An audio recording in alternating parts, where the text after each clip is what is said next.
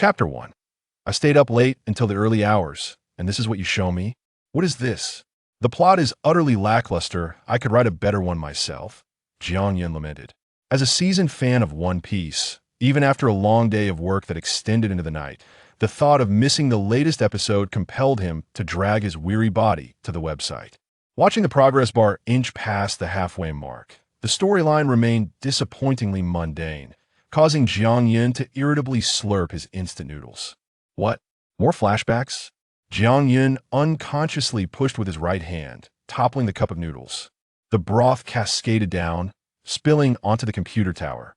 Upon witnessing this scene, Jiang Yun quickly grabbed a few sheets of paper to wipe it away, cursing under his breath, "Damn it. If this computer breaks, I can't afford to replace it." At the moment Jiang Yun's hand brushed against the tower, an invisible current surged upward, and his mind abruptly plunged into darkness. Beneath the cerulean sky, seagulls flapped their pristine wings, soaring over vast stretches of white clouds. E.C. Kokoshia Village. In a modest dwelling at the village's edge, a pallid youth lay on the bed. Kate Lays opened his heavy eyelids, staring blankly at the slightly yellowed ceiling, a bitter smile escaping his lips. What on earth is this? I, Jiang Yun, or rather now Kate Lays, have crossed over? While I adore One Piece, that does not imply I wish to inhabit its world. Above, the celestial dragons oppress the masses, trampling on lives, while below, pirates wreak havoc, threatening the safety of civilians. To put it starkly, the world of One Piece is a hell for the weak and a paradise for the strong. In this realm, the rule of law holds minimal sway. Lays steadied his frayed nerves, recalling the memories within his mind, hoping he might be the descendant of some noble lineage, living a life of luxury, or at the very least, finding solace in a peaceful and prosperous nation. Moments later, despair washed over Lays. The yellowed ceiling alone indicated he hailed from no affluent family. Through the memories, he learned that his parents were merely humble fishermen, having passed away many years ago. Now, he found himself on a small island in the East Sea, residing in a village called Kokoshia, which was in fact under the tyrannical rule of Arlong. How am I to navigate this hellish start without a system or any form of miraculous assistance? Lays lamented. Ding! Congratulations, host. You have successfully bound to the favor system. The sudden voice in his mind startled Lays, but he quickly regained his composure, his gaze brightening, a smile forming involuntarily. I knew it. How could a traveler like me lack essential benefits? This is fantastic. Eagerly, Lays activated the system, and an ethereal interface materialized before him. Ding! Please check the newcomer's guide. Lays' eyes sparkled as the interface revealed a passage of text. Congratulations, host, for becoming the first user of this system. Here, I shall elucidate the methods of utilizing this system and its purpose. This system is called the favor system, as the name suggests. It revolves around the concept of favor. As long as the host can elevate another's favor towards them to a passing score of 60, they will receive a corresponding character-specific bronze treasure chest. For every additional 10 points beyond 60, higher-tier chests can be obtained sequentially: silver, gold, diamond, and supreme treasure chests. This series is known as trust chests. Trust from others is the greatest treasure in the world thus. This system will reclaim all items obtained from trust chests and allocate trust points based on their value. Trust points can be exchanged for auxiliary treasure chests, including random chests, boutique chests, epic chests, legendary chests, and unparalleled chests, among others. Lays' eyes widened in astonishment, captivated by the concept of trust points. He searched for the corresponding interface, and with a mere thought, the display transformed once more. Before him, the chests shifted from simple wooden boxes to intricately adorned crystal chests. Lays glanced at the prices. Random chest for 100 points, boutique chest for 1,000 points, followed by 10,000 points, 100,000 points, and 1,000,000 points. Goodness! Each stage increases by an order of magnitude. Lays beheld the screen, a surge of motivation swelling within Hyman's enviable life lay just within reach. According to the narrative's trajectory, acquiring a system should lead to rapid growth. And in the world of One Piece, growing stronger signifies what? Lays was all too aware having watched the series numerous times. Wealth, power, dignity, freedom, beautiful women, and possibly even immortality. A fierce ambition ignited within the young man's heart. After indulging in his fantasies for a moment, Reis regained a semblance of calm. The priority now was to utilize the system to enhance his strength. The key to using the system lay in increasing others' favor towards him. Reis closed his eyes, delving into his memories to identify a suitable target. After a few breaths, Reis opened his eyes, revealing a bittersweet smile. It turned out the original owner had few acquaintances in Kokoshia village, and his relationships with the villagers were lukewarm at best. This was not due to any animosity from the villagers, but rather a consequence of the original owner's reclusive and aloof demeanor. However, there was one person he was relatively familiar with. Determined, Reis resolved to extract his first fortune from this individual. Reis propped himself up and surveyed his surroundings.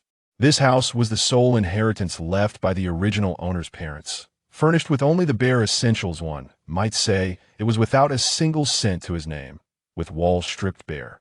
Fortunately, he had the system otherwise. Given these living conditions, he might well wish for a block of tofu to end it all. Just then, his stomach grumbled, prompting Reis to pat his belly. He rolled out of bed and rummaged through the cupboard, discovering 5 steamed buns from the previous day and 7 oranges tucked away in a corner. After a light meal, Reis could hardly contain his excitement. As he stepped outside, he had a role to play. As he opened the door, a gentle breeze greeted him, and the sun shone brightly outside. The warm rays bathed the youth's pallid face, gradually restoring a hint of color. Guided by his memories, Reis made his way to the orchard situated behind the village. In his recollections, this orchard belonged to his neighbor, Jorson, who cultivated oranges. Kokoshia village was known for its oranges, with most families relying on orange farming for their livelihood, Jorson's family included. The relationship between Jorson and Reis was akin to that of employer and employee. Reflecting on this, Reis could not help but recall the painful memories of his parents' demise at the hands of the fishmen, leaving him to fend for himself in Kokoshia village.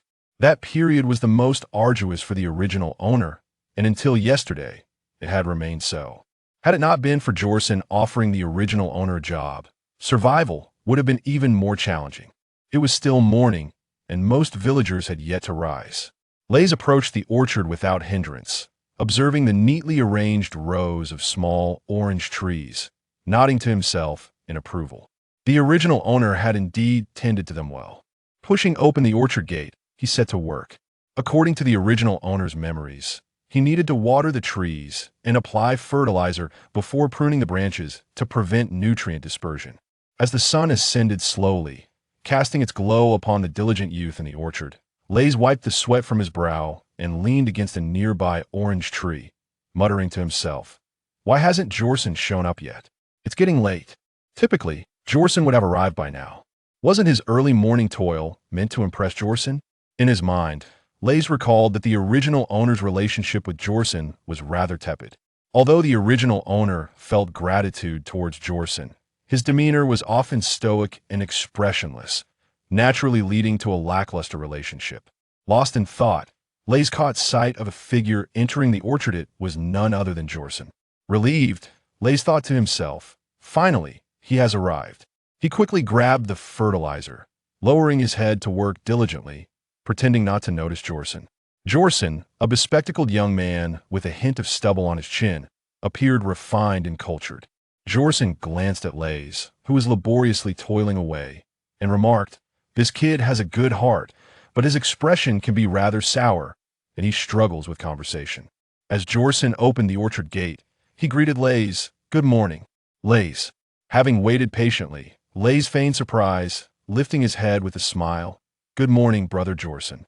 Jorson was somewhat taken aback. The usually expressionless and taciturn Reis seemed a tad different today. Nonetheless, Reis' smile lightened Jorson's mood, and he nodded, picking up his tools, apologizing. "I overslept today, sorry about that, Reis. If you're tired, feel free to take a break." Reis kept his head down, unable to conceal the joy in his eyes, absent-mindedly responding, "It's fine, brother Jorson, I'm not tired." Just as Jorson approached within 5 meters, voices echoed in Reis' mind. Detecting sentient life, Host has been bound. Ding. Detecting a 60 trust level from the mail towards the host, a dedicated bronze treasure chest can now be unlocked. As Lays continued to work, he immersed himself in the system that in the center lies personal information, with an expressionless photograph of Lai Si occupying the focal point of the view. To the right, a smaller image, several times diminished, features Qiao Sun, connected by a slender white line.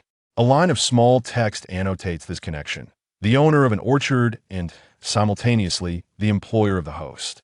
Lai Si felt a flicker of joy as a cerulean treasure chest materialized in his backpack.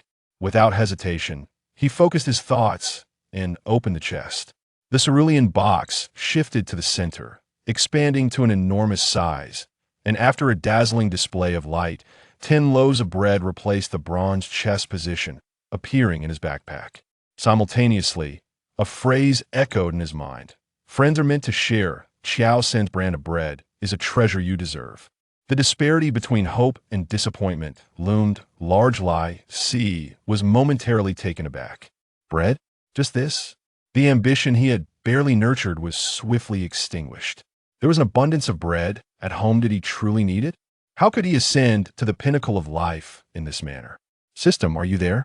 Please explain. This is a bronze treasure chest. Please do not harbor excessive expectations. Ah, I see. Lai Si acknowledged, realizing the color itself was rather unimpressive. So, system, how many trust points can be redeemed? You may exchange for 2 trust points. Is that all? Never mind, I won't exchange for now, Lai Si sighed. It seemed he would still need to put on a performance. Exiting the system, Lai Si returned to reality, gazing at Qiao Sun, who was diligently engrossed in work, and a radiant smile blossomed on his face. Approaching Qiao Sun with eagerness, he said, Brother Qiao Sun, I can handle these tasks alone. You should take a break. I got this. As he spoke, Lai Si reached for the water bottle in Qiao Sun's hand. Qiao Sun widened his eyes in disbelief. Usually, Lai Si worked silently, maintaining a stoic demeanor and rarely engaging in conversation. Today was different. Moreover, Lai Si seldom spoke to him unless absolutely necessary, and they had never shared chat. Qiao Sun hurriedly waved his hands, saying, No need, really. Yes, indeed. Brother Qiao Sun, you're too polite. Honestly, it's not necessary. Don't be modest, I insist. My point is that 2 people working together is more efficient. We won't finish in time otherwise, especially with another bag of fertilizer over there, Qiao Sun said, unable to contain his impatience. If they continued this back and forth, they wouldn't complete their work before sunset. Noticing Qiao Sun's growing irritation, Lai Si sheepishly relinquished his hold, understanding the principle of moderation. He turned to grab the bag of fertilizer set aside and began his work. With his back turned to Qiao Sun, a slight smirk crept across Lai Si's face. Despite Qiao Sun's earlier impatience, his favorability towards Lai Si had visibly increased in the system. What did this signify? Amen. As Lai Si hefted the heavy fertilizer bag, pouring its contents, he contemplated how to forge ahead and further elevate Qiao Sun's fondness for him. The favorability in the system had now reached 65. Meanwhile, Qiao Sun, observing Lai Si's silhouette, felt a stir of concern. He recalled that Lai Si had suffered from a high fever the previous day. Perhaps that was the reason for his sudden change in demeanor. Reflecting on Lai Si's unfortunate past, losing both parents and living in solitude within a dilapidated house, Qiao Sun could not help but feel a wave of sympathy, inching a bit closer to Lai Si. The 2 worked in silence for a while longer. Qiao Sun wiped the sweat from his brow, having engaged in physically demanding labor, while Lai Si's tasks were relatively lighter. This was a subtle detail of Qiao Sun's quiet care for Lai Si. After taking a sip from his water supply, Qiao Sun inquired with concern, I hope your fever has subsided since yesterday?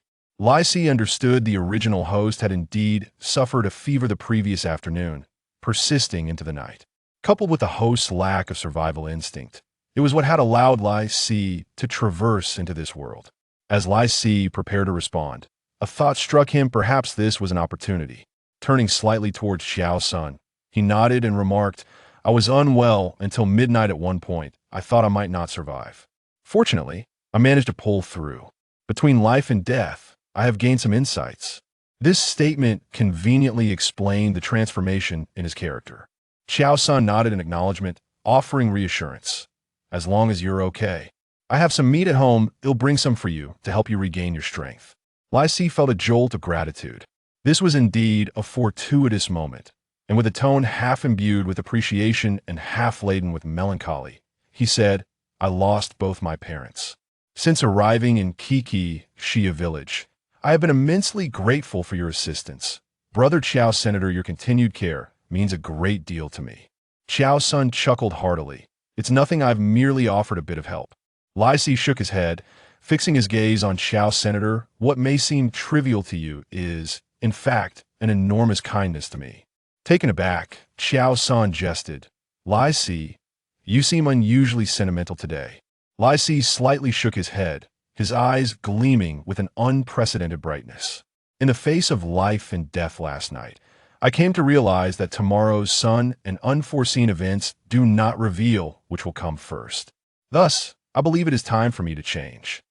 I no longer wish to be that self-indulgent, lifeless Reis. I no longer want to be the Reis who is hopelessly trapped in the sorrow of my parents' demise. I no longer wish to be the ungrateful wolf who accepts the many benefits from Jozen without showing gratitude.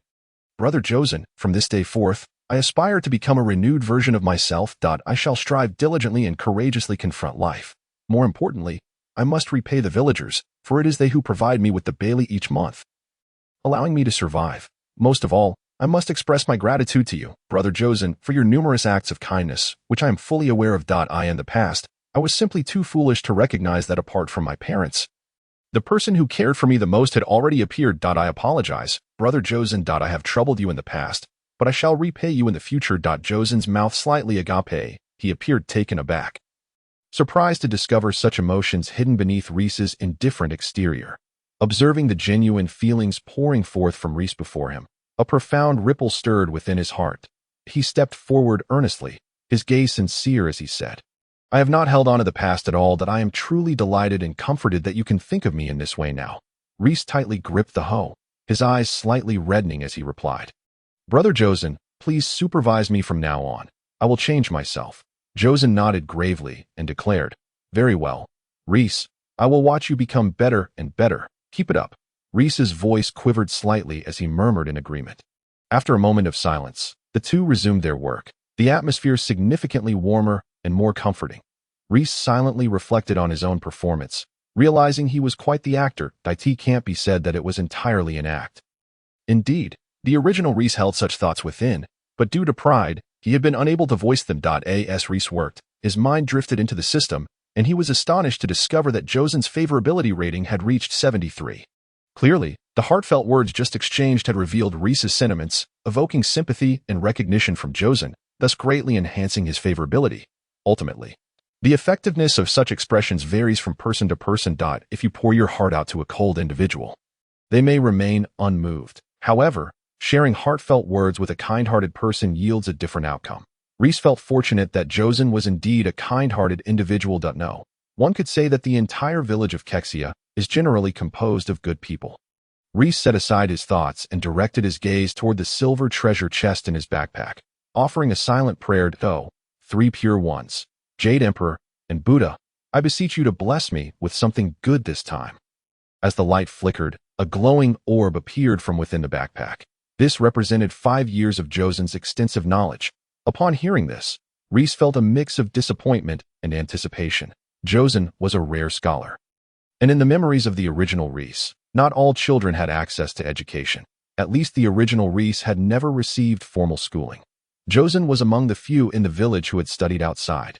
With a full 5 years of knowledge, there might be something valuable, for knowledge is power, a belief deeply ingrained in Reis, who had undergone 9 years of compulsory education. Reis promptly chose to accept it. The glowing orb transformed into shimmering light that entered Reis's mind, a surge of memories flooding in, making him feel as though his brain had expanded. As he sifted through the memories, he found them to encompass basic knowledge of mathematics, language, and history. For Reis, who had attended university in his previous life, it was child's play. Therefore, it held little practical use. Reis sighed, having expected something of greater value, only to find this. System. Can this be recycled? Host. What are you referring to? This segment of knowledge 5 years of extensive knowledge should be worth quite a few trust points, right? The knowledge implantation process is irreversible and cannot be exchanged for trust points. Why didn't you say so earlier? Had I known, I wouldn't have accepted it, Reis complained. You did not inquire, did you? The system replied nonchalantly. Reis gritted his teeth, feeling a tinge of mockery from the system. Returning to reality, Reis continued his arduous work. After 2 hours, Reis and Josen completed the orchard tasks ahead of schedule. Josen gently suggested, Reis, why not come to my house for dinner today? It must have been quite a struggle yesterday. Reis responded with a bright smile. Yet shook his head. No need, brother Josen. Just thinking about how well everyone in the village treats me while I have not expressed my gratitude fills me with guilt. It is still early. I must repay everyone. Upon hearing this, Josen nodded in agreement. That's fine. Everyone has actually been quite good to you. Just remember to be polite. Reis nodded and parted ways with Josen. On the path through the fields, a young boy walked briskly, his eyes glancing about. Knowing that there were numerous orchards nearby, Reis understood that many people would still be working at this hour, an opportunity for him to shine. Although Josen had not presented him with anything particularly valuable, Reis was not one to give up easily. Before long, Reis arrived at another orange grove. Upon seeing people inside, he smiled, knowing it was time to perform. The orchard was vast, more than double the size of Josen's family. An elderly man with a white beard was meticulously pruning the fruit trees, his skilled hands deftly snipping away branches and leaves with an artistry akin to a flowing river. The unnecessary branches fell one by one from the orange trees, reminiscent of a haircut in his previous life, soothing to behold. Reis approached, beaming, and greeted Grandpa Rio. Rio, focused on his work, only then noticed Reis's arrival. Seeing the boy greet him with such a radiant smile momentarily stunned him, for normally, this child walked around with a gloomy face, indifferent to others. Grandpa Rio, with his white beard and warm smile, replied, Reis, hello there. What brings you here? Reis smiled and said, I saw you busy and thought I might come to lend a hand. Upon hearing this, Rio's smile widened. What a good child you are. That's very kind of you. Come on then. Feeling bashful, Reis scratched his head and glanced around. Spotting a small pair of scissors beneath an orange tree, he walked over to pick them up. Rio watched Reis take the scissors. His gaze filled with nostalgia. They had once belonged to his grandson, who had left the village 2 years ago, dreaming of becoming a pirate and had yet to return, each time he worked. He brought those little scissors with him. Reis stood beside Rio, mimicking his pruning technique on the orange trees. The trees required careful trimming, neither too dense nor too sparse, to ensure the quality of the oranges. Reis diligently pruned the fruit trees, while Rio paused to observe Reis's profile, lost in thought. Memories of joyful times spent with his grandson flooded back, teaching him to plant trees, playing in the mud, and molding clay figures, each image flickering by like a passing scene. Reis, what do you think is so appealing about becoming a pirate? Rio suddenly asked. Reis was taken aback for a moment before responding. Perhaps it's about pursuing one's dreams. Is it worth risking one's life in pursuit of dreams? Rio sighed. For your grandson, perhaps dreams hold more significance than life itself. I trust he made peace with his decision the moment he set sail. Reis replied. Rio sighed again, falling silent. Unbeknownst to Reis, he had touched a chord within Rio. Observing the system, he noticed the favorability rating rising from the initial 60 to 72, filling his heart with joy. Rio remained quiet as the only sounds in the orchard were the snip-snap of pruning. After another half hour, the sun hung high in the sky, casting its scorching rays upon the earth. Rio set down his scissors and announced, Reis, that will be enough for today. It's time for lunch. Reis shook his tired arms, returned the scissors to Rio, and smiled brightly. All right, I'll take my leave now. Goodbye, Grandpa Rio. Having achieved his goal, Reis felt no need to linger. With that, he jogged out of the grove. Rio stood in place, momentarily stunned, realizing he had intended to invite Reis over for a meal. Opening the treasure chest, a flash of light revealed a glowing orb. Congratulations, host. You have acquired 5 years of experience in planting orange trees. System, how many trust points is this worth? Valued at 2 trust points.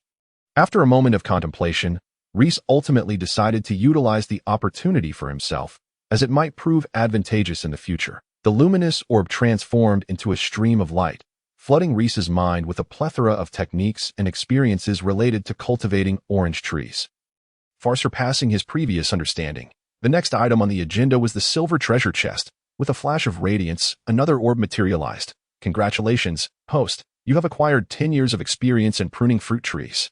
What about this one? It is valued at 5 points. Reis sighed, his heart heavy with disappointment, and opted to exchange it for trust points, a meager consolation at best. As he furrowed his brow, walking home. A sense of unease settled over him. This was somewhat divergent from what he had envisioned. The skills he had obtained were not particularly useful. How could he possibly confront the 4 emperors? Engage the admirals in combat, and win the hearts of Nami, Robin, and Hancock to ascend to the pinnacle of life. While this was still bearable, considering the current situation, an individual could probably accumulate 2 to 5 trust points. With over 70 villagers, it would not be long before he amassed enough trust points for a random treasure chest.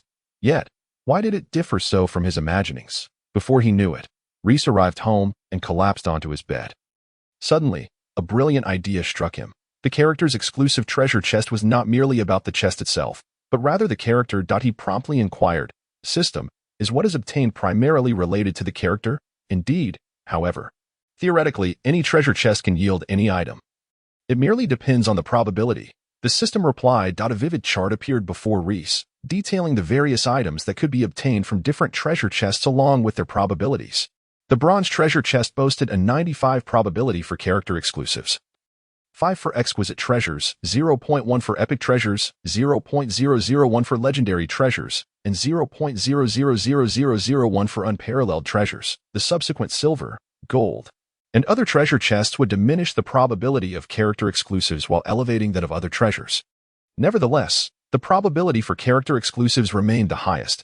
Even for the supreme treasure chest, the probability of obtaining a character exclusive was as high as 60. In summary, the likelihood of treasures appearing was directly proportional to the character's strength and the treasure chest's grade.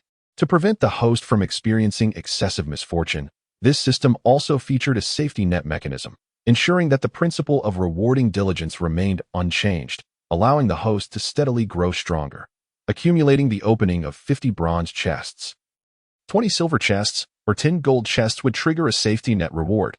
Accumulating the opening of 10,000 bronze chests, 5,000 silver chests, 1,000 gold chests, or 10 diamond chests would trigger a second-tier safety net reward. Finally, accumulating the opening of 5 supreme chests would trigger a third-tier safety net reward. Reis felt invigorated. This meant that as long as he opened enough treasure chests, he could not only exchange them for trust points, but also receive safety net rewards. Though he was still uncertain of what they entailed, despite this, Reis remained unsatisfied, wishing fervently that his system were an invincible one. Young one, challenges are what make life truly interesting, came a voice. By noon, the sun hung high in the sky, penetrating the thick clouds and illuminating the earth below. Reis, having formulated a plan and set his objectives, arrived at a modest house at the village's center. The residence of Ajian, the village's constable, a figure esteemed by Nami, akin to a father. Reis was confident that Ajian's treasure chest would be of higher quality than that of an ordinary villager. Knock, knock, Reis rapped on the door, and soon, the sound of footsteps approached. Ajian, clad in his uniform, opened the door. His scarred visage bore testament to his encounters, including a fierce battle with a fishman for Belmir's sake. "Oh, it's you, Reis. What brings you here?" Ajian's expression remained stoic, a natural demeanor rather than a personal affront. At that moment, the system's voice echoed in Reis's mind. Ding. Host's favorability with Ajian has reached 60. You may claim a bronze treasure chest. Reis was taken aback. He had presumed the villagers regarded him with indifference. His surprise. Not only Josen, but also Leo and Ajian had reached a favorability of 60. Indeed, the people of Kokoyasi village were predominantly kind-hearted. Maintaining a facade of mystery, Reis stepped inside. "Uncle Ajian, I have a secret I wish to share with you." Ajian raised an eyebrow, intrigued. "Come in and speak." As they entered the sparsely furnished room, a worn dining table stood at the center. A testament to time, the two took their seats across from one another, Reis adopting a serious demeanor, casting cautious glances around. Ajian found this amusing, yet maintained a serious facade. "Reis, just tell me what it is."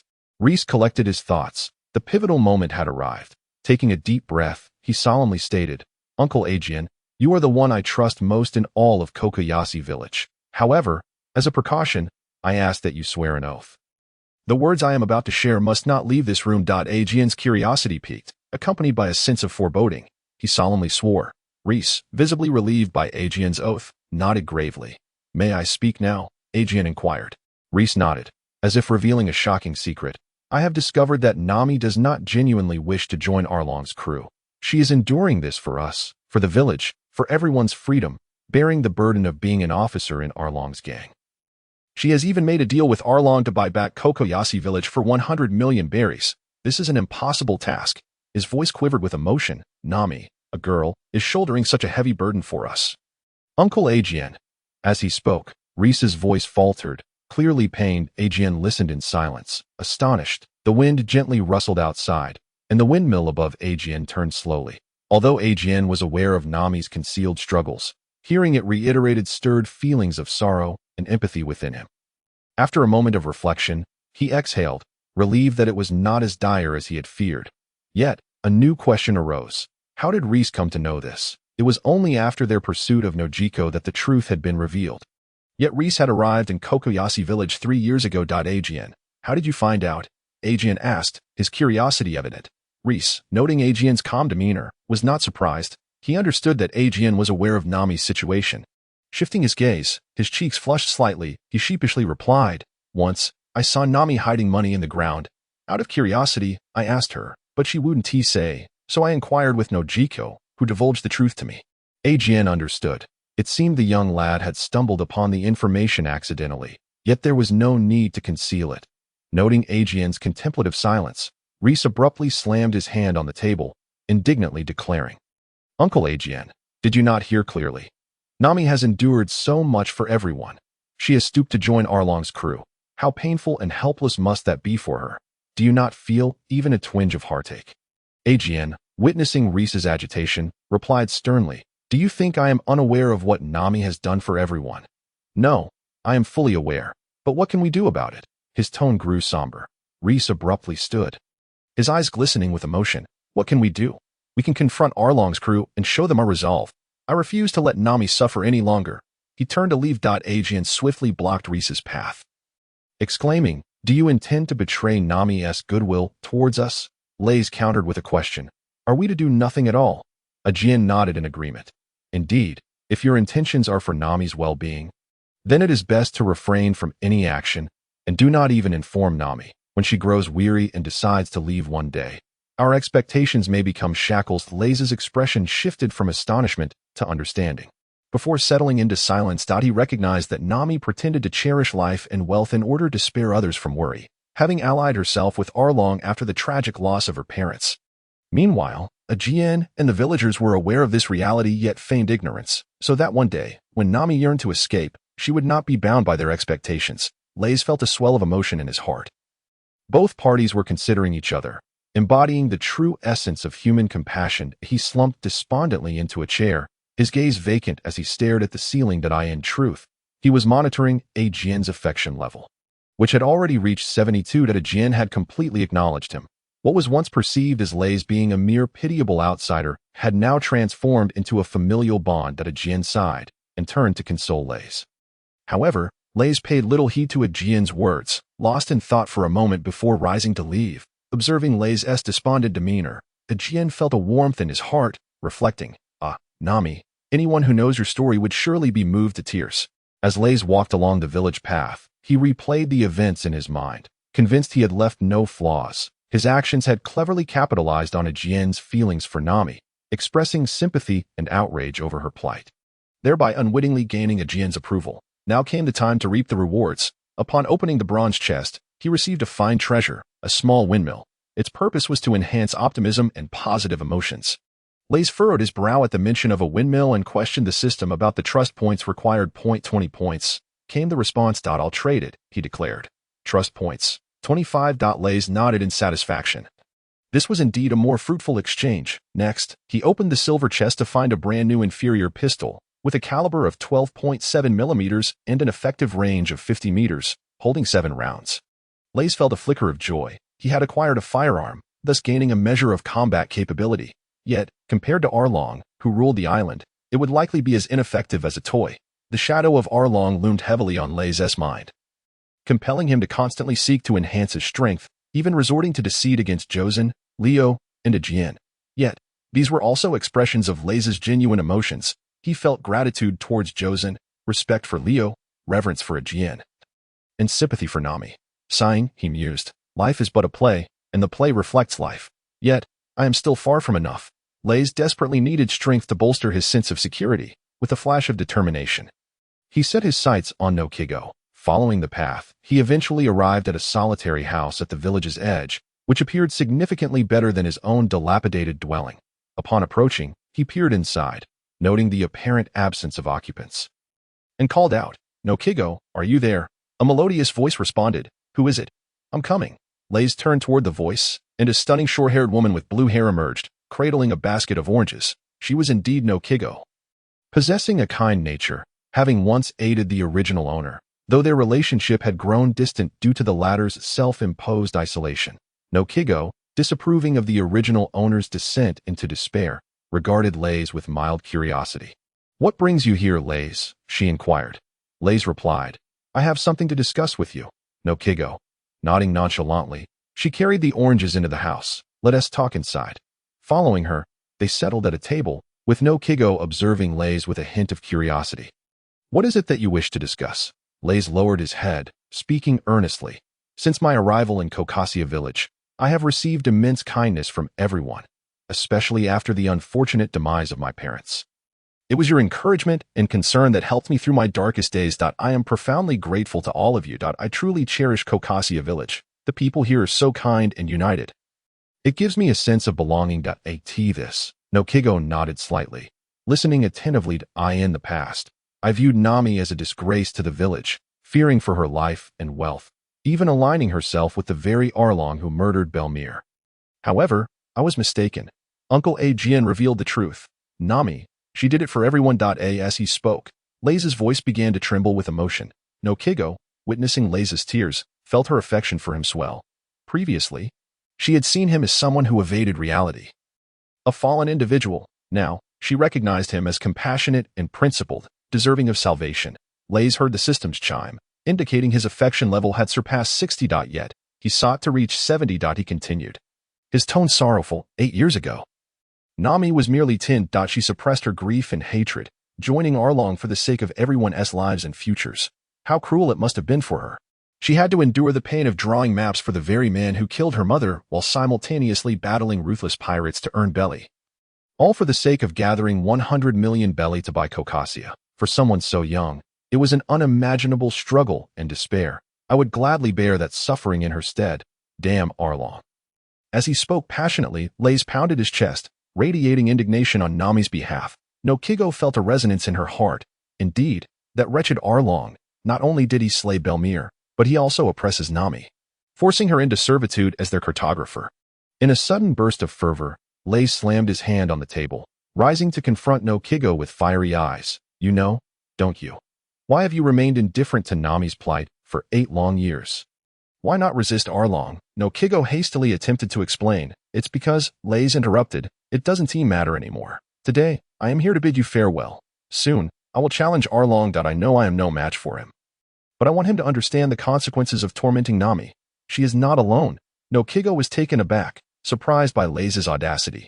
Meanwhile, a wave of emotion surged within her. Could this be the bond between 2 lonely souls? As she saw Reis turn to leave, her brow furrowed in concern. She quickly stood, arms outstretched to block his path. Reis, a person like you should not throw away your life so recklessly, even if it seems foolish.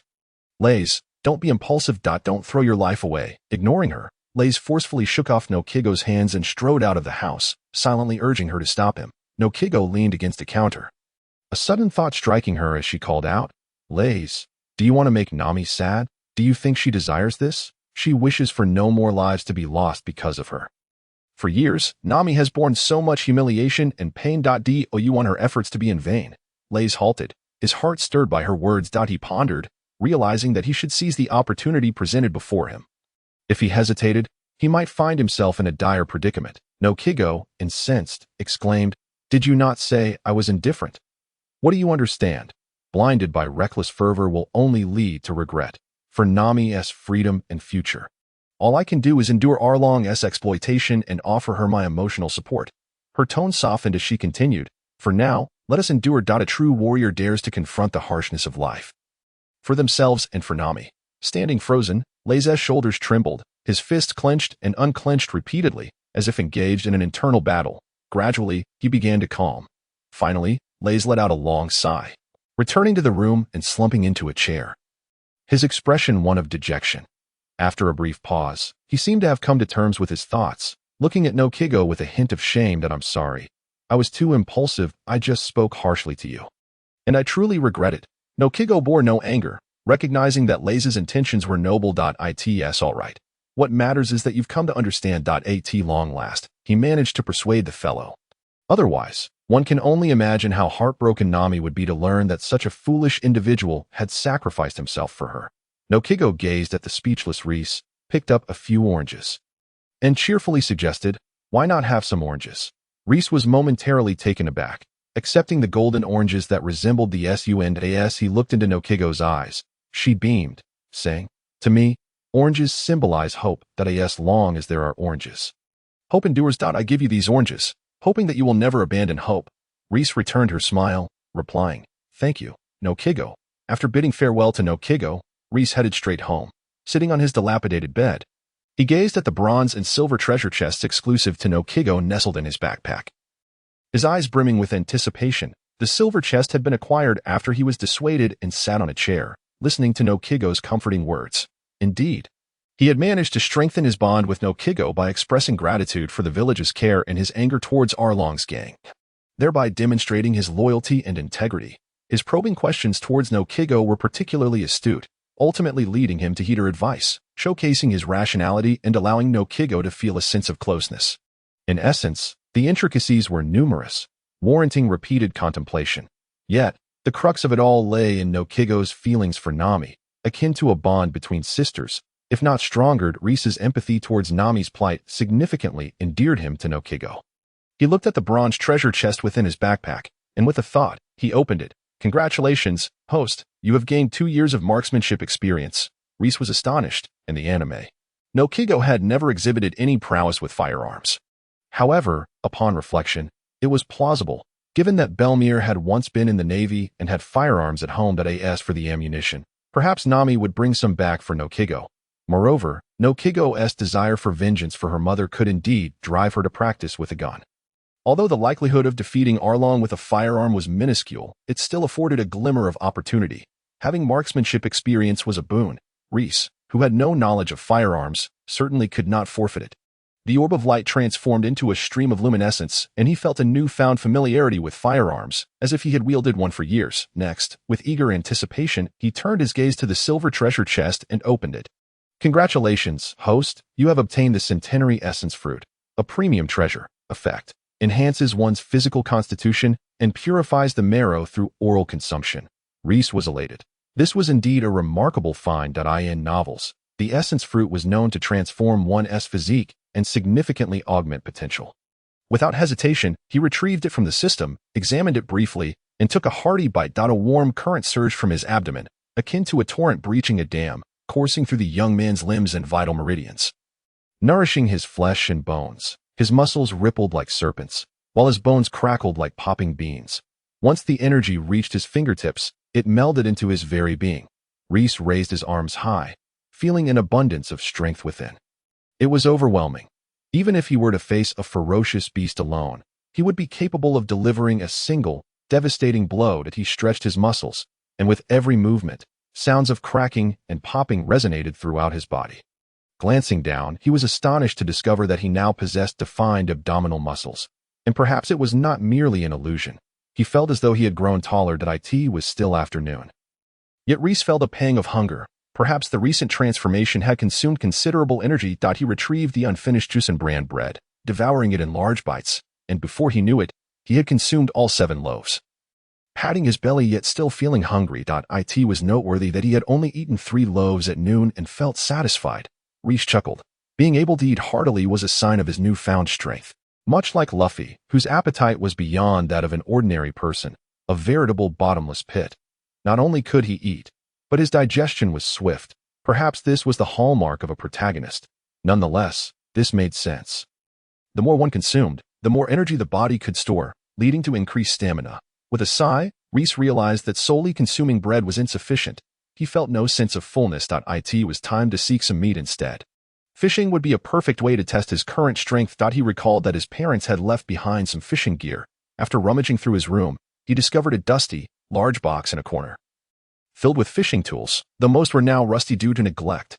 Reis frowned as he sifted through the items, ultimately selecting a metal spear and a rusty iron bucket, with the spear and bucket in hand. He ventured outside, walking for about 15 minutes until he reached the shoreline. The coastline was gently sloped, with sandy beaches stretching several meters from the water's edge, standing on the grains of sand. He gazed out at the boundless sea. How to describe it? Majestic and vast, expansive and infinite, awe-inspiring. No, none of these could encapsulate even a fraction of the ocean's grandeur. Reis mused. As a reclusive individual in his past life, this was his first encounter with the ocean across 2 lifetimes. Reis exhaled deeply, feeling a twinge of nervousness. He had learned to swim in his previous life, albeit only in pools. He had never ventured into the ocean. He bent down, stretched his legs, expanded his chest, and shook his head, performing a brief warm-up. With determination in his eyes, he understood that even with immense strength, he needed to learn how to wield it. Now, it was time to put his abilities to the test. Reis secured the bucket with stones and, gripping the spear tightly, swam into the sea. Upon entering the water, a strange yet familiar sensation washed over him. Reis realized that the original owner had been quite adept in the water, although he had not swum in recent years. In this world, most people could swim, and the original owner was no exception. Thanks to muscle memory, Reis quickly reacquainted himself with the art of swimming. Holding his breath, he swam deeper, the light filtering through the water dimming his vision. In the shallow waters, fish were scarce, but there was an abundance of mossy plants. Reis searched diligently but failed to spot a single fish. After 5 minutes, he burst through the surface, gasping for fresh air. Holding his breath for 5 minutes had already exceeded the limits of most people. It was notable that Reis had been constantly moving underwater, which accelerated his oxygen depletion, significantly shortening his ability to hold his breath. With a sigh, he realized he needed to take a bit of a risk and venture deeper. Taking a deep breath, he submerged once more. After swimming for a while, Reis finally spotted a fish, approximately 2 meters long with an elongated dorsal fin. His eyes sparkled with excitement. This one was perfect. To his surprise, the fish swam towards him instead of fleeing. Reis raised an eyebrow, narrowing his eyes slightly. He was determined to catch at least one fish. This particular fish was a backstabber, known for its ferocity and penchant for violence.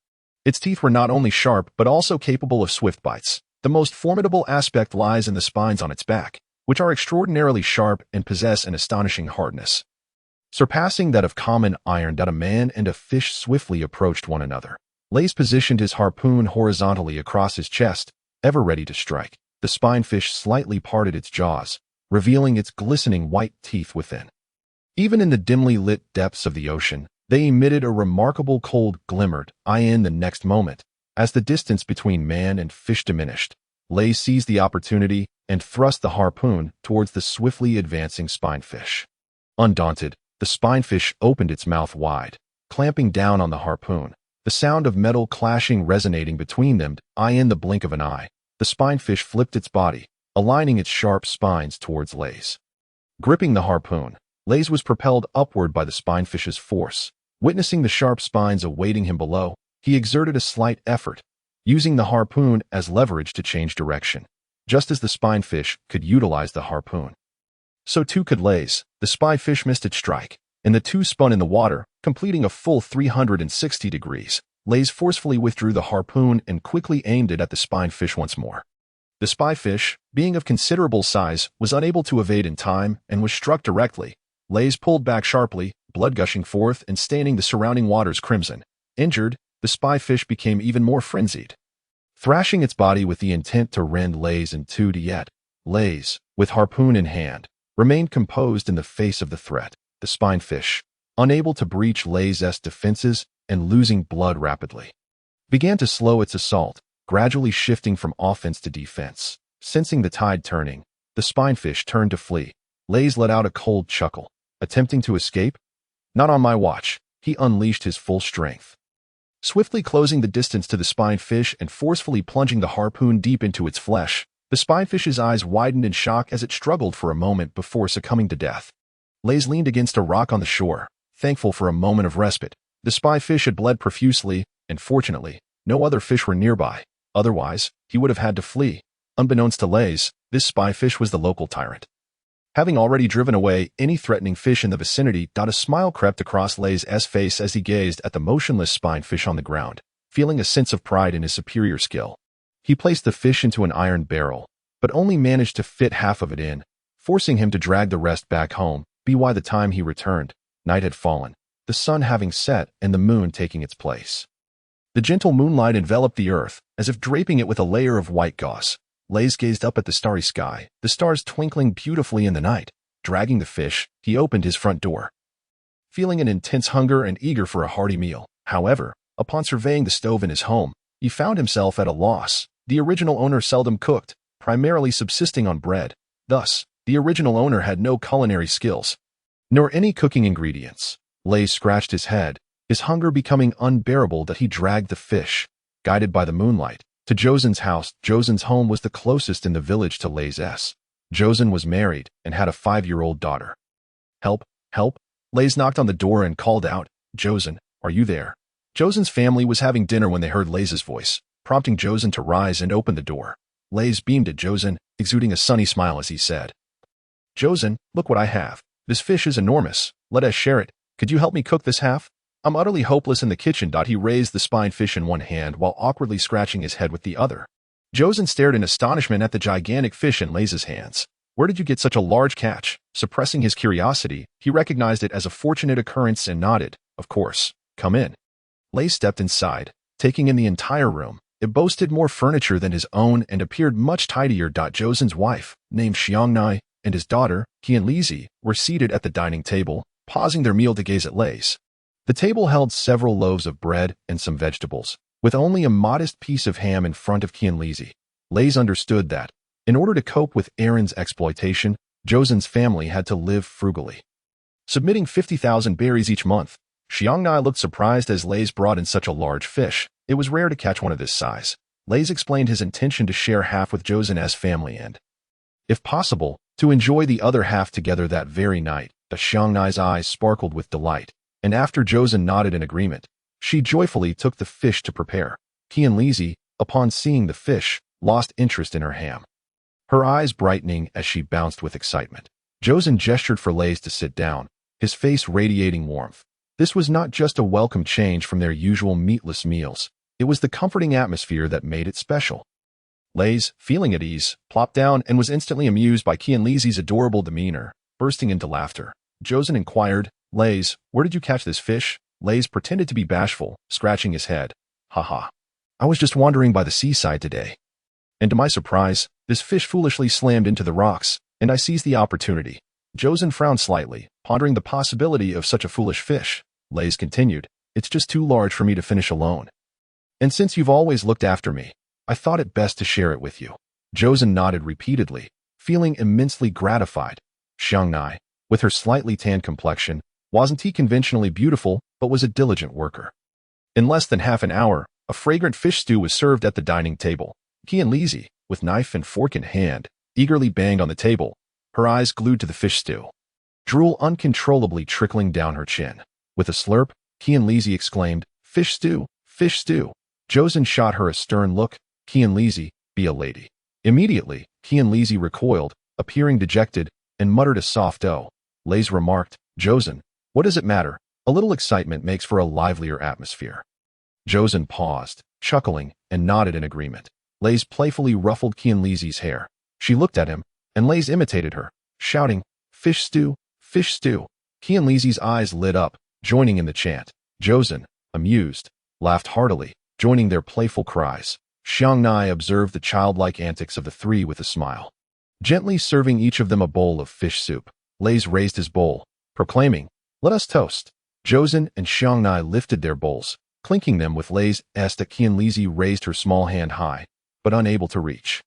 She frantically attempted to stand on her chair. The three shared a knowing smile, lowering their hands to clink bowls together. Qianlizi cheerfully called out, Cheers. The bright lights shimmered as the four enjoyed the delectable fish meat, with laughter and joy echoing around them. Late into the night, Reis returned home with a satisfied belch. He collapsed onto his bed and fell into a deep slumber. The next morning, Reis shook his head and opened his eyes, staring at the mottled walls in momentary confusion. Suddenly, he realized he was in the world of One Piece. Reminiscing about the warmth of Joseon's family from the previous night, he felt a twinge of melancholy. Shaking his head, he glanced at the 5 treasure chests that had appeared in his backpack. 2 for Qianlisi, 2 for Shanghai. So what is this one? A thought crossed his mind, revealing the information of the chest. Silver-level family treasure chest. What is this? Reis inquired. This is a type of special treasure chest that requires family harmony and affection to exceed 70 points, as well as the host's affection to reach 70 points or more to obtain. Reis's eyes sparkled with delight. This appeared to be a wonderful prize that he decided to open Shanghai and Qianlisi's treasure chests first. Radiant light flashed as he received experience for planting orange trees. Culinary skills, toys, and even more favored toys. Reis was not surprised and converted them into trust points, totaling 35 points. He then opened the silver-level family treasure chest. Congratulations, host. You have received a high-quality blood vitality pill. Function.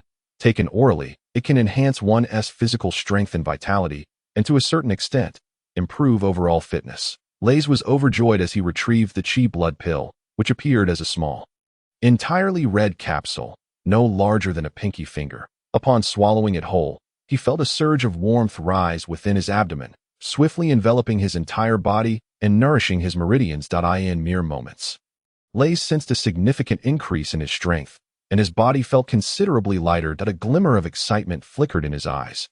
Indeed, he had finally experienced the joy of possessing a system. Today, he resolved to continue being a good person. First, Reis made his way to the orchard belonging to the Joseon family, completing the necessary tasks with remarkable efficiency and leaving a note for Joseon. After all, one must not forget their roots. Next, he ventured to a nearby orange grove, where he observed a dozen villagers tending to the orange trees in small groups. A smile crept across Reis's face. These were all treasure chests awaiting discovery. He approached the nearest Uncle Mitsui with a warm greeting, walking over with enthusiasm. Mitsui, sporting a long beard and thinning hair, was taken aback by the beaming Reis. Where did this handsome young man come from? Reis approached. Good morning, Uncle Mitsui. May I lend a hand? Mitsui scrutinized him for a moment before recognizing Reis. The infrequency of their interactions, coupled with Reis's notable transformation, left Mitsui momentarily speechless. He kindly shook his head. Thank you for your kindness, but it's unnecessary. Reis felt a twinge of frustration. If he simply walked away now, how could he possibly improve his rapport with Mitsui? Yet, the older man had declined his offer, and Reis pondered whether it would be impolite to insist. With a quick thought, he shyly added, Actually, Uncle Mitsui, I came to learn about tree planting techniques. Please allow me to assist you. Realization dawned upon Mitsui. Reis was seeking knowledge, using help as a pretext. As a teacher, he was more than willing to oblige, and he nodded in agreement. As they worked together, Mitsui shared his expertise while Reis listened intently, showcasing an extraordinary aptitude for learning, often grasping concepts with remarkable speed. In truth, he already possessed experience in planting orange trees. Before long, Mitsui found himself with little left to teach. He observed Reis's skilled hands and felt a swell of pride, marveling at his own ability to impart knowledge so effectively. Thanks to Reis's assistance, their efficiency soared, and they swiftly completed their tasks. With heartfelt gratitude, Reis exclaimed, Thank you so much for sharing your wisdom. Uncle Mitsui, I truly appreciate it. To repay you, I am willing to help you for an entire month. Mitsui, initially pleased by Reis's offer, shook his head repeatedly. Reis, one's energy is limited. You've already helped out at the Joseon orchard and must be quite tired. Overexertion is not good for your health. Feeling somewhat disheartened, Reis understood that even his eagerness to help was being turned down. However, he recognized that building rapport takes time. It cannot be rushed. Besides, he had already secured a treasure chest.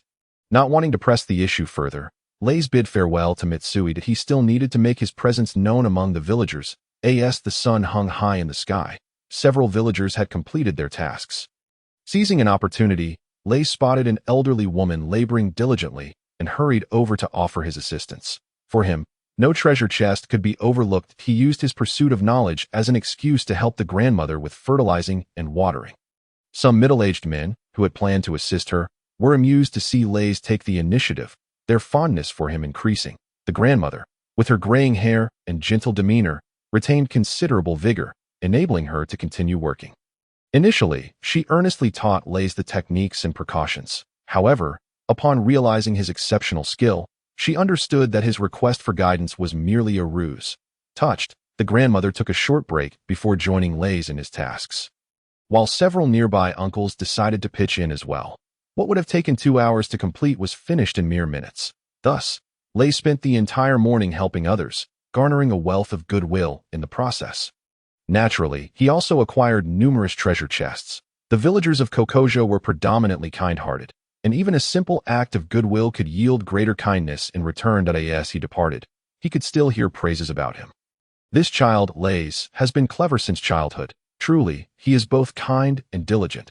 Reis, come to my house for lunch tomorrow, one uncle urged, but Reis politely declined, a smile gracing his lips, though accepting would undoubtedly strengthen his rapport, especially since that uncle was nearing a goodwill score of 70.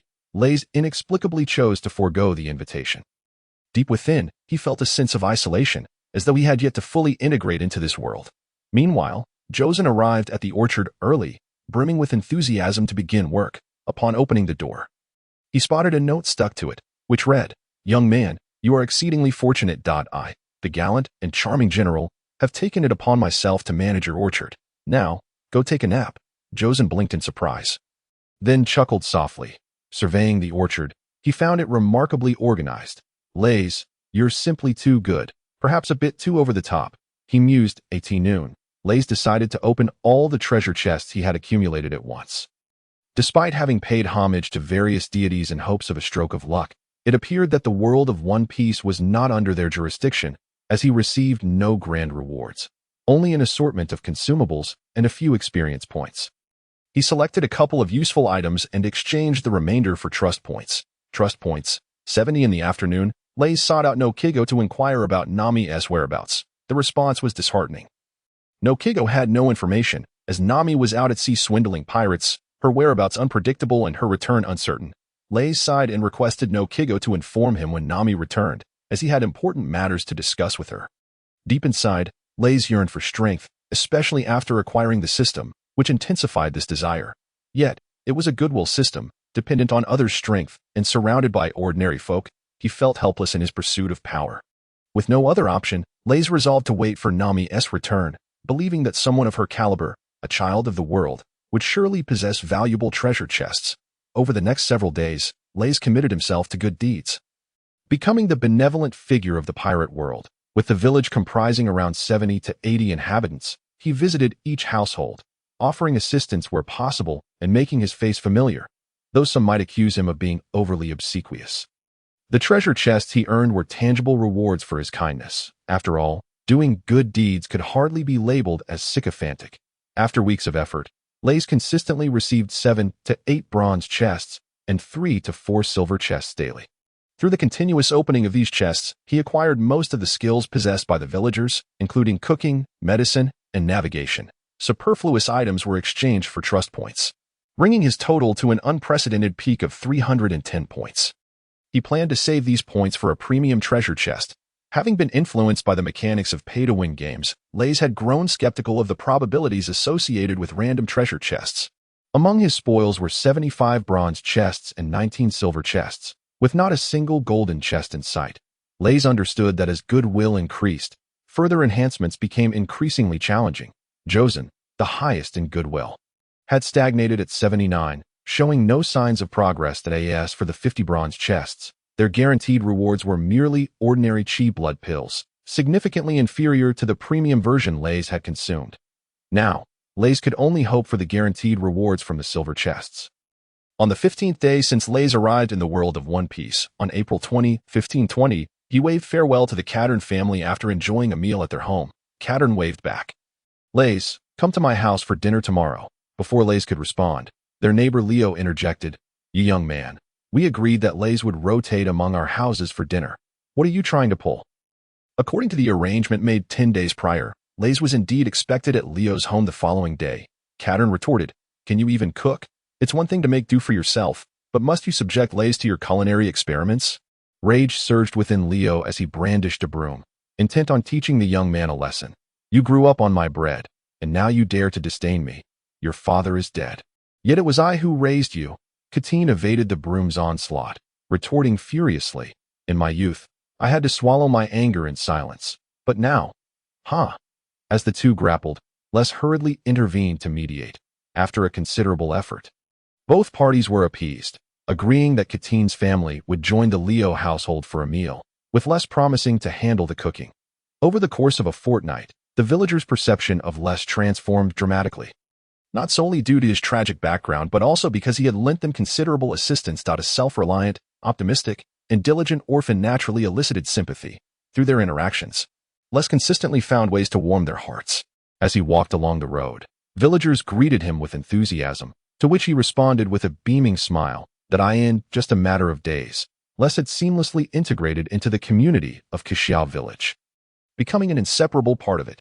Today, as he examined the 2 new bronze chests and 2 silver chests in his backpack, a long-forgotten excitement surged within him. He would soon discover the guaranteed rewards from the silver chests. Upon returning home, he opened the bronze chests, acquiring a hoe and an iron pot. Next, he unsealed the silver chests, gaining 15 years of farming experience and 15 years of dishwashing experience. He regarded these trivial items with indifference. Completing the silver chest guarantee of 20 times granted him a premium vitality pill. His eyes lit up with joy. The disparity between the ordinary and the premium was stark. Without hesitation, Les retrieved the premium vitality pill. Its red hue glistening and translucent, significantly larger than the ordinary ones. Boasting an impressive appearance, he swallowed it whole, instantly feeling an invigorating rush that was simply sublime. This enhancement in strength was utterly exhilarating.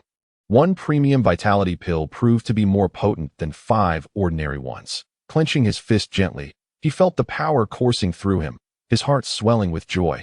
Perhaps with this newfound strength, he could defeat Eren?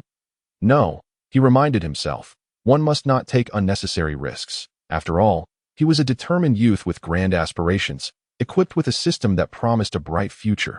Yet, if he could not overpower Eren, surely he could best his subordinates? As noon approached, the sun cast its warm glow upon the world, illuminating every nook and cranny. 3 kilometers outside Qixiao village stood a lavish abode, complete with a private courtyard. Home to the 3 brothers of the Fishman clan, Paida, Pai and Pai San. At this moment, they lounged leisurely in the courtyard, clad in black sunglasses and sipping exquisite red wine, relishing the moment. Their sole responsibility was to collect the Bailey from Qixiao village at the end of each month, while the remainder of their time was theirs to squander. In truth, every town and village was assigned specific fishmen for this purpose, who would ultimately report to Eren. Adjacent to the house lay a dense forest, filled with towering, unidentified trees and lush vegetation. Amidst the rustling leaves, a young man clad in black emerged, his agile eyes surveying the residents before him. It appeared he had found his target. Les masked his face, revealing only his eyes. Though he was confident in his ability to defeat them, it was prudent to remain concealed, should they recognize him and he failed to prevail. The villagers of Qixiao would surely bear the brunt of their wrath. With a nimble leap, Les scaled the wall. Observing the 3 fishmen, oblivious to his presence, he quietly drew his firearm. With a swift motion, he chambered around, aimed, and pulled the trigger. Bang! The sudden gunfire startled the 3 fishmen. Pierre let out a pained wail as blood gushed from his chest. Ergu! Paida and Pai San exclaimed in shock and anger. I am fine, Pierre gasped, clutching his wound, his face paling as he felt the sharp pain in his chest. Thankfully, it had not struck his heart. Fishmen were notoriously resilient, unless a vital organ was hit. They could withstand substantial injury. I've heard you fishmen are formidable. I, a nameless challenger, have come to test my mettle. The fishmen turned to see Les perched atop the wall. You vile, wretched human, how dare you ambush my brother? Paida's fury intensified upon recognizing Les as human. With a few powerful strides, he smashed his fist into the wall, shattering it to pieces. Les swiftly leaped back, creating distance. In the cloud of dust, Paida caught a glimpse of Les giving him the finger. Though he did not comprehend the gesture's meaning, his anger surged, and he charged at Les with a roar. Les smiled faintly before turning to flee. The forest presented a more advantageous battlefield.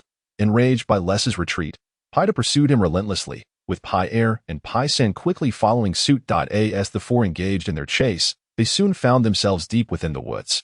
However, Pierre, wounded, struggled with each movement, the pain forcing him to slow down. Pai San, concerned for his brother, halted as well.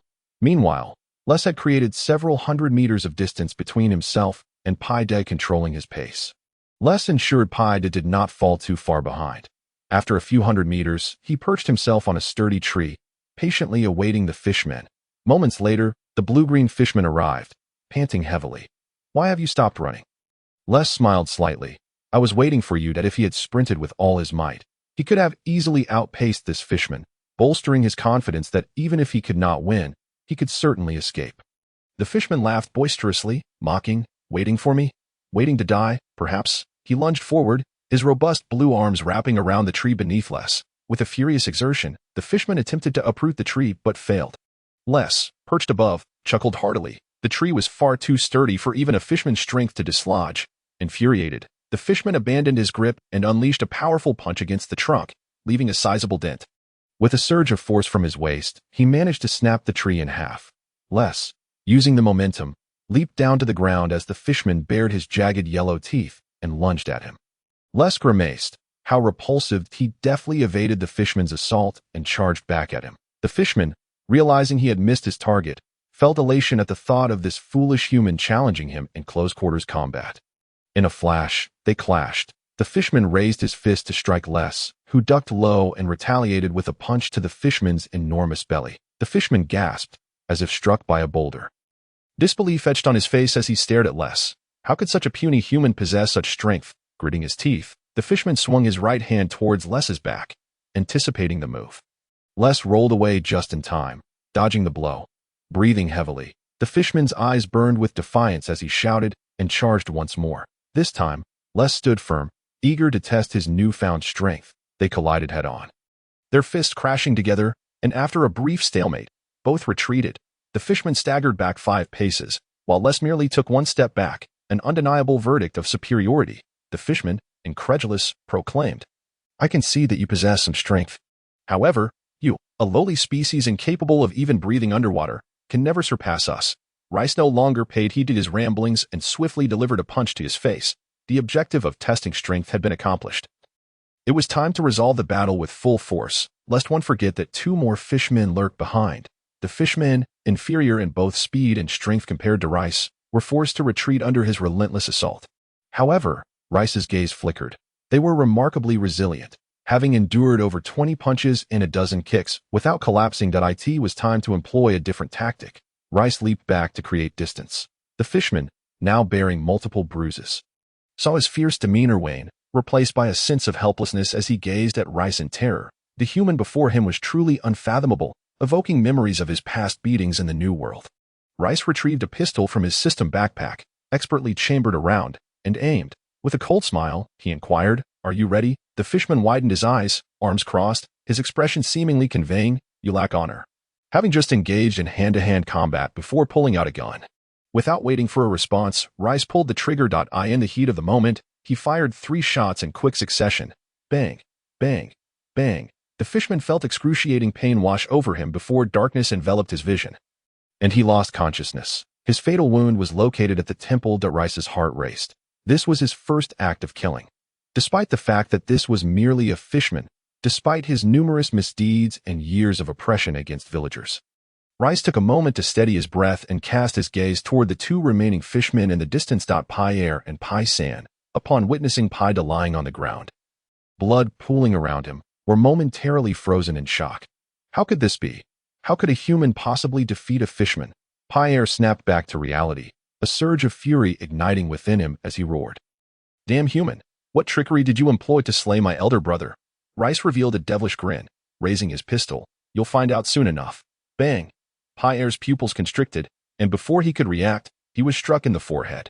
Instantly, darkness claimed him as he fell. Pai San, witnessing this, felt a mix of anger and fear wash over him. Bang! Another shot concluded Pai San's nefarious existence. It was aimed at the forehead. An ordinary handgun might be ineffective against a master, but it was more than sufficient to deal with them. After some contemplation, Reis realized that this world lacked surveillance, and alone would never suspect an ordinary boy from Kakaxia village. Relieved, he resolved to capture Mun next. In the afternoon, to the south of the lush woods lay an endless expanse of ocean. The azure waves crashed rhythmically against the golden sands of the beach. At this moment, the sun hung low in the sky. indicating it was past 3 o'clock. Reis stood upon a rock on the beach, beside a massive bonfire crackling with life. Several large fish, measuring 3 to 4 meters, were skewered and roasting over the flames, their exterior crisp while remaining tender within. Reis had generously sprinkled a plethora of spices, creating an enticing aroma. Yet, Reis did not indulge in the roasted fish. It served as bait. No, it was bait for sea beasts. He was fishing for Mu, the creature resembling a sea cow. Reis had persisted for 5 consecutive days, relocating the roasted fish each day to attract Mu among Alone's crew on this small island. Reis knew that only Mu and Xiaoba presented an opportunity to acquire treasure chests. He recalled that Mu had a voracious appetite, a fact he intended to exploit. Over an hour had passed. Gazing at the succulent fish meat, Reis swallowed hard, unable to resist tearing off a sizable piece to savor. Satisfied, he relished the firm texture and delightful flavor, enhanced by the unique spicy seasoning. Truly exquisite. Just as Reis reached for another piece, movement on the surface of the sea caught his attention. His eyes narrowed as he focused on the water, silently affirming, "Here it comes," with a splashing sound. A curtain of seawater rose from the tranquil surface, cascading down to reveal a colossal sea beast. Its massive body bore a resemblance to a cow, its skin a mottled blue and white, with large scales adorning its belly. This was Mu, the sea beast brought by Alone's crew from the Grand Line. Mu's gaze shifted, locking onto the roasted fish beside Reis. In an instant, its enormous form surged forward, displacing a vast amount of water and sending waves crashing. Mu's eyes remained fixated on the roasted fish, yearning to devour the delectable meal. Reis stood up, eyes trained on Mu, a smirk playing at the corners of his mouth. "Come forth." Soon, Mu inched closer, extending its long neck to snap at the roasted fish. In this position, it could easily swallow Reis whole. Clearly, Mu intended to engulf him as well. "You truly underestimate me," Reis mused, his eyes gleaming with determination as he launched a punch toward Mu's head. Mu, inherently vicious and fond of indulgence, did not perceive Reis, this diminutive figure, as a threat. To Mu, he was merely an unappetizing morsel. Reis's fist struck Mu's jaw with tremendous force, causing its head to tilt back. Reis chuckled. Dealing with such a creature required first subduing it. He took several steps to position himself at Mu's head, grasping one of its horns to prevent escape, before delivering another powerful punch. A large red welt immediately formed on Mu's head, and it looked at Reis with pitiful eyes. Mu was among the weaker sea beasts, possessing only brute size. However, it was cowardly, easily intimidated, and would shy away from anyone slightly more formidable. Reis glanced at the system, locating Mu's image, and noted that its affection had plummeted from an initial score of 45 to 35. Reis understood that despite Mu appearing docile now, it actually harbored considerable animosity toward him. Should it realize he lacked strength, it would not hesitate to consume him. This was hardly surprising. 35 was effectively a score of animosity. Reis swung his fist again, striking hard. "You seem a bit defiant. Don't you? How does that feel?" Mu's body quickly bore numerous lumps and bruises, its eyes shifting to a fearful expression. Reis checked the system again, noticing that Mu's affection had paradoxically risen by 5 points to 40. Reis nodded to himself. This was promising. After delivering a beating, it was time to offer a sweet reward. Reis's intention was not merely to vent his anger on Mu or to eliminate him, thereby weakening Alone's crew, but rather to cultivate Mu's affection and unlock treasure chests. Clearly, this was a challenging endeavor. Mu was inherently malicious, and simple flattery would be ineffective. Reis retracted his fist, seemingly satisfied with his efforts. With a scoff, he remarked, "I struck you because you intended to eat me. Do you understand how angry that made me?" Mu could not speak, merely gazing at him with a pitiful expression. Reis sighed softly, feeling a twinge of guilt as he said, "Seeing you like this makes me feel somewhat remorseful. To make amends, I shall offer you a roasted fish." Mu's eyes, already wide, grew even larger at this proclamation. Disbelief evident. Was it truly possible that after receiving a beating, he would be rewarded with a roasted fish? Reis smiled slightly. Mu's affection had begun to rise. He picked up a skewer of roasted fish, which was twice the size of Reis himself, and placed it before Mu. With a kindly tone, he urged, "Go ahead, eat." Mu, unable to comprehend, was astonished that the villain who had just beaten him was now so benevolent. Yet, he could not resist the allure of the roasted fish. Slowly, he opened his mouth, and seeing Reis's lack of response, he devoured the fish with lightning speed. Reis chuckled inwardly. "Mu, you truly have such low standards."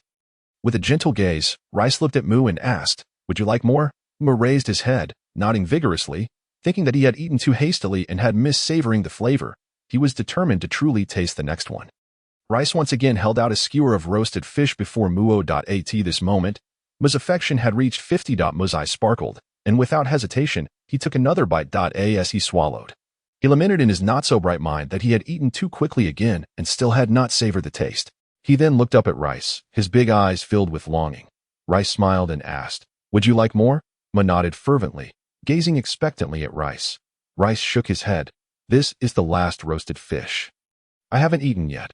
Why should I give it to you unless you're my friend?" Mu, upon hearing the words, appeared anxious, his eyes brimming with unspoken thoughts, wishing only that he could articulate them. Reis, perceptive to his feelings, inquired, "Do you wish to be my friend?" Mu nodded, his gaze fixed upon Reis, seemingly anticipating something. Reis continued gently, "Very well. I too would be happy to be your friend. However, true friendship requires unity and affection. You should regard me as your elder brother, along. That is the essence of a good friendship." Mu paused, contemplating Reis's words, and then nodded in understanding. Reis let out a sigh of relief. Despite the rapid increase in affinity, reaching a level of 60 marked a threshold, distinguishing between benevolence, malice, or neutrality. Now that Mu's fondness had reached 60, the objective was accomplished. Reis presented the last grilled fish to Mu, affectionately patting his head. Mu eagerly devoured it, gazing at Reis with an insatiable longing. Reis's lips twitched. Were it not for the system indicating a fondness of 60, he might have assumed Mu was still hungry and intended to consume him as well. Smiling, Reis said, "Mu, there are no more fish today, but I shall grill more for you tomorrow. I must take my leave now." Mu seemed reluctant, despite the fact that this friend had initially given him a beating. After all, it was his own fault, and the generous supply of grilled fish made Reis a truly good friend. Reis chuckled, retreating while waving goodbye as he entered the forest. The encounter had gone even more smoothly than anticipated, and Reis felt immense satisfaction. Perched upon a branch, Reis sat cross-legged, his mind delving into the system, where he opened Mu's bronze treasure chest. "Congratulations, host. You have received a premium chi blood pill." A radiant light flashed, revealing a premium chi blood pill, accompanied by a note. "Mu possesses an abundance of chi blood," Reis remarked. 6. Without hesitation, he swallowed the chi blood pill, feeling warmth spread within him, his strength surging once more. However, this time, he distinctly sensed a diminished increase in power. That he mused. If he had an ample supply of chi blood pills, would he not become invincible? This thought crossed his mind. System, can chi blood pills be consumed indefinitely to enhance the body? The system responded, "The effects of chi blood pills have a limit, and with continuous use, their efficacy gradually diminishes until they become ineffective." Reis felt a twinge of disappointment, yet accepted this reality. After all, much like medication, one could develop a resistance. Meanwhile, in Ulung's paradise, the sole towering structure nearby boasted yellow walls and an orange roof, topped with a distinctive iron shark. Alongside a pirate flag. A spacious area lay before the entrance. With a swimming pool connecting to the ocean, several tents were pitched on the grounds, where over 20 fishmen reveled in merriment. A long-nosed fishman named Shio reclined on a bench, glancing around in search of his subordinates. Adjusting his parted hair, he pondered aloud, "Strange, where are the Pai brothers?" Beside him, Xiaoba chimed in, "Have they not arrived?" Shio, pouting his red, elongated lips, replied, "Indeed, isn't today the gathering? Everyone else is here." Xiaoba scratched his 5-pointed hair, innocently suggesting, "Perhaps they overslept." Shio's expression darkened, displeased. "This is becoming increasingly unacceptable. Ordinarily, it matters little, but today we must report on the village's situation." After a moment of contemplation, Xiaoba cheerfully offered, "I shall go find them." Shio's demeanor softened. Though Xiaoba was not weak, his naivety often made him an easy target. Shio nodded in agreement, permitting him to go. With that, Xiaoba leaped into the pool, heading towards Cocoa Village. Shio, arms crossed behind his head, gazed up at the azure sky, dotted with a few fluffy clouds. His eyes glazed over, caught in a dreamy state, enjoying the tranquility and beauty of the moment. Ulung lounged in an opulent recliner, casually nibbling on a banana. Beside him stood a burly man with 2 small braids, clad in a black training outfit, exuding an air of seriousness, known as Hidai. At that moment, fishmen were reporting on the towns under their jurisdiction, totaling 253 individuals and collecting 12.65 million berries. Ulung observed nonchalantly as a pile of berries on the table rustled in the breeze. A fishman approached to secure the collected berries. Suddenly, a human woman entered through the front door. Unperturbed by the gathering of fishmen, Nami fixed her gaze on Along, declaring, "I have returned." A rare smile graced Along's otherwise disinterested face as he stood, arms wide open. "Come, brethren, our companion has returned. Let us celebrate." The calm pool erupted with over 20 fishmen, cheering, "It is Nami." Nami also raised her arms in celebration. Along glanced at the sack on Nami's back, inquiring, "It seems you had a fruitful haul this time." Nami smiled. "It was all right. Pirates are easy to deceive." Along laughed heartily, his gaze meaningful. "Indeed. Betrayal is your forte." Nami chuckled in agreement. As the festivities commenced, Along lost interest in the reports about the towns, joining the fishmen in their jubilant revelry. Seizing the opportunity as Along and his crew indulged in the celebration, Nami stealthily entered her own small room. Pushing the door open, she exhaled deeply, carefully placing the sack on her bed and counting its contents once more. After confirming the amount, Nami breathed a sigh of relief. She gazed out the window, where the vast, azure sea stretched endlessly, her orange hair dancing in the wind, murmuring, "There are still 9.36 million berries left. I am so close to success." A genuine smile illuminated Nami's face, her eyes resolute.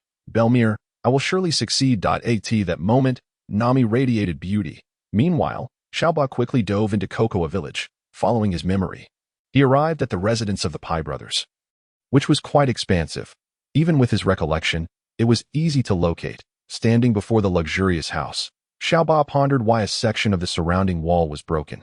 Did they cause this ruckus while playing? Shaking his head, he thought it best to call them out first. Pai Da, Pai Air, Pai San, Xiaoba shouted, cupping his hands to amplify his voice. Silence enveloped the house. No response came. Scratching his head, Xiaoba reluctantly ventured inside to investigate. As he rummaged through drawers, he called out hopefully, "Pai Da?" No answer. He moved the sofa aside, calling, "Pai Air," still nothing. Lifting the curtains, he exclaimed, "Pai San?" Yet again, there was no reply. In this manner, Xiaoba searched haphazardly, leaving the Pai brothers' home in disarray. Ultimately, he scratched his head in frustration, distressed over how to explain the situation to Xiao. Exiting the room, he pondered his predicament. Suddenly, Xiaoba noticed a pool of blood beside a lounge chair in the yard. His expression shifted in alarm as he rushed to the lounge chair, contemplating the dreadful possibility that the Pai brothers had met with misfortune. Anger surged within him at this thought, and as he glanced at the broken wall, clarity struck him. Rising, Xiaoba followed the trail of blood into the forest. In the forest, he called out, "Pai Da, Pai Air, Pai San." The forest erupted in a flurry of startled birds, chirping as they took flight. Xiaoba felt immensely frustrated as he trailed the faint bloodstains deeper into the woods. However, at the base of a tall tree, the blood trail abruptly ceased, with no sign of the Pai brothers. Concerned yet unwilling to give up, Xiaoba shouted loudly in hopes of locating them. Undoubtedly, this was a rather unwise endeavor. In the world of One Piece, the intelligence quotient of most pirates tends to be rather limited. Not far away, perched on a tree, Reis paused momentarily after having successfully deceived the bovine-like creature, Moo Moo. His senses sharpened at the sound of Xiaoba's voice, which he could easily recognize from his previous life spent watching the animated series. Concealed among the branches, Reis pondered the swift arrival of Xiaoba, likely aware of the disappearance of the three fishmen, and thought it a perfect opportunity to test his own strength. With that in mind, he donned a black veil and agilely leapt from the tree, landing gracefully before Xiaoba. Startled by the sudden appearance of an individual, Xiaoba exclaimed, "Who are you?"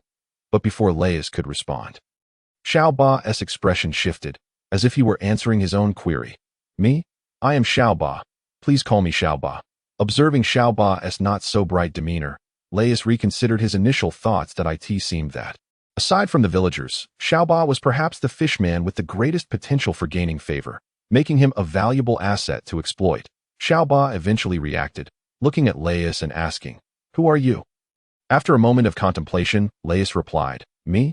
I am the masked swordsman, here in search of a fishman named Xiaoba, rumored to possess unparalleled swordsmanship and the legendary six-sword style that is said to be invincible." Xiaoba furrowed his brow, pondering who could share his name and boast of such a skill.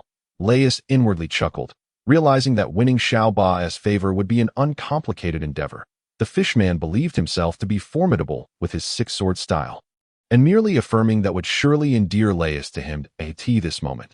The system indicated that Xiaoba's favorability towards Reis had reached 55. Seeing Xiaoba deep in thought, Reis felt a pang of concern for his intelligence. Imagining the fishman selling him out while counting his ill-gotten gains, with a feigned expression of surprise, Reis remarked, "Could it be that you are the invincible sword master, Xiaoba? 6 arms, perhaps?" Xiaoba's face lit up with realization, exclaiming, "Ah, it's me. Invincible, unparalleled swordsmanship. Ha ha ha." Delighted by the widespread fame of his name in the East Blue, he grinned broadly. "Congratulations, host. Xiaoba's favorability has reached 60, allowing you to claim an exclusive bronze treasure chest." Reis smiled, feeling quite pleased. This fellow was far less troublesome than Moo, effortlessly yielding a bronze treasure chest. Open the chest. A radiant glow emanated, revealing a luminous orb. "Congratulations, host. You have acquired 8 years of Xiaoba's swordsmanship." Raising an eyebrow, Reis mused, 8 years. The swordsmanship in the animation was hardly impressive. Although he held little regard for Xiaoba's skills, he accepted them nonetheless. After all, any swordsmanship was better than his complete lack of experience. Memories flooded into Reis's mind, granting him an understanding of Xiaoba's techniques, as if they were inscribed in his very being. Easily accessible, Xiaoba, brimming with joy, proclaimed that word of his name had reached the East Blue. Attracting admirers, with a beaming smile, he asked Reis, "Indeed, the invincible six-sword style belongs to me. So, do you wish to learn my swordsmanship?" Having changed his mind, Reis shook his head and replied, "No, I possess some knowledge of swordsmanship myself. How about we spar instead?" Xiaoba, taken aback, pointed at Reis and then at himself, incredulously stating, "I am Xiaoba, the founder of the invincible six-sword style. Are you certain you wish to challenge me?"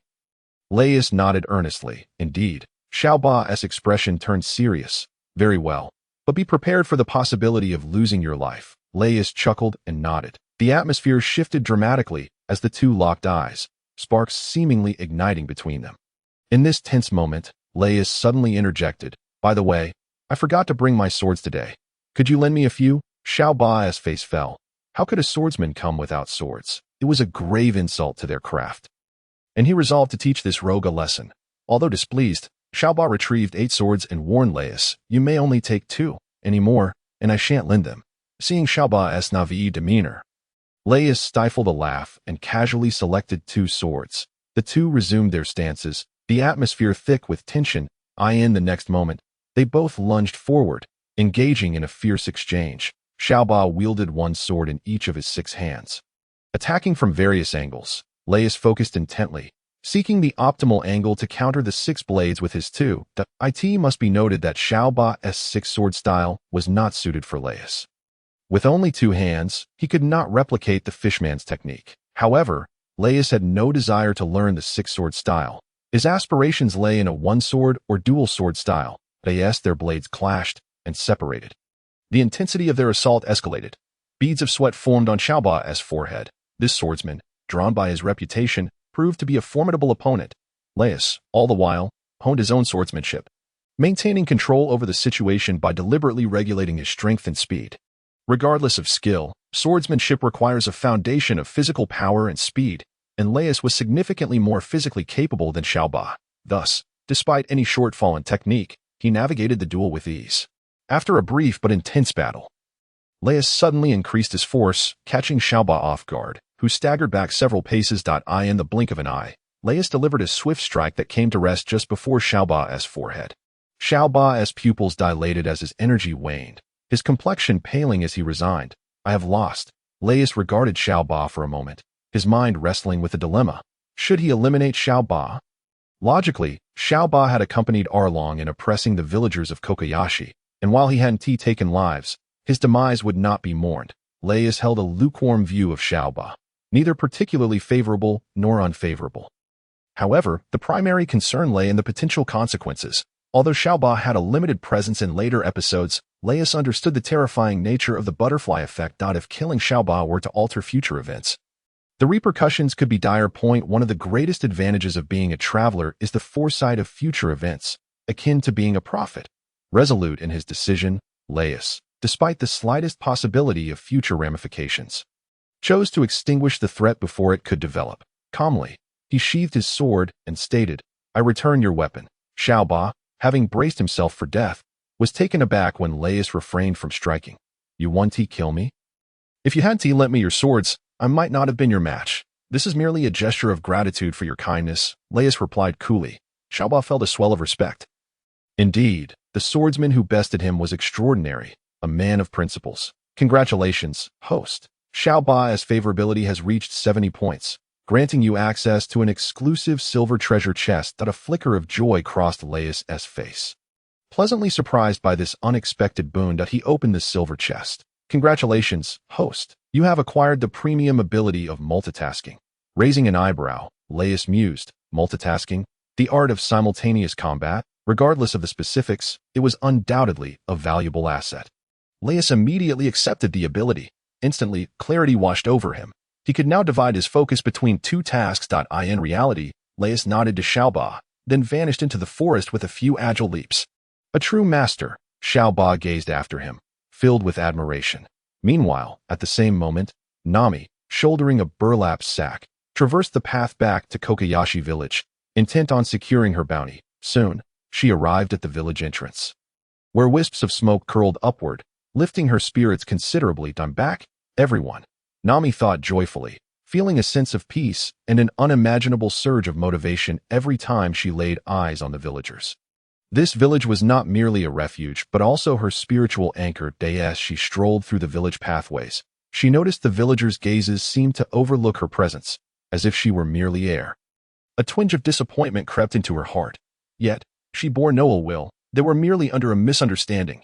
Before long, that misunderstanding would be resolved. She had amassed 90 million berries, and with just another 10 million, everyone would regain their freedom, and she could finally reveal the truth. With this thought, Nami's mood lifted a notch. At the same time, she observed that most villagers wore smiles, piquing her curiosity. Typically, their faces were etched with worry over the monthly berry payments. Yet now, it seems as if some joyous occasion has arrived. However, she is acutely aware of her current status, despised by the villagers, and does not wish to subject herself to further humiliation by inquiring about their sentiments. With her heart laden with questions, Nami makes her way home. Noki Gao is busy preparing lunch, orange omelette rice, its rich aroma wafting outside the house. Nami stealthily enters and sees Noki Gao, engrossed in her task. Completely oblivious to her presence, a mischievous smile creeps onto Nami's lips as she quietly approaches, standing behind Noki Gao before suddenly wrapping her arms around her waist, whispering in her ear, "I'm back." Noki Gao jumps in surprise, her body relaxing instantly upon hearing the voice, and retorts, "You could have stayed away. Returning and startling me like that is just ridiculous." Nami, grinning, replies, "Oh, Noki Gao, you're the best." A hint of exasperation appears on Noki Gao's face as she responds, "All right, enough of the antics. Sit down, the orange omelette rice is ready." Nami pauses, struck by how much that sounded like Belmir, and her mind drifts to Belmir's visage, falling into silence as she takes her seat. Noki Gao portions the rice into 2 plates and brings them to the dining table. As the fragrant orange omelette rice is served, Nami suppresses her nostalgia and asks, "Noki Gao, how did you know I was coming back? Did you make this orange omelette rice just for me?" Noki Gao rolls her eyes elegantly. "Who made it specifically for you?" "I simply wanted some for myself." "You are reading too much into it." Nami beams. "Clearly, this is enough for 2. Yet you still deny it. In truth, Noki Gao often prepares orange omelette rice, and typically makes 2 servings, not out of her own appetite, but for Nami's sake.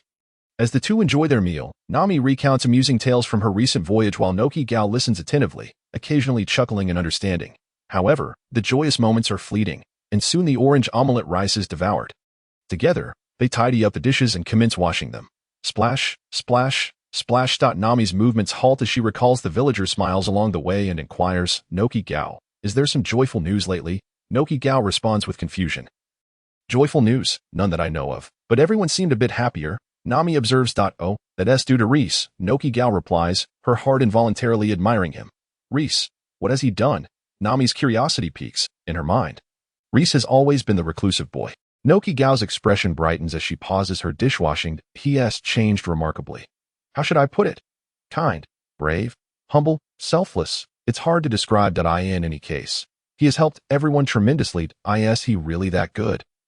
Nami questions, skepticism evident. Indeed, since 10 days ago, he has been fishing every day, and nearly every time he brings back a bountiful catch. He keeps a little for himself and shares the rest with everyone. You know, Nami, many in the village don't have much belly, and opportunities to eat meat are rare. Nami nods in agreement. Moreover, Reis possesses great knowledge about orange trees. He has helped several families tend to their orchards, likely increasing their yield. He must be quite a nice person then. Aside from that, for any other tasks, just ask him for help, and they are always accomplished without fail. Most importantly, he never asks for anything in return. He can truly be described as a saint. Admiration glimmers in Noki Gao's eyes. She wishes to assist others too, yet lacks the time and energy. Over the past few days, Noki Gao's opinion of Reis has greatly improved. Not only does he possess empathy, particularly for Nami, but he also has a broad-mindedness and a willingness to lend a hand. Most significantly, he shares her experience of losing both parents. Yet, unlike her, Reis did not succumb to despair but chose to change. For Noki Gao, Reis's actions resonate deeply with her. Nami teases, "Noki Gao, you mention Reis so often. Could it be that you have developed feelings for him?" Noki Gao's cheeks flush as she shoots Nami an indignant glare. "What nonsense. I actually think Reis has a crush on you." Nami is momentarily stunned. "What does that have to do with me?" "You may not know, but Reis comes by every evening to ask if you have returned," Noki Gao states. "Does he have any business with me? I don't believe we have crossed paths." Nami muses. "Could it be an excuse to get closer to you?" She speculates. Noki Gao pauses, then shakes her head. She knows well of Reis's sympathy towards Nami. However, could it be that he harbors feelings for me? To be honest, Noki Gao thinks quite highly of Reis, but to say she has feelings for him would be a stretch. "What's wrong? Lost your tongue? I think you two would make a perfect pair," Nami says with a smirk at Noki Gao's silence. Noki Gao, unable to withstand the teasing, adopts a sisterly authority. "Nami, you've really picked up some bad habits from your outings." "Not at all." Nami laughs, her face lighting up with a genuine smile. Noki Gao playfully reaches for Nami's waist, tickling her dada. "Noki Gao, you wicked sister." Nami retaliates, quickly shifting from defense to offense, reaching out to tickle Noki Gao in return. Instantly, the two become embroiled in a playful tussle. Meanwhile, Reis, who has been busy all day, arrives at Ryao's home.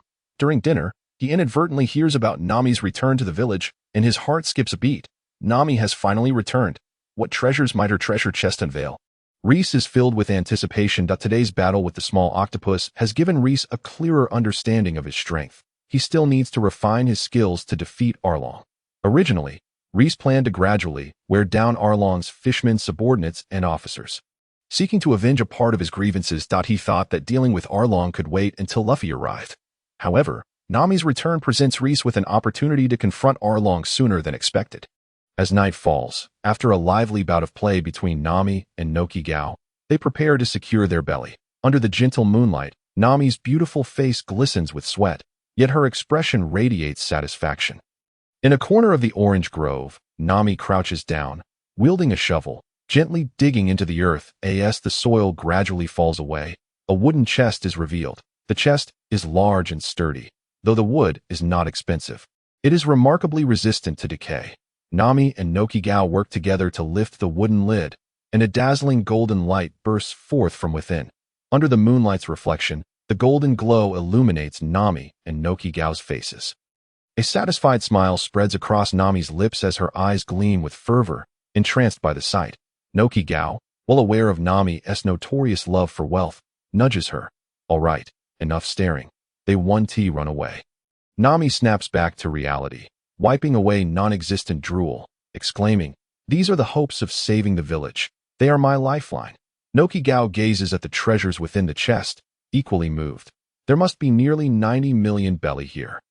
Nami opens a nearby bag, filled to the brim with belly. Cautiously, she extracts a stack, its surface stained with blood, a testament to the hard-fought nature of its acquisition.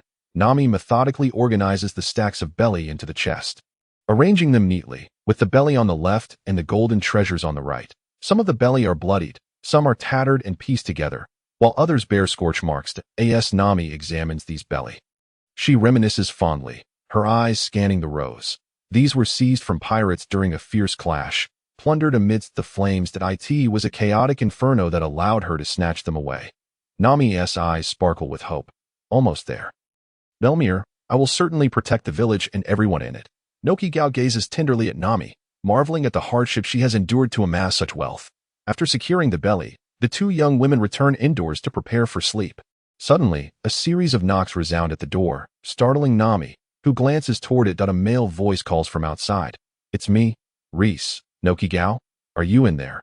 Noki Gao was busily arranging flowers and plants in the living room when she heard the conversation. And her heart stirred. It seemed she had heard that Nami had returned and was here to find her. Noki Gao opened the door, allowing Reis to enter. Upon hearing the noise, Nami paused her work on the nautical chart, twisted the doorknob, and peeked out. Reis walked into the hall and caught sight of someone peering out. Instinctively meeting Nami's gaze, Nami's face was remarkably sweet, but what captivated Reis the most were her eyes. Her large, round brown irises sparkled with a clever glint, resembling a crystal. This was Nami, the very person he had only seen in animations before, and now he was finally witnessing her in reality, which filled Reis with excitement. As Reis beheld Nami, she too was appraising him. With his tall stature and noble features, he was indeed quite handsome. Coupled with his commendable character, he could almost be deemed worthy to stand alongside Noki Gao. Nami opened the door with a graceful demeanor and addressed Reis. I am Nami. You must be Reis. Reis's eyes brightened as he nodded, replying, Yes, I am Reis. It is a pleasure to meet you. Nami, congratulations, host. Nami's affinity towards you has reached 60, granting you access to Nami's exclusive bronze treasure chest. A wave of joy surged through Reis's heart. It appeared Nami had heard of his good deeds, such as the power of reputation. He proceeded to open the bronze treasure chest. Congratulations, host. You have received 10 million berries. A radiant light flashed, revealing a substantial stack of berries. You will never truly know how much Nami possesses. Reis was momentarily stunned. 10 million berries was neither an insignificant amount nor a vast fortune. However, there was no doubt that these berries could serve as an excellent choice, whether spent on himself, the villagers, or Nami. How to choose? A sudden spark of inspiration ignited in Reis's mind, and he conceived a plan. Noki Gao inquired, Reis, is there something you wish to discuss? She felt a tinge of curiosity, after all. Reis had been inquiring about Nami's return for several consecutive days. Reis nodded earnestly, stating, Indeed, there is a matter of great importance. Nami, intrigued, asked, What is it? Please go ahead.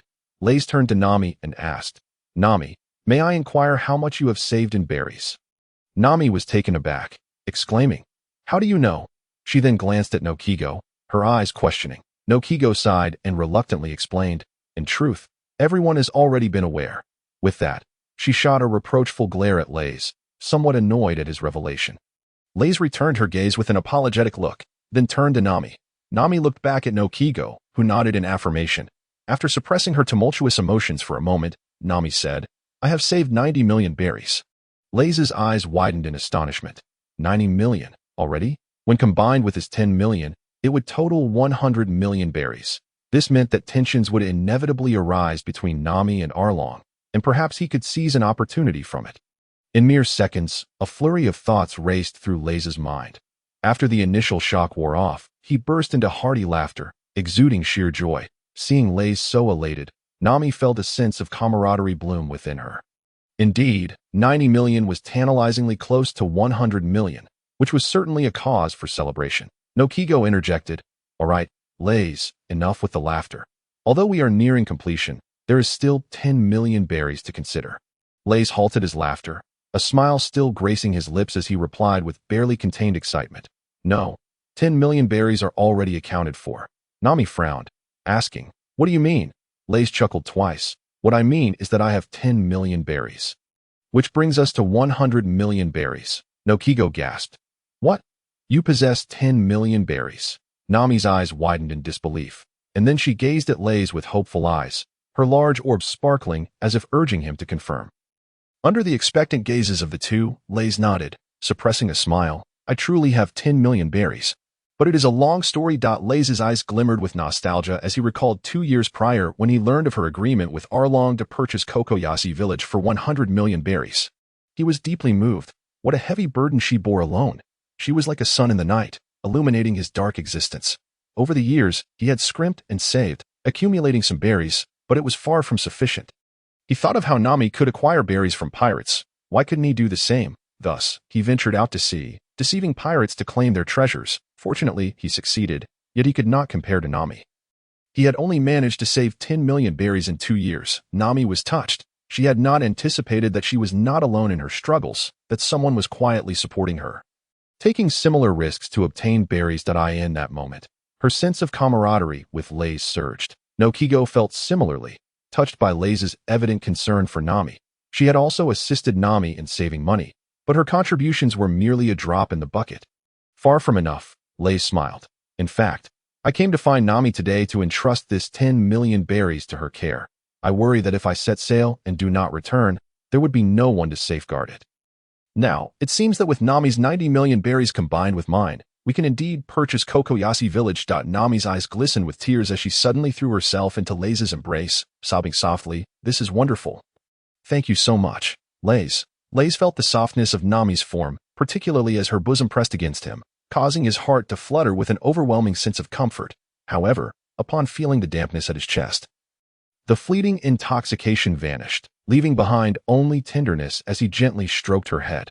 After crying for a while, Nami's tears soaked Reis's shirt, and as her joy began to wane, she regained her composure and stepped back from Reis's embrace. Rubbing her reddened eyes, she noticed the wet patch on Reis's shirt and sheepishly apologized. "I'm sorry, Reis, for getting your clothes wet." Reis chuckled heartily, waving his hand dismissively. "It's nothing, really." Yet, he felt a twinge of regret. A little more crying wouldn't hurt, and he truly didn't mind about his clothes. Reis glanced at the system, noticing Nami's affinity soaring higher, surpassing the 70 mark in mere seconds, and even Noki Gao's affinity had seen a significant increase. Reaching 78, he felt a surge of delight within, immersing himself in the system as he claimed Nami's silver treasure chest. Without hesitation, he chose to open it, and a bright light enveloped the room, revealing a luminous orb. "Congratulations, host. You have obtained an epic-grade treasure, the basic observation haki." Upon hearing this, Reis was elated. This observation haki was indeed a remarkable asset. Not only could it enhance his perception, but it would also play a crucial role in combat, allowing him to anticipate his opponent's attacks. Without a moment's hesitation, he accepted it. Instantly, he felt as though he could perceive his surroundings even with his eyes closed, serving as a partial substitute for sight. When he opened his eyes, he could even see the wings of insects outside the window. His vision vastly improved. Nami, feeling somewhat shy, could no longer sit still. She wanted to see the 10 million berries with her own eyes to feel reassured. She turned to Reis and asked, "Where are those 10 million berries? Can we go see them now?" Reis returned to reality, observing Nami's eagerness, and smiled gently. "Of course, they are at my house." Nami quickly strode to Reis's side, her eyes fixed on the door, gripping his arm. "Let us hurry." Reis, being pulled along, followed Nami as they made their way outside.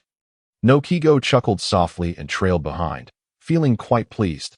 The three of them traversed the pitch-black path, where one could not see their own hand in front of their face, yet they moved swiftly. The distance from Nami's home to Reis's was not long, and in just a few short minutes, Nami felt as though an eternity had passed.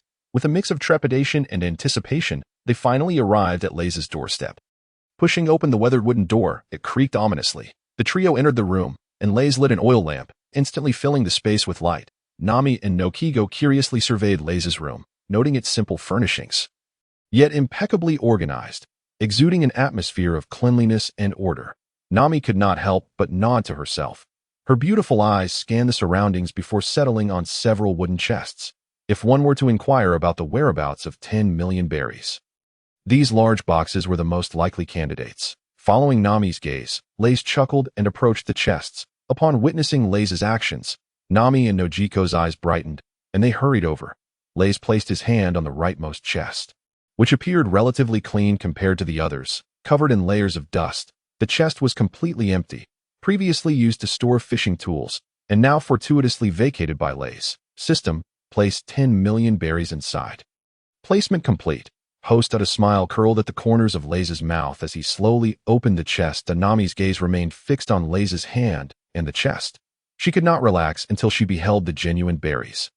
As Reis lifted the lid slightly, a glimpse of gleaming, pristine berries emerged from within. Nami's eyes widened, her heart racing as if it might leap from her chest. After 8 years of toil and struggle, her efforts were finally nearing fruition. Reis fully opened the lid, revealing stacks of berries lying quietly within the dilapidated wooden chest. Unable to contain her excitement any longer, Nami knelt on the ground, her index finger trembling slightly as it brushed against the berries. Her expression one of rapture. Nojiko's eyes sparkled with joy for Nami's happiness. Regaining her composure, Nami began to count the berries with practiced ease, swiftly flipping through the stacks and returning them to their original positions once counted. The two watched in silence as Nami counted, neither uttering a word that in no time. Nami had completed her task. Having pilfered berries from pirates for years, she was well versed in their counting. Tears streamed down her face once more, overwhelmed with joy. This is wonderful, absolutely wonderful. Now everyone will be saved, and no one will have to die. Standing up, Nami turned to Reis with sincerity. Thank you, Reis. These berries mean the world to me. Reis shook his head. No, this is simply what I ought to do. Nojiko shared her heartfelt gratitude with Reis. With this 10 million berries, Nami would no longer need to endure such hardships. Each time Nami set sail, Nojiko worried that she might not return, perishing at the hands of pirates. This feeling was unbearable. Now, at long last, everything had changed. Nami made a decisive choice to combine this 10 million berries with her own. Reis placed the berries into a small wooden box, following Nami and Nojiko back. The night was serene, deepening into midnight. The silvery moonlight cast shadows of the three figures. They produced tools and worked together to pry open the chest, unveiling the treasures and berries within, shimmering in the moonlight. Reflecting on Reis's face, although Reis knew Nami already possessed 90 million berries, he was still taken aback by the sheer amount before him. Nami meticulously arranged Reis's 10 million berries, treating them like rare treasures. After sealing the chest once more, they gently covered it with a layer of soil, and Nami carefully inspected every corner of the box. Standing up, she stretched lazily, gazing at the treasure's resting place. Letting out a contented sigh, her eyes brimming with satisfaction, Nojiko watched Nami, thinking about how she could finally lay down her burdens. Suddenly, Nojiko's expression sharpened as she caught Nami, who had fainted, whispering softly, I feel a bit tired. Nojiko smiled gently, stroking Nami's hair. After a day of running about, compounded by the emotional weight of years spent on a hidden mission, fatigue washed over Nami as she relaxed. Nojiko and Reis carried Nami inside, gently placing her on the bed. With the matters settled and the hour growing late, Reis excused himself to maintain his gentlemanly facade. Back at his home, Reis lit an oil lamp and accessed the system. Purchase random treasure chest. Open random treasure chest. Congratulations, host, you have acquired a pack of celestial rice crackers. Seriously? After all my deliberation, this is what I get. Try again. Purchase random treasure chest. Open random treasure chest. Congratulations, host, you have obtained 10 grams of sea prism stone. Come on, I acknowledge that sea prism stone is valuable, but this is a tad meager. Reis retrieved the sea prism stone, a rectangular crystal no larger than a fingernail. One last chance. Give me something good. Purchase. Open. Congratulations, host, you have received a pair of premium grade propulsion dance shoes. Reis's eyes lit up. Premium grade was certainly a pleasant surprise. At least it wasn't a loss. Let me see what these shoes can do. They release bursts of air from the soles while airborne, aiding the wearer in reducing weight and enhancing agility. Speed enhancing gear. I like it. Reis donned the propulsion dance shoes, which were stylishly designed in black and white. As he took a few steps, he felt a buoyancy beneath his feet, making him feel considerably lighter. Upon attempting to run, he discovered that he could accelerate quickly at the onset, as if propelled forward. However, it took a second to regain that momentum. Reis frowned, realizing that the dance shoes were not suited for long-distance running, but rather for short bursts of speed. Nevertheless, this was still excellent. Once mastered, they could greatly assist him in combat. Armed with the dance shoes and his observation haki, Reis felt a surge of confidence. Even if he couldn't defeat Arlong, he could at least escape. Under the moonlight, the young man practiced diligently until the late hours of the night. The following morning, thick clouds loomed over the sky, casting a dull hues. The sun gradually rose. It dispersed the clouds, bathing the land in warm, crimson light that gently filtered into the room. Nami lay in bed, her body turned to the side, revealing her graceful figure. The blanket had been kicked aside, strewn messily at the ship's stern, exposing her fair thighs. Nami stirred in her slumber, her eyes fluttered open, lazily lifting a hand to shield herself from the sunlight. Upon waking, sleep was no longer an option. Remembering the previous night's triumph of gathering 100 million berries, she couldn't help but feel elated. Supporting herself with her hands, she sat up, her face radiant with joy, thinking of presenting the 100 million berries to Arlong to purchase Kokoyashi village, thus granting everyone their freedom.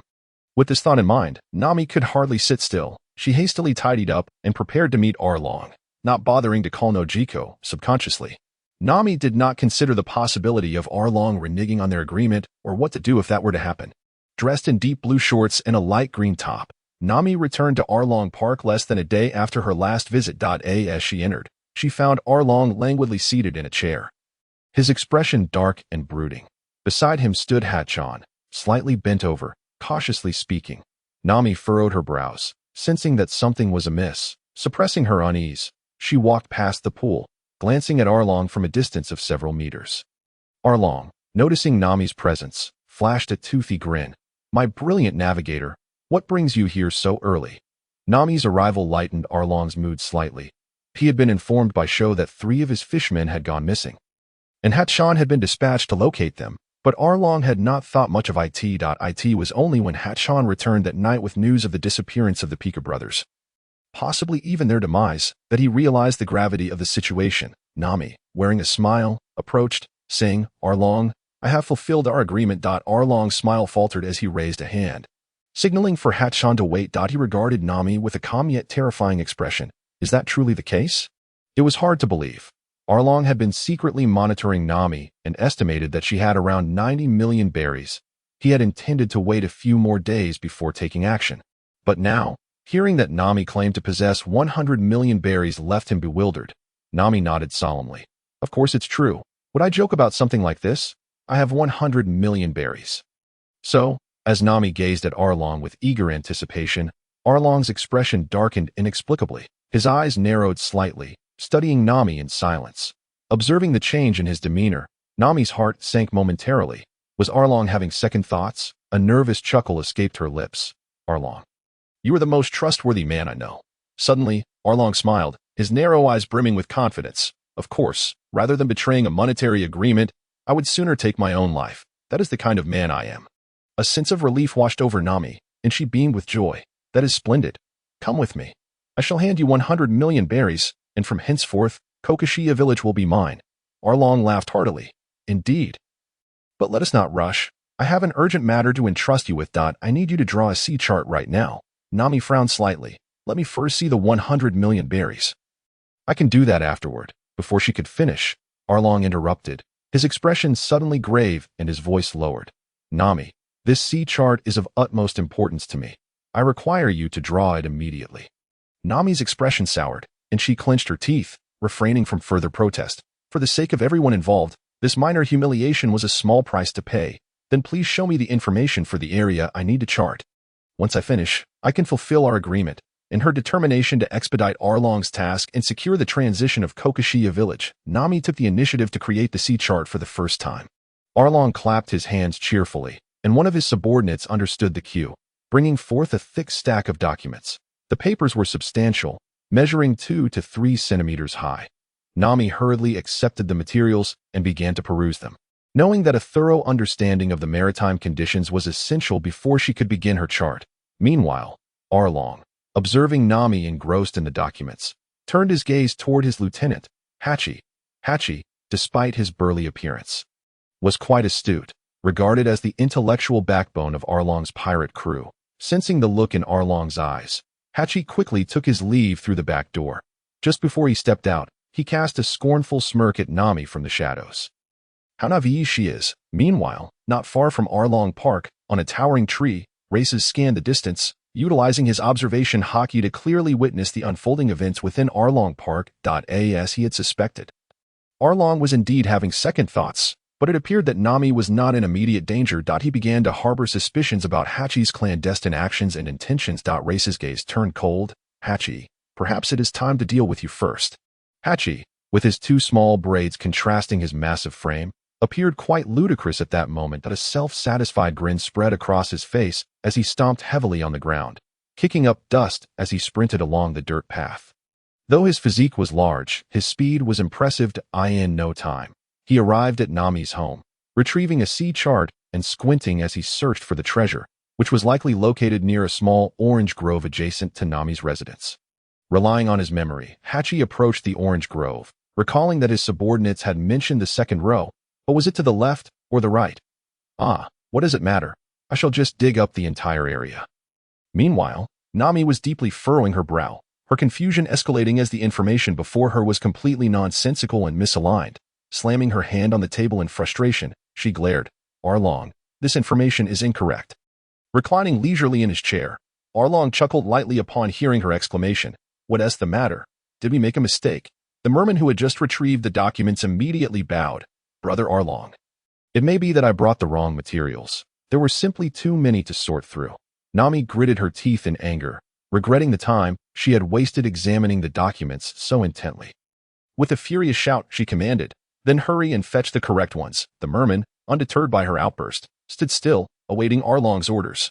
Arlong, unfazed by Nami's irritation, responded with nonchalance. "Did you not hear our brilliant cartographer speak? Hurry along now." Only then did the merman hastily depart. Nami snorted coldly. "Arlong, you really ought to keep a better eye on your subordinates." Arlong laughed heartily, unperturbed, and replied, "You are right. I should indeed manage my crew better to prevent any inappropriate thoughts." Nami's gaze flickered with unease, but she remained silent. Under the azure sky and radiant sun, the orange trees bore their golden, plump fruit. That a small orange tree was laden with such bountiful oranges, a testament to its fruitful yield. Suddenly, a dark blue hand reached out to the orange tree, violently plucking an orange without even peeling it, popping it into his mouth. "I'm parched. This orange isn't half bad." After devouring it whole, he spat out the remnants. Hachi rubbed his wrist, uprooting an entire orange tree with ease, swinging it around to scatter a plethora of golden oranges upon the ground. He continued to swing until the tree was stripped bare. Even the green leaves gone. Still unsatisfied, he snapped off the remaining branches, transforming them into a grotesque club. The oranges strewn on the ground were of no concern to him, as if their loss were a matter of course. Hachi then adopted a serious demeanor and began to dig in the orange grove. Suddenly, a feminine voice rang out. "Stop. What are you doing?" Hachi turned to see Nami's sister, Nojiko, who had just awakened and rushed outside upon hearing the commotion in the orange grove. Spotting a merman destroying the trees, Nojiko furrowed her brow and hesitated to intervene. However, witnessing Hachi's actions, she could no longer hold back and approached him. Hachi glanced at Nojiko but ignored her, continuing to dig. Anxious, Nojiko hastened her steps. "Hey, what do you think you're doing? I've paid my monthly berries. Why are you causing destruction here?" Hachi scoffed, remaining unresponsive. Though his tools were inadequate, his immense strength and stamina allowed him to effortlessly upturn the earth. As Nojiko prepared to confront him, Reis sensed that the time was ripe. "Nojiko, fear not. I am coming," Reis shouted, charging from the nearby woods, covering the distance of several hundred meters in mere seconds. Hearing the commotion, Hachi turned to see Reis barreling towards him, his expression condescending. Although this human was swift, he was still no match for a merman. Reis flashed a confident smile, and as he closed the distance to 5 meters from Hachi, he leaped into the air, clenched his fist, and struck down towards Hachi with great force. Hachi's eyes narrowed. He had not expected this lowly human to dare attack him, but a mixture of disdain and fury filled his gaze as he reached out to catch Reis's fist. At the moment of impact, an overwhelming force surged through, causing Hachi's hand and face to collide, forcing his head back as he stumbled several steps. Reis momentarily halted, standing his ground, once Hachi regained his footing. An uncontrollable rage bubbled within him. How can this lowly human possess such strength? Reis, incensed, delivered another punch to Hachi's abdomen. A lowly human. Then why are humans the ones ruling the world and not mermen? Caught off guard, Hachi received another blow. Hearing Reis's words, he retorted, "Thus, this world shall be governed by mermen, replacing humans. What right do your inferior kind have to occupy so many islands?" Lei ceased to engage in futile chatter. Recognizing that there was nothing of worth to discuss with such a person, that he moved with remarkable agility, darting left and right, leaving the black belt struggling to defend himself, overpowered and battered, standing at a mere height of approximately 1.9 meters. Lei was dwarfed by the black belt, who towered nearly 3 meters tall. It was akin to a child facing off against an adult, yet this child dominated the encounter with sheer force. The black belt was continuously forced back, his visage marred with bruises, reduced to nothing more than a punching bag. Having triumphed over Xiaoba just yesterday, Lei recognized that this black belt was only marginally stronger than him. Even without the powers of observation haki and his dance shoes, he would have prevailed, and now he was thoroughly at ease. The fruits of Lei's rigorous training from the previous night were on full display. As he moved with the swiftness of a darting rabbit, coupled with the foresight granted by observation haki, rendering the black belt unable to touch even the hem of Lei's attire in a matter of moments. Lei delivered a decisive punch that sent the black belt crashing to the ground, bleeding profusely. Lei retrieved a gun from his pocket, the ominous barrel aimed squarely at the black belt. "This final bullet is for you," he declared. With the sound of a gunshot, a gaping wound materialized in the black belt's chest, extinguishing any remnants of life. Noki Gao stood nearby, utterly astonished, unable to comprehend Reis's formidable strength as he effortlessly overcame one of Along's subordinates. "Reis, you are truly powerful. That was an officer of Along," she exclaimed. "Along's subordinates are nothing remarkable," Reis replied nonchalantly. Suddenly, Noki Gao's expression shifted to one of alarm. "This is bad. If Along discovers that you have killed his subordinate, he will not let you off easily." Reis's countenance remained unperturbed. "Then I shall simply defeat Along when the time comes." "Reis, you were unaware of Along's true power. In the past, Nami also contemplated killing Along, but after countless failed attempts, she realized that he is an inhuman monster, far more formidable than any mere fishman," Noki Gao cautioned. Reis chuckled lightly. "Noki Gao, I apologize for having kept this from you for so long. In truth, I have consumed a devil fruit known as the Faith Fruit, which enhances my strength and speed, among other extraordinary abilities. I firmly believe I can defeat Along." Noki Gao's eyes widened in astonishment. "A devil fruit?" Reis nodded. 17 days ago, I embarked on a secret voyage and encountered a band of pirates. Through a twist of fate, I obtained a devil fruit, and I have been experimenting with its powers since." Noki Gao's eyes sparkled with newfound hope. Perhaps Reis could indeed vanquish Along. By the way, where is Nami? If I can defeat Along, then the bounty of 100 million berries will no longer be necessary, Reis inquired. Noki Gao's expression shifted. She wouldn't have gone to Along's territory, would she? That girl, why didn't she call for me? Reis also displayed a hint of concern, though he had anticipated these developments. "Noki Gao, I will carry you. I have some worries," Reis stated resolutely. Noki Gao was taken aback for a moment before nodding in agreement. As Reis carried Noki Gao, he felt an astonishing softness against his back, and his form became unexpectedly lighter.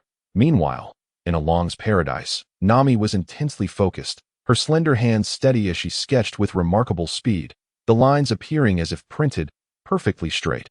Upon completing the final corner of the map, she exhaled deeply and gently set down her pen. Along, seeing that Nami had finished, praised her. "Impressive. I truly cannot bear to part with such a talented cartographer." Nami's expression darkened, displeased. "Along, we made a promise." Along laughed heartily. "Of course, I am a man of my word." Nami's expression softened slightly. "It is best that it remains so. The sea chart is complete. Can we leave now?" Along nodded. "Yes, I have business to attend to in Cocoa Village as well." Nami, wary, asked, "What business?" Along waved his hand dismissively, his gaze fierce. "This matter is none of your concern. Anyone who dares to harm my kin must pay the price. Xiaoba, you will accompany me. Shio, you stay behind." Shio opened his long, red mouth. "Understood." Along. Xiaoba immediately stood at attention. "Yes, Along." This time, he was determined to redeem himself. Along rose, calling out, "Let us go, my brethren, to find out where our kin have strayed. We will bring them home." The fishmen below erupted in cheers, rallying around Along as they departed.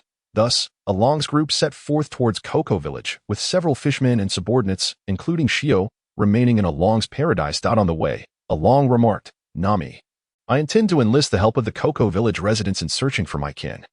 You have no objections, do you?" Nami's expression stiffened, revealing her displeasure.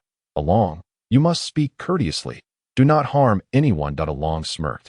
"As long as you help me locate my 3 kin, I will not trouble the villagers. However, should they be harmed or perish, things will not be so simple." Nami clenched her teeth in frustration. It was outrageous that he would impose upon others due to his own losses, though anger simmered within her. She refrained from voicing it. After 8 years of navigating this world, she understood that strength was the law of the land. Reason was only respected when spoken by the powerful.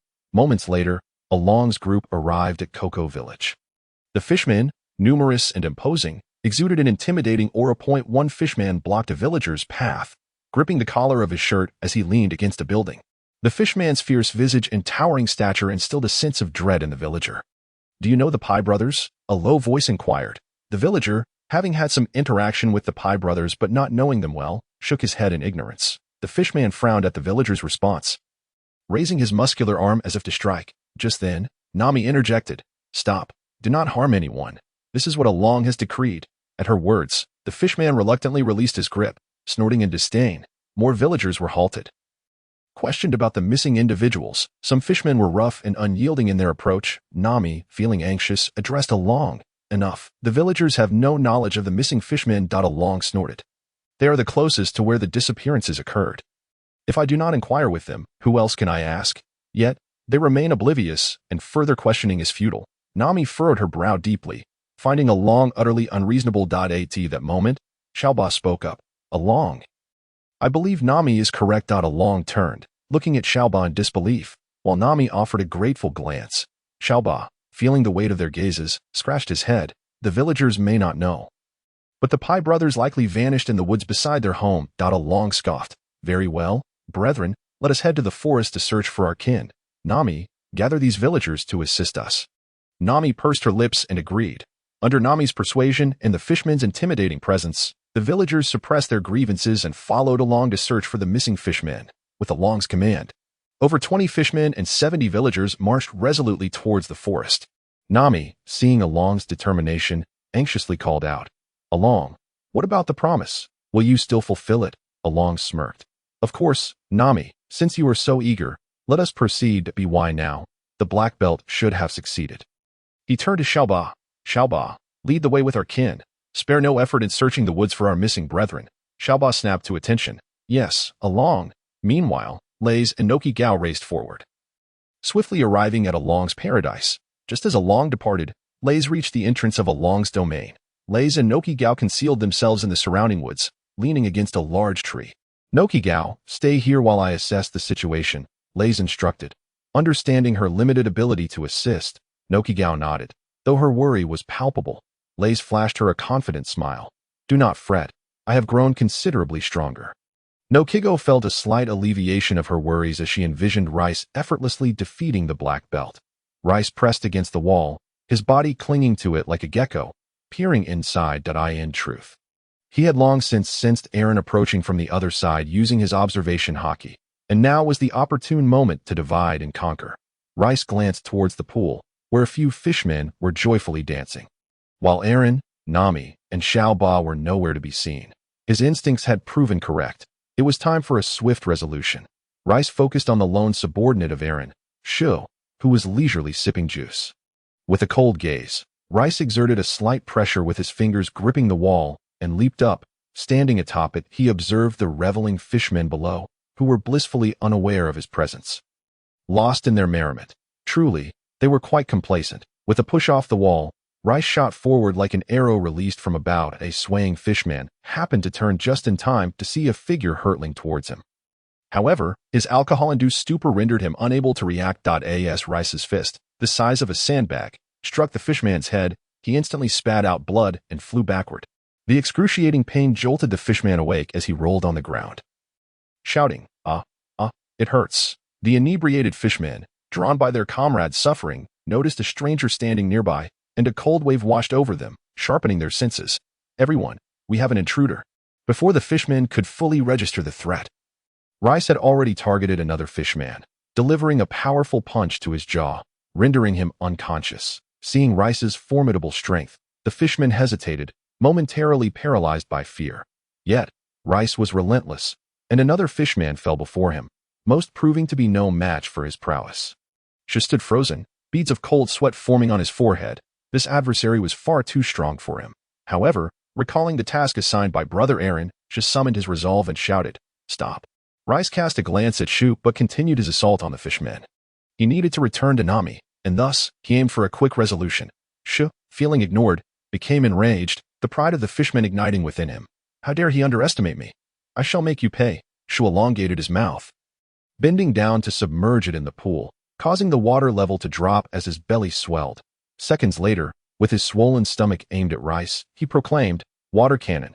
A torrent of water erupted from Shu's mouth, transformed into a devastating weapon by sheer force. The fishmen initially cheered for Shu, but soon realized with horror that he had lost control of his attack, with many strikes landing upon their own.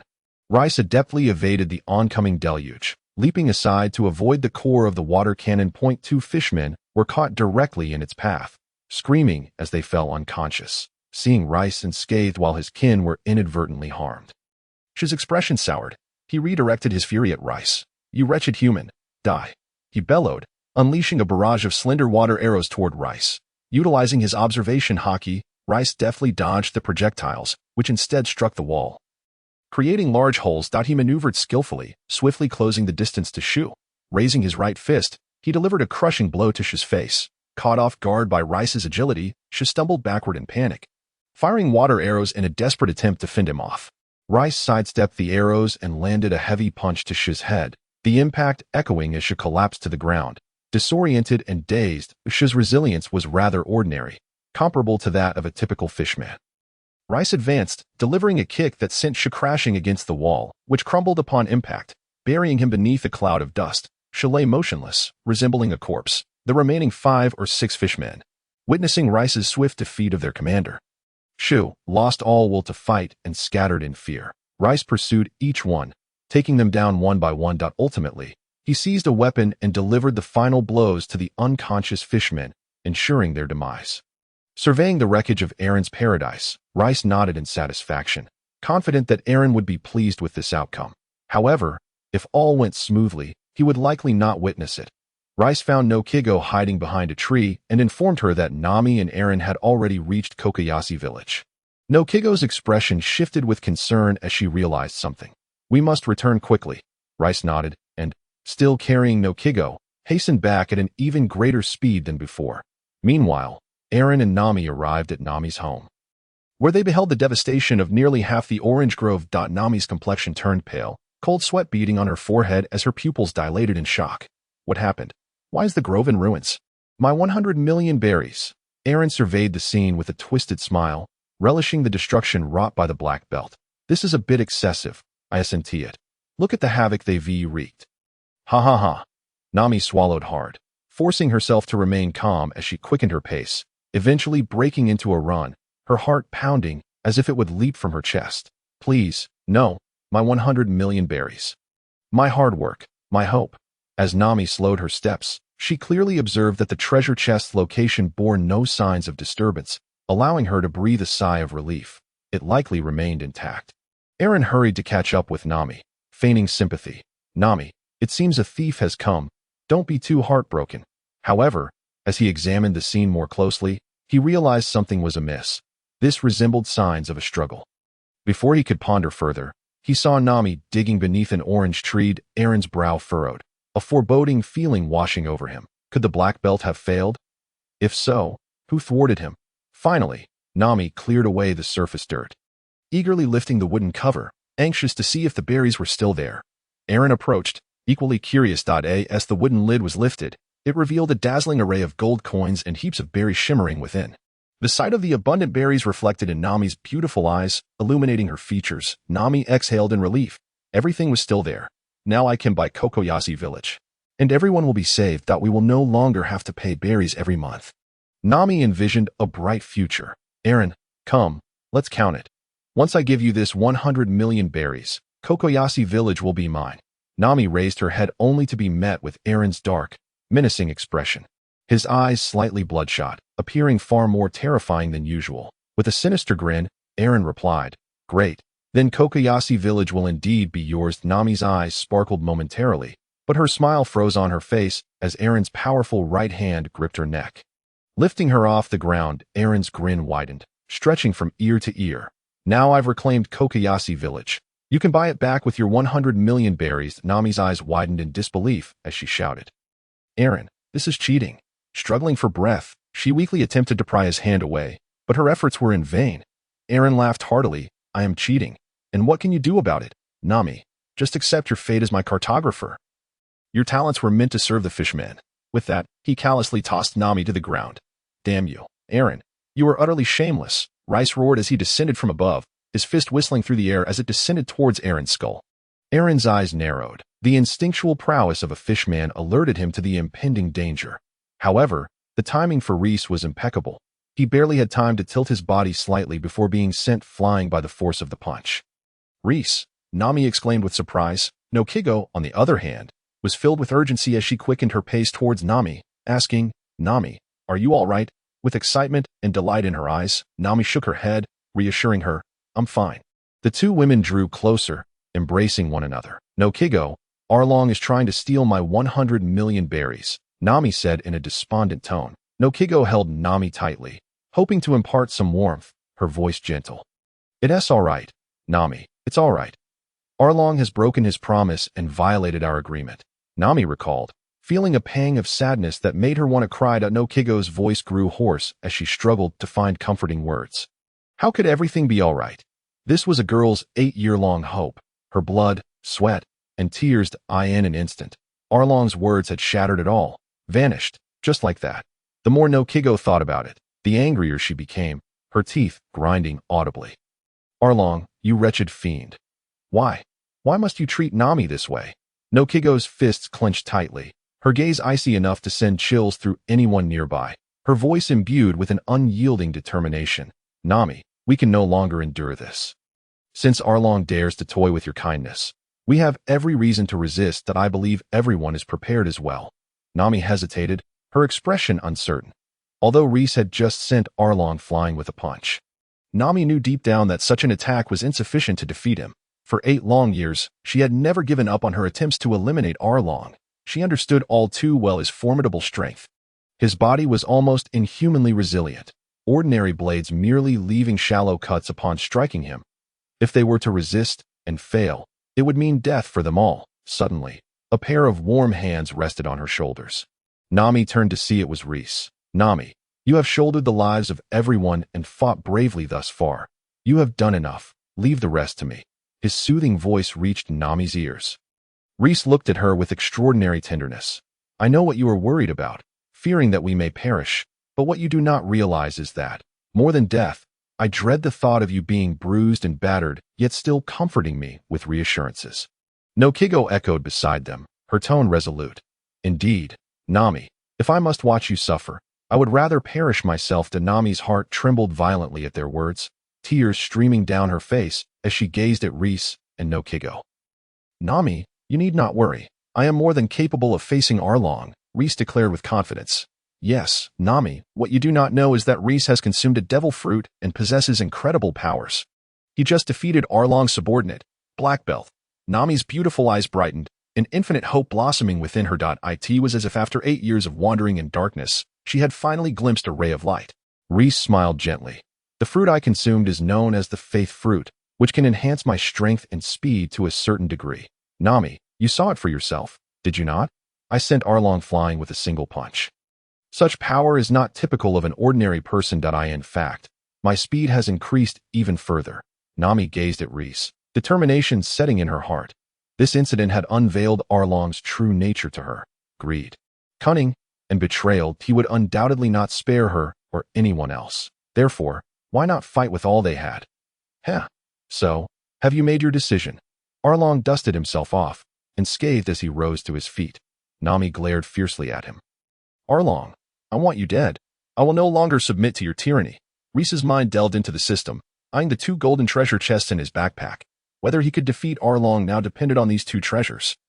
They must not disappoint him. Just moments ago, both women's favorability had reached 80. He opened Nami's exclusive golden treasure chest. A brilliant light erupted, revealing a fruit adorned with peculiar patterns. Congratulations, host.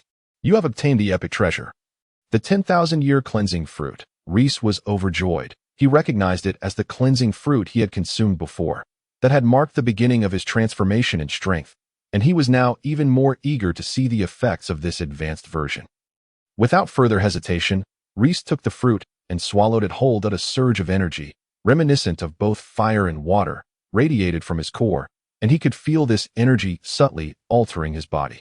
Expelling impurities, simultaneously, it enhanced his meridians, making them broader and sturdier, almost as if his internal organs were being nourished, revitalizing them. Reis acutely sensed his body becoming lighter and his strength amplifying. Even the range of his observation haki had expanded slightly. Most importantly, he felt as though his capacity had transformed from a mere bowl into a large bucket. His current prowess only reached a shallow layer of this bucket. In summary, his strength had seen a minor enhancement. While his potential had surged dramatically, this bolstered Reis's confidence considerably. He then opened Noki Gao's golden treasure chest, and a radiant glow enveloped the scene. A pure white pill appeared, almost ethereal in its presence. Reis focused his mind, revealing information about it. Congratulations, host. You have obtained the epic treasure. A one-time consumable item known as the Spirit Essence Pill. It can enhance mental power without side effects and can be stacked infinitely. Activated with a mere thought, it seemed to be yet another splendid item, indeed. Reis thought to himself as he connected the Spirit Essence Pill with his mind. Instantly, the pill dissolved like water, transforming into a mist that fused into Reis's consciousness. His mental power surged significantly, deepening his understanding and range of observation haki. Though these events may seem lengthy, they transpired in mere seconds. Arlong, Nami, and the others only saw Reis consume a fruit. Arlong sneered. "Nami, is this your so-called helper? Is he not yet full?" Reis retorted with a cold smile. "One must be well-fed to have the strength to face you." Arlong's expression was dismissive. The previous attack had only caused him slight discomfort, barely even a scratch, leading him to underestimate Reis. "Nami, are you truly prepared to betray me? You can still back out. I can pretend I never heard what you just said. After all, I offer special privileges to geniuses." Nami shook her head, her expression resolute. "Arlong, let us settle this once and for all." Arlong's face darkened, emanating a dangerous aura. "My preferential treatment for geniuses is not limitless. Nami, let this be a lesson in reality, for this is the confidence this man has given you." As he spoke, Arlong advanced towards Reis, exuding a threatening presence. Do you not realize how foolish you are, human? Did that sneak attack not make you aware of the chasm between us? Reis smirked, confidence radiating from him. "I am not the same as I was before." With a swift motion, he propelled himself forward, his speed surging as he clenched his fist, cutting through the air towards Arlong's abdomen. Arlong's eyes blazed with fury as he opened his mouth wide to reveal sharp teeth, bending slightly to withstand Reis's strike, intending to bite down on his neck. However, Reis's observation haki alerted him to Arlong's intentions. He swiftly withdrew his punch, crouched low, and executed a sweeping kick that Arlong's feet were caught off guard. And he lost his balance, tumbling backward to the ground. Nami and Noki Gao cheered, their faces beaming with joy. "Well done, Reis." Reis quickly regained his footing, stepping forward to deliver a powerful kick to Arlong's abdomen. Before Arlong could react, he was sent sprawling, rolling several meters away. The impact of Arlong's sturdy body carved a deep trench into the ground. Reis's gaze sharpened. He had no intention of granting Arlong a moment of respite. With a swift motion, he lunged towards Arlong, delivering another fierce kick. "Damn it, how could I be struck by a lowly human?" Arlong crossed his arms defensively across his chest in an attempt to block Reis's kick. Reis smirked internally. The power of observation haki allowed him to foresee Arlong's movement. He swiftly redirected his kick, landing a devastating blow to Arlong's face. Once again, Arlong was sent flying, a cloud of dust trailing in his wake. As the dust settled, Arlong's towering figure emerged, his teeth gritted in rage as he glared at Reis, flames of fury flickering in his eyes. For Arlong, being bested by a human was a profound humiliation. Reis steadied his breath, his gaze falling upon the bruises scattered across Arlong's form. With a furrowed brow, I couldn't help but ponder the extraordinary resilience of Arlong. My most powerful strike had merely left him with a bruise. Arlong bared his fangs, opening his cavernous maw, and lunged at Reis. In a swift motion, Reis evaded the attack, delivering a kick that sent Arlong sprawling. Undeterred, Arlong rose again, relentlessly launching himself at Reis. The latter deftly dodged left and right, countering with strikes of his own. Despite Arlong's considerable speed, Reis found it quite effortless to evade his onslaught, aided by his observation haki. Breathing lightly, Reis felt a sense of assurance wash over him. Arlong resembled a tank, while Reis embodied the role of an assassin. If life were likened to blood and stamina to mana, then Arlong boasted high levels of both, whereas Reis fell short in comparison. However, Reis held the advantage of speed, which allowed him to evade attacks. It is crucial to note that offensive maneuvers consume more stamina than defensive ones. Reis formulated a strategy. He would first deplete Arlong's stamina, waiting for the moment of vulnerability to deliver a fatal blow. Throughout this process, he needed to carefully manage his own energy. Ultimately, it was his lack of raw power that necessitated such a laborious approach to defeat Arlong. This was the most prudent method of combat. With these thoughts in mind, Reis continued to evade Arlong's strikes. As time passed, Arlong's visage became increasingly battered, his yellow patterned shirt tattered from the skirmish. Even his teeth had been replaced with sharper ones. Reis, on the other hand, merely exhibited a slight breathlessness, his attire remaining unscathed. Arlong, taken aback, could hardly believe that this human could contend with him to such an extent. When had such a formidable opponent emerged from the East Sea? Wait a moment. A formidable opponent. The Pika brothers missing, and the black belt nowhere to be found. Arlong glared at Reis, accusingly. Did you kill the Pika brothers and the black belt?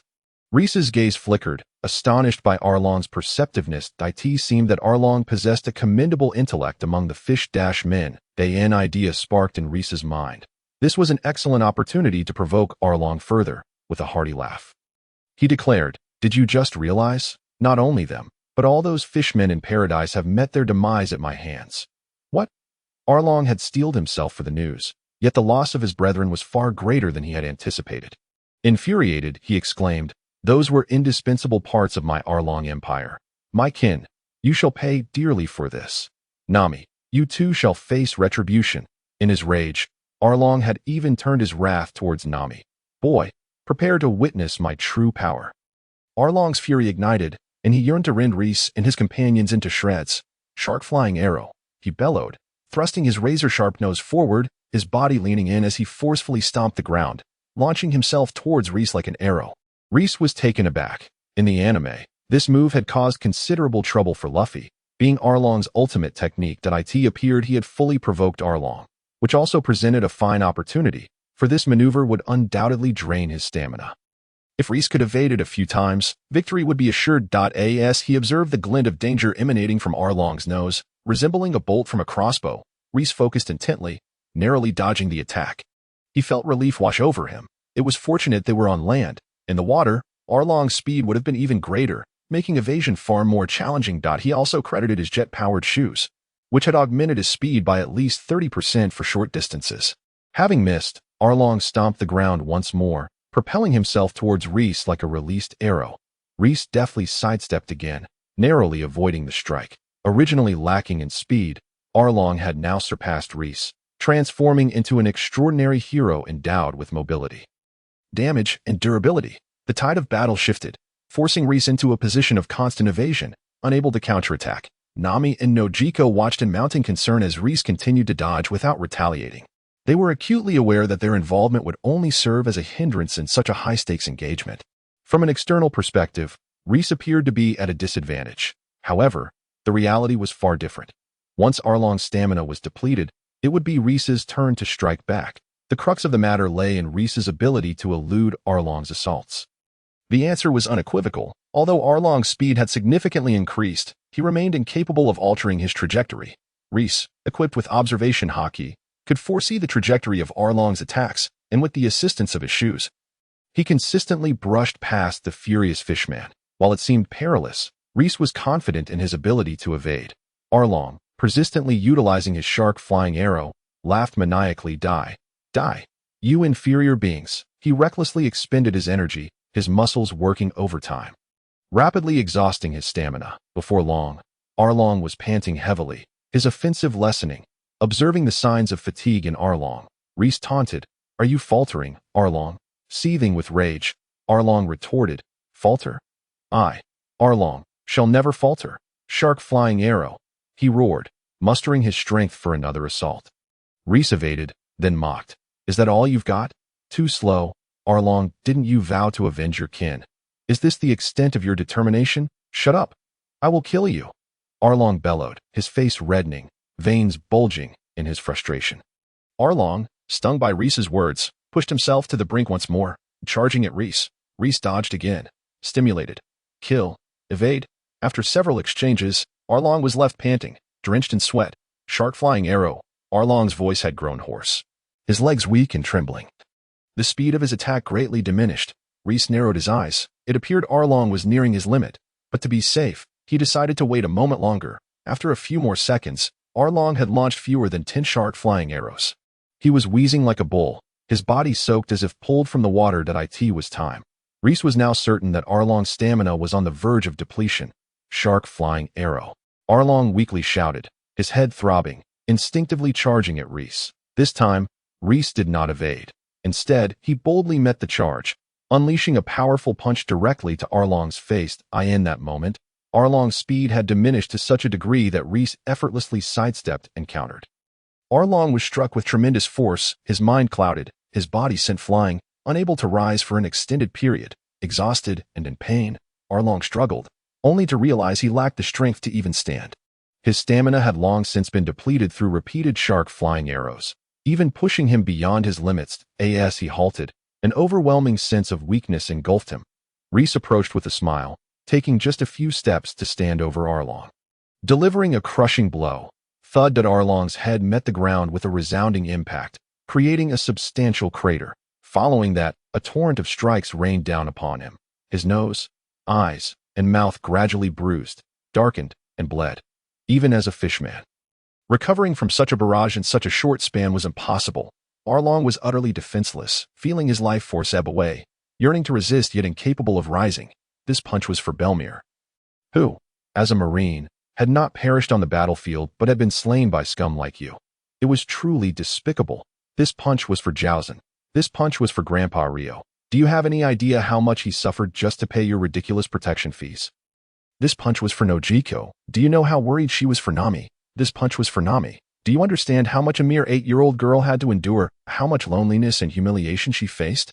All of this was because of you, Arlong. With each word Reis uttered, another punch fell. Arlong, remember this feeling of helplessness. It is akin to what the innocent souls you have slain experienced. However, you are not like them. You are not innocent. So, carry this understanding with you to hell. I hope you can be a good person in your next life. With that, Reis ceased his assault. Arlong lay motionless, his head a mangled mess. Devoid of life. Reis, are you all right? Nojiko approached, worry etched across her face. Reis shook his head, smiling. I'm fine. Arlong is dead. Thank you, Reis. Nami threw herself into Reis's embrace, her voice choked with emotion. Reis held Nami's soft, delicate form, gently stroking her back without uttering a word. Their victory over Arlong was largely attributed to the power of observation haki and the jet shoes that a rich, masculine scent enveloped Nami, instilling a profound sense of security within her. At that moment, Reis's standing in her heart was second only to that of Belmere and Nojiko. After a brief moment of silence, they parted ways. Reis inquired, Nami, do you know where everyone has gone? Nami's tear-streaked face was truly heart-wrenching. She nodded and replied, Reis, Arlong's subordinates are searching for people in the forest. Everyone is over there. Reis nodded, a glimmer of menace in his eyes. Indeed, we must eradicate evil completely. I will deal with them. In the forest, groups of fishmen meandered about, their enthusiasm for finding their comrades waning. They merely shouted half-heartedly before giving up, resembling a picnic more than a search party. What is going on? Where have the P family brothers run off to? One asked that I still wanted to go back and enjoy some fine wine, just collected from my jurisdiction. Another replied, Go. Is that so? Save me a bit when the time comes. I must say, humanity is not devoid of merit. At least they brew good wine. Ha, well said. Among the trees, 2 fishmen, one blue and one red, strolled leisurely, engaged in casual banter. Suddenly, a fierce gust of wind swept from behind, prompting the blue fishman to turn his head. In the next instant, a fist, as hard as steel, collided with his face. The blue fishman emitted no sound as he was sent flying. Collapsing to the ground, the imprint of Reis's fist was starkly visible on his face, and it was evident that his nose had been broken, blood seeping forth. The red fishman was likewise struck by Reis's fist and fell to the ground. Lifeless, Reis shook his hand, stating flatly, That makes 13. There still have to go. Even he felt a tinge of fatigue at that moment. Had he not maintained his stamina during the battle with Arlong, these fishmen could have posed a significant problem. In a flash, Reis vanished from sight once more. He could dispatch ordinary fishmen with a single blow, so powerful that they could not even cry out. Additionally, since the fishmen were mostly scattered, typically in pairs or at most 4s, it made the slaughter even easier for Reis. The forest echoed with the thudding sounds of fishmen collapsing. Xiaoba scratched his head in confusion, wondering why he hadn't seen any comrades for so long. Suddenly, a chill breeze swept behind him, and an alarm rang in his mind, prompting him to turn around swiftly. Reis frowned. What should have been a knife hand became a punch, accompanied by the sound of wind, striking Xiaoba squarely in the face.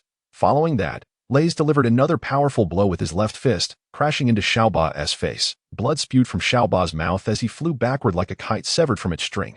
Upon approaching, Reis discovered that Xiaoba was still clinging to life. I'll spare you this time. Xiaoba. In the forest, Nami and Nojiko located the villagers and relayed the news, upon hearing that Arlong had broken his promises. Everyone was incensed, wishing to tear Arlong limb from limb. When they learned of Reis's victory over Arlong, disbelief mingled with immense joy, and their admiration for Reis grew, their hearts filled with gratitude towards him. Arlong has been defeated. Splendid. Wonderful. Arlong is dead. We are free. After much discussion, they decided to cremate the fishmen. Reis reunited with the others, and a series of notifications echoed in his mind. Congratulations, host. You have obtained Josen's exclusive golden treasure chest. Congratulations, host. You have acquired Leo. Congratulations, host. You have obtained a Jian.at. That moment, the villagers' goodwill surged at a visible rate, reaching 80. Reis busily collected golden treasure chests. Thoroughly occupied. In total, there were 73 golden treasure chests, with every 10 guaranteeing a top-tier blood essence pill, resulting in 7 such pills. Each top-tier blood essence pill was more potent than 5 of the exquisite ones combined. Reis consumed them all, and within moments, his speed and strength doubled. He could sense that. At this moment, even a direct confrontation with Arlong would allow him to easily defeat him. A single punch could potentially obliterate him. Furthermore, Reis felt his stamina replenishing significantly, revitalizing him. In addition, most of the golden treasure chests offered by the villagers contained experience abilities that Reis did not require, and he converted them all into trust points. Each chest yielded about 7 or 8 points. Adding to his initial 10, the final tally of trust points stood at 520. Eventually, outside the forest, the villagers gathered the fishmen's corpses, including those from Arlong's paradise, as well as Shu, Arlong, and Black Belt, piling their bodies together. Everyone, this fishman might know the whereabouts of Arlong's treasure, so let us refrain from killing him for now. Reis addressed the group. Only Xiao Ba remained bound to a tree. The villagers paused for a moment before nodding in agreement, chuckling. Reis speaks wisely. Arlong is dead, but our wealth remains unknown. This fellow should be an officer and likely knows about the treasure. Haha, these fishmen are no match for Reis. How to deal with them is entirely up to you. Reis, a Jian remarked. The villagers concurred. Haha, very well. Everyone, let us celebrate first, Kate exclaimed. Josen nodded and approached Reis, and soon a throng of villagers surged forward, lifting Reis high and chanting, Reis, Reis. Reis soared into the air, then descended, rose again, and fell once more, his body completely relaxed. His smile radiated with joy as he laughed heartily. Gazing at the shifting sky, he understood. Strength is meant to protect. Nami watched this scene, tears gently streaming down her cheeks. It was over. Belmere. The sunlight today was particularly beautiful. Beneath the blue sky and white clouds, a great fire blazed, incinerating the fishmen completely. After a prolonged cheer, the crowd made their way home, animatedly conversing. Surrounded by villagers, Josen leaned in and whispered, Reis, how have you become so powerful? I can scarcely believe it. Reis smiled, recognizing that this was a question shared by many. To avoid misunderstandings, he decided to clarify. Actually, several days ago, I inadvertently consumed a devil fruit, granting me the ability to enhance my strength through conviction. I have been diligently honing my skills since then. And today, I finally defeated Arlong. Upon hearing this, the villagers were struck with realization. The devil fruit was a legendary item, and it was not surprising that he could defeat Arlong. Everyone, do not revel solely in your own joy. Let us spread this good news to the people on the island. A Jian urged. The villagers cheered and hurried off to inform other villages. By evening, the lights of Kokoshia village flickered to life, illuminating the path from one end to the other. Along the main road of the village, a series of banquet tables were laid out, adorned with meats and delicacies that the villagers seldom enjoyed, along with some homemade wines that had been preserved. Reis sat at a large table, surrounded by villagers who took turns toasting him, determined to get him intoxicated. Reis welcomed them all, accepting each drink with good cheer. That night, the lights of Kokoshia village burned bright, and laughter echoed late into the night. For the first time, Reis drank to the point of inebriation, slumped over the table in a peaceful slumber, as if he had finally found a home. The following morning, Reis slowly opened his eyes, greeted by the familiar sight of the ceiling. Recalling the previous night's revelry, he surmised he must have been carried back to bed. Exhaling a breath laced with the scent of alcohol, he rolled over and got out of bed. Stretching, he felt relieved from his burdens, yet there remained unfinished business: how to deal with Xiao Ba and the whereabouts of the wealth Arlong had extracted over the years. Reis pondered for a moment before formulating a plan. After quickly resolving his breakfast, he made his way to a tree in the village where Xiao Ba was bound and unconscious beneath it. Narrowing his eyes, Reis mentally prepared himself that he approached Xiao Ba, crouched down, and shook him awake. As Xiao Ba opened his eyes, confusion quickly morphed into rage upon seeing Reis, his eyes ablaze with hatred. Reis, you despicable fiend. You murdered brother Arlong. I shall exact vengeance for him. Lei stepped back slightly, narrowly avoiding a scratch from Xiaoba. With an icy demeanor, Lei replied, Xiaoba, Along's death was his own doing. He deserved it.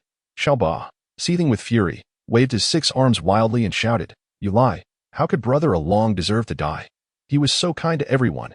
He was a good person. You were the villain. Having not only killed Brother Along but also so many of my kin, I will surely slay you to avenge them. Lei smirked coldly. Perhaps to you, Along was a great man. But to us, he was nothing less than a demon. Still enraged, Xiaoba fixed his gaze on Lei, who furrowed his brow and said, Xiaoba, calm yourself. I have 3 questions for you. Answer them sincerely. Xiaoba's chest heaved with anger, and he snorted derisively. Lei continued, Tell me, do you believe that fishmen and humans are equals? Or do you, like Along, think fishmen are superior? Xiaoba paused, then shook his head solemnly.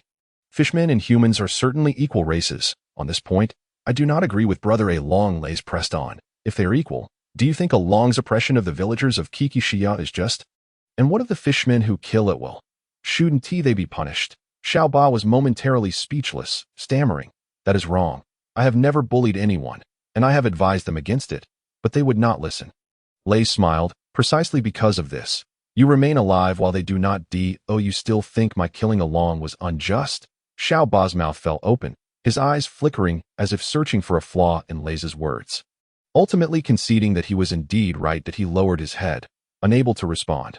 Lei then asked, Xiaoba, can you tell me where Along kept the treasures? Upon hearing this, Xiaoba lifted his head and huffed.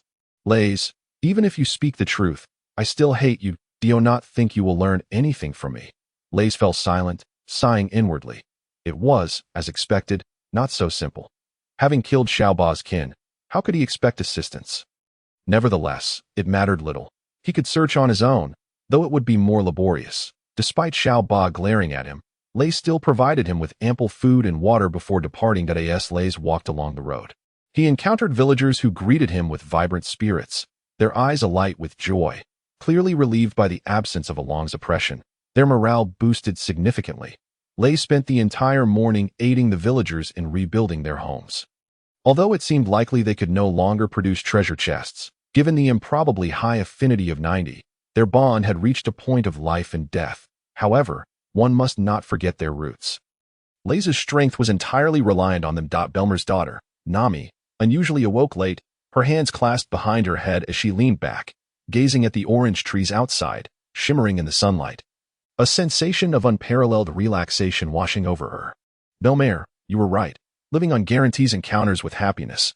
Everyone is safe now. Soon, I can pursue my dreams. Just as Nami sank into her daydreams of the future, a loud shout jolted her back to reality. Nami, if you're awake, get out of bed. The sun is scorching your backside. Nojiko stood at the door, hands on her hips. Nami made a face. Is there any food? I'm starving. Nojiko scoffed. No, those who linger in bed go without breakfast. You might as well starve. Nami pouted. All right, I'll get up. With that, she threw off the covers and began dressing. Seeing Nami comply, Nojiko averted her gaze, thinking how much Nami was becoming like a child. Nami followed Nojiko to the dining hall, where lunch was already laid out. Grilled fish, honey-glazed meat, and orange omelette rice. Nami beamed. Nojiko, today's lunch looks splendid. Nojiko smiled back, without needing to pay Along. We can afford to enjoy something nice. Nami paused, her smile quickly returning. The two sat down to eat. As Nojiko sliced a piece of meat, she casually asked, Nami, with Along now dead, what are your plans? Nami's hand trembled, then she laughed heartily. Plans, there's nothing left to do. I'll tend to the oranges, nurture the flowers, and play around. Nojiko's gaze bore into Nami's. As her sister, she understood Nami's true thoughts all too well, feeling uncomfortable under Nojiko's scrutiny.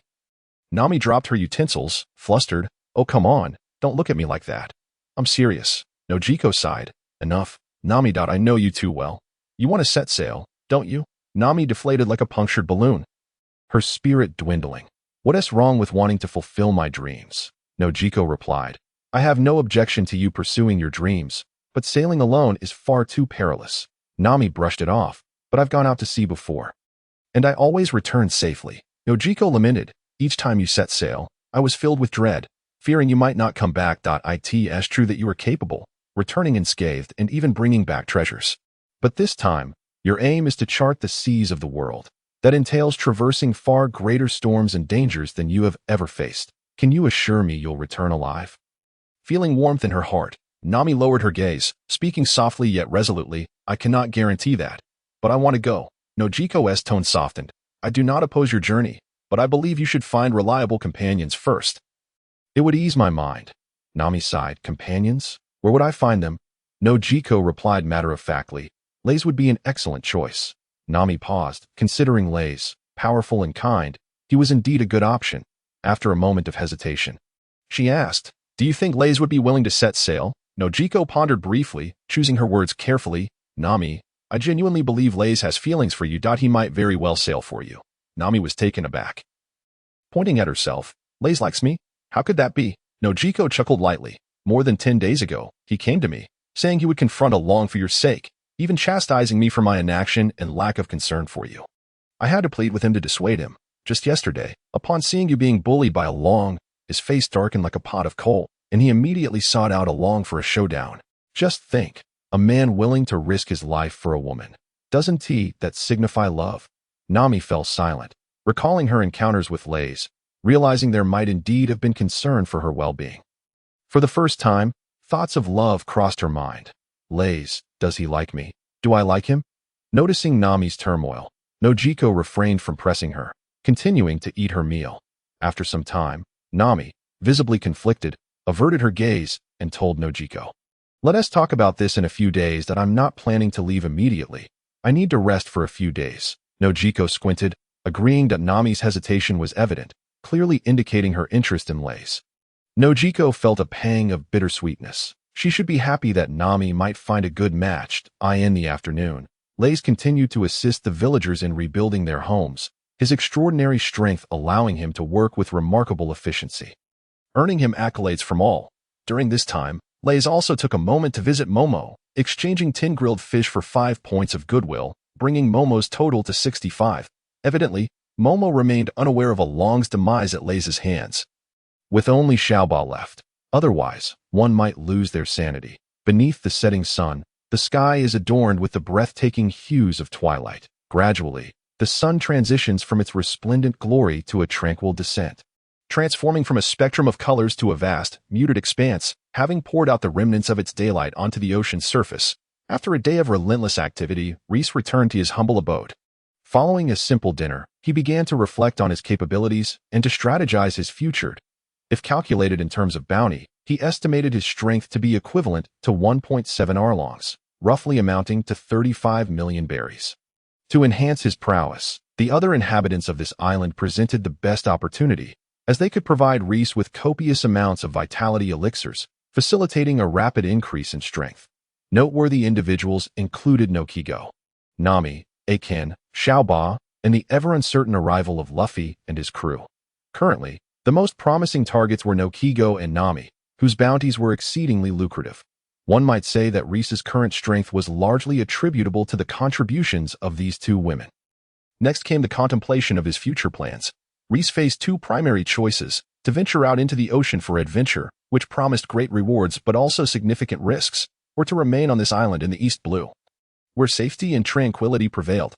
After considerable deliberation, Reis opted for the former, for several reasons. Firstly, his familiarity with the plot enabled him to navigate perilous situations and reap substantial benefits. Secondly, having acquired a system and traversed into the world of One Piece.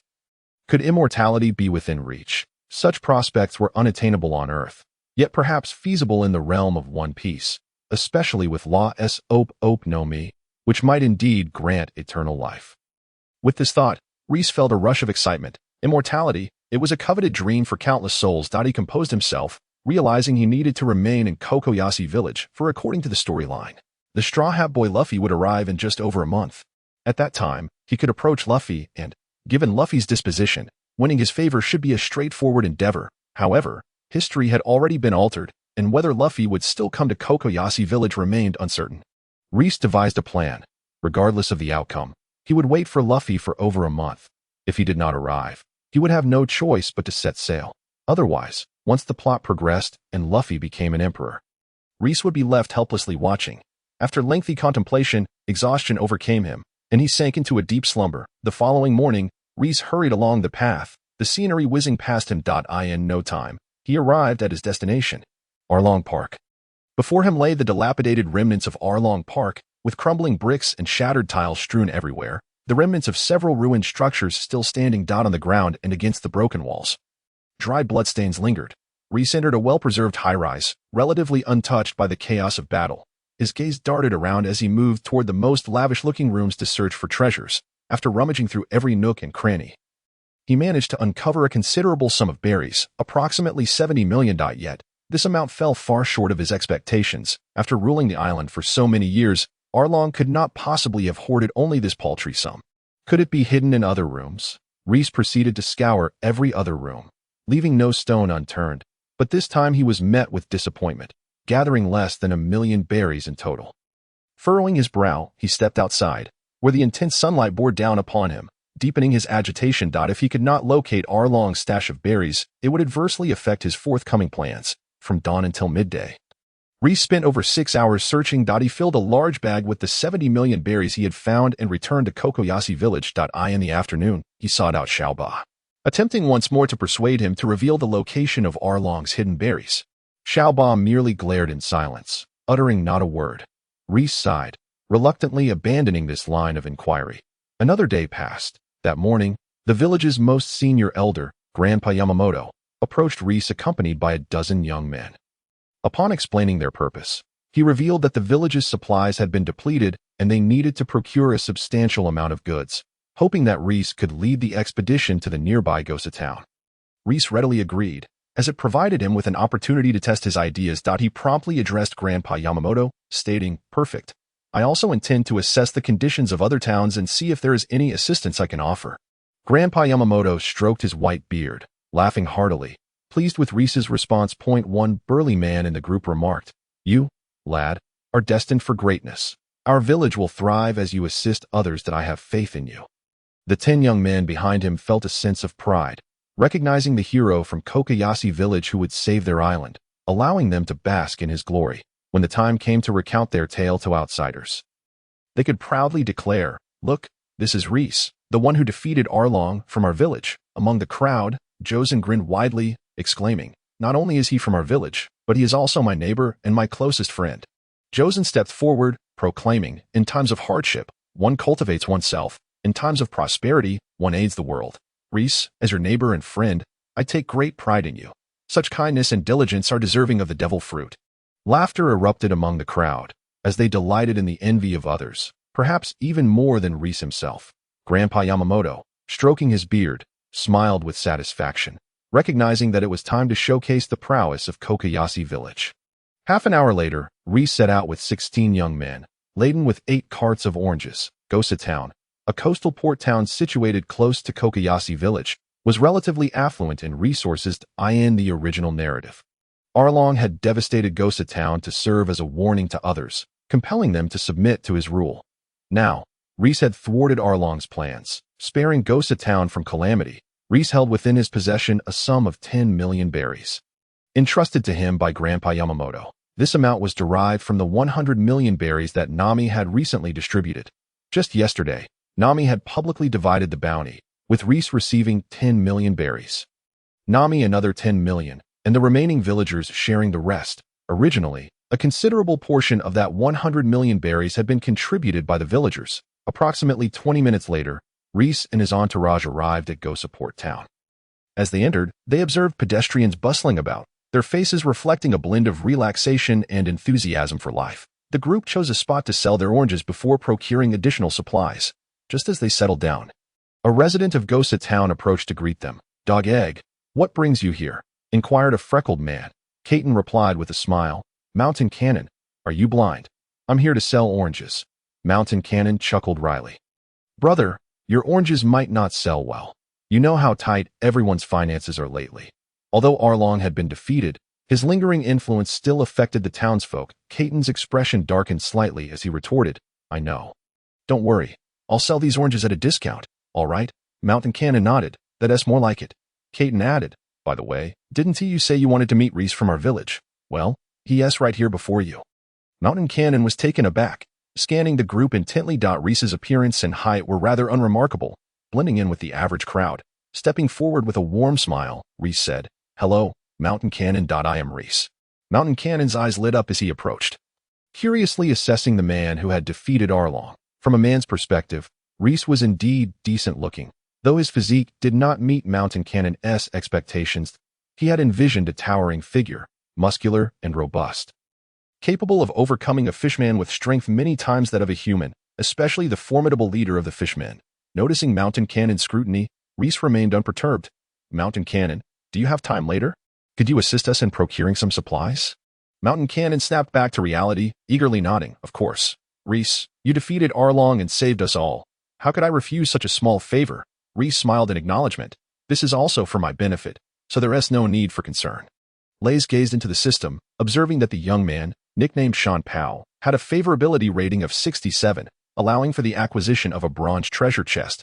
Subsequently, Shan Pao gathered a few friends to purchase oranges. And upon hearing that Reis was buying, they immediately procured several extra pounds. After returning, he informed others, and word spread rapidly, leading to a throng of people flocking to the scene, resulting in the swift sellout of the oranges.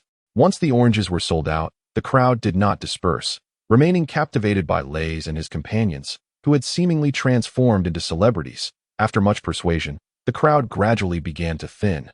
Shan Pao, brimming with excitement, stood tall and declared, "Reis, my brother, if you need anything, do not hesitate to tell me." Reis smiled, retrieving a note from his pocket, which contained a list of items to purchase, and extended it towards Shan Pao. "Take a look." Shan Pao accepted the note with both hands, demonstrating his respect for the hero, and began to scrutinize it intently. After just a glance, he patted his chest, assuring Reis that there would be no issue. Before long, Reis and his companions found themselves in a furniture store. Upon entering, Shan Pao called out loudly, Old Jew, the great hero Reis is here. Hurry and come out." A middle-aged man pushed through the inner door and jogged over, glaring at Shan Pao. What a lack of decorum. Turning to Reis, his face broke into a broad smile, and he slightly bowed. "You must be Reis. Thank you so much.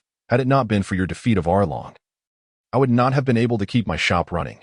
Reis quickly waved his hand. "No need for thanks. Arlong was a villain deserving of his fate." The shopkeeper nodded vigorously in agreement. Reis then explained his purpose, indicating that he needed to purchase some farming tools and household items. The shopkeeper waved his hand grandly, stating that they could take whatever they needed without charge. As a token of gratitude for the hero, Reis, reluctant to take advantage of this generosity, insisted on paying with berries, while the shopkeeper refused, leading to a tug-of-war between the two. Ultimately, Reis abandoned the negotiation, fleeing with his companions to escape the situation. In the following hours, every shopkeeper they encountered was exceedingly enthusiastic, essentially repeating the same process, until Reis found himself pursued by a large crowd intent on gifting him items. With such a throng of people behind him, Reis ultimately had no choice but to graciously accept the goodwill of the residents of Gosa Town, returning home laden with an abundance of goods. As Reis and his entourage made their way back to Kokushiya village, someone remarked, "The people of Gosa Town are truly warm-hearted. They charged us so little for so many items, it seems they barely cover their costs." "That is all thanks to Brother Reis. It's a case of reciprocity. Regardless, saving so much money was indeed a fortunate outcome." Reis, too, felt a sense of joy. Having accumulated a total of 86 bronze treasure chests and 26 silver treasure chests throughout the day, alongside previously opened ones, guaranteeing him 2 ordinary health potions and 1 premium health potion. Trust points, 790. Reis mused. This is the advantage of fame. Around 2 p.m., the group returned to Kokushiya village, only to be met with an atmosphere that felt strikingly different. The joyful ambience had vanished entirely, replaced by an eerie silence. Narang, hearing the commotion, cautiously peeked out from behind a wall. Her bright eyes lit up upon spotting Reis and the others pushing their cart of goods. With a gleam of hope, she dashed towards Reis, exclaiming, "Brother Reis, the Navy is trying to take Nami away. You must hurry and save her." Recognizing her as Mitsui's daughter, Narang, now just 8 years old, Reis's expression shifted at her words. Could it be that Colonel Mouse was involved? He quickly inquired. "What is happening? Where are they now?" Narang, her cheeks flushed and filled with urgency, replied, "Brother Reis, they are at Nami's house. Uncle Ajian and the others have already blocked their way." Reis nodded, a small smile gracing his lips. "Narang, do not worry. Everyone will be all right. I will go now." He turned to the men following him and set off at a brisk pace. The men, without hesitation, dropped their burdens and, with a shout, followed Reis into the fray. Reis moved swiftly, reaching the vicinity of Nami's house within seconds, spotting a standoff between 20 or so Navy personnel and 40 to 50 villagers. Upon closer inspection, he saw Nami being restrained by 2 sailors, positioned at the center of the confrontation. Concerned for her safety, Reis shouted from 50 meters away, "Colonel Mouse, let Nami go." His voice captured the attention of everyone present. The villagers turned to see Reis interrupted in cheers, exclaiming, "Hooray, Reis is back. Nami is saved. Brother Reis, please rescue Nami." In stark contrast, the Navy's response was one of hostility. Colonel Mouse glared at Reis, pondering, "Is this the one who defeated Arlong? Damn it, where will I collect my dues from now on?" In the blink of an eye, Reis closed the 50-meter gap, slowing to a run as he approached to within 20 meters, then stopping at 10. Nami also caught sight of Reis, her beautiful eyes shimmering with hope. Reis positioned himself among the villagers, his gaze fixed on Colonel Mouse, an intangible aura enveloping him. "Colonel Mouse, why are you attempting to capture Nami?" he inquired. Colonel Mouse, with a faint smile, replied, "She is a member of Arlong's crew. Of course she must be apprehended." Ajian, eyes ablaze with fury, retorted, "Nami joined Arlong for a reason. You cannot take her. Why did you not act when Arlong was still alive?" Reis's gaze fell upon a treasure chest held by one of the sailors, and he smirked. "I see you are after the treasure, then." Colonel Mouse, realizing his intentions had been uncovered, scowled darkly. "Regardless, Nami is a pirate. And as a Navy officer, it is my duty to seize her as for those berries. They are ill-gotten gains that must be confiscated." Reis was infuriated. How shameless could one be? He had found the character repugnant in the anime, and to experience it firsthand was unbearable. Just then, a group of young men arrived, joining forces with Reis and glaring fiercely at the Navy. Understanding the situation, they were filled with righteous indignation, unable to fathom that after Arlong's demise, Colonel Mouse had appeared. An impatient youth shouted, "If you wish to take Nami, you must first get past us. Indeed, Nami has suffered enough. She must not be taken away. If you want Nami, you will have to step over my dead body." The villagers grew increasingly vocal, united in their resolve, applying great pressure on the Navy. Colonel Mouse's expression shifted, and he raised his gun towards the villagers, blustering, "Are you obstructing the Navy in the execution of their duties? I have the authority to fire." The villagers stood firm, undeterred. "So what? I am prepared to die for this." Nami, filled with anxiety, cried out, "Everyone, please don't. Arlong is dead. We are living well now. Do not sacrifice yourselves for me." Noki Gao, her voice gentle yet resolute, added, "Nami, you still have your dreams to fulfill. You cannot die."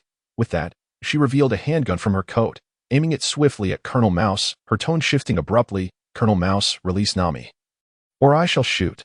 Noki Gao's eyes were icy, exuding a determination that suggested she would not hesitate to sacrifice everything. Ajian, witnessing Noki Gao's decisive stance, found himself momentarily stunned, for she bore an uncanny resemblance to Belle Ri at that moment. The villagers gasped, then rallied behind Noki Gao, chanting, "That's right. Release Nami." Colonel Mouse, taken aback, began to sweat profusely, barking, "If you fire, you will be shot to pieces. Are you not afraid of death?" Noki Gao declared resolutely, "I am not afraid. I am Nami's sister, and I will risk my life to protect her." Nami felt a pang in her heart, tears welling in her eyes as she shouted, "No, Noki Gao, what is a dream compared to you?" Colonel Mouse trembled at the scene, cursing inwardly, "This mad woman, is there truly someone who fears not death?" Reis observed Noki Gao's courageous demeanor with admiration, silently pledging, "Do not worry, Noki Gao, while I am here, you will not perish." After a moment of hesitation, Colonel Mouse weighed his options, ultimately deeming his life more valuable than riches. He waved his hand begrudgingly and ordered, "Let her go." The sailors hesitated for a moment before releasing their hold on Nami. The villagers erupted in cheers. "Noki Gao, well done. Nami, come here." Nami, freed from her constraints, felt a wave of relief wash over her. It was indeed fortuitous that Colonel Mouse had yielded. Thus, everyone would be spared from death. Nami responded affirmatively and sprinted towards the villagers with utmost urgency. At that moment, Colonel Mouse stealthily shifted his position, concealing himself behind a towering marine. The villagers and Noki Gao's attention remained fixated on Nami. Oblivious to the lurking danger, Les narrowed his eyes, discerning Colonel Mouse's intentions. After a moment's contemplation, he refrained from acting immediately, sensing a potential opportunity. Sure enough, Colonel Mouse drew his pistol, aimed at Noki Gao, and without hesitation, pulled the trigger. His hatred for Noki Gao was palpable, for he had thwarted his plans. The villagers posed little threat. A mere volley of bullets could easily dispatch them. With a loud bang, the gun fired. But Noki Gao, quick to react, instinctively squeezed the trigger, only to find Colonel Mouse's figure had vanished, rendering his shot futile. Noki Gao's gaze sharpened. He realized he might not survive this ordeal. His eyes widened, locking onto Nami. As if to engrave her image in his memory, Nami, midway through her run, heard the gunshot. The joy on her face froze. Her heart felt as though a demon were gnawing at it, flooding her with an overwhelming sense of dread. Noki Gao. Nami's mouth opened, yet no sound emerged. Aegean and the other villagers watched in horror. They longed to shield him from the bullet, but in the face of its velocity, they moved as slowly as a turtle. Colonel Mouse's eyes glinted with cruelty. This was the fate of those who opposed him. In the next instant, the bullet struck. Drip, drip, blood gushed forth, splattering onto the ground. Nami cried out. "Less!" The villagers echoed in unison. "Brother Less!" Noki Gao stood frozen, staring at the imposing figure before him. As blood continued to pour from Less's feet, in a moment of desperation, Less positioned himself in front of Noki Gao. "Less, are you all right?" Noki Gao finally snapped back. Rushing to assess Less's wounds, Less pressed his hand against his abdomen, blood seeping through his fingers, his brow furrowed slightly. This level of blood loss was concerning. Noki Gao, gazing at the incessantly bleeding wound, urged anxiously. "Less, you must bandage it quickly. Otherwise, the excessive blood loss could be fatal." Less replied nonchalantly, "Noki Gao, it's nothing but a minor injury. There's no need for concern." Noki Gao, exasperated, retorted, "A minor injury. Do you have any idea how much blood you've lost? Hurry and bandage it." Less stepped forward, then quickened his pace until he charged ahead. "Let me deal with them first, then I'll tend to this wound." Colonel Mouse, astonished that Less could still run vigorously after being shot, was taken aback. His weapon was specially crafted, boasting double the power of an ordinary handgun. Most individuals would have succumbed to a gaping wound in their abdomen by now. Less's eyes narrowed, and in an instant, he closed the 20-meter gap. Seizing Colonel Mouse by the neck as if he were a mere chick, he lifted him high into the air. "Drop your weapon. Your commander is in my grasp. If you wish to see him live, do as I say." The 20-plus Marines exchanged glances, uncertain of how to proceed. Colonel Mouse, struggling for breath, was gripped by terror. What incredible speed was this? Was this the power that had defeated Arlong? Less's gaze hardened, his fingers tightening as he coldly remarked, "Colonel Mouse, it seems your subordinates desire your demise." Colonel Mouse nearly lost consciousness from the constriction, feeling the specter of death encroach upon him. He attempted to speak, but could only plead with his eyes. Less smirked, loosening his grip slightly. Colonel Mouse hurriedly stammered, "Are you trying to get me killed? Lower your weapon." However, he was once again silenced by the pressure. Upon hearing this, the Marines hesitated and reluctantly lowered their guns. Less gestured to Noki Gao, who immediately understood and rushed to collect all the firearms. With a light chuckle, Less tightened his grip once more. "You dare to provoke me, a man who has defeated Arlong? Foolishness." Colonel Mouse's face turned ashen, feeling the weight of impending death once again, and he continuously begged with his eyes. Less tossed Colonel Mouse to the ground, coldly stating, "From now on, you shall labor in Kakisha village for a month as penance before returning." Lying on the ground, Colonel Mouse gasped for fresh air, fear gripping his heart. Upon hearing this, he could not help but smile bitterly, cautiously adding, "Sir, the Navy cannot remain outside for too long. We must return to report. Otherwise, we risk reprimand or even dismissal." Less scoffed, "What concern is that of mine? If you dare flee, I will kill you." Colonel Mouse's expression soured. He dared not speak further. Less continued, "You will obey Uncle Aegean from now on. If he instructs you to go east, you shall not venture west. If he orders you to work, you shall not slack off. Understood? And that goes for all of you." Less turned his gaze towards the Marines. Colonel Mouse could only nod in resignation, and the other Marines remained silent, not daring to voice dissent. At that moment, stripped of their weapons, they resembled toothless tigers, utterly incapable of contending with the villagers wielding hoes. Colonel Mouse indeed resembled a loathsome rat. To kill him would invite a manhunt by the Navy, branding him a pirate. Yet to spare him would be too lenient. Thus, he would be made to work as a means of atonement. Noki Gao rushed over, panic etched on his face as he pressed his hands against Less's wound, blood staining his palms as it continued to flow. Noki Gao shouted urgently, "Doctor, doctor, please come and save Less." Aegean and the other villagers soon caught up, surrounding Less protectively. The doctor pushed through the crowd, peering closely at Less's injury. In an instant, he concluded that the bullet needed to be extracted immediately, followed by bandaging to prevent further blood loss. He commanded, "Quickly, lift him into the house. I need to treat him at once. Otherwise, his life is at stake." Upon hearing this, the villagers hurriedly lifted Les and made their way to Nami's home. Les forced a smile. Although his injury was severe, his physical constitution was excellent, and the situation was not as dire as the doctor suggested. The villagers, in a frenzy, carried Les into Noki Gao's room, laying him flat on the bed. The small room soon became crowded with people. The doctor frowned, raising his voice. "Everyone, please step outside. Your presence here only deteriorates the air quality." Complying, the crowd exited the room. The men outside, upon seeing the Marines and Colonel Mouse, were instantly filled with rage and charged at them, launching a barrage of blows. The Marines dared not retaliate, merely covering their heads and enduring the assault.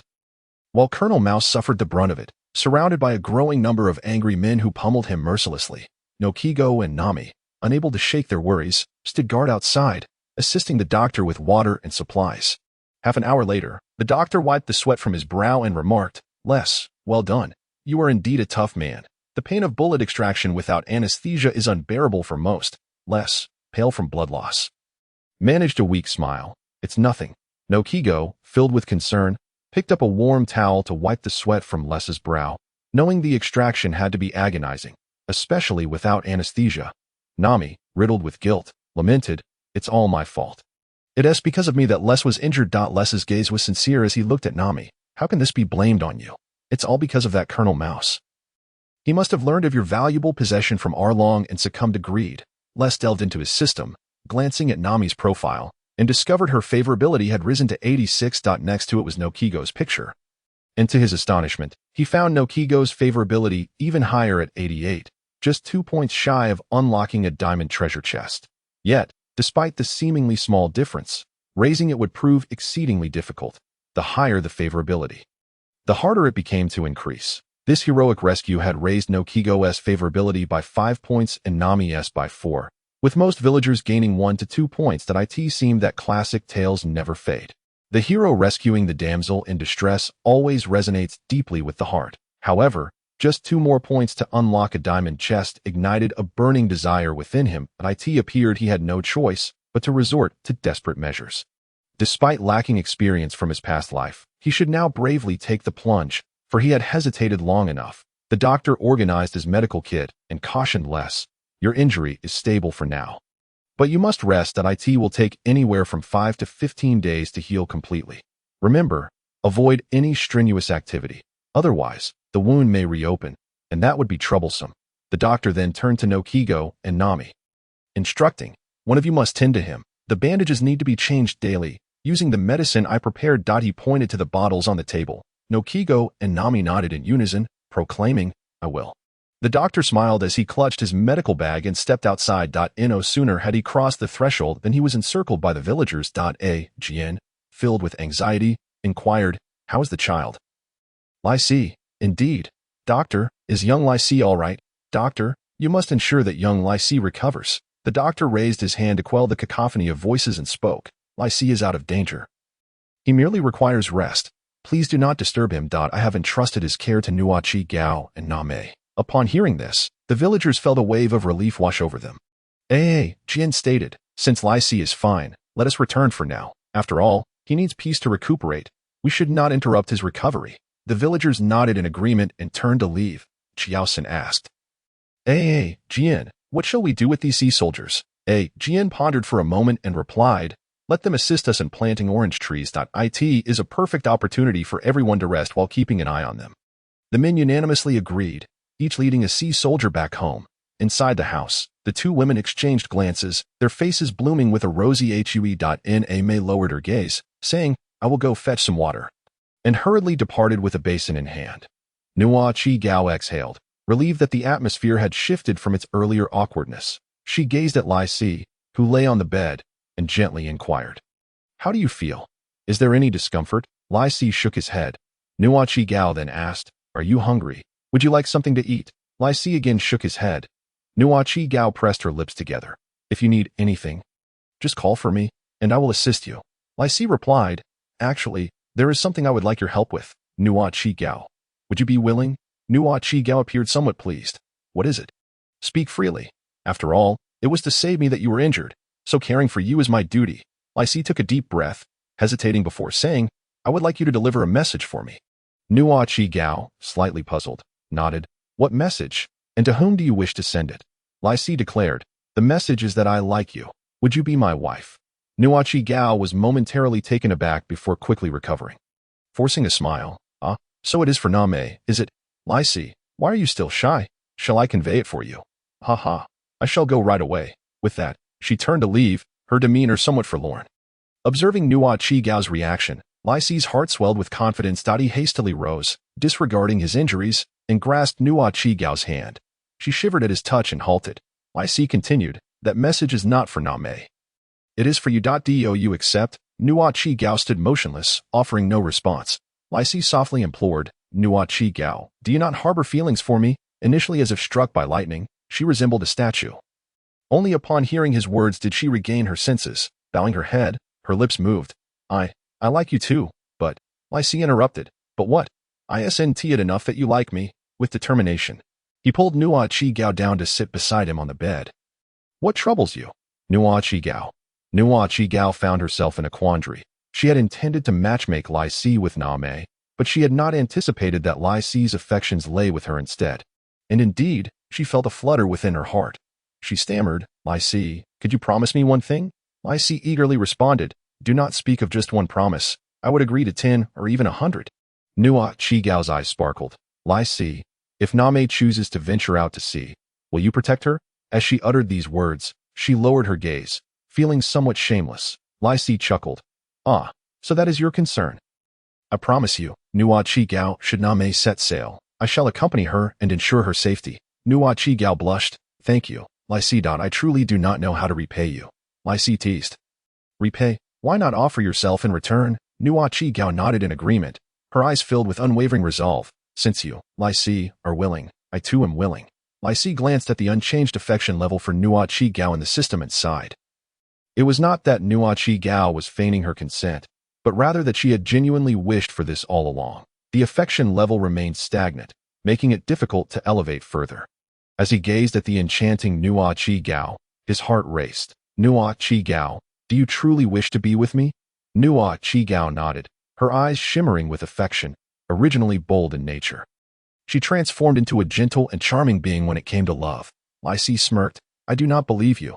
Unless Noki Gao kisses me, I shall require proof. Noki Gao gasped. Feeling bashful, yet she soon nodded, her bright eyes locked onto Reis's. Hesitating for a moment, she leaned in, preparing to kiss him. Reis, watching the beauty draw nearer, felt a surge of excitement, his heart racing. Was he truly about to lose his first kiss? Noki Gao, too, felt her heart quickening, her cheeks flushed, seeing Reis gaze at her intently. She closed her eyes and pressed her lips to his. Sweetness and softness enveloped them. Their lips met only briefly before parting, leaving Reis yearning for more as he licked his lips. Noki Gao, brushing her hair back, blushed as if intoxicated, recognizing her embarrassment. Reis understood that she needed time to adjust. He cleared his throat. Noki Gao, I find myself somewhat hungry. Noki Gao, her cheeks still flushed, sprang to her feet and hurriedly exited, exclaiming, I will prepare you a meal. Upon seeing Noki Gao emerge, Nami, who had been stealthily observing from the doorway, was startled and quickly approached the hall, feigning a return. Noki Gao, feeling both shy and elated, failed to notice Nami's presence. She dedicated herself to cooking. Nami, witnessing the unfolding scene within the room, felt uncertain about how to interact with Reis, so she opted to assist Noki Gao instead. The sun cast its final rays as night descended. To care for Reis, Noki Gao intentionally brought the meal to his room. Dinner consisted of a mysterious beast thigh, which Noki Gao had sliced into small pieces and seasoned to perfection. Making it appear utterly delectable, Noki Gao speared a piece of meat and brought it to her lips, gently blowing on it before offering it to Reis. He eagerly bit into the roasted meat. Savoring its juicy flavor, a delightful blend of fat and lean, tender and delectable. After a few bites, he exclaimed, Noki Gao, this roasted meat is truly exquisite. Whoever marries you will be immensely fortunate. How fortunate I am. Noki Gao chuckled at his exaggeration, presenting another piece of roasted meat. All right, Eat up. Lai Si chewed thoughtfully, shaking his head in delight. Delicious. This delicacy ought to be found in heaven. It is seldom tasted on earth. Noki Gao, amused by Lai Si's dramatic flair, giggled. You are being too dramatic. It cannot be that good. May, sitting nearby, felt inexplicably miffed as she witnessed the two enjoying each other's company in a fit of frustration. She swept her plate aside, devouring the contents in one go, and declared, I'm going for a walk. May briskly exited the room, walking along the moonlit path, her heart simmering with indignation. That wretched Noki Gao.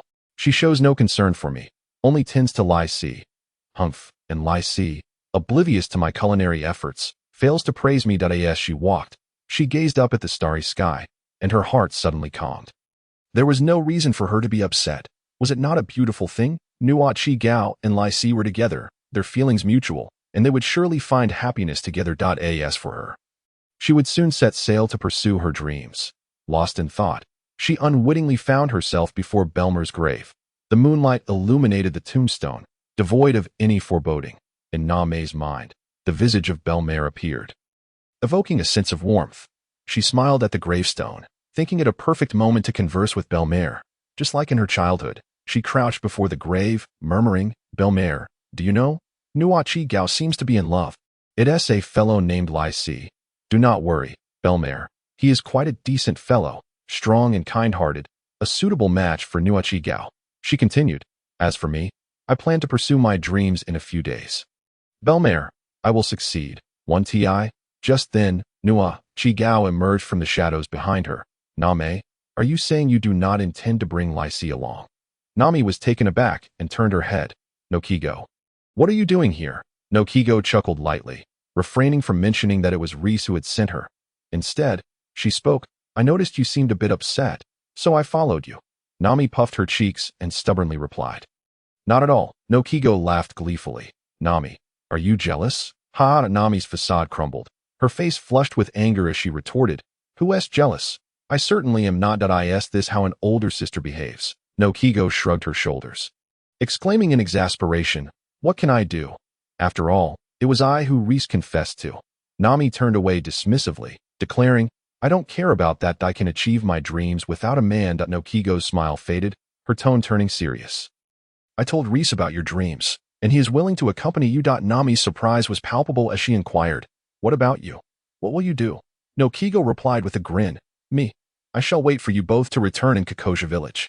Nami snapped, Noki Gao, you are quite bold. Aren't you afraid I might steal him away? Noki Gao smiled, Not at all. Nami crossed her arms in frustration, exclaiming, I don't want your help. I can go on my own. Reis should stay with you. The lonely one. Noki Gao sighed, Nami, do you have any idea how shameless I had to be to make that request to Reis? Can't you let me have a moment of peace? Nami rose to her feet, declaring, I don't need your concern. This is my own affair. With that, she stormed off in a huff. Noki Gao's expression turned dejected, worry flickering in her eyes. Nami. The two women returned home in silence. Reis had gone to bed early and was oblivious to the tension between them. It was only when the sun was high in the sky that Reis slowly awoke. As he attempted to rise, a sharp pain shot through his abdomen. He frowned but found the discomfort manageable. Clearly, Reis was recovering much more swiftly than the doctor had anticipated. Gritting his teeth against the pain, he got out of bed and opened the door, only to find the hall empty and the sunlight outside rather blinding. Just then, Noki Gao walked in from outside, carrying a basket of oranges. Upon seeing Reis in the hall, she paused momentarily, dropped the basket, and rushed toward him, disregarding the oranges that scattered across the floor. Reis, how did you get out of bed? Didn't the doctor say you should rest? Noki Gao's voice was tinged with urgency and a hint of reproach. She supported Reis as they made their way back inside. Reis chuckled wryly. Noki Gao, you underestimate me. I am the man who defeated Eren, not some fragile being. Noki Gao remained anxious, insisting, You are injured. Just rest well. If anything comes up, call for me. She led him back to the room, and after sitting on the bed, he acquiesced. All right. Just bring me something to eat first. Noki Gao shot him an exasperated glance before hurriedly bringing in a bowl of pork noodle soup for him. Reis devoured it in a few bites, praising Noki Gao's culinary skills. Noki Gao squinted with satisfaction. After consuming 3 large bowls, Reis let out a contented sigh. Noki Gao sat beside him, tilting her head to watch him eat. Upon seeing him finish another bowl, she asked, Would you like another? Reis patted his belly and shook his head. If I eat any more, I might burst. Noki Gao, I need to step out for a bit. Noki Gao's smile faded, her expression darkening. You are not allowed to go. Reis, taken aback by her fierce demeanor, chuckled awkwardly. Noki Gao, I have something very important to attend to. Noki Gao's face turned cold. Your most important task is to recover your health. Reis sighed. I need to ask Xiao Ba where Eren has hidden everyone's money. It's crucial. Noki Gao shook her head. I will go ask for you. You stay here and rest. Reis protested. My injuries are nearly healed. I can move around without issue. Truly. Seeing Reis's determination, Noki Gao relented. Fine, but I shall accompany you. Reis nodded with a smile. That sounds great. The two made their way to Xiao Ba's location, at the former residence of the Pai brothers. Keeping Xiao Ba tied up beneath a tree was not a sustainable solution, so they decided to relocate him. Along the way, they encountered several villagers who expressed concern for Reis's health, and the pair had to use a fair amount of persuasion to appease them. Xiao Ba remained bound to a large pillar when they entered the room. Reis, you're back again, Xiao Ba said dully. Reis nodded, his expression serious. Xiao Ba, do you know that the residents on the island are currently struggling? Xiao Ba hung his head, showing no reaction. Reis continued, do you understand why? It's all because of Eren. This is entirely his fault. Unable to contain himself, Xiao Ba retorted, what does this have to do with brother Eren? Reis's eyes blazed with fury. How can it not? For years, Eren has oppressed everyone, draining their savings. Now, the residents are living in poverty, all thanks to him. Xiao Ba fell silent, knowing this was an undeniable truth with no room for argument. Xiao Ba, don't you feel ashamed? Because of your selfishness, refusing to reveal the location of the buried money. Everyone is suffering. Can you truly bear this? Are you the sort of person who disregards the greater good for personal vendettas? Xiao Ba opened his mouth, eyes flickering. Of course not. Reis pressed. If that is the case, you should tell me the location, so our personal grievances do not affect the entire island. Taking a deep breath, Xiao Ba contemplated for a moment before solemnly replying. All right, I will tell you where brother Eren buried the money. It's under the 5th tile in the 2nd row of the left swimming pool. Reis exhaled in relief, finally getting Xiao Ba to speak. The dire situation of the residents had stirred a sense of guilt in Xiao Ba, igniting a desire to make amends, proving that his conscience was not entirely lost. After obtaining the location, Reis took Noki Gao to Eren's amusement park. According to Xiao Ba's information, they retrieved all of Eren's funds. After counting meticulously, Noki Gao was shocked to discover the sum amounted to 2,350,000,000 berries, an astronomical figure. Reis, however, was not surprised. A single Kakoja village contributed approximately 3.5 million berries to Eren each month, totaling around 42 million berries a year. Over 8 years, that amounted to 336 million berries. Not to mention, Eren had 20 similar towns, making the total wealth he extorted truly staggering. After all these years, having over 2 billion berries left was still quite remarkable. The two placed the more than 2 billion berries into a chest and pushed it away with a small cart. Reis did not intend to keep this fortune for himself. He had other plans for it. Upon returning to Xiao Ba, Reis said, Xiao Ba, thank you for your information. I have retrieved Eren's berries. This will help the residents live better. Xiao Ba replied flatly, his eyes downcast. It's merely helping brother Eren pay off some debts. With a smile, Reis drew a gleaming knife, its edge sharp and glinting ominously. Xiao Ba, since that is the case. Then you shall. Reis raised the knife toward Xiao Ba. Seeing the knife glinting menacingly, Xiao Ba swallowed hard, his face reflecting a calm acceptance of death. Noki Gao tugged at Reis's sleeve, unable to bear it. Reis swung the knife down, uttering the final words, let us go. Noki Gao closed her eyes, unable to watch. To her, while Xiao Ba had aided the oppressor, he had never bullied the villagers. His crimes did not warrant death. The cold blade flashed, severing the ropes that bound Xiao Ba. Confused, Xiao Ba opened his eyes and looked at Reis, bewildered as to why he had spared him. Reis chuckled softly. Xiao Ba, though you are a fisherman, you have treated others kindly. Now, with your act of redemption, I shall set you free. You may leave, or seek revenge on me, as you desire. Xiao Ba stood up, gazing deeply at Reis. In that moment, he had matured significantly. Reis, I know I cannot defeat you now. Once I return to Fishman Island and find Jinbei, training in martial arts until I am powerful, I will come for you. Xiao Ba resolved to abandon the knife and learn Fishman karate instead. Reis smiled. Very well. I shall await your return. Xiao Ba received the answer, raised his head proudly, and walked out of the house, the sunlight bathing him as if he had been reborn. Thus, Xiao Ba departed from Kiki Xia village. Leaving behind the East Sea, and set forth towards the Grand Line. By noon, the two returned home. Upon seeing them return together, Nami inquired, "Where have you two been all morning?" Reis chuckled, "Nami, do you have any idea how much Arlong has hoarded?" Nami's eyes sparkled with excitement at the mention of money. "Arlong? How could I forget? He has been squeezing us for so long. He must have a fortune in berries." Reis pulled out a chair and sat down. "Indeed. Nami, take a guess at how many berries Arlong possesses." Nami, filled with enthusiasm, exclaimed, 500 million berries. Reis shook his head. "Guess again." Nami persisted, 1 billion berries. Reis again shook his head. "Noki Gao, why don't you tell Nami?" Noki Gao, unable to contain his excitement, exclaimed, "A staggering 2,350 million berries." Nami's eyes seemed to glimmer as she leaned closer to Noki Gao, shaking him in delight. "Noki Gao, where is it? Where is it?" Noki Gao, feeling dizzy from Nami's enthusiasm, pressed her down gently. "Reis and I have already brought back 2 billion berries. It's on the cart outside." With a shriek of joy, Nami dashed out the door. Noki Gao shook his head with a wry smile. Perhaps years of valuing berries had made Nami accustomed to such excitement.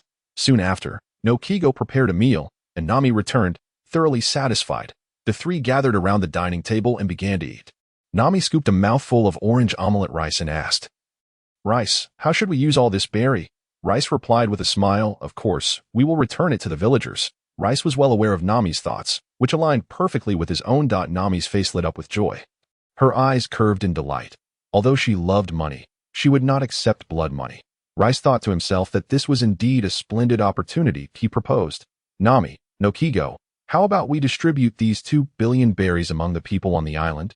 Both Nami and Noki Gao readily agreed, secretly admiring Reis's selflessness. Reis had his own calculations. Over 2 billion berries was indeed a substantial sum, enough for a lifetime of expenses. However, what good was it if it could not make Reis stronger? In the world of One Piece, strength was paramount. Now that Reis possessed a system, it was undoubtedly the wisest choice to exchange over 2 billion berries for the goodwill of everyone on the island. Reis declared, "Today, let us first distribute the berries in our village." Noki Gao nodded in agreement, but then posed a dilemma. How much should we give everyone? Arlong has already spent a portion of the money. It would be impossible to return the full amount. Nami furrowed her brow. "We need an account book for that." "Reis, do you have one?" Reis, meticulous in his planning, had already anticipated this issue and had procured the account books from all the villages. He replied, "I have it in my room." Nami nodded. "Then let us retrieve it after we finish our meal." The three quickly finished their meal and went to Reis's small house to fetch the account book. Nami scrutinized it carefully. There were a total of 1,450 people on the island, and based on the total of 2,350 million berries, each person would receive approximately 162 million berries. Having calculated the amounts, the three gathered the villagers and prepared to distribute the berries publicly in front of Nami's home, at Ain Kikishia village. The villagers, hearing that Reis had discovered Arlong's treasure, flocked together. "Ha! Reis is truly remarkable. He managed to find the treasure that Arlong hid. Indeed, he is still thinking of us. If you ask me, Reis doesn't even need to share it with us. After all, he defeated Arlong. We have no way to repay him, so let these berries be our small token of gratitude." "Ha! I've heard there's quite a lot of berries. You don't need it. I still want to improve my life." The villagers murmured amongst themselves, lining up in an orderly fashion. Reis raised his hand to quiet them, saying, "Everyone, please settle down and listen to me for a moment." The villagers instantly fell silent, demonstrating Reis's authority. Reis continued, "I have found a total of 2,350 million berries, but we cannot distribute all of it to our village at this point." The villagers gasped in astonishment, surprised by the sheer amount of berries. They did not contest Reis's statement about not being able to distribute all the berries. Reis went on, "I checked Arlong's account book. There are 1,450 people on our island, and if we divide it equally, each person will receive 1.62 million berries." The villagers nodded slightly. They were not selfish individuals, and they understood that there were also the hard-earned contributions of residents from other towns involved, so they had no objections. Reis smiled and announced, "All right, let us begin. When I call your name, please come forward to collect your berries." Kate, Nami, and Noki Gao had already prepared a portion of 1.62 million berries to hand over to Kate. Reis called names one by one, and one by one, the villagers came up to receive their berries. Soon, everyone had collected their share, radiant smiles lighting their faces. Previously, They had each received around 1 million berries. So this meant they had regained half of their savings accumulated over the past 8 years. Reis delved into the system, discovering that the goodwill of most villagers had not changed significantly. While a small number had increased by a point or two, Reis was not surprised. Their initial goodwill had already been quite high, making it difficult to improve further. Reis was particularly eager to see how the residents of other towns would respond. As their liberator, Reis was also bringing them much-needed berries. He wondered how high their goodwill would rise. After all this commotion, it was already afternoon, and Reis decided against visiting other towns. He walked to the seaside. With Noki Gao closely following him, Reis took out a grilled fish, intending to bond with Mo. However, after a considerable wait, Mo still did not show up. Noki Gao, puzzled, asked, "Reis, why are you holding on to that grilled fish?" Reis gazed out at the sea. "It's for a friend. Perhaps he is busy today. Let us return for now." That evening, Nami's home was brightly lit. Suddenly, Nami felt a strong urge to go out to sea. Furrowing her brow, she contemplated but ultimately decided to follow her heart. Setting sail to fulfill her dreams, suddenly, she thought of Reis and Noki Gao, sighing, wondering how she could persuade Noki Gao. Reis lay on the bed, hands behind his head, watching as Noki Gao cautiously unwrapped the bandages. Reis chuckled. "Noki Gao, feel free to unwrap them." Noki Gao's melodious voice replied, "No way. What if the wound opens up again?" Reis fell silent, admiring Noki Gao's beauty. Her delicate nose, rosy and full lips, long eyelashes, and captivating eyes radiating a gentle sheen. Her earnest demeanor was truly enchanting.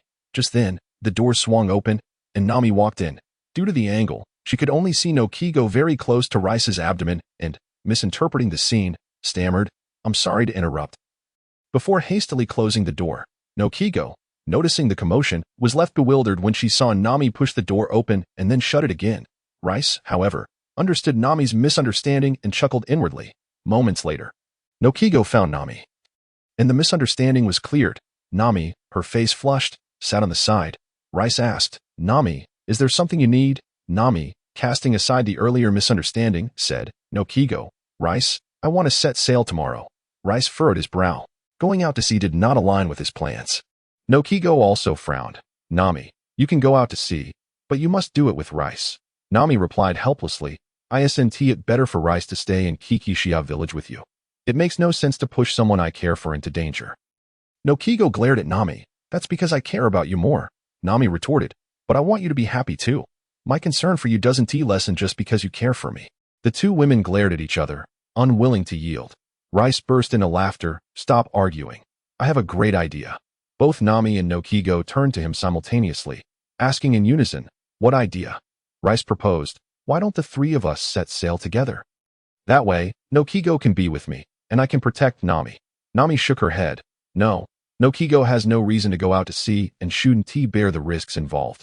With a chuckle, Noki expressed Noki Gao's innermost thoughts. "Reason, Nami. The reason is that Noki Gao asked you to fulfill your dreams.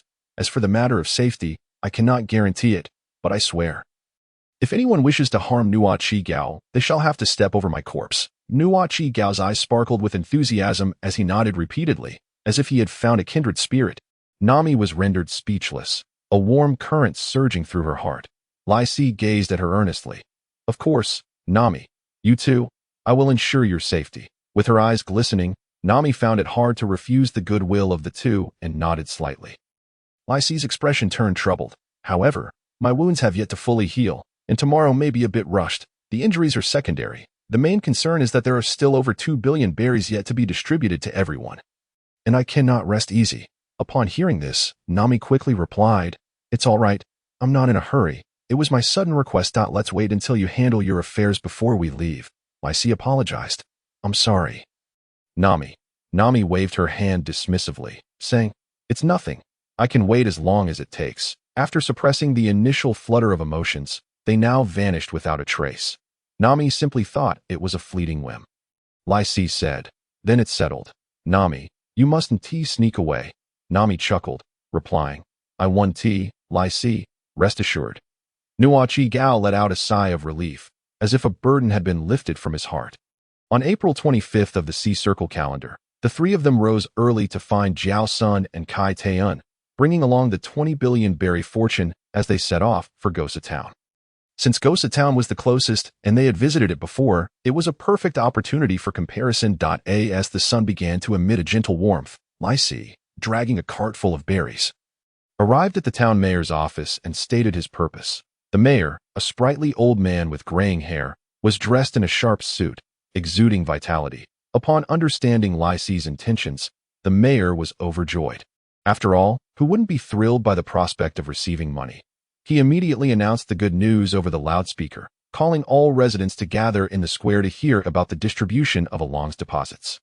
Reis stood on a raised platform in the square, observing as the crowd gradually assembled. Entering his system, Reis continuously collected bronze treasure chests. As time passed, the residents quickly gathered, standing in a loose formation.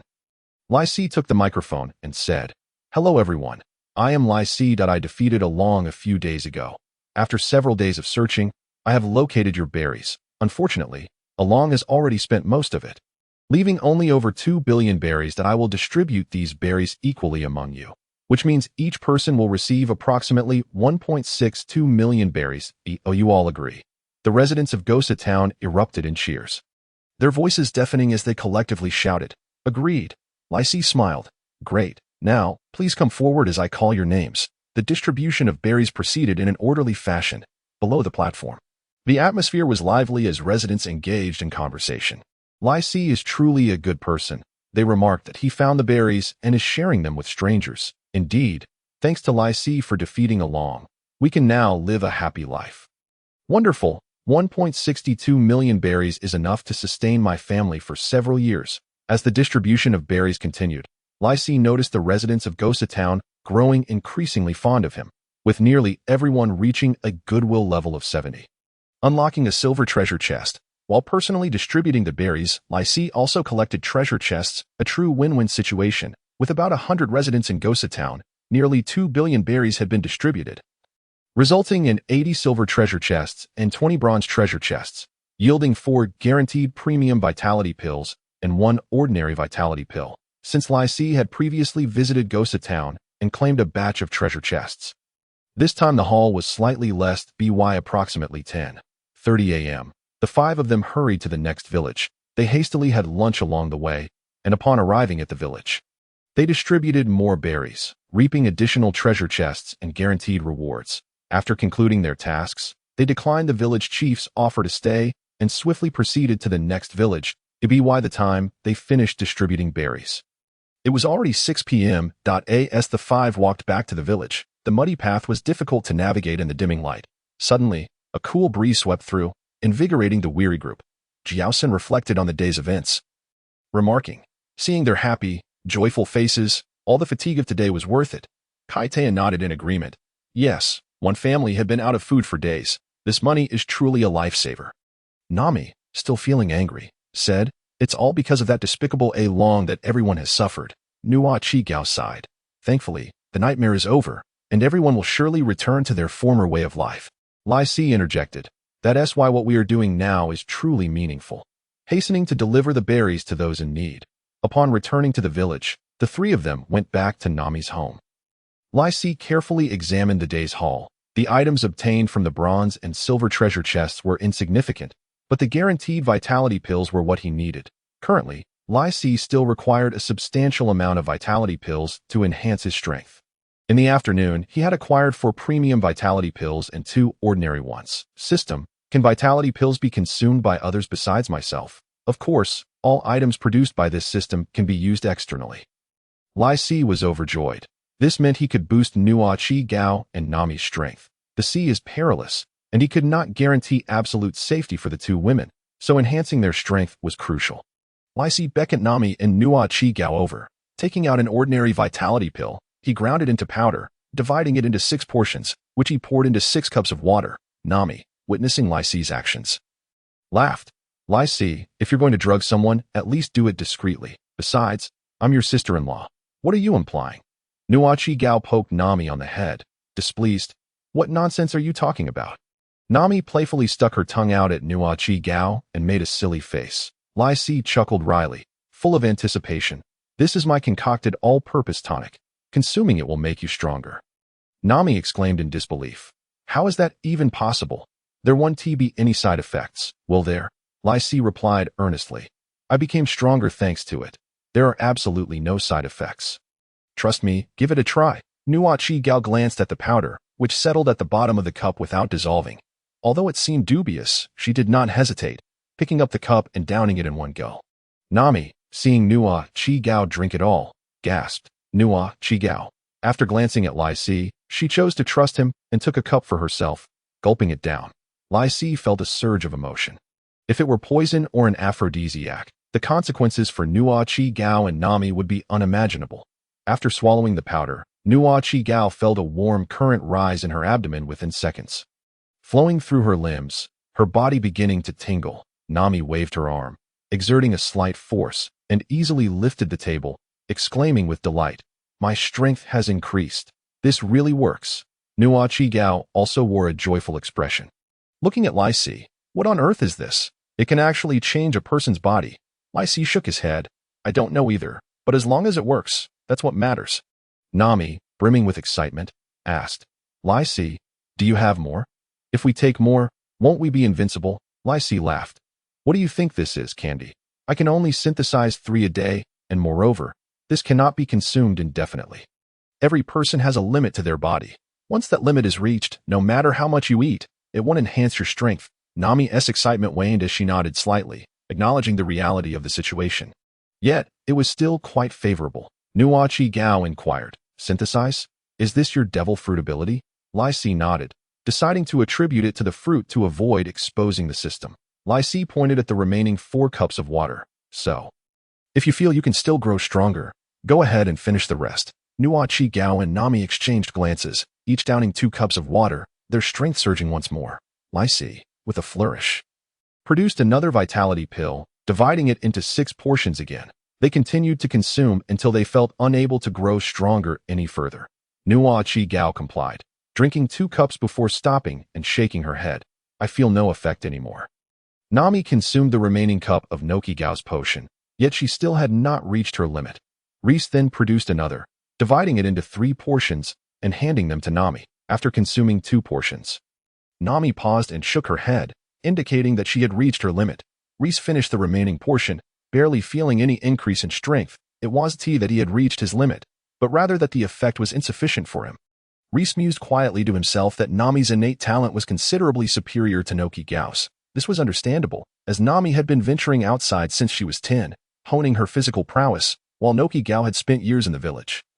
Thus her potential was inherently greater. Reis stretched lazily and remarked, Noki Gao, could you assist me in changing my bandages? After gaining strength, Noki Gao was in high spirits, nodding with a smile as she fetched the medical kit. Reis entered Noki Gao's room and lay down on the bed. To be honest, Reis felt his injury had nearly healed. By noon, he had already ceased to feel any pain. This was a stark contrast to the doctor's estimations, revealing the physician's lack of understanding regarding Reis's vitality. With Reis's current physical resilience, minor injuries healed within a day, while more severe ones took 2 days. Noki Gao entered, placing the medical kit beside the bed, and began to unwrap the bandages. Nami sat nearby, resting her chin on her hand, observing with keen interest. Noki Gao lifted Reis's shirt, revealing a layer of white bandages. With deft hands, she gently untied the knots and gradually peeled away the bandages, exposing Reis's firm, well-defined abdominal muscles. Noki Gao was somewhat astonished to see that Reis's abdominal wound had completely scabbed over, seemingly healed. Reis glanced at his injury and confirmed that it indeed had scabbed. Turning to Noki Gao, he said, It appears my injury has healed. Perhaps we needn't apply any medicine today. Noki Gao pondered for a moment before nodding in agreement. Having experienced the potency of the blood-replenishing pill, she realized that Reis could not be judged by ordinary standards. Reis pulled down his shirt to cover his 8-pack abs, placing his hands behind his back. That it's getting late. Everyone should retire for the night. Nami frowned, expressing her discontent. Reis, how can you be sleeping in Noki Gao's bed when your injuries are healed? You should return home. Reis shot her a glare. What's the matter with me sleeping here with Noki Gao? There's nothing wrong with that. It's perfectly acceptable for her to share a bed with me. Wouldn't you agree? He turned to Noki Gao. Noki Gao's cheeks turned slightly red, and she lowered her head. Murmuring in agreement, Nami rolled her eyes in exasperation, stopping her foot as she stood up to leave, muttering under her breath about Noki Gao being lovesick. Hearing the commotion, Noki Gao looked up to find that Nami had already departed. After a moment of hesitation, she rose and walked to the door. Suddenly, Noki Gao halted, her fingers trembling slightly as she closed the door. Leaning against it, she cast her gaze downward at her toes. Her cheeks flushed. Reis, observing Noki Gao's action, looked at her with curiosity. Noki Gao, still avoiding eye contact, spoke nervously. Reis, may I stay here tonight? Reis detected the underlying implication in her words and, seeing her crimson cheeks, felt his heart skip a beat. Noki Gao, are you serious? Noki Gao took a deep breath, revealing her true feelings. I love you, Reis. From the moment you shielded me from that bullet, I fell for you. Let us be together tonight. From now on, I belong solely to you. Reis was momentarily taken aback by Noki Gao's confession. Really? Noki Gao's voice dropped even lower, her shyness intensifying. Of course it's true. Do you still doubt my feelings? Reis quickly shook his head. Given Noki Gao's boldness, he felt he could no longer remain indifferent that he approached her and gently embraced her, whispering, I love you too, Noki Gao. Feeling the warmth of Noki Gao's flushed cheeks against his chest, Reis felt a fire igniting within him. Gazing at her slightly trembling, rosy lips, he leaned down and kissed her. Noki Gao was inexperienced and still quite nervous. But she resolved to become Reis's wife, surrendering herself to him and gradually growing more accustomed to the experience. As they kissed, they unknowingly fell onto the bed. That night marked Reis's first farewell to the realm of the extraordinary. An hour later, amidst the howling wind and torrential rain, Noki Gao's voice, laced with a hint of enchanting allure, asked, Am I now your wife? Reis embraced her, affirming, Indeed, you are. Henceforth, I shall be your husband. Noki Gao sweetly responded with a soft tightening her grip around Reis. Reis smiled and inquired with genuine concern, Are you tired? Noki Gao's eyes sparkled with warmth. I haven't done anything, so I shouldn't be tired, but I feel weak and soft all over. Devoid of any strength, Reis then asked, How do you feel? Is it still frightening? Noki Gao contemplated for a moment, her cheeks reddening as she replied, It's all right. As long as you're comfortable, that's all that matters. You are exceedingly gentle and considerate. Reis chuckled. I isn't that what a wife is supposed to be. Noki Gao replied with utmost conviction. Reis, feeling satisfied, remarked, Indeed, having a wife like you, what more could a husband desire? With his thoughts drifting into the system, Reis glanced at Noki Gao's photo, eagerly anticipating the affection level beside it. To his astonishment, it had reached 91, heralding the birth of Reis's first diamond treasure chest. Overwhelmed with excitement, he clicked to claim it without hesitation and chose to open it immediately. A dazzling light flickered, revealing a peculiar fruit adorned with strange patterns, its exterior resembling a pineapple, yet shaped like an apple. Congratulations, host, you have obtained a legendary treasure, the perception fruit. Reis eagerly engaged with the fruit mentally, revealing its details. The perception fruit belonged to the paramecia category, granting the user enhanced senses. Reis was ecstatic. This fruit was akin to a radar detection device. Imagine a battle where one side possesses the perception fruit, allowing them to anticipate the opponent's movements, thus altering their strategy. Whether to fight or flee would be entirely at their discretion. However, despite the fruit's allure, Reis had no intention of consuming it. While eating a devil fruit granted unimaginable powers, it came with a grave disadvantage: the inability to swim and susceptibility to sea stone. Reis chuckled. Although he could not eat it, this divine fruit should not go to waste. Since it had manifested in Noki Gao, it was only fitting that she consume it. Returning to reality, Reis gently stroked Noki Gao's hair. Noticing that she had fallen into a deep slumber, he sighed, recognizing that revealing the fruit now would be complicated. He would find an opportunity to share it with Noki Gao tomorrow. With that thought, Reis drifted off to sleep. As dawn broke and the sun began to rise, Nami awoke, rubbing her eyes and throwing back the covers to reveal her pristine, supple form. She gazed at the softly glowing sun, slowly ascending, filling her with vitality and lifting her spirits, brimming with boundless hope.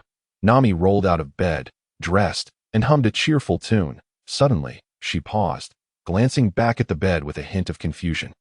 Where's Noki Gao? Opening the door, Nami fixed her eyes on Reis's room. With a soft click, the door opened slightly, revealing Noki Gao, who peeked out from behind the door, surveying the hall. Suddenly, her gaze locked onto Nami. With hands on her hips, Nami exclaimed, Noki Gao, how could you emerge from Reis's room? Noki Gao replied with a pitiful expression, I simply couldn't get used to your bed. Nami, exasperated, retorted, Noki Gao, you aren't actually. Noki Gao lowered her head, bracing for a reprimand. However, a sudden realization struck her. She was Reis's wife. Wasn't it perfectly normal to share such intimacy? Moreover, as Nami's elder sister, how could she allow her to chastise her with this newfound confidence? Noki Gao opened the door wide, walking out with her head held high. As she walked, she declared, I am Reis's wife. I assent it entirely normal for us to share a room. Nami found herself momentarily speechless, stamping her foot in frustration, yet unable to counter.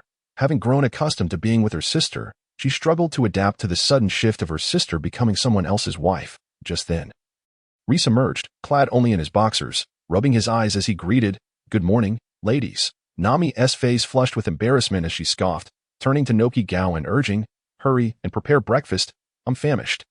Noki cast a fleeting glance at Reis's physique before hastily turning to prepare a meal. After the three had finished dining, Kate and Josen arrived. The five of them readied themselves and set forth towards a village.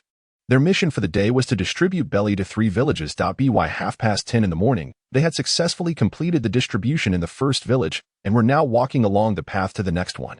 Flanking the road, lush trees flourished on either side, their verdant foliage exuding vitality. To the right ahead lay an apple orchard, where plump, crimson apples hung from the branches, swaying gently in the breeze. Reis's eyes sparkled with excitement. This was an opportune moment. He turned to his companions and said, I'm feeling a bit thirsty. Let us pick some apples. Would you like some?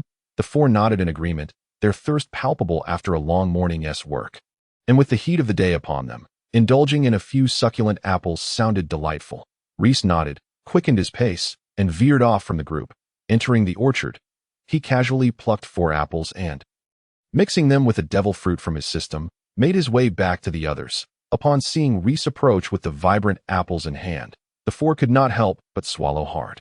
Reis distributed ordinary apples to Nami, Triss, and Josen, but handed a striped devil fruit to Noki. Noki gazed curiously at the apple-like fruit in her hand, although it was red and comparable in size to an apple. Its skin bore a resemblance to that of a pineapple. Reis winked at Noki and cheerfully urged, Go on, Noki, eat it. Trusting Reis, Noki took a bold bite, only to be met with what felt like the most unpalatable food on earth. Bitterness, spiciness, sourness, and saltiness assaulted her taste buds all at once. Just as she was on the verge of spitting it out, Reis implored, Noki, swallow it. It will grant you incredible power. Noki fought against her nausea and swallowed the pulp. Nami, observing the fruit in Noki's hand, was struck with astonishment, sensing it was no ordinary item. Once Noki took a bite, she felt a mysterious power within her, realizing she could harness the abilities of the devil fruit. Noki activated her newfound power, enhancing her vision, and suddenly her surroundings became crystal clear. She spotted a distant insect, its wings sharply defined. Noki was taken aback and amplified her hearing, only to be inundated with a myriad of sounds, so many yet distinct. The sound of earthworms burrowing through the soil, the gentle babbling of a brook. Her eyes sparkled as she turned to Reis. Reis offered a slight smile. So, Noki, how does it feel? Is this indeed a devil fruit? Noki nodded enthusiastically, exclaiming, I can see far and hear the faintest of sounds. I believe I can even detect subtle scents. It tells me this is a perception fruit. Nami gasped, I can't believe there's a devil fruit here. Noki, you are incredibly fortunate. Kate and Josen echoed their astonishment and envy. Reis feigned ignorance. I noticed this fruit looked peculiar, so I picked it. I thought perhaps it was a devil fruit, but I never expected it to truly be one. Overjoyed, Noki embraced Reis's arm, standing on tiptoe to plant a kiss on his cheek. Reis, captivated by Noki's charming demeanor, couldn't resist kissing her forehead in return. Nami watched the closeness between Reis and Noki with a smile, though her eyes betrayed a hint of melancholy. After this interlude, the 5 resumed their journey, soon arriving at the next village to distribute belly to the villagers. As time flowed steadily, evening approached, marking the end of their day's endeavors, and they returned home. Reis naturally made his way to Nami's house, having grown accustomed to sleeping on Noki's fragrant bed. Following dinner, the 3 gathered to explore Noki's new abilities. Noki eagerly experimented with her powers, amplifying one or multiple senses, thoroughly enjoying herself. Reis inquired, Noki, can you enhance my senses? Noki pondered for a moment, her hand brushing against Reis's ear, then shook her head. I can't. I sense a formidable barrier. Reis nodded in disappointment, contemplating the reason. Perhaps Noki had yet to fully develop her abilities, or she simply couldn't enhance another S perception. If it were possible. Not only would Reis' detection capabilities soar, but Noki could also gain a means to combat foes by amplifying their pain, causing even a slight scratch to inflict unbearable agony. Unwilling to give up, Nami urged, "Noki, try it on me." Noki complied, placing her hand on Nami's ear. In the next moment, Noki stared at Nami in astonishment because it had worked. Nami's eyes were wide with wonder as her hearing intensified several-fold. "A truly marvelous sensation," Nami exclaimed. "Noki, I can hear." Noki nodded in delight, sharing in the joy. Subsequently, Noki tested Nami's eyes, nose, tongue, and tactile senses, bringing forth a cacophony of reactions from Nami, screams of excitement followed by moments of rapt attention. Her eyes shimmering with delight as she reveled in Noki's joy. Only Reis felt disheartened, pondering why he alone could not partake in the enhancement. What set him apart from Nami? A sudden realization struck him. The most significant difference between him and Nami lay in their strengths. The disparity was more than tenfold. Reflecting on Noki's earlier words, he understood that a formidable barrier was hindering her ability. This made perfect sense. Reis' power was too great, while Noki's fruit abilities were relatively weak, preventing her from enhancing him. In contrast, Nami's strength was comparable to Noki's, allowing for mutual influence. With this insight, Reis began to anticipate Noki's potential that if she could eventually amplify another S pain perception, it would be an immense advantage. The two continued to play until Noki's energy was depleted. As night fell, Reis glanced at Noki, winked, and then retreated to his room. Noki understood his implication, her face flushing crimson. The taste of the previous night lingered enticingly in Reis' mind. Noki, blushing deeply, followed closely behind.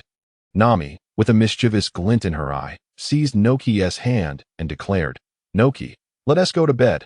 Noki, feeling shy, attempted to resist, but Nami's grip was firm, making escape impossible. Sensing Noki's slight struggle, Nami released her hold, feigning tears. Sister may have found a new love and no longer needs her little sister. Noki sighed in resignation, wrapping her arms around Nami, acknowledging that she had indeed neglected her of late, and cast an apologetic glance at Reis. Reis gritted his teeth, vowing that one day, Noki would find herself in his bed. Nami led Noki into the room, and as they entered, Noki turned back to stick her tongue out at Reis. Reis fumed, realizing he must act swiftly to win her over. The three settled down to sleep, the two girls whispering secrets, while Reis, lacking the company of a fair maiden, forced himself to slumber. In the following 5 days, Reis guided the four through every village on the island, distributing a total of 2 billion belly. During this time, Nami consistently schemed to prevent any intimacy between Reis and Nakai. It was only 2 days prior that Reis finally found a chance to steal a kiss. Within the system, he had accumulated 50 premium chi blood pills and 20 ordinary ones. Reis consumed a total of 65, one each day, amplifying his strength several-fold. He could now easily subdue Arlong with a single hand. Reis sensed that his power could still be further enhanced through the chi blood pills, but he reserved the remaining 5 premium pills for Noki and Nami. Having completed the distribution of belly and collected the treasure, Reis found his days growing dull. He spent his time performing good deeds to maintain his persona, amusing himself by teasing Captain Mouse, engaging in clever banter with Nami, and enjoying tender moments with Noki. The days passed in a tranquil yet fulfilling manner, a leisurely rhythm to life that continued on. One afternoon, as Reis lay comfortably in a field, inhaling the fragrant air of nature and gazing at the enchanting figures of the two girls in the distance, he felt utterly at ease. Suddenly, a bounty notice drifted down from the sky. Curious, he leaped up to grasp the notice. Upon seeing the figure depicted, his eyes widened in disbelief as he stared incredulously. Moments later, he resigned himself to reality. Prominently displayed above was the visage of Monkey D. Luffy, with a bounty of 30 million berries. Reis was taken aback.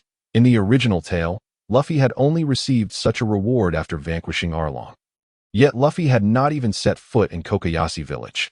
How could he have defeated Arlong and amassed a bounty of 30 million berries? As it was already May 15th, Luffy should have arrived by now. Could it be that Reis harbored a dreadful suspicion? Perhaps his interference had thwarted Nami's journey, preventing her from encountering Luffy, and thus Luffy had not come to Kokoyashi village. With a sigh, Reis felt relieved that he had a contingency plan.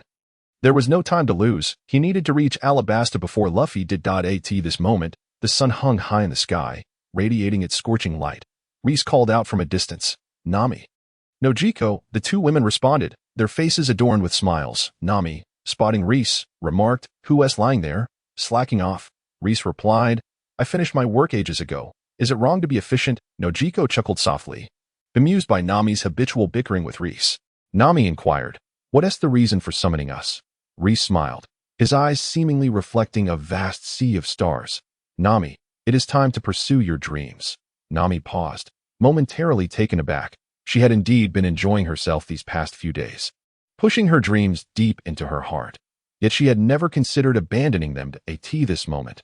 Reis's words touched her, revealing that he had not forgotten her aspirations. With a playful huff, she retorted, "Oh, so you remember. Do you?" Reis rose and stood before Nami, his masculine presence overwhelming, causing her to instinctively take a step back. That he reached out, ruffling her hair gently, his smile tender. "How could I forget? This is your dream." Nami's cheeks flushed suddenly, swatting his hand away and turning her head in a huff. Nojiko, witnessing the scene, merely smiled, arms crossed, her eyes squinting with amusement. In the afternoon, news swept through the village like wildfire.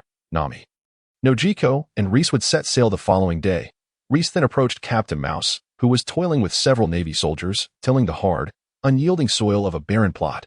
Captain Mouse was drenched in sweat, his back aching from the labor.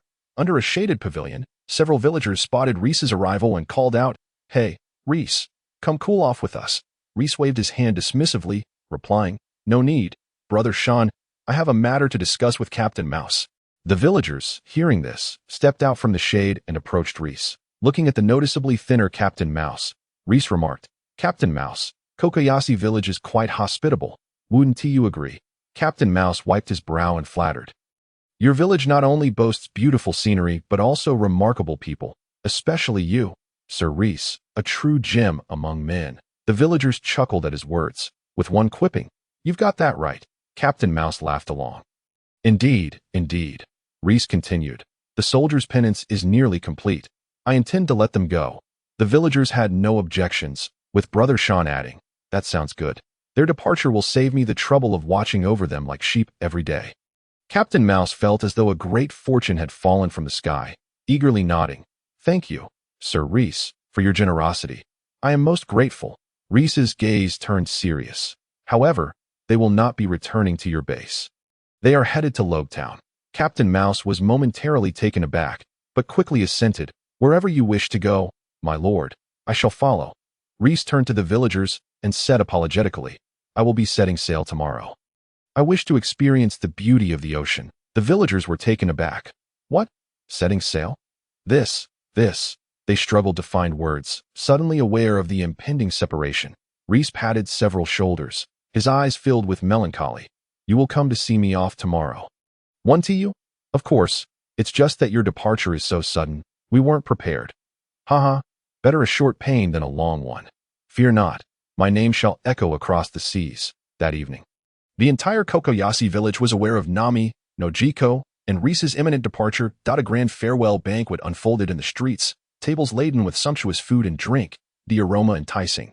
Yet, a somber atmosphere permeated the gathering, with many lacking appetite and opting instead to indulge in drink. Jozen wore a worried expression, sipping from his cup and sighing heavily.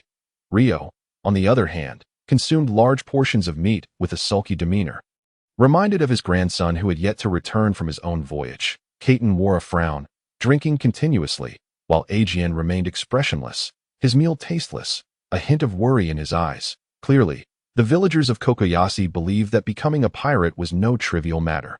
Perhaps they would never see Reis again. Noticing the somber mood, Reis stood up and raised his cup. "Everyone, let us drink to a smooth sailing tomorrow." However, only a few responded, the crowd enveloped in sorrow. Reis held his cup aloft, frozen in place, and jested, "Is everyone so gloomy because they fear I shall meet my demise at sea, never to be seen again?" Shanai expressed her concern. "The ocean is perilous." "Reis, why must you go?" Reis smiled confidently, a surge of bravado swelling within him as he proclaimed, "The ocean is vast, mysterious, and teeming with unbelievable sights and unimaginable races. To not witness it would be a great regret." Ajian was moved and nodded in agreement, recognizing that what reason could deter a man from yearning for the sea. he urged. Come now, everyone. Reis's strength is evident. Let us not fret needlessly. Indeed, Reis will surely return safely. Of course, Reis has even defeated Arlong. With thoughts of Reis's formidable prowess, many began to rally, the atmosphere growing lively. The topic of Reis's departure faded, and the villagers resumed their conversations, drinking heartily. They all understood the unspoken truth, despite Reis's prowess in defeating Arlong. The grand line awaited him, filled with monsters far mightier than Arlong. Yet, since Reis had chosen to depart, they would support him, not wishing to burden him with their emotions. Nami and Nojiko, too, indulged that evening, drinking to the point of inebriation, collapsing onto the ground in a stupor. Thus, the night passed in a haze of alcohol, the villagers oblivious to the dawn that awaited them. The next morning, Reis gazed at the villagers sprawled across the streets.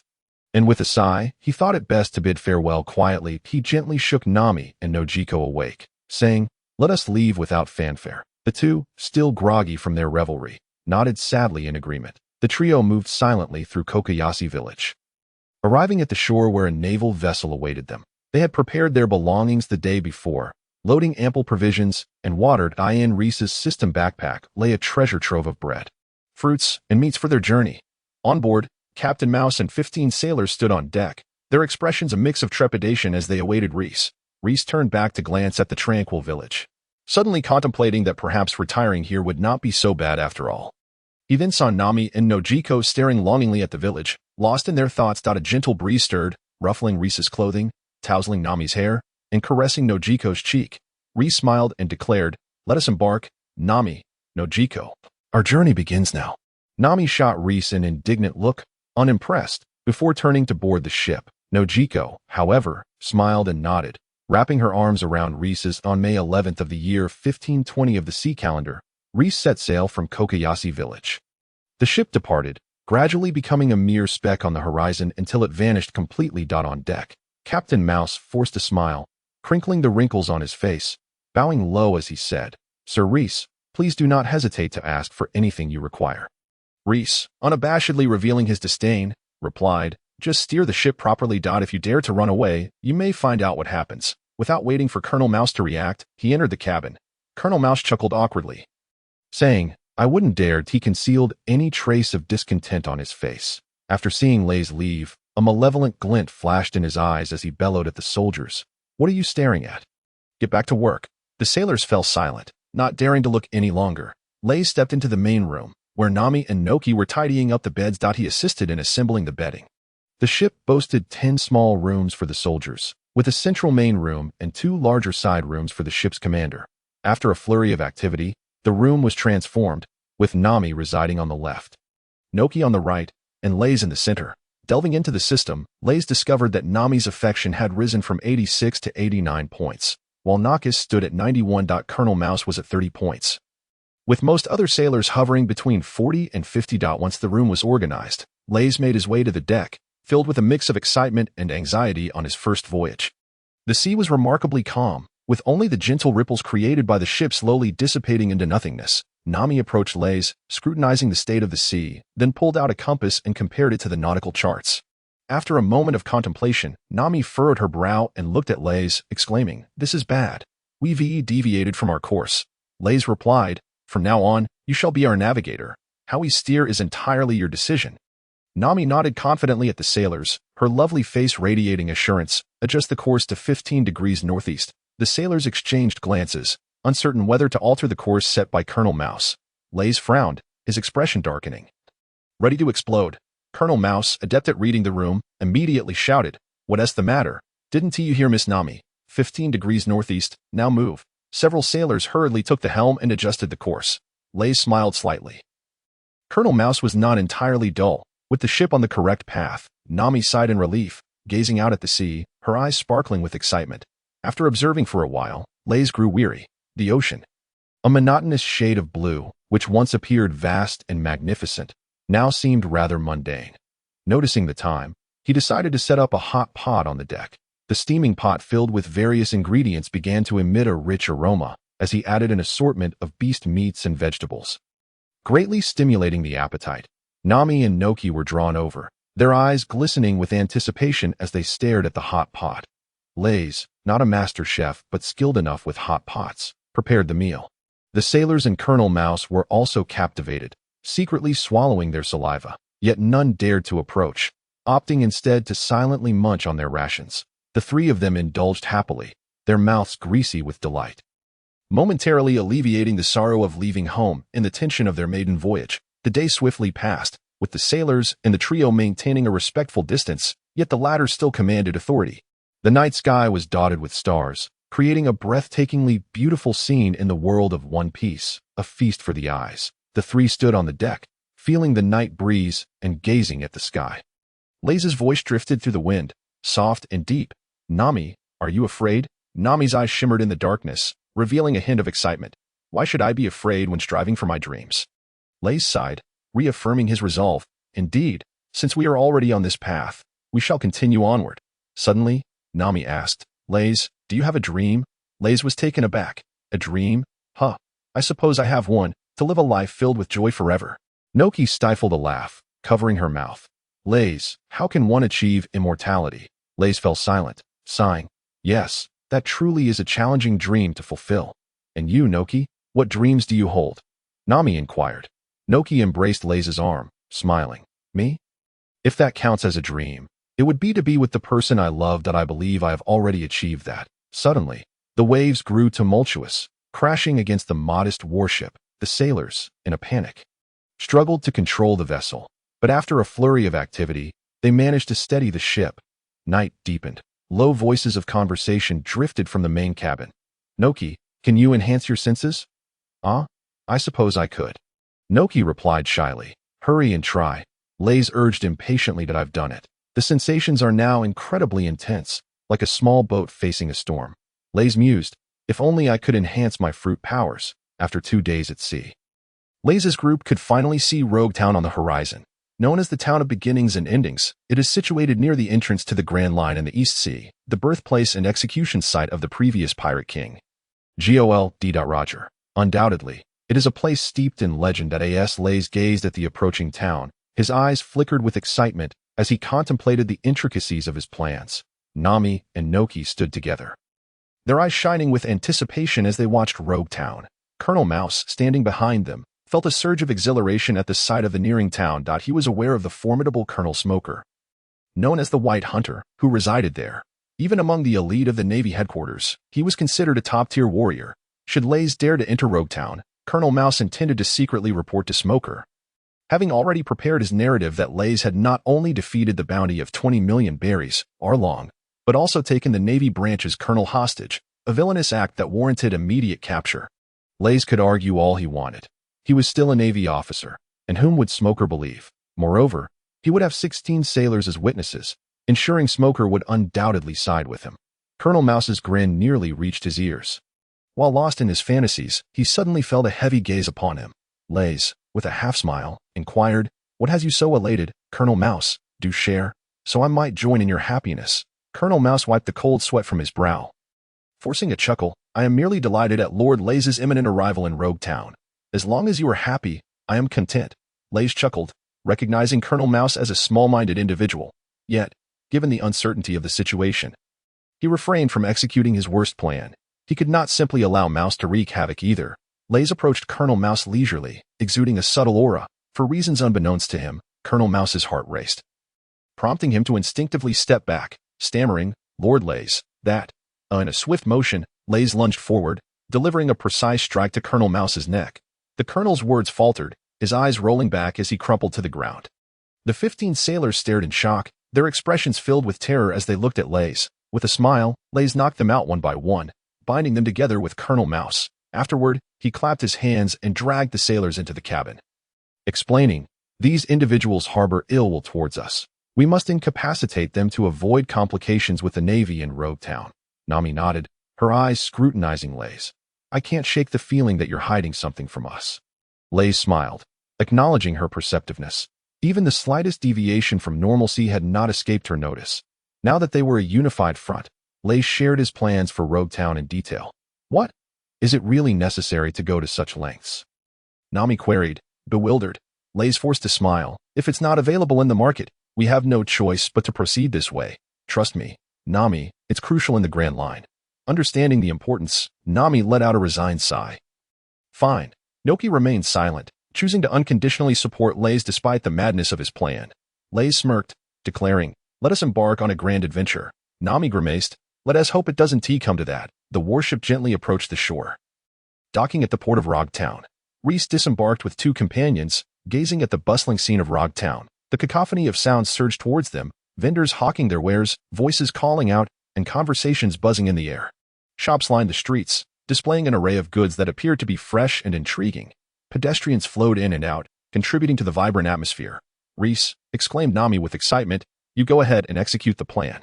Nojiko and I will explore a bit." Nojiko nodded in agreement, her expression brimming with enthusiasm. Reis sighed and nodded back, acknowledging that their plan indeed allowed for some leisure time. With a cheer, Nami and Nojiko dashed into the streets. Reis shook his head with a wry smile. After all, the desire for beauty was a woman's nature. As for their safety, he was unconcerned. They had consumed healing potions, elevating their strength beyond that of ordinary individuals. Moreover, Nojiko possessed the devil fruit power, enabling her to sense danger in advance. Reis surveyed the bustling street, narrowing his eyes. It was time to commence the first step. He strolled along the road, glancing at the various shops, clothing stores, barbecue joints, noodle houses, general stores, and weapon shops. Coming to a halt before a weapon store, he recognized it as the very place where Zoro had acquired the snow walk and the Sandai Kitetsu. Entering the shop, Reis observed the proprietor seated in the lobby, with a unique hairstyle resembling wings and a red nose. Indeed, this was the right person. The owner, seemingly bored and lost in thought, perked up upon the arrival of a young customer. Secretly delighted at the prospect of a visitor, the owner approached Reis, rubbing his hands together as he scrutinized him for a moment. Reis appeared quite formidable, with a well-proportioned physique and perfectly defined muscles, exuding an intimidating presence. The owner nodded inwardly, recognizing him as a skilled fighter, perhaps even a pirate. Reis casually examined the swords displayed, his demeanor suggesting a lack of interest, accompanied by an air of disdain. Noticing Reis's expression, the owner spoke up. "So, how about it, sir? Are there any blades that pique your interest?" Reis raised an eyebrow, casting a few more glances at the sword rack before shaking his head. "None of these catch my eye. I've heard you possess a treasured blade. May I see it?"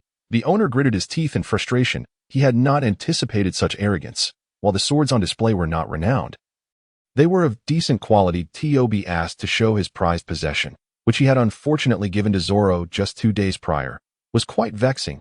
Suppressing his annoyance, the owner replied with a forced smile.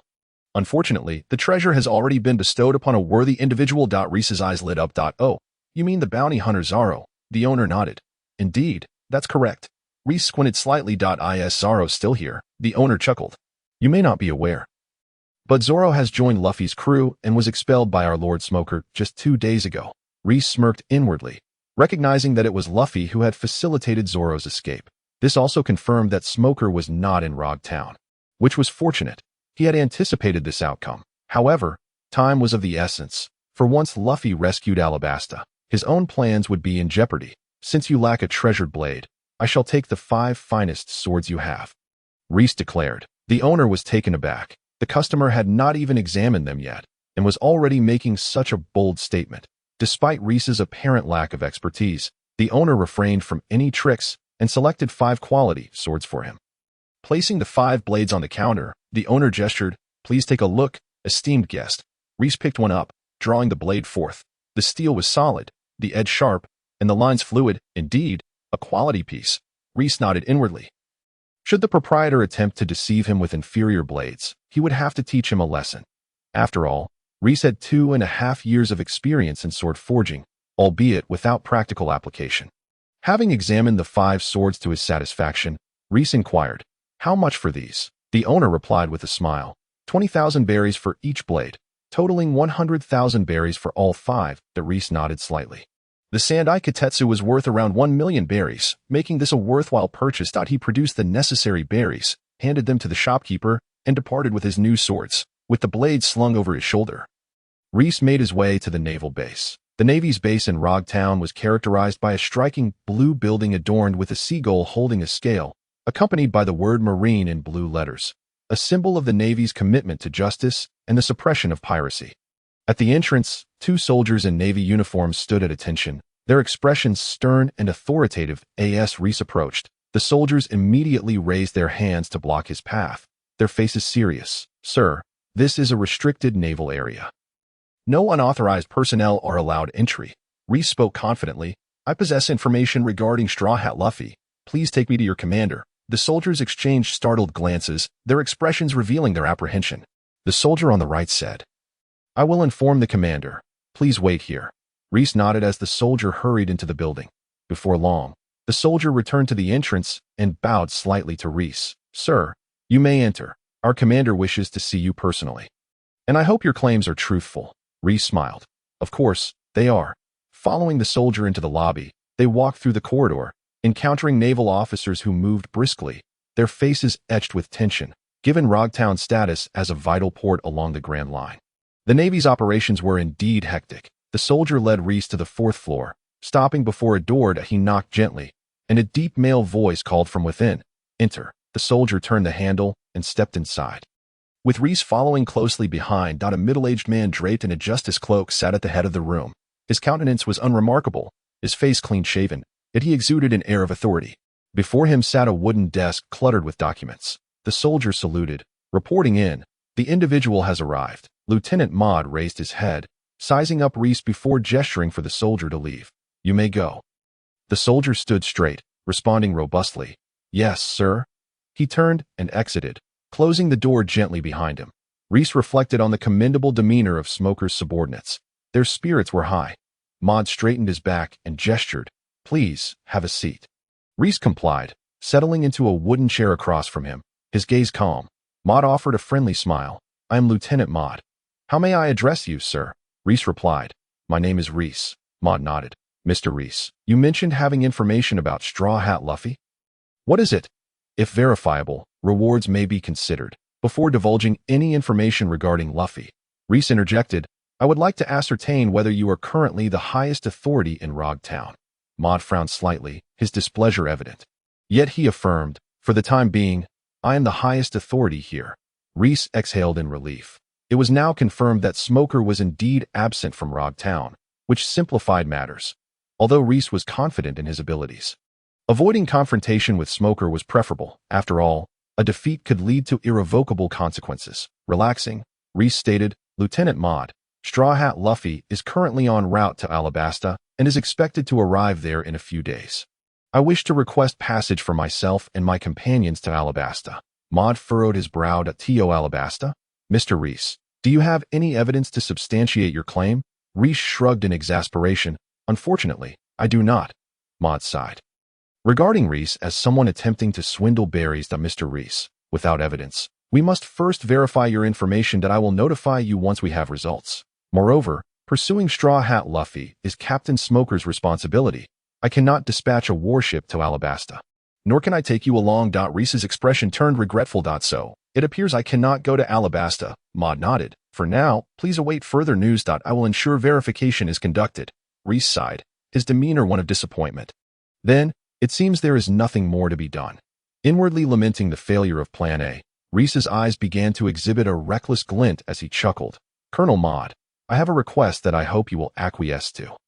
I require a permanent log post to Alabasta and a recording log post, as well as a fine warship. I wonder if you could procure these for me. Colonel Maud doubted his hearing. Was this man attempting to barter? Did he take him for a merchant? Furthermore, both the log poses and the warship were beyond his authority to dispense. Colonel Maud's expression darkened. Mr. Reis, you must be jesting. Reis's demeanor grew serious. I assure you. Colonel Maud, I am utterly earnest. Colonel Maud huffed in anger. I apologize, Mr. Reis, but I am a soldier, not a merchant, and both the log poses and the warship are not for sale. I cannot fulfill your request. Reis frowned. Then I shall settle for just the log pose? Colonel Maud, displeased, retorted. Mr. Reis, did you not hear me? The log pose is not for sale. He thought to himself that log poses could only be requested during missions. How could he possibly possess one? Even if he did, selling it would result in expulsion from the Navy and a court-martial, a grave offense indeed. Hearing Colonel Maud's resolute refusal, Reis sighed, recognizing Plan B had also failed. As anticipated, the worst-case scenario had come to pass. Reis waved his hand, exclaiming in frustration, In that case, I am truly sorry, Colonel Maud, but I desperately need the log post. Time is of the essence. Colonel Maude, sensing danger, furrowed his brow at Reis, a foreboding feeling creeping upon him. Suddenly, Reis lunged forward and threw a punch at Colonel Maude. Taken aback, Colonel Maude hadn't expected Reis to strike. He instinctively crouched down and swiftly rolled away to safety. Reis's fist shattered the desk in two, his eyes narrowing as he swiftly kicked at Maude. Maude crossed his arms, feeling an immense force slam into him, propelling him against the wall, his insides quaking.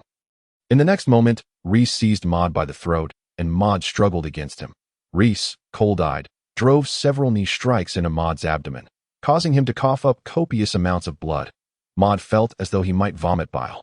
Overwhelmed by discomfort, his strength rapidly dissipating under Reis's relentless assault. After a barrage of knee strikes, Reis halted, sensing Maude's resistance waning, and produced nylon ropes to bind his hands and feet in mere seconds. Reis had subdued Colonel Maude.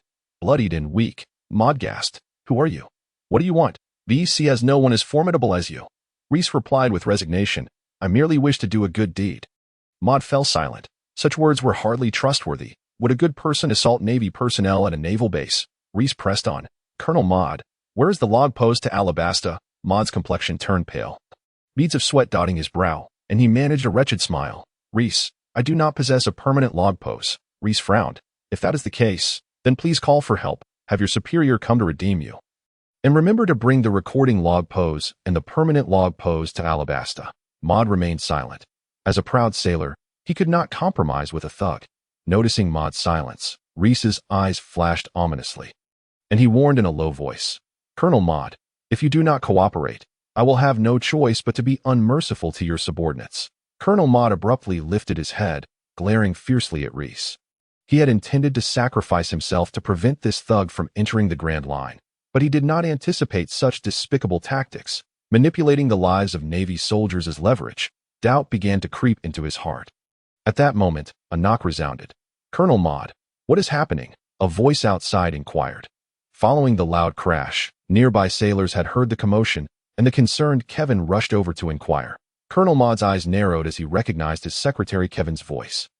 Reis chuckled. "Isn't that fortuitous, Colonel Maude?" Colonel Maude's gaze flickered, a strong sense of foreboding overwhelming him, and he strained to shout, "Kevin, run." At that moment, Reis had abandoned Maude and charged toward the door. Kevin pressed his ear against the door.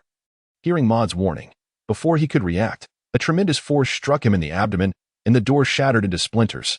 Kevin spat blood, crashing heavily to the ground, rendered incapable of movement with a single blow. The sailors behind Kevin stared in shock at the scene unfolding before them. Fury ignited within them. How dared someone assault Navy personnel at their own base? They grabbed their sabers and charged at Reis. Determined to bring him to justice, Reis's eyes glinted dangerously as he dodged a sailor's saber strike, delivering a punch to the sailor's chest. The sailor flew backward like a kite with its string cut, blood spewing forth, knocking down several others behind him, leaving them unconscious. Even the formidable Kevin was no match for Reis, let alone these ordinary sailors. Reis faced them like an elephant would ants, dispatching them with ease. Reis's form darted among the sailors, and one by one, they fell, their cries of agony punctuating the air point. 5 minutes later, all Navy personnel present at the base lay incapacitated. Reis had exercised restraint. The soldiers merely lay groaning on the ground. Unable to move, Reis spoke. "Do not worry, they are not dead." With an impassive expression, he lifted Kevin and approached Colonel Maude, his formidable aura pressing down upon Kevin, rendering him breathless. Kevin's eyes widened in disbelief at the existence of such power in the East Sea. Hundreds of Navy soldiers were nothing more than toys in Reis's hands, easily manipulated at will.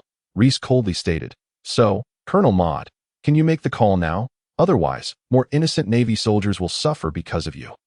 Colonel Maude's eyes blazed with fury, fixating on Reis as he spat out a few words. "Fine, I will call to AT Reis's urging." Colonel Maude retrieved a fallen transponder snail off the ground, pressed the button atop its shell, and the transponder snail emitted a series of beeping sounds. The echoes of the transponder snail filled the room, stirring the emotions of both Reis and Maude. With a beep, the call connected. "Hello, Maude, what is the matter?" A deep voice resonated from the other end. Holding the transponder snail, Reis declared, "If you wish for Colonel Maude and the Marines of Roadtown to live, then you must exchange them for the permanent log pose to Alabasta and the recording log pose." Brigadier General Menglu was taken aback, slamming his hand on the table in anger. "Who are you? Where is Colonel Maud? I am Reis. And as for Colonel Maud, let him greet you. Reis positioned the transponder snail near Colonel Maud's mouth. Colonel Maud's voice was weak, filled with shame as he said, Brigadier General Minglu, I apologize. The Roguetown Naval Base has fallen, and I am being held hostage. Brigadier General Minglu could hardly believe it. What is happening? Who is this Reis? Even without Smoker, it shouldn't come to this. Colonel Maud replied hoarsely. I do not know who this Reis is, but he is incredibly strong. He subdued me in mere moments. Brigadier General Minglu fell silent. Defeating and capturing a colonel were entirely different matters, and subduing one was a formidable challenge. Colonel Maud grimaced. Reis came claiming he had news about Straw Hat Luffy and wanted to purchase the permanent log pose to Alabasta. I refused him, and he suddenly erupted and overpowered me. Reis chuckled. Well, it seems the situation is quite clear now. Brigadier General Minglu, what do you intend to do? Brigadier General Minglu's face darkened. To have been captured at the base was an utter disgrace. However, Colonel Maud was his friend, and he could not turn a blind eye. He spoke in a grave tone. Do not act rashly. I will agree to your terms. The permanent log pose to Alabasta and the recording log pose. Correct? Very well. I shall provide them. Reis smirked. Excellent. I hope to see what I desire before nightfall. Brigadier General Minglu huffed. Should you dare to kill anyone, I will not let you go. Reis laughed heartily. Rest assured. I am not a killer. My rash actions this time were born out of dire necessity. Brigadier General Minglu scoffed. It is best to keep it that way. With a snap, he hung up the call. Rising from his seat, Brigadier General Minglu's expression was grim as he instructed his aide. Go summon people to bring the permanent log pose to Alabasta and a recording log pose. We are heading to Roguetown. The assistant responded affirmatively and went to prepare. Reis hung up the phone, settled himself into Mode's seat, and crossed his legs. Mode's eyes flickered. Despite being gravely injured, he yearned to escape, yet found himself unable to rise. He glanced at Kevin, who lay nearby, equally on the brink of unconsciousness, while the surrounding naval personnel either lay unconscious or groaned softly, with a heavy sigh. Mode cast a glance at the leisurely Reis in the main seat. What a disgrace this was. Below the naval headquarters, an unsuspecting vendor passing by while carrying vegetables noticed the absence of the naval soldiers who habitually stood guard.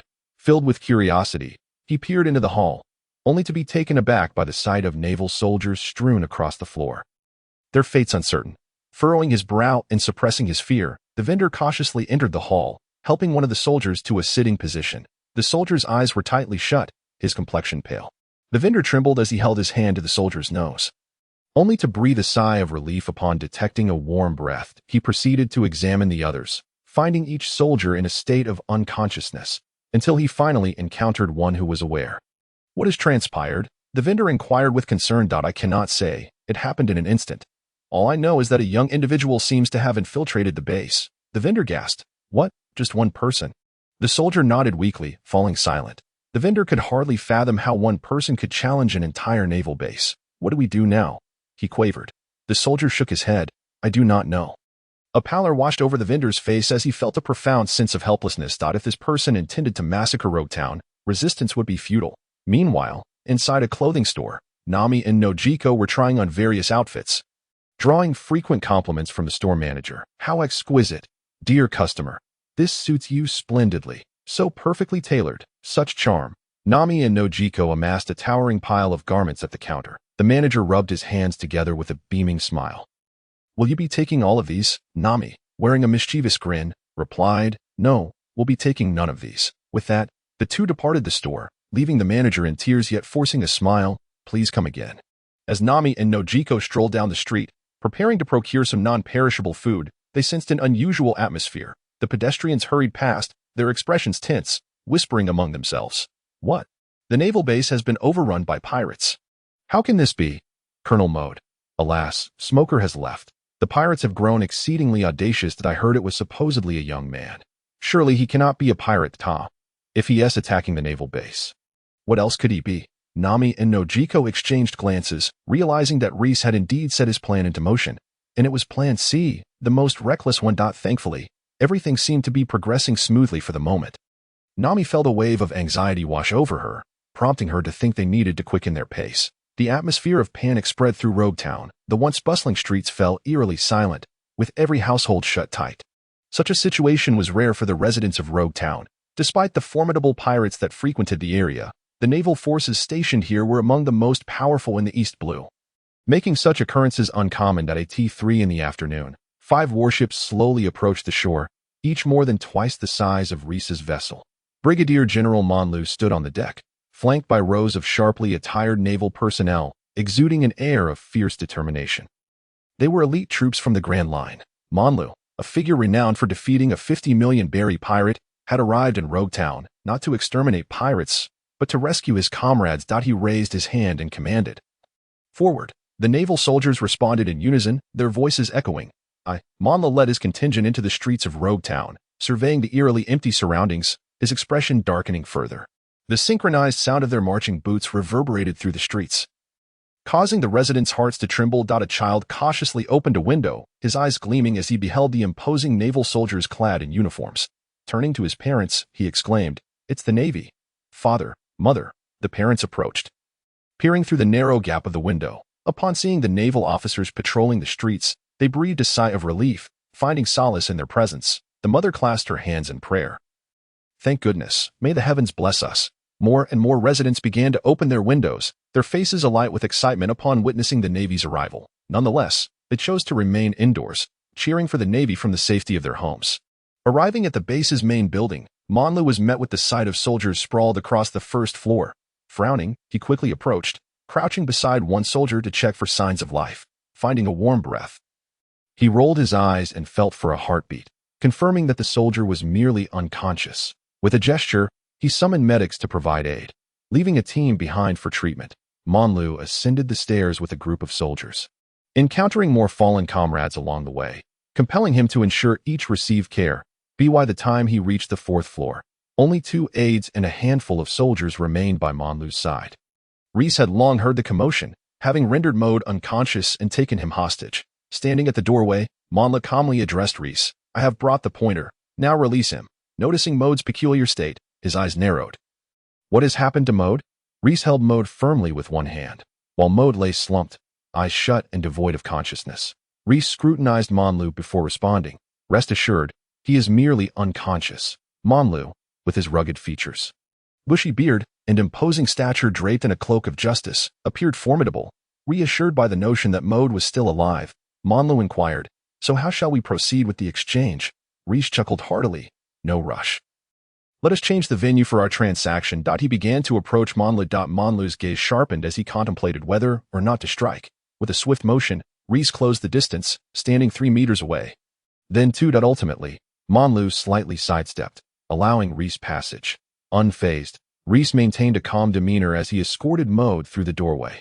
Monlu, watching Reis's retreating figure, clenched his fists but ultimately relented, realizing he lacked the certainty to execute a fatal strike on Reis and dismissing the notion of an ambush. Reis smirked, relieved that Monlu refrained from taking action. Although he was not afraid of Monlu, he had no desire for confrontation.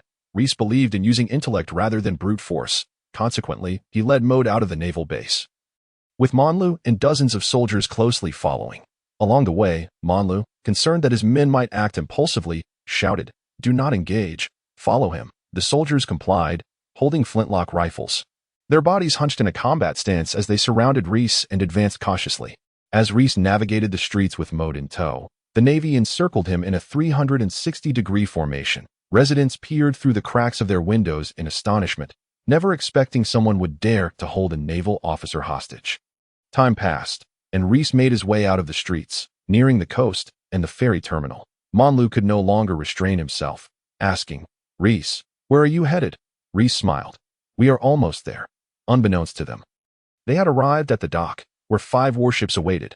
Suddenly, Reis grasped Mode and swiftly approached one of the vessels, leaping aboard.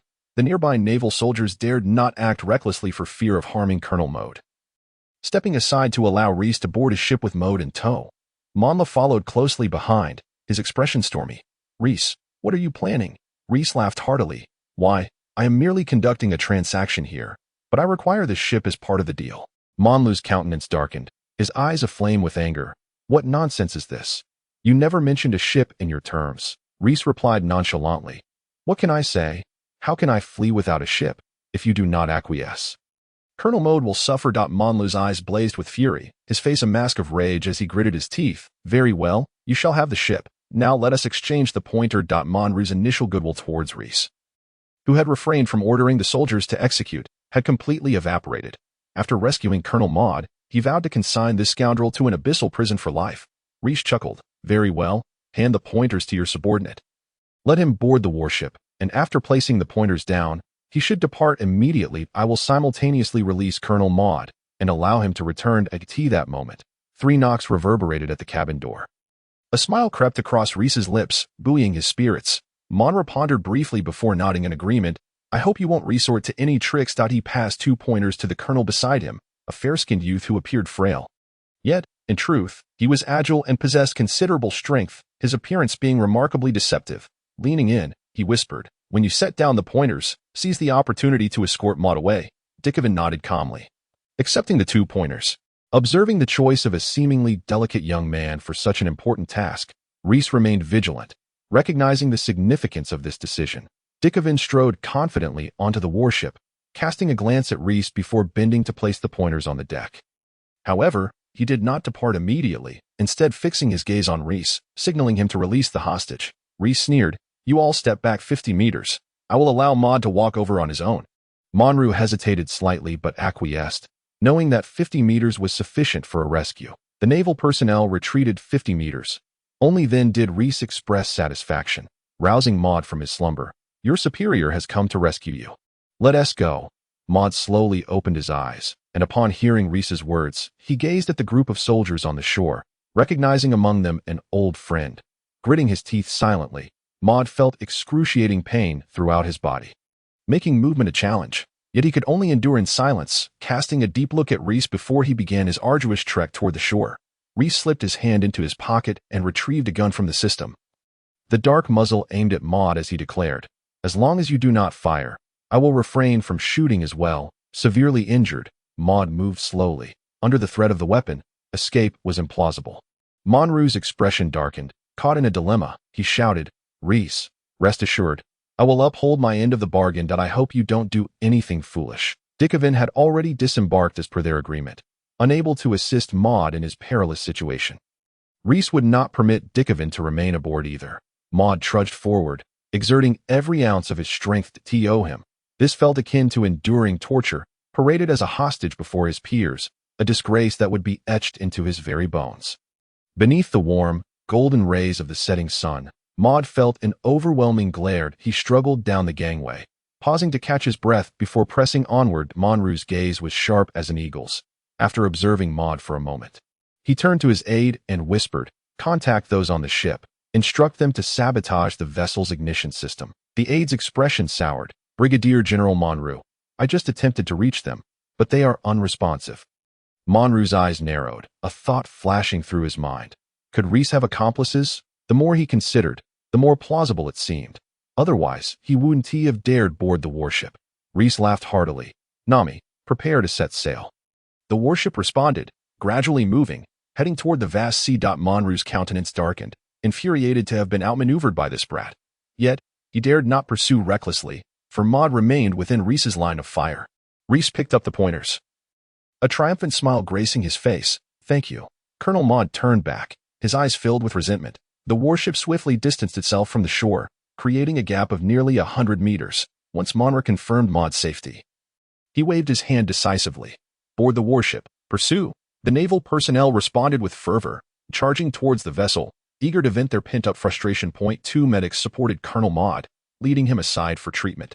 Reis stood on the deck, personally steering the ship. Nami and Noki Gao emerged from the cabin, joining Reis at his side. Reis remarked with a smile, Nami, Noki Gao, splendid work. Nami huffed, proudly stating, of course. Noki Gao added with a chuckle, Nami was clever, sneaking in and catching them off guard. Nami laughed. It was only possible because Noki Gao informed me of the guards' positions. Reis laughed heartily. All right, enough of this mutual flattery.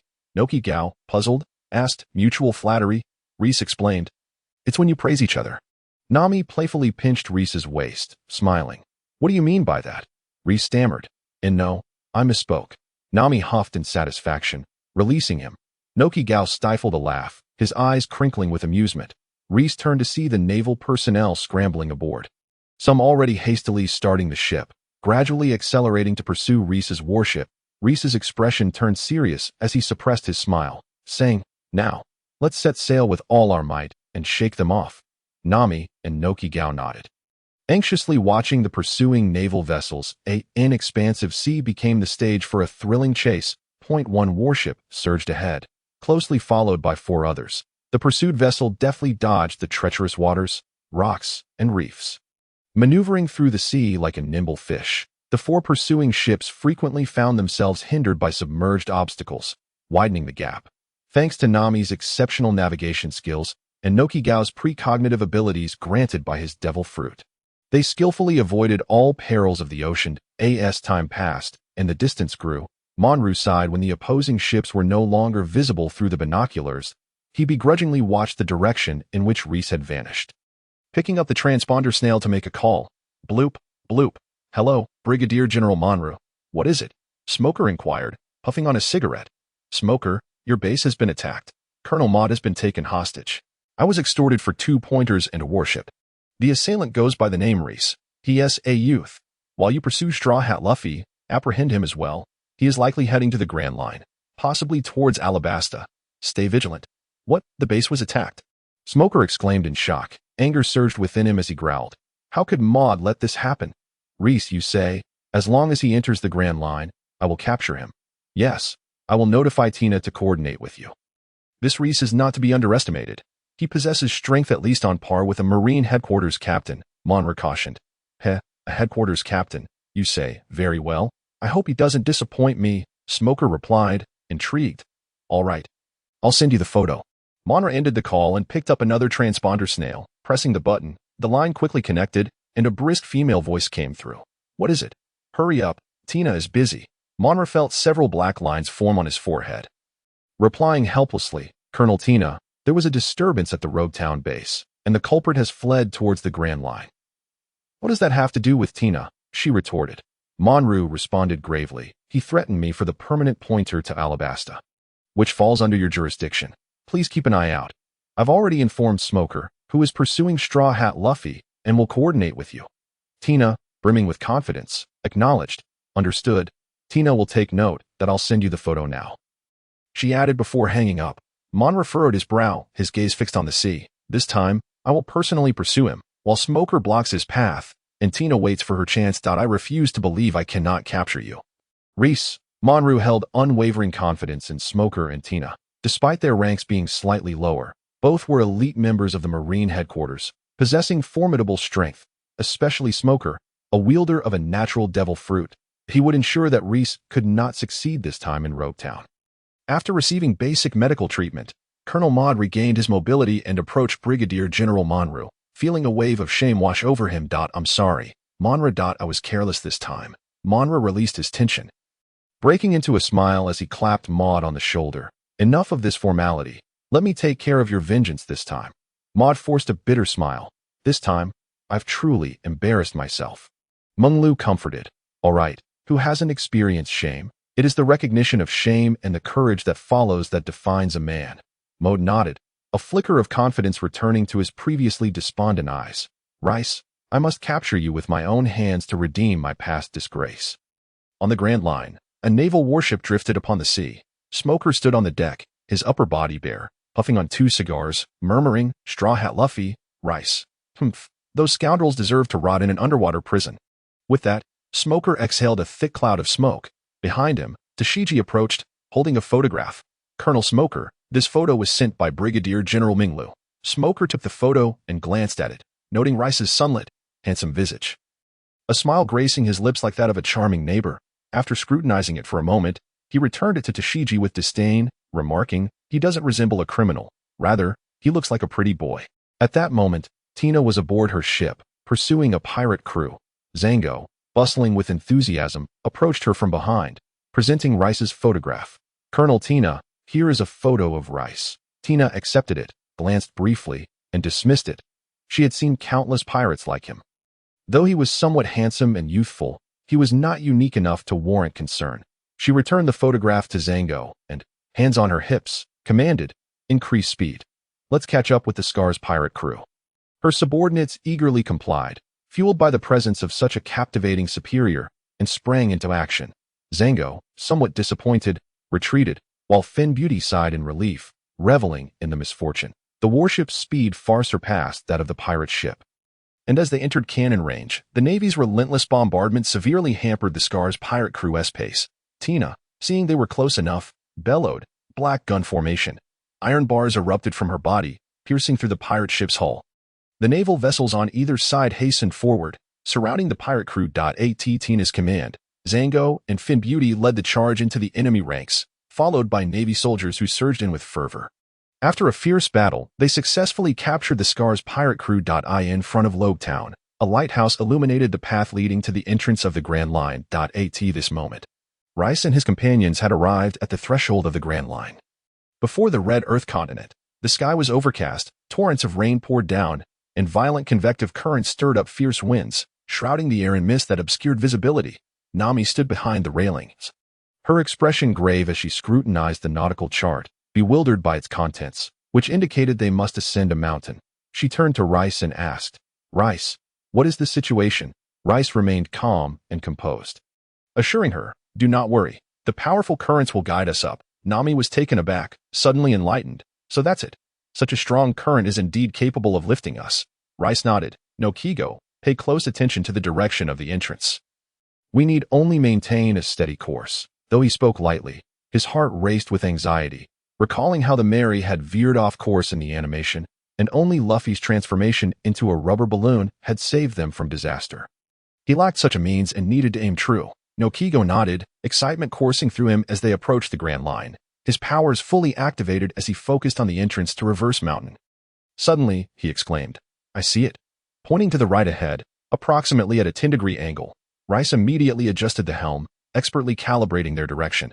After a moment of fine-tuning, Noki Gao confirmed, "Yes, that's the direction." The currents around them grew increasingly turbulent.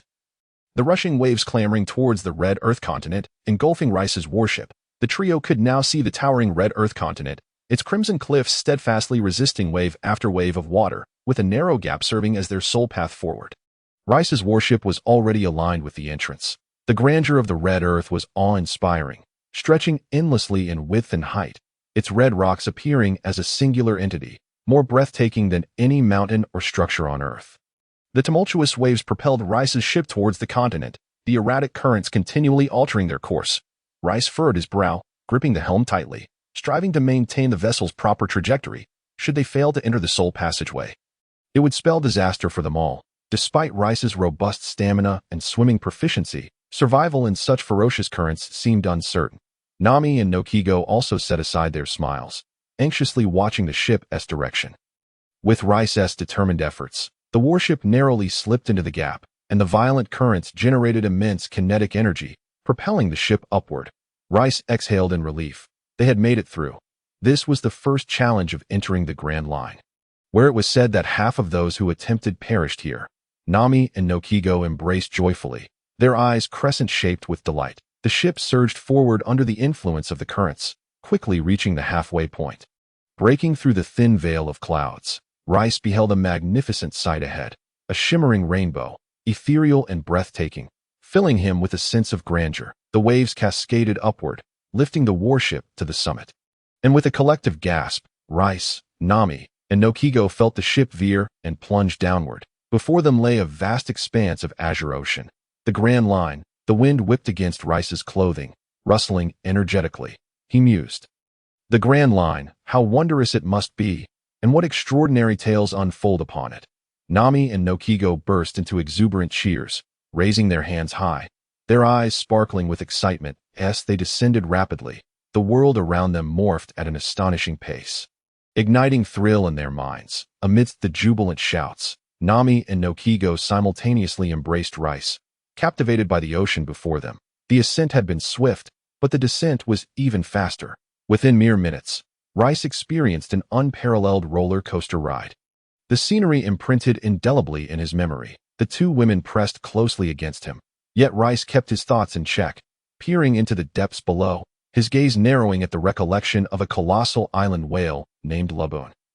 However, after a veil of mist, there was no sign of Laboon's gaping maw, only a deep blue sea. The warship surged forward, unyielding in its speed towards the ocean. Reis felt a pang of melancholy. It seemed Luffy had already made a pact with Laboon, rendering his own abilities moot. Simultaneously, he felt a sense of relief. Laboon's absence, though a loss of potential rewards, meant they could not linger. Reaching Alabasta was paramount. Not to mention Luffy's crew's treasure. There were hundreds of thousands, even millions, of Alabasta citizens, and the potential for countless health tonics was unimaginable. With his current strength, if he teamed up with Luffy to thwart Crocodile, making a name for himself in the ensuing battle, he would surely win the goodwill of Alabasta's people, leading to an abundance of treasure. Reis set aside his thoughts and addressed Nami. All right, let's stop here for now. Nami, still in a daze, snapped back to reality at the sound of his voice, hastily releasing Reis, her cheeks flushed and head lowered in an awkward state, having not fully grasped what he said. Seeing Nami's bashful demeanor, Reis felt a surge of joy. It seemed their relationship had grown quite close. He steadied their course, gradually bringing the ship to a halt, dropping anchor as they secured the vessel. The recording pointer needed to absorb magnetic energy to navigate to the next island, and Reverse Mountain marked the starting point of the Grand Line, offering a choice among 7 pathways. While they waited, they could also search for Crocus. Though he appeared peculiar, he was, in fact, a skilled healer with a kind heart, and to Reis, he represented a moving treasure chest. With the ship anchored, Noki Gao and Nami, both unfamiliar with the Grand Line's intricacies, looked to Reis with questioning eyes. Reis smiled, producing 2 pointers and addressing Nami. Nami, do you know how to navigate from here? Nami replied confidently, of course, with a compass and a nautical chart. Reis shook his head with a chuckle. Nami, you are mistaken. The Grand Line's geomagnetism, celestial phenomena, currents, and winds are all in disarray. Even determining one's position is a challenge, let alone locating islands. The maritime techniques and experiences of the past across the seas have proven unreliable.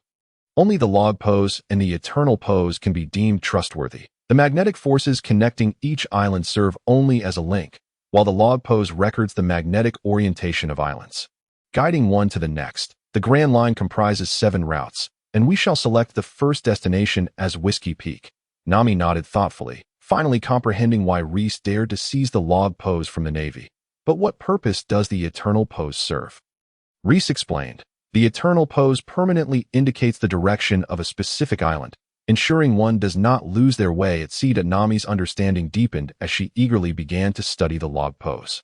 Its appearance undoubtedly opened a new door to nautical knowledge for her. Noki Gao, however, harbored another question. Reis, why do we need the eternal pose for Alabasta? Is there something special about it? Reis's expression shifted, becoming grave as he replied, I discovered a confidential letter aboard Colonel Mouse's warship. A coup is unfolding in Alabasta, and its citizens are currently suffering greatly. We must see if we can assist them. Noki Gao's eyes lit up, gazing at Reis with admiration. Her mother, Belmere, was in the Navy, making Reis's intentions resonate deeply with Noki Gao's values. Nami, puzzled, inquired. Then Reis, why are we using the log pose instead of heading directly to Alabasta with the eternal pose? Reis maintained his composure and explained, Alabasta lies along the route of the log pose, making it significantly safer. Using the eternal pose directly could expose us to unforeseen dangers that we do not know how far Alabasta is, and we may need to replenish our supplies of water and food along the way. The islands traversed by the log pose will also provide us with more opportunities. Nami and Noki Gao found his reasoning sound. Nodding in agreement, one must consider their own strength before attempting to rescue others. Much of Reis's reasoning was mere pretext, for he had ulterior motives. Upon disembarking, Reis searched the surrounding area, but found no sign of Crocus. Time slipped away quietly, and by afternoon, the log pose had fully absorbed the magnetic energy. With no choice left, the 3 returned to the ship, hoisted the anchor, and set sail. Nami, possessing a natural talent, pointed towards Whiskey Peak and instructed Reis. 30 degrees east of north. Following her direction, Reis adjusted the ship's helm accordingly. As the warship navigated the correct course, the trio relaxed entirely at T5 in the afternoon, as the warship entered a new sea region. The weather suddenly darkened, fierce winds sprang up, and soon a torrential downpour ensued, violently pushing the ship off its course. Naturally, the 3 could not remain idle.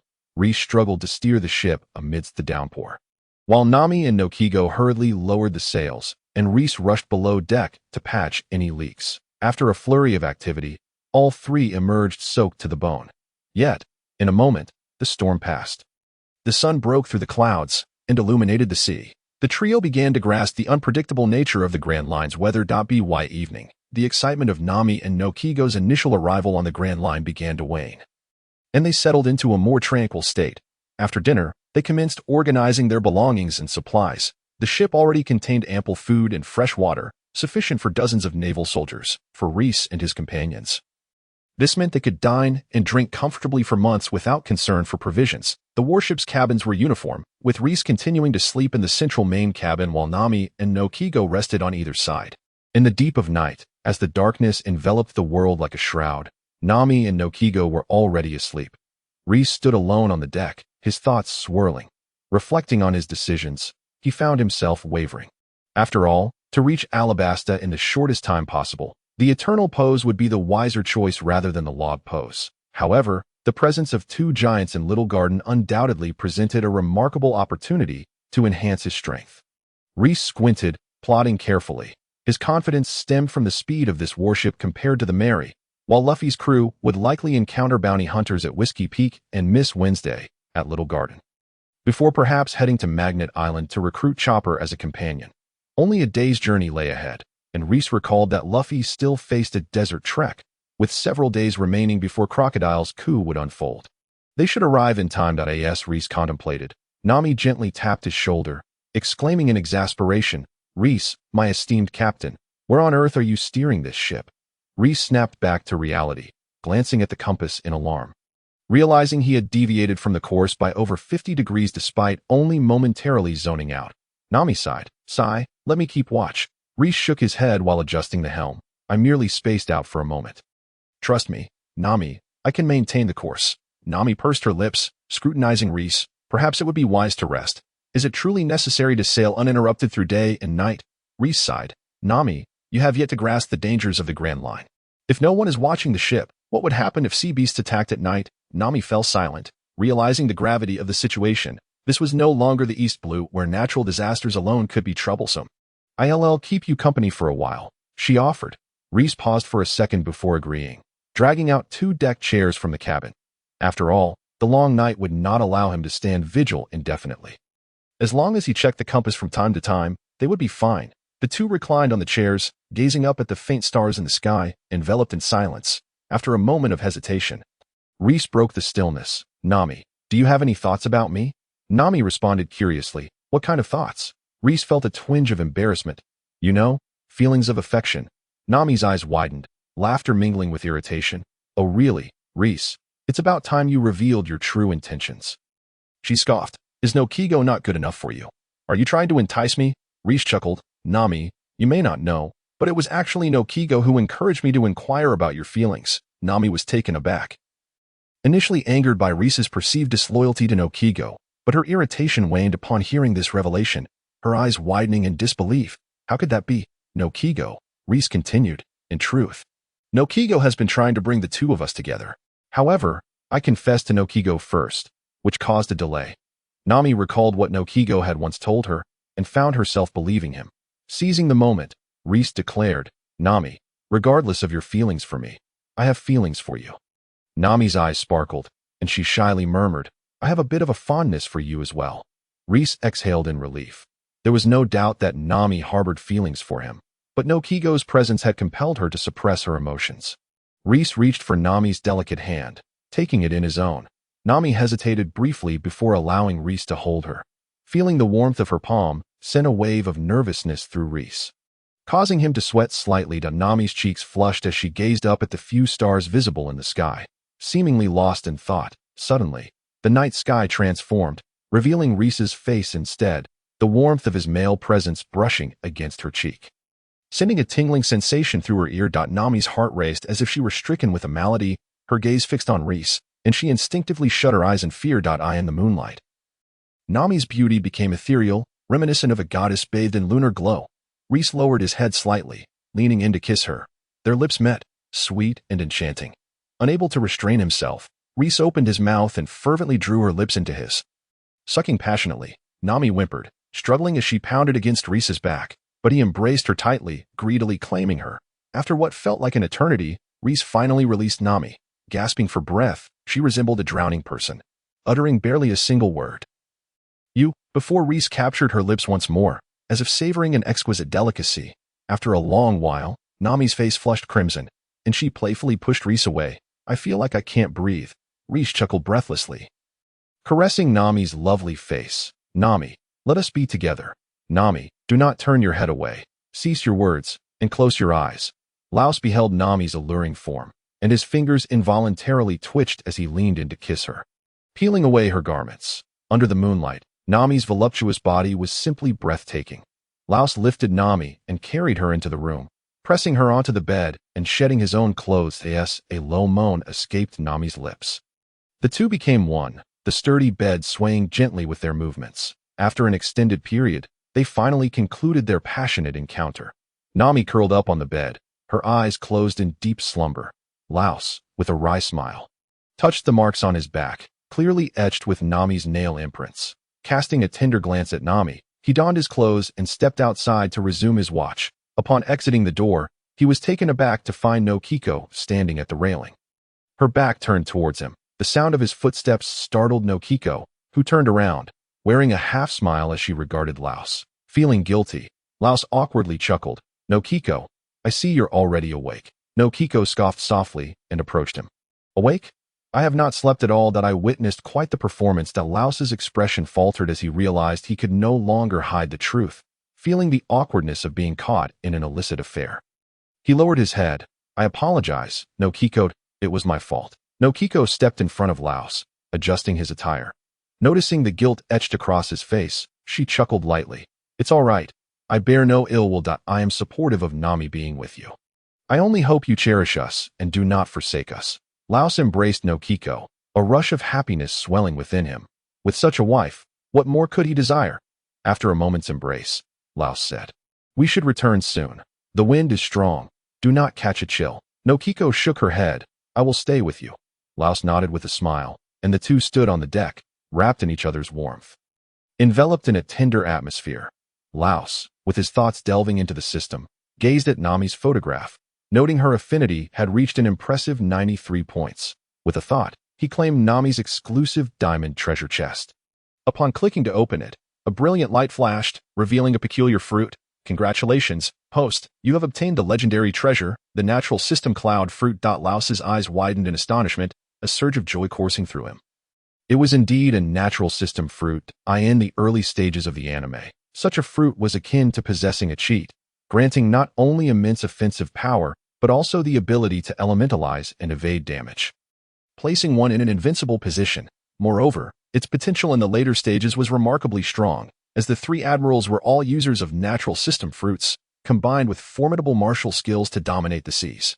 The cloud fruit, as its name suggests, was a fruit of great power. Now, however, he hesitated. Should he consume it himself or give it to Nami? After a moment's contemplation, Laos decided to adhere to his previous path, opting not to eat the devil fruit, and instead pursue a path of pure martial arts. As dawn broke, Noki Gao lay asleep in Laos's embrace. He gently lifted her and carried her to her room for a proper rest, while he remained vigilant, ensuring the ship stayed on course. At 8 in the morning, Nami stirred, rubbed her eyes, and stretched, feeling discomfort below, secretly vexed at Laos's exuberance. After dressing, she rolled out of bed, her movements somewhat awkward as she stepped outside the cabin. Spotting Laos gazing out at the sea from the deck, a smile of happiness spread across Nami's face as she quietly approached Laos from behind, wrapping her arms around his waist. Laos chuckled softly, his voice laced with affection. Awake, are we? Nami replied with a soft sound, comfortably leaning against him. Laos patted her belly and led her to the kitchen to prepare breakfast, ensuring they were well fed. During midday, Laos took a brief nap, regaining much of his energy. In the afternoon, Noki Gao awoke, and the three gathered together, sharing joyful moments. After a day's journey, the trio arrived at Whiskey Peak by evening. From a distance, the island was adorned with towering cacti, reminiscent of mountain peaks. These colossal cacti were adorned with clusters of smaller cacti, resembling horns or thorns, presenting a rather peculiar sight. The ground beneath was barren, revealing grayish granules, with scant greenery, exuding an air of desolation. Laos piloted the warship into the narrow coastal inlet of Whiskey Peak Island, where mist enveloped the area, obscuring the trio's view. Nami and Noki Gao stood beside Laos, their eyes filled with curiosity. Is this truly Whiskey Peak? Laos nodded, channeling his observation haki to its fullest extent, searching for any potential ambushes, for this was the lair of bounty hunters, from Laos's perception. There was no one present, yet he remained uneasy and remarked, "Nokiko, check to see if anyone is around." Nokiko nodded and activated her fruit ability. After several days of training, the range of her powers had expanded to 200 meters. Moments later, Nokiko shook her head. "Currently, there is no sign of anyone." Laos nodded, realizing that Luffy's crew must have engaged in a fierce battle here, causing the bounty hunters to retreat and lie low. Furthermore, the bounty hunter's mastermind, Ikelam, had been blown away by Robin and only later reappeared in Alabasta. Still reeling from the aftermath, the warship navigated through the narrow inlet. It entered the heart of Whiskey Peak, where numerous buildings stood. Not far from the shore, Laos's gaze flickered as he maintained a heightened sense of alertness, looking at Nokiko. "So, is there still no one?" Nokiko shook her head, her brow furrowed. "No, but there are signs of battle." Laos's eyes narrowed. It seemed the island was devoid of immediate danger, leading him to propose, "Let's disembark and take a look while we wait for the record pointer to fill with magnetic energy." Nami and Nokiko readily agreed to go ashore. The trio secured the ship and stepped onto the land, and as they wandered into the town, they discovered chaos. Remnants of food and drink littered the ground. Tables and chairs lay askew, and empty bottles of alcohol were scattered about. Nami surveyed her surroundings, frowning. What happened here? Laos surmised that the bounty hunters who once gathered here had temporarily abandoned their stronghold. Nokiko, furrowing her brow, sighed. Could it be that this place was raided? Laos spoke up. "Perhaps let's explore a bit while we wait for the magnetic energy to replenish." Nami and Nokiko felt a sense of gloom at the thought of the town possibly having been plundered. The three roamed the small town and stumbled upon an unclaimed stash of alcohol in one of the buildings. Inside, they found several barrels of unopened spirits, inexplicably left behind on the left shelf. Some fruits lay scattered in disarray. Laos's eyes lit up, seizing the opportunity. He turned to the two women. "Let's check if these drinks are poisoned, and if they're safe, we should take some with us." Nami and Nokiko nodded and approached to open the barrels. Laos, meanwhile, moved to the fruit shelf, turning his back to them, and opened his palm. Instantly, a white, cloud-shaped fruit materialized in his hand. He placed the cloud fruit among the other fruits, stirring it haphazardly until it blended in. Nami retrieved a silver needle, and upon seeing it remained unchanged, she smiled. "Laos, it's not poisoned. Should we take some?" Laos nodded, taking a bite of an apple and muttering. "Nami, Nokiko, let's not rush for the alcohol just yet. You both should try these fruits. They taste quite delightful." Nami and Nokiko stood up, curious as they watched Laos savoring the fruit. Nami picked up a peach and took a bite. However, upon tasting it, she found it to be both astringent and unpleasant, grimacing as she forced it down. "This peach is not sweet." Nokiko tried a bite as well and confirmed its lack of flavor and juiciness. Laos chuckled. "Why not try a different one?" Nami rummaged through the fruits and suddenly spotted a cloud-shaped fruit, her heart racing as she exclaimed, "Laos, look at this." Laos, startled, picked up the fruit for a closer inspection. Exclaiming in delight, "Nami, this could very well be a devil fruit." Nami's eyes widened in amazement, examining the cloud fruit with elation at Laos's words. Laos urged, "Nami, why not give it a try?" In the present day, both Reis and Noki Gao have acquired devil fruits, leaving only Nami without one, naturally leading to the conclusion that she should consume it. Nami swallowed hard, her eyes sparkling with anticipation, her resolve solidifying as she accepted the Yun fruit and took a small bite. Instantly, an indescribable flavor overwhelmed her palate, an unpleasantness that was nearly impossible to swallow. Aware of the rumors surrounding devil fruits, she forced down her revulsion and continued to take several hearty bites, eventually consuming the entire fruit in one gulp. After catching her breath, she sensed a monumental transformation occurring within her body within mere seconds. With a thought, her arms morphed into wisps of white cloud, her legs, waist, and head following suit, transforming into a nebulous form that drifted through the sky. Reis and Noki Gao gazed in astonishment at Nami, now a cloud-like entity, darting about in the heavens. Noki Gao murmured, "What sort of fruit is this? It can actually transform one into clouds." Reis chuckled, understanding the situation all too well, and speculated, "Perhaps it is the Yun fruit." Suddenly, the cloud in the sky dove down, encircling Reis and Noki Gao as clouds rose beneath them, gently lifting them into the air. Reis experienced an extraordinary sensation as he floated, standing atop a soft mass of white clouds. Beside him, the clouds coalesced into Nami's form. Standing shoulder to shoulder with him, Nami skillfully maneuvered the cloud mass, soaring through the sky with the two of them, the expansive aerial view offering a unique spectacle as they glided through the clouds, joyously stretching their arms and shouting with delight. However, such blissful moments are fleeting. Within a brief span of just over 10 minutes, Nami found herself utterly exhausted. The trio was compelled to descend, with Nami leaning against Noki Gao, drenched in sweat and fatigued, yet her face radiated excitement, her eyes gleaming brightly. Reis smiled and said, "All right, Nami, you should rest now that I'll go retrieve the wine and bring it aboard our ship. Once the compass is calibrated, we shall set sail." Nami nodded, her heart soaring with exhilaration. This was a nature-type fruit, and in its cloud form, it would not only enhance her ability to escape but also provide her with a means of offense.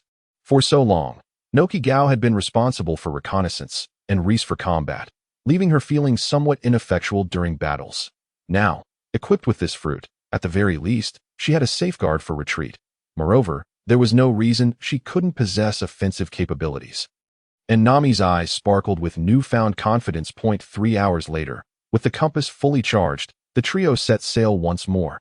Meanwhile, in a distant part of the Grand Line, aboard a naval vessel, Brigadier General Monlu stood resolutely against the wind, his justice coat billowing behind him. A naval soldier approached at a brisk pace, halting 5 steps away, saluting sharply with a commanding voice. "Report. New intelligence regarding Reis." As he spoke, he handed freshly acquired information to Monlu on the wreckage of Reis's ship. "We discovered the bodies of 16 Colonel Mouse's subordinates. All perished in an explosion. Tracing further, we found that Reis defeated the bounty of 20 million berries. Arlong, along with 2 accomplices, one named Nami and the other Noki Gao, both hailing from Kokushia village." As Monlu listened, he perused the report detailing the collusion between Arlong and Colonel Mouse. Humph, Monlu scoffed internally, feeling a sense of disgrace for this naval disgrace. Reis had killed Colonel Mouse. And rather than feeling anger, Monlu experienced a surge of satisfaction. However, this Reis was far too unruly. He could not be disregarded. Monlu waved dismissively. "No need to elaborate further. I understand." The soldier halted his report, saluted, and withdrew. Monlu furrowed his brow, returning to his cabin to prepare a report to headquarters. Initially, he had tentatively set Reis's bounty at 20 million berries, but it now appeared it would need to be raised. Time passed, and as Reis journeyed towards Little Garden, his bounty notice was soaring through the air. Smoker promptly received news of Reis's bounty. Raising an eyebrow, he set down the notice and exclaimed, "A staggering 35 million berries. That's even higher than that straw hat brat." At that moment, a naval soldier approached with a black transponder snail, speaking nervously. Colonel Smoker, we've intercepted a rather intriguing signal." Smoker raised an eyebrow, intrigued. "What is it?" He stood up, calling out loudly, Tashigi, what are you doing, you sword fanatic?" Tashigi, lost in admiration of the exquisite sword, Raijman Hanazu, heard Smoker's voice and hurriedly stumbled out. "Yes, did you call me? Colonel Smoker, would you like some coffee?" In her haste, she tripped down the stairs, tumbling and sending her sword spiraling through the air, landing perilously close to Tashigi's head, the blade's sharp gleam causing her to recoil in fear. Smoker grimaced at the sight and snapped, "Enough! Come here and listen to this." Tashigi looked up, recognizing the black transponder snail. "Isn't that a listening snail?" She quickly recovered and hurried to join Smoker. The naval soldier announced, "Are you ready? I shall begin." Under Smoker and Tashigi's watchful eyes, the black transponder snail began to speak. "I am Mr. Zero. The mission involving Princess Vivi and the Straw Hat crew has been completed, and future instructions will be provided via the directive."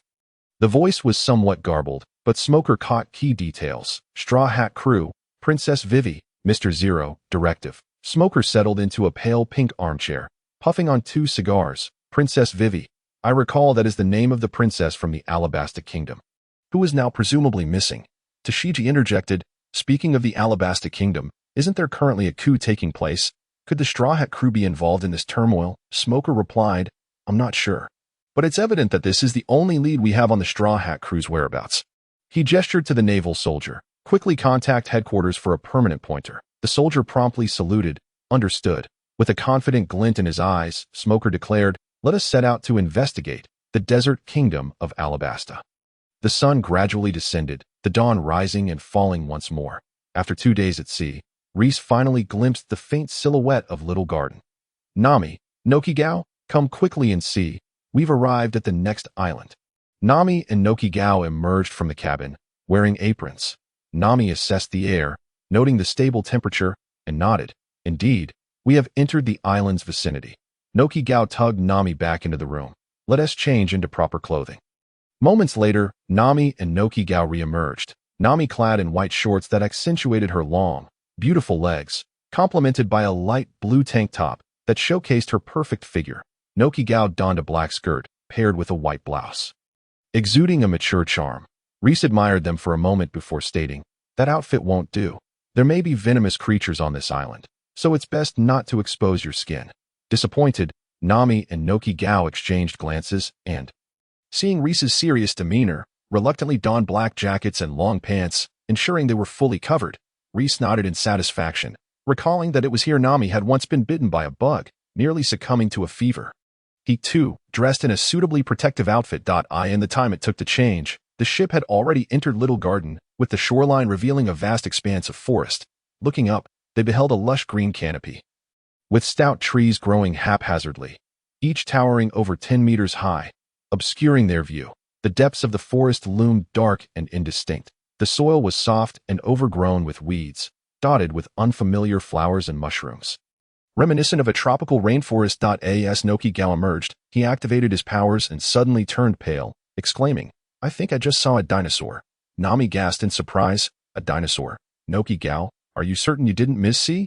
Dinosaurs are creatures from an era long past. Noki Gao's expression turned serious. I believe so. Although it differs from what books depict, its short forelimbs and massive hind limbs, when upright, resemble a dinosaur entirely. Reis reassured them, fear not. With me here, even if it is a dinosaur, I shall bring it down. Noki Gao and Nami nodded, their hearts instantly settling as they believed that even dinosaurs would not pose a threat to Reis. Upon learning of the dinosaurs on the island, Nami and Noki Gao stifled their excitement and became cautious. Noki Gao, fully alert, kept reporting their surroundings. As a result, the trio successfully evaded the fierce beasts, walking unimpeded through the forest.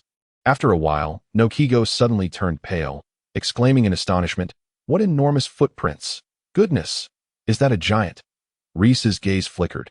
He speculated it could be Brogy or Dongli.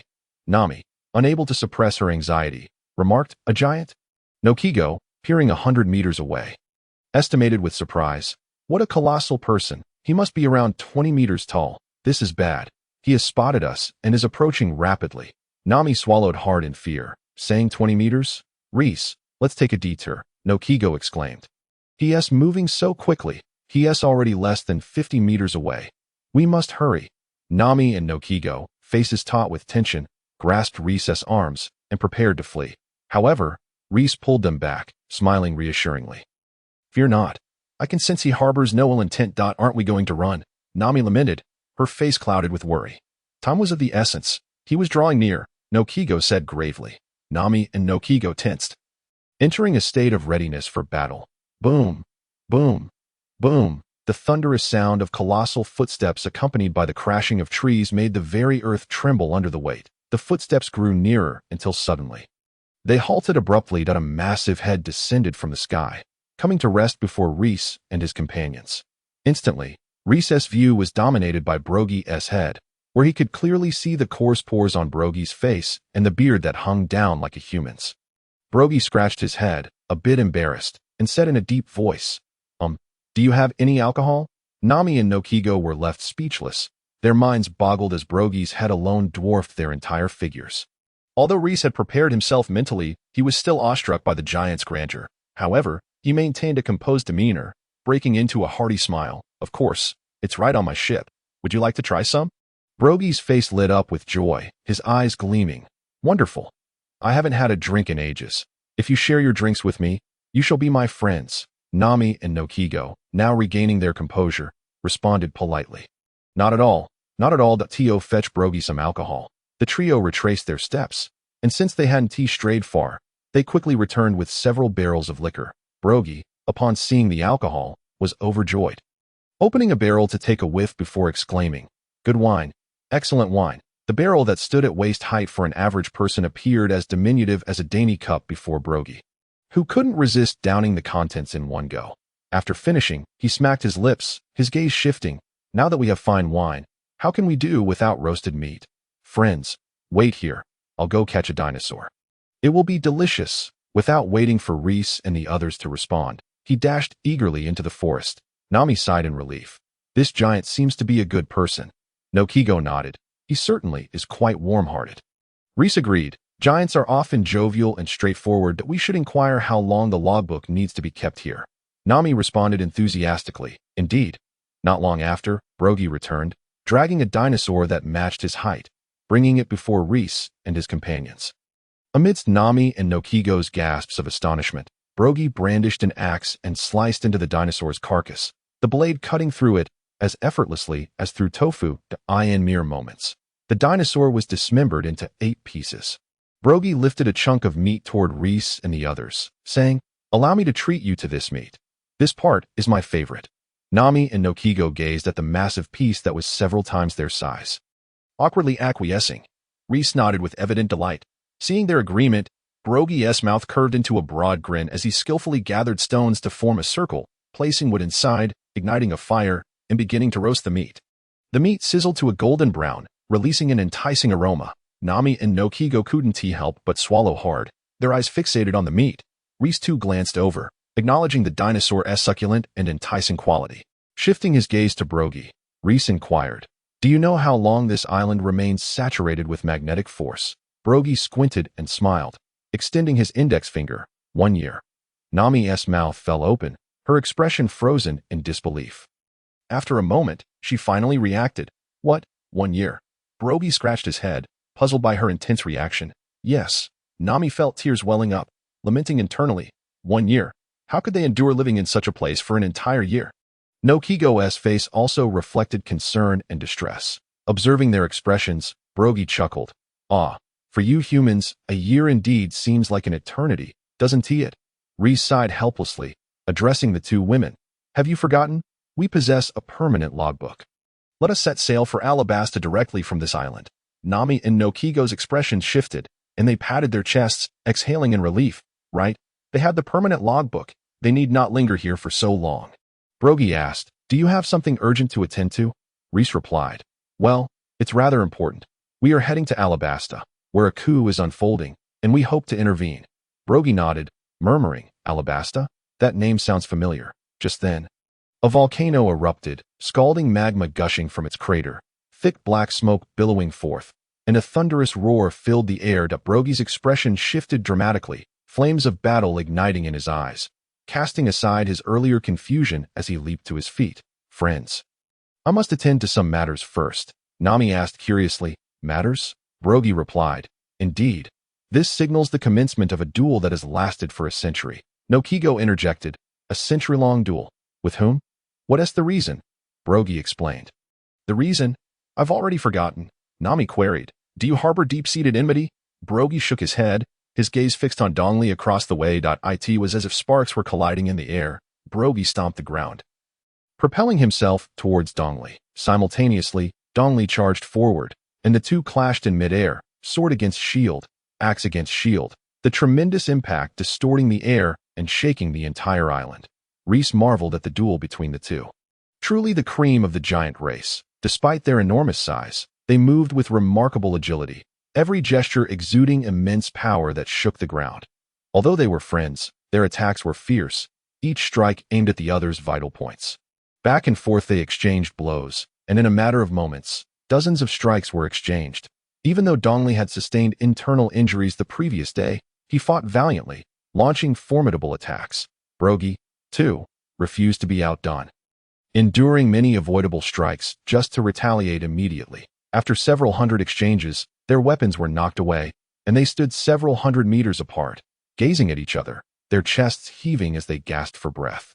In the next moment, both let out a roar, swinging their fists, nearly striking each other simultaneously, distorting each other's faces with the impact. Brogy, utterly exhausted, declared, 7-3-4-6-7 draws. .1 victory.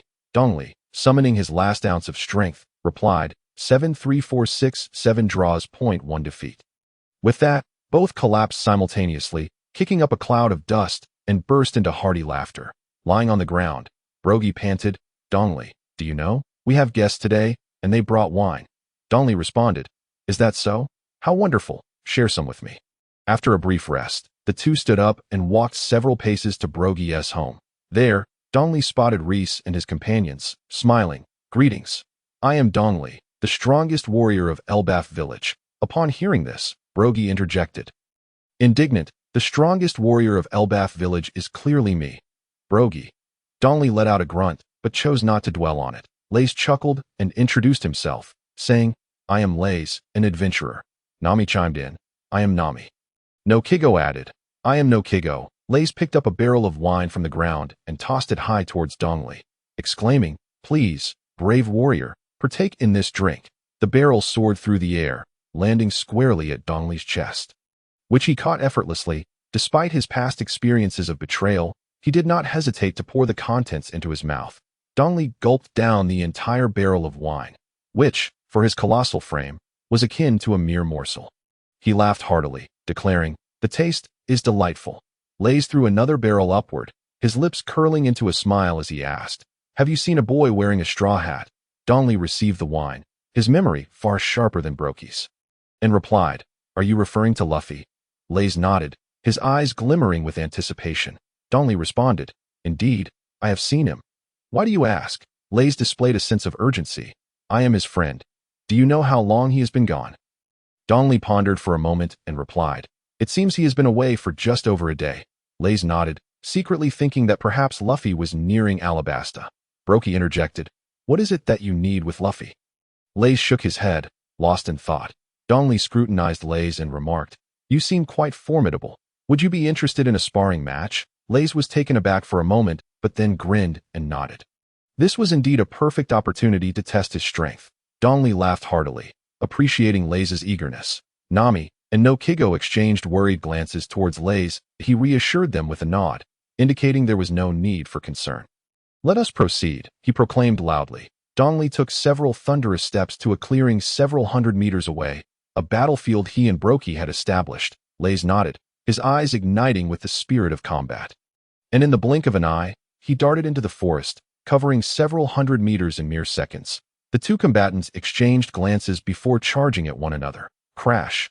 Their fists collided with tremendous force, creating a shockwave that bent the nearby trees. They both roared and unleashed their strength once more. In the next moment, their fists separated, the powerful recoil sending them both stumbling back 5 steps. Ha! Your strength ranks among the top 10 humans I have encountered, Dongli exclaimed, his face alight with battle fervor. That's so?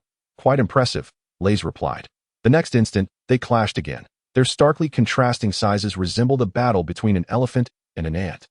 They exchanged blows without flinching, each punch capable of shattering boulders. After a brief struggle, a victor emerged, Reis. However, his victory was hard-won. His clothing was tattered and adorned with numerous bruises. Dongli, on the other hand, bore several large welts on his head, and his body was marked with countless red spots, each a testament to Reis's prowess. Upon seeing Reis's battered state, both women rushed over, their expressions filled with concern. Reis offered them a reassuring smile, saying, Do not worry, I am fine. Did you not see that Dongli is worse off than I? Why didn't you evade? Your speed far surpasses Dongli's, Nami questioned, puzzled. This is the romance of a true man in battle, Reis replied. Yet, deep down, he understood that he had merely said that for the giants' benefit. He had fought against their strengths with his weaknesses, suffering greatly in the process. However, Reis recognized that to earn the giants' respect, he must defeat them head-on with overwhelming strength. Indeed, upon hearing Reis's words, both giants laughed heartily, their fondness for him increasing. Friends, let us celebrate, Reis proposed. Upon hearing the word celebrate, Brokey leaped with joy, his eyes gleaming with excitement. Yes, let us have a feast. Dongli reminisced about the banquets of a century past with giants, a wistful smile crossing his face. After a moment's thought, he nodded in agreement, his expression reminiscent. Nami and Noki Gao naturally followed Reis's lead, and the 5 of them exchanged glances before cheering and setting to work. Dongli and Brokey captured 2 great dinosaurs, while Reis showcased his prowess by bringing down an equally impressive beast, earning the giants' admiration. Nami and Noki Gao gathered an abundance of wild fruits, the towering trees yielding fruit that appeared almost mutated, weighing over 10 pounds each, With their provisions gathered, the giants began to roast the meat while Reis and the others waited eagerly. Soon, the meat was ready, and each of them was presented with a piece. Holding various sizes of barrels of wine, they cheered, cheers. Under the brilliant glow of the bonfire, Brookie shared stories of his life in Elbaf, with Dongli occasionally chiming in, provoking laughter from Nami and Noki Gao. In the giant's forthright and sincere manner, Nami opened up about her past, revealing the immense weight of 100 million berries she carried alone and how she had endured humiliation to join Arlong's crew. Brookie and Dongli were incensed, unleashing a torrent of curses upon the unseen Arlong, their hearts filled with admiration and sympathy for the resilient girl that in Nami's narrative, Reis emerged as a heroic figure. Further solidifying the giant's fondness for him, laughter and merriment filled the air. The bond between the giants and Reis deepened rapidly, although it could not compare to the profound camaraderie shared between Luffy and the giants. It was genuine friendship nonetheless, particularly given the giants' innocent hearts. They were amiable as long as one resonated with them, but as the sun began to set, the banquet neared its conclusion. Much of the dinosaur meat had been consumed, with the majority finding its way into the giants' bellies, while the wine brought by Reis and the others had long been drained. Reis glanced at the time, realizing his goal had been achieved, and it was time to depart. He addressed the giants, saying, "Dongli, Brookie, it is time to conclude our banquet." Brookie appeared taken aback, expressing a hint of reluctance. "Must we leave so soon?" Nami and Noki Gao echoed his sentiment. Feeling a tinge of regret, Reis nodded. "Indeed, every gathering must come to an end. I must set off to pursue my friend." Dongli nodded in understanding. "Well, I have certainly relished the taste of a long-lost banquet." Reis replied with a smile, "Very well, we shall take our leave now, but we will return in the future." Dongli and Brookie nodded with smiles, rising to see Reis and the others to their ship. The vessel gradually departed from the shore, navigating through the small garden. Reis, Nami, and Noki Gao stood on the deck, waving farewell, while Dongli and Brookie stood on the shore, watching them with fond gazes. It was not until the small garden vanished from sight that Nami and Noki Gao withdrew their eyes. The two giants turned slowly, exchanging knowing smiles. Nami mused, "Giants are not so bad after all. They only seem a bit intimidating." Noki Gao nodded in agreement, sharing her sentiment. Reis, however, found himself in a quandary as he gazed at the two pinnacle blood elixirs and the millennium cleansing fruits in his system's backpack.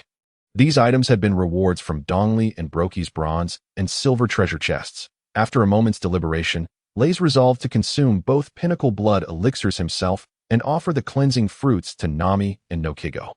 Reis retrieved the two cleansing fruits, holding them in his hands, and called out, "Nami, Noki Gao, come here. I have something wonderful for you." The two approached, and upon seeing the peculiar fruits in Reis's hand, Nami inquired, "What are these?" Reis smiled and encouraged, "You will find out once you eat them." The two women exchanged skeptical glances before unhesitatingly biting into the fruits. As they consumed them, they felt warmth coursing through their bodies.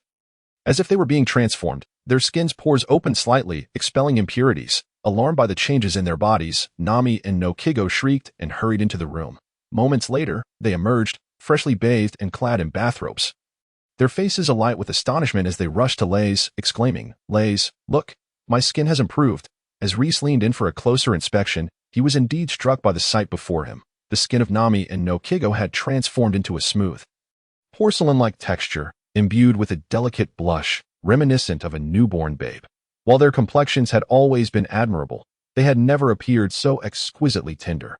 Reis, unable to resist the allure, leaned in and bestowed a gentle kiss upon each of them.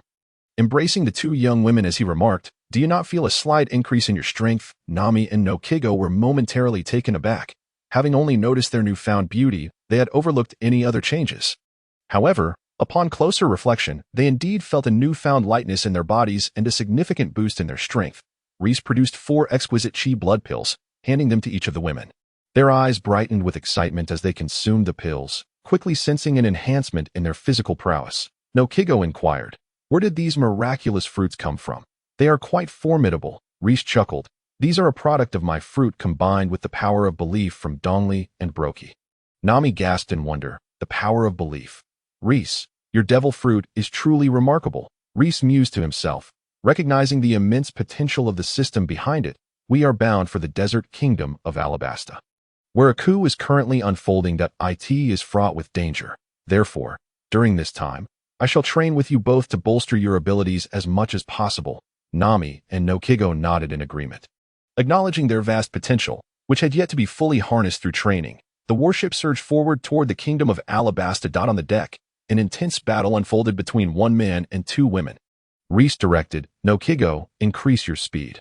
Nami, your strikes lack sufficient power. Breathless, Noki Gao crossed her arms to block Reis's kick. After Reis had sent Noki Gao flying with a swift kick, he found himself ensnared within a mass of clouds. Enveloped in dense vapor, with a surge of strength, he tore through the clouds, only to be struck by a bolt of lightning from above. His clothes were instantly charred, and a jolt of electricity coursed through him, causing him to tremble involuntarily. Nami wore a faint smile, while Noki Gao seized the opportunity to amplify Reis's pain with her electric abilities, proving to be effective. The two women demonstrated remarkable synergy, adeptly seizing the moment in battle. Reis was secretly astonished by their combat prowess. Their cooperation indeed posed a challenge for him, but it seemed necessary to increase the difficulty level. Reis leapt onto the deck. He charged forward, reaching for Nami, who was perched upon the clouds. His speed was astonishing, and he nearly grasped her delicate hand, but in an instant, it felt as though he had caught only a wisp of cloud. Nami hovered 5 meters above him, her heart racing as she patted her chest, narrowly escaping his grasp. Reis sighed, acknowledging the prowess of the natural-type fruit. Despite his near capture, Nami had evaded him with her abilities. Without Haki, it was indeed a formidable challenge. Given the stark disparity in strength between Nami and Reis, even with her consumption of the cloud fruit, she should have been unable to evade him. However, after consuming the intermediate cleansing fruit and chi blood pills, her power had surged significantly, allowing her to better utilize the capabilities of the cloud fruit. Though Noki Gao had been struck by Reis's kick, she felt no pain, having dulled her senses. She was merely sent flying. Though the injuries were undeniably real, Noki Gao's expression remained unchanged, yet a fierce determination glimmered in her eyes as she charged toward Reis. Reis furrowed his brow, feeling a pang of reluctance. Yet he steeled himself and unleashed a resounding palm strike toward Noki Gao. Noki Gao appeared oblivious to the impending attack, charging directly at Reis. Just as he was about to make contact, he subtly restrained his strength, intending to gently push her back. However, to his surprise, Noki Gao sidestepped at the last moment, narrowly avoiding his palm, and retaliated with a punch aimed at his abdomen. Reis exclaimed in surprise, twisting his body to evade Noki Gao's fist, and then unleashed another palm strike, this one significantly swifter than the last. Noki Gao's expression remained calm, her mental focus heightened as she deftly evaded Reis's attack once more. At this juncture, Reis began to suspect that Noki Gao's evasion was not merely a matter of physical prowess. She seemed to possess an uncanny ability to anticipate his movements, akin to the power of observation Haki. As Reis intensified his strikes, Noki Gao continued to evade with apparent ease. It was only when Reis exerted 50% of his strength that he managed to land a hit on her. Reis could not help but exclaim, Noki Gao, have you mastered observation Haki? Noki Gao paused, bewildered. Observation Haki? What is that? Reis was astonished. Then how did you evade my attacks? Noki Gao explained, I just enhanced my sixth sense using my abilities, enabling me to faintly perceive the direction of your next strike, which is how I managed to dodge. Reis's eyes lit up. Fruit abilities? That's something I hadn't considered. It seems your fruit can also be developed for offense, somewhat similar to the powers of observation Haki. As Nami observed their conversation, she descended from the clouds. Noki Gao nodded and inquired, so Reis, what exactly is this observation Haki you mentioned? Reis smiled. Observation Haki is a latent power possessed by all humans in this world. This innate ability is akin to aura and intimidation. It exists as an instinctual force that heightens one's senses, allowing one to detect the presence and emotional shifts of surrounding beings. It can also be utilized to predict and avoid danger. These are the fundamental abilities of observation Haki, varying in range and intensity from person to person.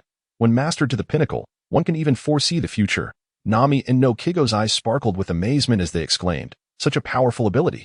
Reis chuckled. What Noki Gao just demonstrated with her devil fruit abilities is remarkably akin to observation Haki. It allowed her to evade my strikes. Upon hearing this, Noki Gao nodded thoughtfully. Reis smiled. All right, let us continue. After receiving agreement from Nami and Noki Gao, he took the initiative to launch his attack. He swiftly lunged towards Noki Gao, delivering a punch. Noki Gao tilted her head, narrowly avoiding the blow, as a relentless barrage of attacks followed. She had no choice but to fully activate her devil fruit abilities, concentrating her mental faculties to continuously predict Reis's movements to evade his strikes. Nami, suspended in midair, intermittently used the clouds to distract Reis, refraining from employing lightning, for the distance between Reis and Noki Gao was considerable. A strike would jeopardize them both. Despite not being struck directly, Noki Gao was left drenched in sweat under Reis's relentless onslaught. Her stamina and mental capacity began to wane, and within 5 minutes, she succumbed to exhaustion. Noticing Noki Gao's fatigue, Reis turned his attention to Nami but refrained from launching an attack. Instead, he beckoned her with a finger, adopting a provocative demeanor. Nami hovered high above, while Reis, lacking the ability to fly, could not reach her. With a huff, Nami crossed her arms defiantly, unleashing a barrage of clouds and lightning upon Reis, creating numerous craters on the deck. Reis moved with the agility of a monkey, evading Nami's lightning and cloud attacks, which, despite their impressive speed, struggled to catch him. After a while, Nami abruptly ceased her lightning strikes and cloud manipulation, wiping the sweat from her brow, feeling her energy beginning to wane. Reis observed Nami's pause and remarked, "Nami, have you recognized your issue? Stamina is your greatest weakness." Nami nodded, acknowledging the truth in his words. The manipulation of clouds to generate lightning was physically taxing. The conditions for creating lightning were exceedingly stringent, requiring not only high-density cloud compression but also rapid movement to generate the necessary electric charges. Yet, aside from lightning, Nami had yet to devise any alternative offensive strategies. Reis said, "All right, come down, Nami. Today's training concludes here. Now, tell me, what weaknesses do you perceive in me?" Nami nodded, guiding the clouds to gently lower herself onto the deck. Noki Gao chirped, "Reis, do you have any weaknesses?" Nami lamented, "Indeed, with your boundless stamina, the two of us cannot match you." Reis shook his head. "My weakness lies in the lack of flight capabilities. Had I been able to fly during my battle with Nami, I would have defeated her long ago." Nami pouted, displeased, "But you have me to fly, don't you? I can't carry you." Reis shook his head. "It's not just that cloud travel has its limitations. It also consumes your mental energy. What if one day, during a battle, you're not by my side?" Nami pouted and said, "All right." Reis gently stroked Nami's soft hair and smiled. "From now on, all you need to do is develop your fruit abilities. As for physical stamina, we can replenish that with chi blood pills later. As for me, I have found my direction for effort." Both Nami and Noki Gao nodded, expressing their keen interest in fruit development. Soon, night fell, and after the three had finished dinner, they began their sparring once more. Reis first faced Noki Gao in a one-on-one match, primarily to hone her fruit abilities while simultaneously enhancing her close combat skills. Once Noki Gao was exhausted, he sparred with Nami to improve her control over her fruit powers.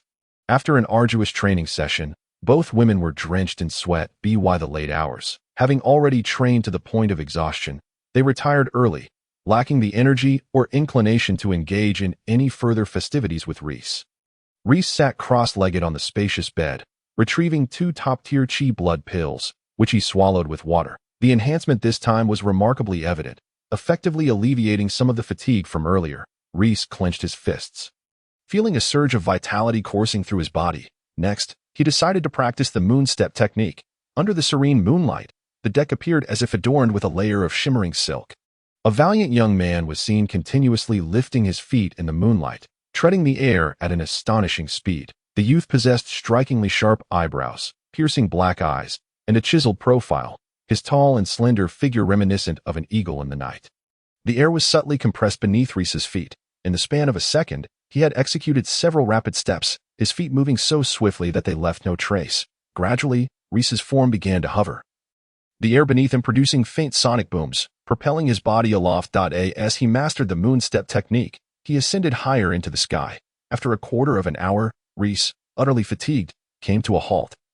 The moon step was indeed a tremendous drain on his stamina. Among the 6 styles of the Navy, the moon step was the only technique that caught Reis's eye, as it required little training, primarily needing a strong physique to grasp it with rudimentary practice. Over the next 2 days, Reis sailed tirelessly, practicing with the 2 women during his free moments and refining his moon step. During this period, they encountered various extreme weather conditions and assaults from numerous sea beasts. The dangers only intensified as they journeyed further along the Grand Line. After 2.5 days since departing from the Little Garden, Reis finally caught sight of the shadow of Alabasta Island in the afternoon. Standing on the deck, dressed casually, he gazed at the faintly visible yellow sand dunes, murmuring to himself, "At last, we are nearing Alabasta that I hope Luffy has not yet begun his actions." Nami and Noki Gao stood beside him. Curiously scanning the horizon with binoculars, Nami remarked, "Why is it all desert? I see no signs of life." Noki Gao, adjusting her binoculars, suddenly paused, and, upon closer inspection, pointed out, "Nami, there's a town in that direction." Following her gesture, Nami spotted the town, faintly observing some pedestrians, and turned to Reis, asking, "Reis, shall we stop there?" Reis nodded. "That will do." A massive warship slowly approached the port city of Narahara in Alabasta. The harbor was bustling with merchant caravans and industrious workers. The arrival of the Navy ship, a formidable steel beast glinting with authority, drew the attention of many, causing some dockworkers, taken aback, to drop their loads. For ordinary people who had never ventured beyond the sea, it was truly a spiritual awakening. Reis scanned the nearby vessels with hawk-like precision but shook his head in disappointment. It seemed Luffy had already departed Narahara for Yuba. With that in mind, they decided to proceed with Plan B. The trio secured their ship and, under the curious gazes of the workers, made their way towards the town. Reis surveyed the surroundings, with endless stretches of desert on either side. Near an oasis, he spotted resilient cacti standing tall. The contours of the desert dunes were sharp and distinct, their crests smooth and flowing, the windward slopes resembling flowing water, while the leeward sides cascaded like sandfalls. Waves of heat surged from the desert, as if ablaze with fierce flames, distorting the very air. The endless expanse of sand rendered the world before them monotonous. In the blistering sun, the temperature soared to a scorching 50 C, making it easy for exposed skin to suffer from sunburn. The trio had come well prepared, donning thick garments for their trek across the desert. Reis cast his gaze towards the lone oasis amidst the sands. As one of the few remaining green havens in Alabasta, Narahara stood resilient, thriving on trade with the outside world. Upon entering the town, they were greeted by a lively scene. Vendors selling fruits, bread, meat, and tools. A veritable cornucopia of goods. Reis stated, "From the documents I've reviewed, the rebel army is in Kateria. We must proceed there to thwart this insurrection." Nami nodded. "To save millions is a tremendous virtue." Noki Gao chuckled. "Nami, is it merely virtue you seek? Do you not wish to demand a reward from the king of Alabasta?" Nami's eyes twinkled. "Isn't that only natural?" Reis smiled. "Now that we are in Narahara, we need to procure supplies for our journey through the desert to Kateria." Moments later, Reis found a merchant caravan and purchased a sandboat at twice the usual price. The sandboat, a mode of transportation across the desert, utilized the sand's mobility and wind power for propulsion. Reis then visited a long-established store to acquire a map of Alabasta. The map depicted a river flowing into the sea, dividing Alabasta into two halves. Reis currently stood at the southern tip of Narahara, while Kateria was located centrally on the right side, quite close to Narahara. Equipped with food and water, Reis set off aboard the sandboat. The temperature in the desert was exceedingly high, reaching 50 C, and the intense sunlight could scorch the skin. The trio rode the sandboat, propelled by Nami's cloud, gliding across the sandy sea like a motorcycle. Despite their robust physiques, they could not entirely escape the environmental effects. Feeling as if they were on fire, drenched in sweat, Kateria was indeed very close to Narahara, and with the aid of the sandboat, they arrived in less than half an hour. The landscape was a vast expanse of yellow, with sand dunes engulfing the plains and sandstorms raging violently. 3 years of drought had ravaged all of Alabasta, leaving the inhabitants lamenting, as life withered in the limited spaces where survivors clung to existence. Kateria was one such refuge. Despite Kateria being a substantial oasis, the influx of 400,000 rebels had drastically increased water consumption, with daily needs reaching astronomical figures. Although everyone endeavored to minimize their water usage, the absolute necessity for hydration remained. Tents were scattered near the houses, weathered by the relentless sandstorms, housing drought-stricken citizens of Alabasta, their faces parched, lips cracked, and wrinkles deepening, their youthful countenances bearing the weight of age. Eric, wearing an expression of fatigue, lifted the dusty tent flap and addressed Kusha. "Our supplies of water and food are dwindling. Kusha, what should we do next?" Eric served as the strategist for the rebel army. Overseeing the rations of water and food, Kusha sat on a stone bench, arms crossed, pondering. Let us wait a bit longer. Some weapons have yet to arrive. Eric nodded and withdrew. Kusha adjusted his dark glasses, sighing deeply, revealing a rare moment of uncertainty that had never surfaced in front of others. With dwindling supplies of water and food, the populace would soon face starvation and dehydration. What should I do? Should we attack Alyabarna? Yet, the king might have his own unspoken difficulties. However, if we do not act soon, everyone will perish. Resolving himself, Kusha decided to assault the capital and reclaim the rainwater. Suddenly, the tent was thrust open again, and Kaibi entered, his expression brimming with excitement. Kusha, there are people outside claiming they can summon rain. Kusha's eyes lit up, invigorated. Could it be dance powder? Presently banned and unavailable in the market, Kusha still longed to use it, even if it meant stealing rainwater from other cities. However, at present, we cannot afford to dwell on such matters. We must first address the pressing urgency at hand. Kaibi shook her head, saying, she is not just a dancing enthusiast. She can conjure clouds and bring forth rain from thin air. Kusha's eyes widened in disbelief as he exclaimed, what? Take me to see her at once. With that, he stood up and hurried to the entrance of the tent. Kaibi acknowledged him with a nod and, together with Kusha, exited the tent. After navigating several turns, they encountered the trio of Reis, surrounded by a throng of onlookers. Several hundred people crowded the street, with many straining on tiptoe to catch a glimpse of the one who could summon rain. Within the circle, Reis was engaged in conversation with the rebel army strategist, Eric. As they walked, Kaibi remarked, Kusha, the trio consists of a young man leading the way, and one of the women, with orange hair, has the ability to manifest clouds from nothing, under which rain begins to fall. However, after a while, they requested an audience with the leader of the rebel army. Kusha, having calmed from his initial excitement, nodded thoughtfully at Kaibi's words that as the leader, he possessed a certain composure to light rain. Perhaps it is merely a trick of the streets, or some form of sorcery, that I wonder what they wish to discuss with me. The more Kusha pondered, the colder his heart felt, as though doused with icy water. After all, the notion of summoning rain on such a scale was indeed far-fetched. Nevertheless, even the slightest glimmer of hope must not be forsaken. Suddenly, someone called out, Leader Kusha has arrived. The crowd turned, parting to create a pathway, showcasing Kusha's esteemed position among the rebels. Reis noticed the commotion and glanced over to see a young man approaching, a figure with short, deep tea-green hair, a scar running down his left eye, clad in a long, reddish-brown coat, adorned with a dark green belt, and wearing orange gloves, with an extraordinarily long sword strapped to his back. He exuded a commanding presence, embodying the essence of a leader. Reis thought to himself, so this is Kusha. Kusha swiftly approached the trio, his gaze earnest. Greetings, I am Kusha, the leader of the rebel army. What brings you to me?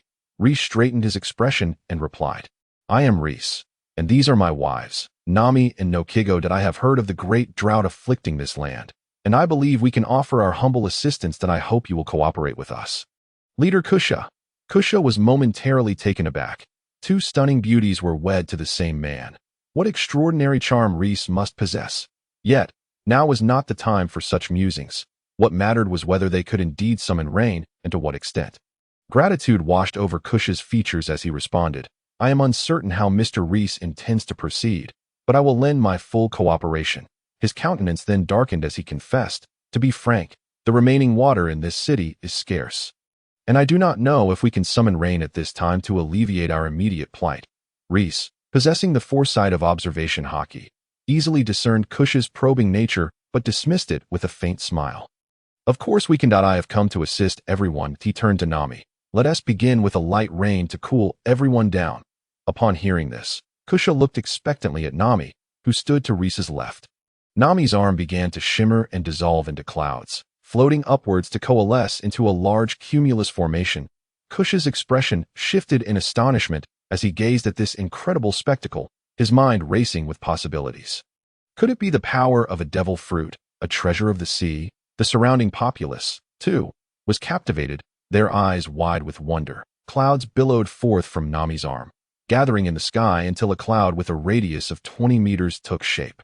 The formation of such a massive cloud drew even more onlookers, and the street became congested as people gathered to witness the phenomenon, their hearts stirred with hope. Subsequently, white clouds continued to merge, but instead of expanding, they darkened, morphing into rain clouds. The moisture within the clouds condensed, and eventually, droplets succumbed to gravity, gently cascading down. The sound of rain pattered softly on the parched earth that a single drop landed on a boy's face. He wiped it away and licked his fingers, exclaiming joyfully, "It's water! It's water!" Kusha observed the rain falling, albeit lightly, and realized it was indeed real. The crowd beneath the clouds erupted into joyous celebration, cheering, jumping, and embracing one another in exultation. Heavens, bless us! A miracle! A miracle! Is this the work of the great Sea Lord sent to rescue us? The populace shouted with fervor, for they had not witnessed rain in far too long. Kusha's youthful face reflected sheer astonishment. His heart raced, for the gentle rain before him felt like life-giving nectar. After a moment of dazed disbelief, Kusha quickly regained his composure and urged, "Brother Reis, please instruct Miss Nami to gather the clouds. It would be a waste for them to rain down here." Kusha's intelligence shone through, recognizing that Reis was the core figure among the trio. Thus he chose to appeal to him. Reis nodded. "Nami, please collect the clouds." Reis's intention was merely to demonstrate their ability. Allowing the rain to fall to the ground was indeed a waste. Nami acquiesced, channeling the clouds back towards herself, and they vanished upon contact with her form. Sighing in relief, she wiped the perspiration from her brow, for controlling the cloud formation had drained a considerable amount of her energy. Even with the prompt retrieval, she could only recover a portion of her strength. The crowd gradually calmed down, staring in bewilderment at the now vanished clouds. Yet the dampness of their clothes reminded them that this had not been a dream. Kusha's excitement bubbled forth. Although the rain had been sparse, it had alleviated the needs of some. Suddenly, he bowed deeply, his voice trembling. "I implore you, sir, to aid the people here further. Miss Nami's abilities are indeed a miraculous blessing for our community." Reis helped Kusha to his feet. Smiling, "Did I not mention? I have come to assist everyone." Kusha's gaze was filled with gratitude and admiration. He could not fathom that someone could be so benevolent, and this matter was of utmost importance to him and the people of this place. After a moment of contemplation, Kusha looked earnestly at Reis and said, "Mr. Reis, might it be possible for Miss Nami to direct the rainwater into the storage tank?" Reis glanced at Kusha's image in the system. Noting that his favorability had reached 65, he opened Kusha's bronze treasure chest, receiving an elite blood replenishing pill. Nearby, several other citizens also had their favorability towards Reis rise above 60. Reis smiled. "Of course. Leader Kusha, that I invited you here to collaborate closely and improve life for everyone. How could I stand idly by while you endure this drought, even though I am not a citizen of this land?" Upon hearing this, Kusha felt a mix of gratitude and guilt, having previously doubted Reis's sincerity. Kaibi, standing behind, nodded enthusiastically, unable to contain her praise. "Mr. Reis, you truly are a remarkable person." She gave him a thumbs up. Reis replied with a gentle smile. "I am merely doing what I believe is right." Nami nodded earnestly in agreement, while Noki Gao proudly clung to Reis's arm. Kaibi felt a surge of admiration. Such a noble principle of aiding the weak was truly commendable. Kusha was deeply moved, his admiration for Reis evident. "Mr. Reis, your ideals are profoundly humbling." Reis replied calmly, "Let us commence without delay." Kusha promptly agreed, surveying the crowd. "Everyone, please step aside and allow Mr. Reis to access the water storage tank." Upon hearing his command, the citizens parted, granting Kusha and Reis passage. Though parched and desperate, the people were reasonable, refraining from clamoring for immediate rain. As Reis and Kusha made their way, they overheard whispers among the crowd. "Wow, to conjure such large clouds from nothing. It's astonishing. Why did it only rain for a brief moment? What's going on? It seems Kusha is directing them to channel the rainwater into the storage tank. I never expected it could actually rain. This means salvation for all." "Ah, you're too naive. That little bit of rain won't suffice for everyone to share." "Humph, even so, it does offer a glimmer of hope." Yet, uncertainty lingered. Would it be enough for them? Reis, upon hearing such discussions, felt no anger. It was entirely natural for them to harbor such concerns. This was vividly reflected in Reis's system, where only about 3 out of 10 individuals exhibited a favorability rating of 60 or above. Clearly, the majority remained in a state of skepticism. Following Kusha, Reis traversed 3 streets and arrived at the square in the western district of Cartelia, where a massive square reservoir lay at the center.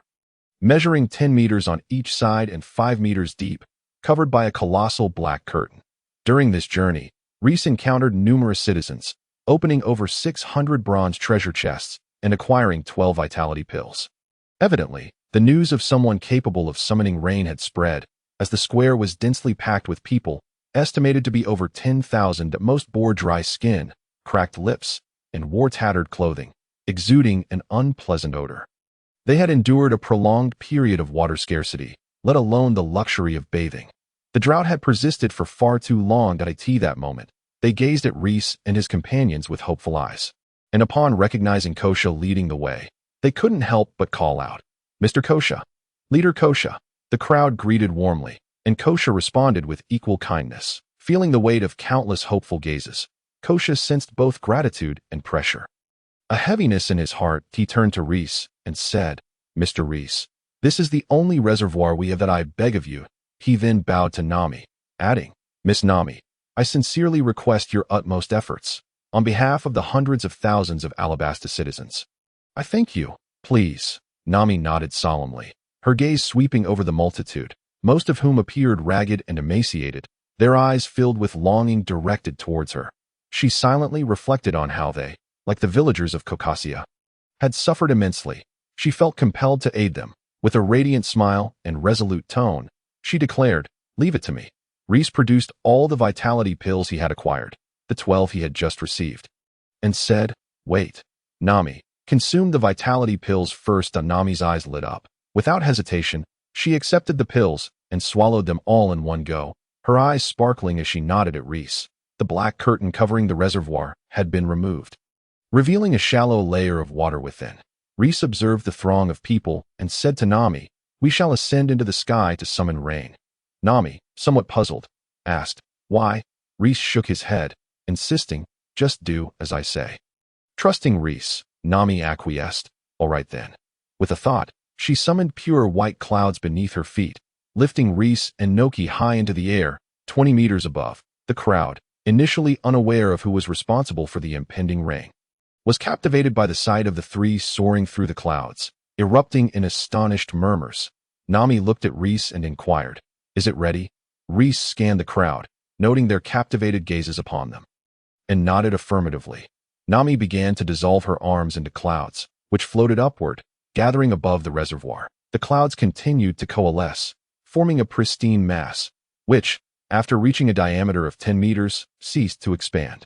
As more clouds merged, the mass gradually darkened, transforming into ominous storm clouds. Thousands of citizens watched the cloud formation, their eyes filled with anticipation and hope. Slowly, the hue of the clouds deepened from light to dark, becoming as inky as ink itself, as water vapor condensed within, coalescing into droplets. Finally, the first drop of rain fell, barely perceptible as it struck the surface of the reservoir.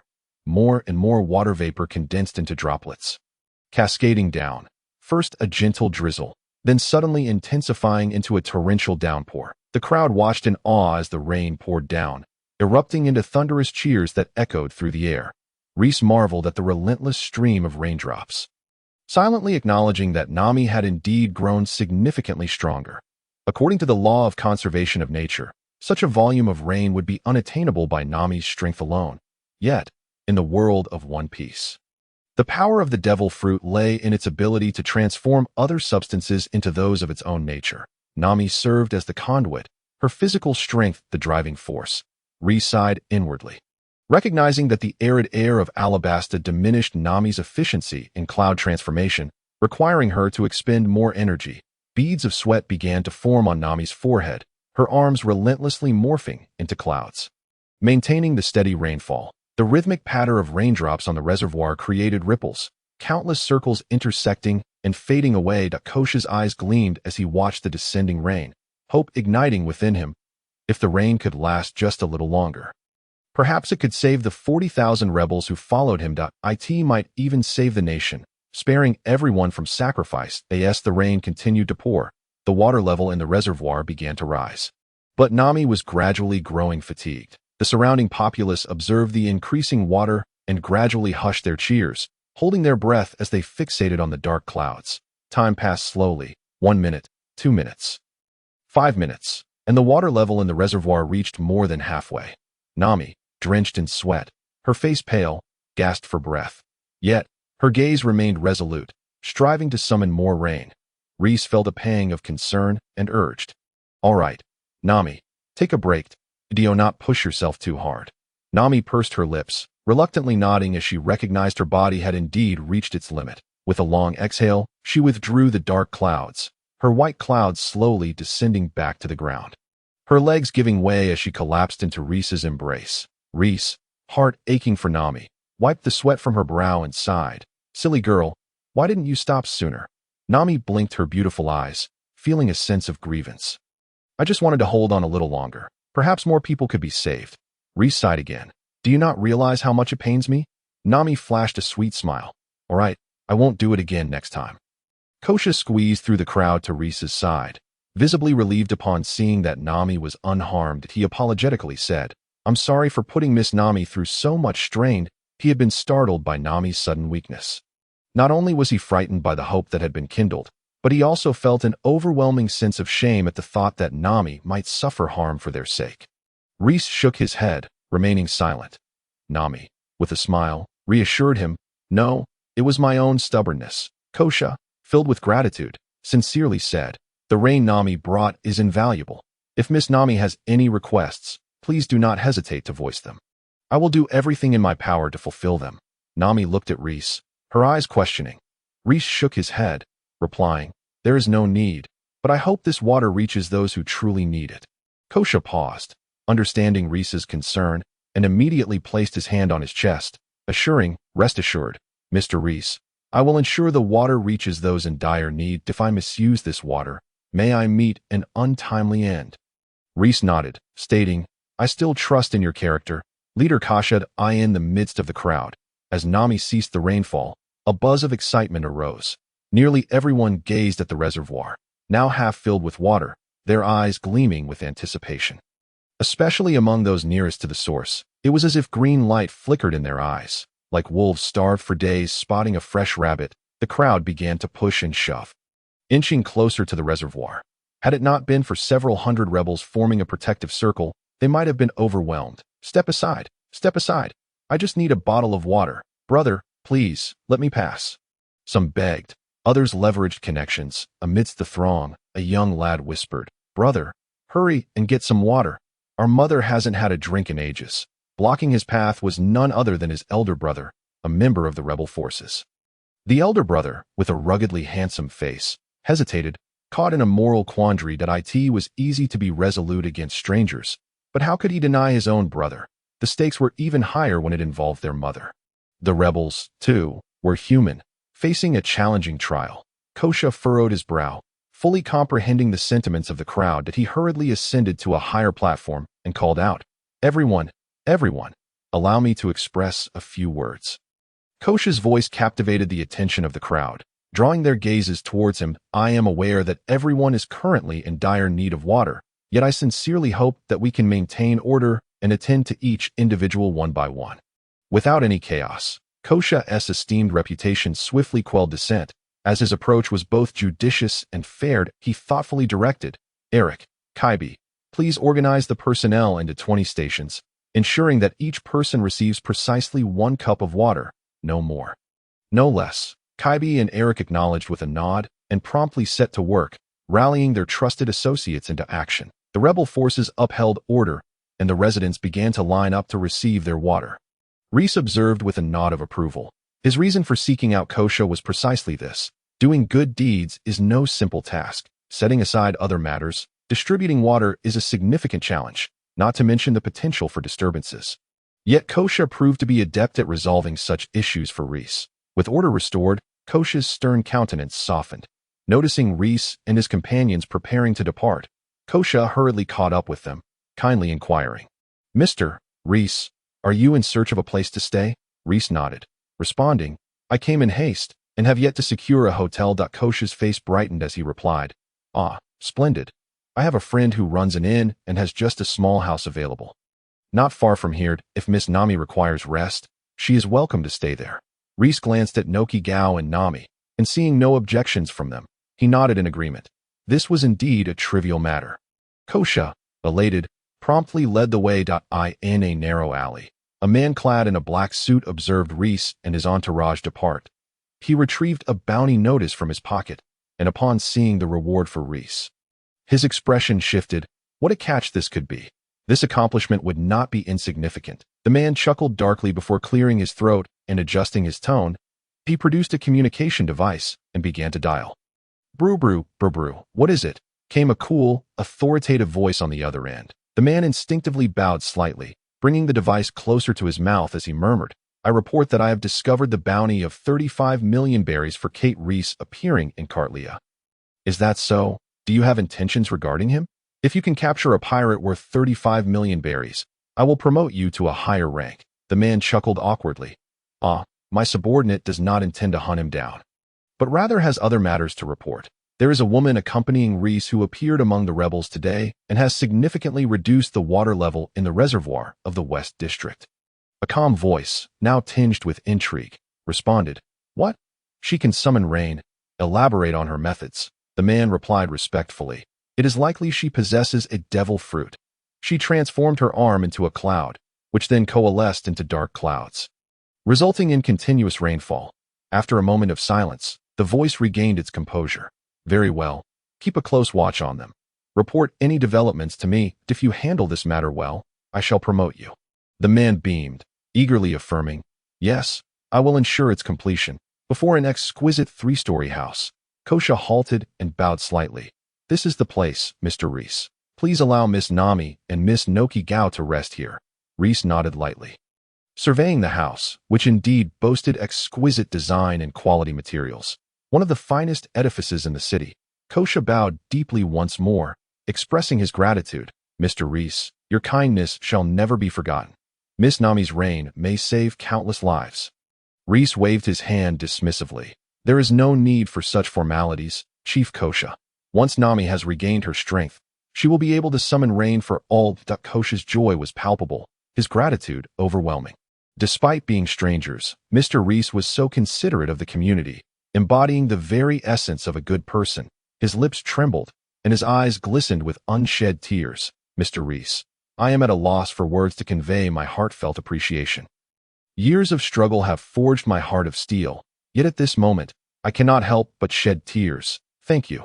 Thank you. Reis replied, There is no need for such sentiments, Mr. Kosha. You are a truly good person as well. Kosha stifled his sobs. In comparison to you, Mr. Reis, my efforts seem trivial. Reis shook his head. Choosing silence is the empathy and consideration for others that define a true good person. Observing Reis's silence, Kosha assumed he wished to rest and quickly added, Mr. Reis, Farafura resides nearby. Feel free to call upon him if needed. As he spoke, Kosha gestured to Farafura, who towered over him by 2 heads, standing at over 2 meters tall. Farafura nodded slightly, stating, Mr. Reis, should you require anything, just let me know. Reis glanced at the one-armed man, smiling warmly. Very well. Should anything arise, I shall speak with Brother Farafura. Kosha, fearing Reis might misconstrue his intentions, explained further, Mr. Reis, please do not misunderstand. I do not wish to surveil you, but merely to ensure your safety. Reis chuckled gently. Why would I think otherwise? Having Brother Farafura nearby certainly provides a sense of security. Kosha nodded in agreement. That is excellent. Please, Mr. Reis, take your time to rest. Reis acknowledged with a nod and bid farewell to Kosha. The 3 entered the inn, which was devoid of occupants, clearly intended to afford Reis and his companions privacy. Reis inspected the premises, noting the fine decor, vintage wooden stairs, exquisite marble floors, and elegant chandeliers. The furnishings, including sofas, counters, and beds, were crafted from high-quality materials. They explored briefly before ascending to the 2nd floor, each selecting a room, 201, 202, and 203, situated adjacent to one another at in room 202. Reis finally found the opportunity to review the rewards within the system. Matching the efforts of Nami, the system's notifications sounded incessantly, revealing over 10,000 bronze chests and more than 2,000 silver chests. The minimum yield would amount to 200 ordinary vitality pills and 100 elite vitality pills. This moment, over 2,000 remained unopened. This was merely within a 500-meter radius of Reis. Many citizens had yet to enter the system's range. Reis proceeded to open the chests, and amidst the continuous notifications, a distinctive sound caught his attention. Congratulations, host. You have opened a total of 10,000 bronze chests and received the guaranteed reward of a basic life elixir. Reis was taken aback, quickly rifling through his backpack, skimming over the bronze and silver chests. Suddenly, his gaze sharpened as he spotted a blue background vial within his bag, a color unique to elite treasures. Reis extracted it to examine its properties. Basic life elixir promotes biological activity in cells, offering a certain degree of healing effect. Reis felt elated. This was indeed a valuable item, though its efficacy remained uncertain. He resolved to test it should he sustain injuries in the future. In room 203, the weary Nami reclined languidly on the bed, a satisfied smile gracing her face. The recent downpour should have saved many lives. This was the essence of aiding others. Click, the door swung open. Nami turned to see Reis and Noki Gao entering the room. Her eyes were drawn to a bottle in Reis's hand, filled to the brim with vitality pills adorned in pale yellow patterns. Reis raised the vial, proclaiming, "Nami, here are the vitality pills, plenty to go around." Nami was taken aback, noting the substantial quantity, likely close to 100 considering Reis's fruit abilities. She harbored no doubts. Pointing to herself, she asked, "Are these for me?" Reis nodded, plopping down on the bed with a grin. "Of course, the stronger you become, Nami, the better you can save the people here. Please, eat as many as you can." Nami hesitated, but Reis, as if performing a magic trick, produced 2 more bottles of vitality pills. "There, now you need not worry that we will never be short of vitality pills again. Just eat to your heart's content." Certainly, Lis can consume everything by himself. But prioritizing Nami is undoubtedly the wisest choice. That it resembles an investment. The stronger Nami becomes, the more treasure chests she will bring forth. Nami, moved by this thought, nodded appreciatively and swallowed a premium vitality pill. After a brief 5 seconds, she picked up another. Like indulging in candy, she consumed them with increasing speed, and before she realized it, only 10 remained at the bottom of the bottle, stopping her hand. A radiant smile illuminated her face as she exclaimed, "I feel incredibly powerful." The enhancement from the premium vitality pills is now negligible. Lis quietly calculated, having consumed around 100 premium vitality pills himself. Nami's physical prowess should now be quite comparable to his in terms of combat experience and technique. She was equally proficient, and with her fruit abilities, her overall strength might even surpass his. However, Lis sensed that his own potential had yet to be fully awakened. He felt that his body could still improve by at least 4-fold. That Nami's complexion had notably brightened as she reveled in the surge of strength coursing through her. The vitality pills not only enhanced physical attributes, but also replenished stamina to a certain extent. Lis called out to Noki Gao with a grin, "Noki Gao, it's our turn now." Noki Gao nodded, eager to discover how powerful he could become. Subsequently, Lis and Noki Gao divided all remaining vitality pills between themselves, leaving none behind. As they were merely ordinary vitality pills, neither felt they had reached their limits. Lis was greatly intrigued to see what level of power he would attain upon reaching the pinnacle of the advanced marrow cleansing fruit. Within the system, there still lay Kosha's silver and gold treasure chests, which Lis deliberately chose to open last. After all, Kosha was a significantly important figure in the Alabasta Code. It was time. The silver treasure chest trembled before transforming into a cloud-like mist. "Congratulations, host. You have acquired a basic leadership charisma, which can instill a degree of trust in others." Leadership charisma. Now that was intriguing. With a flicker of thought, Lis accepted the basic leadership charisma. As the mist enveloped him, he felt an indescribable sensation wash over his mind. Unable to comprehend it, he chose to move on and opened the gold treasure chest next. The brilliant light flashed, revealing a fragment of a treasure chest.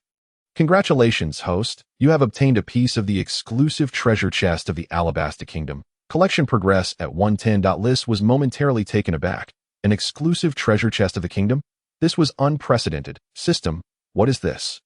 Does the kingdom also possess treasure chests? The millennium-old kingdom, steeped in history, possessed a certain enigmatic vitality. It was comprised of royal members, cultural ministers, and common folk. That Lis's eyes sparkled as he pondered this. In a nearby restaurant, 2 young men with gleaming eyes sat at a table, awaiting their lunch. Mike sighed with a furrowed brow. "How much longer must we endure? This country is unbearably hot." Gajiz replied sternly, We just need to wait until Colonel Smoker captures Straw Hat Luffy and Liss. Mike complained, damn it, this country is so vast. Who knows where Straw Hat Luffy and Liss might appear? Gajeez sighed. That's why Colonel Smoker had us spread out across various cities that a person like Straw Hat Luffy would never be content with idleness. He'll surely stir up trouble. Our role is to notify Colonel Smoker at the first opportunity to apprehend them. Mike nodded. That makes sense, but I wonder when these pirates will make a ruckus. Just then, an uproar erupted outside, with crowds surging in one direction, akin to a frantic market rush. Quick, go see. Miss Nami is going to make it rain again. What? That's wonderful. I missed it last time. I must see it this time. Upon hearing this, patrons abandoned their meals and rushed outside to join the throngs. Mike, intrigued by the conversation, said, Lieutenant Gajeez, let us go take a look that I didn't get to see it this morning. And I want to know who can control the clouds. Gajeez nodded slightly, his eyes steady. All right, let us go see. Who knows what pirates might also be drawn to the spectacle. Standing up, Gajeez commanded, everyone, follow me to observe the situation. The 8 soldiers at the nearby tables sprang to their feet, saluted, and chorused, Yes, sir. Gajeez nodded and led the way out of the establishment, closely followed by 9 soldiers as they merged into the crowd. The 10 of them, bolstered by their training in the Navy, secured a prime position in the bustling square. The density of the crowd was staggering. From above, it appeared as a sea of heads. If a grenade were to be thrown into the throng, it would surely wreak havoc. However, the density of bodies was precisely what Liss anticipated. Noticing that the crowd had gathered sufficiently, he thought, now is the time to take the stage. Liss instructed Nami to ascend as she had done that morning, soaring into the sky to commence the rainfall. He directed her to maneuver around the square, facilitating his collection of additional treasure chests. Nami, ever obedient to Liss, summoned rain while deftly guiding the clouds around the plaza. The reservoir had nearly emptied once more, but as Nami summoned the rain, the water level began to rise again. The crowd erupted in thunderous cheers, chanting Nami's name. In that moment, Nami had undeniably become a star. This time, Nami found it quite effortless, with only a light sheen of sweat gracing her forehead. After 10 minutes, the reservoir was filled to the brim, and Nami gradually withdrew the dark clouds. Liss felt elated. This time, the treasure haul was 3 times that of the morning, and importantly, the proportion of silver treasure chests had significantly increased. This indicated a substantial rise in premium vitality pills. Although only Nami was responsible for the rain, Liss stood beside her, and the crowd, in their affection for Nami, naturally extended their goodwill towards him as well. The trio descended from the clouds, making their exit amidst the support of the rebel soldiers. Eric and KB weaved through the crowd, expressing their gratitude as they approached Liss and his companions. Mr. Liss, we are immensely grateful. Liss waved his hand dismissively. It's nothing. This is what we ought to do. By the way, have the other reservoirs been organized? Eric paused, recalling the morning's situation. He had assumed one reservoir would suffice and had neglected to tidy the rest. KB scratched his head, embarrassed. Not yet. I'm sorry, Mr. Liss. It was my oversight. Eric thought to himself, considering the current situation. Could it be that Miss Nami hadn't exerted herself fully this morning? Or was Mr. Liss deliberately holding back? He tentatively remarked, We'll head to organize them now. We just didn't expect Miss Nami to be this formidable. Liss smiled gently. There's no rush. It's still timely to go now. The rain this morning was due to our long journey, and Nami was a bit fatigued. Eric was taken aback, feeling an overwhelming sense of shame for having thought so poorly of Miss Nami and Mr. Liss that I have been terribly lacking to atone for his oversight. Eric hurriedly said, KB, come with me to organize the reservoir. KB hesitated. If you're going, then go ahead. I'd rather stay by Mr. Liss's side. Eric, however, was not concerned with his thoughts. He felt he could no longer remain in Mr. Liss's presence. Without further ado, he dragged KB away. Liss squinted slightly, watching as Eric pulled KB away. Thank goodness for my cleverness. Otherwise, I might have been suspected. However, he mused, the treasure chests are still insufficient. Shifting his gaze, Liss proposed, shall we go for a stroll? Nami and Noki Gao readily agreed, having yet to truly explore the city since their arrival. Liss then turned to Farafura. Mr. Farafura, may we go for a walk? Farafura was momentarily taken aback, surprised that Liss would seek his opinion, that he quickly responded, Mr. Liss, feel free to explore. That I will ensure your safety. Liss nodded slightly, and, accompanied by Nami and Noki Gao, departed the square, heading toward the streets. As the crowd in the square began to disperse, Mike exclaimed incredulously, "Is that person Liss?" Gajeez, with a grave expression, nodded and produced the wanted poster from his pocket for comparison. Confirming, indeed, it is him, and he is accompanied by a woman, matching the intel precisely. Mike questioned, "I hadn't heard that Liss had a crew member capable of controlling clouds." Gajeez, with a calm demeanor, remarked, "They have only just set sail. Our understanding of them remains woefully inadequate. Furthermore, it is not uncommon for pirates to possess hidden abilities. However, the powers that this girl wields are rather extraordinary." As he spoke the latter part, a glimmer of intrigue sparkled in Gajeez's eyes. As a naval commander, his perspective was naturally exceptional, and he discerned that Nami was highly likely to have consumed a Logia-type devil fruit. Mike, excited at the prospect of capturing a pirate, exclaimed, "Then let us promptly report to Colonel Smoker. We cannot allow them to escape." Gajeez clenched his fist and nodded, stating, "This is a natural phenomenon. Daring to kidnap Colonel Emoda from our log town will not go unpunished." Bru. "Hello, Lieutenant Gajeez, what is the matter?" Smoker halted his motorcycle in the desert and lit a cigar. "Colonel Smoker, I report that I have discovered Reis in Carterlia. His companion appears to command clouds, suggesting he is a Logia-type user." Gajeez informed him. "What? A Logia-type user? Are you certain?" Smoker responded, astonished that I cannot confirm, "but the individual can transform his arm into clouds." "All right, I understand. Keep an eye on him. I will arrive shortly." Smoker had an 80% certainty that this was indeed a Logia-type fruit. He was taken aback by the hidden talents that were surfacing. Smoker tossed away his cigar, pivoted sharply on his motorcycle. "Colonel Smoker, what is going on? Aren't we heading to Rain Base?" Dasky inquired, puzzled. Smoker paused, recalling their original plan to wait in Rain Base for developments and seize Luffy when the opportunity arose. But now that Reis had appeared in Carterlia, along with a rare Logia-type user, Smoker furrowed his brow. Feeling quite conflicted, that a whimsical voice crackled through the transponder snail. "Wonderful. When Colonel Smoker arrives, we will surely capture this scoundrel who abducted Colonel Emoda." Smoker narrowed his eyes, flashing a dangerous glint. Reflecting on how easily the enemy had infiltrated their Log Town base, anger welled within him. "Let us set aside Straw Hat Luffy for now. Reis has gone too far. We must apprehend him first. Let us move." Dasky instinctively saluted and declared, "Yes, sir." Smoker revved the engine, and the motorcycle surged forward like a wild stallion, kicking up clouds of sand. Suddenly, Dasky hesitated, saying, "Should we inform Brigadier General Monlu? Perhaps they have also arrived in Alabasta.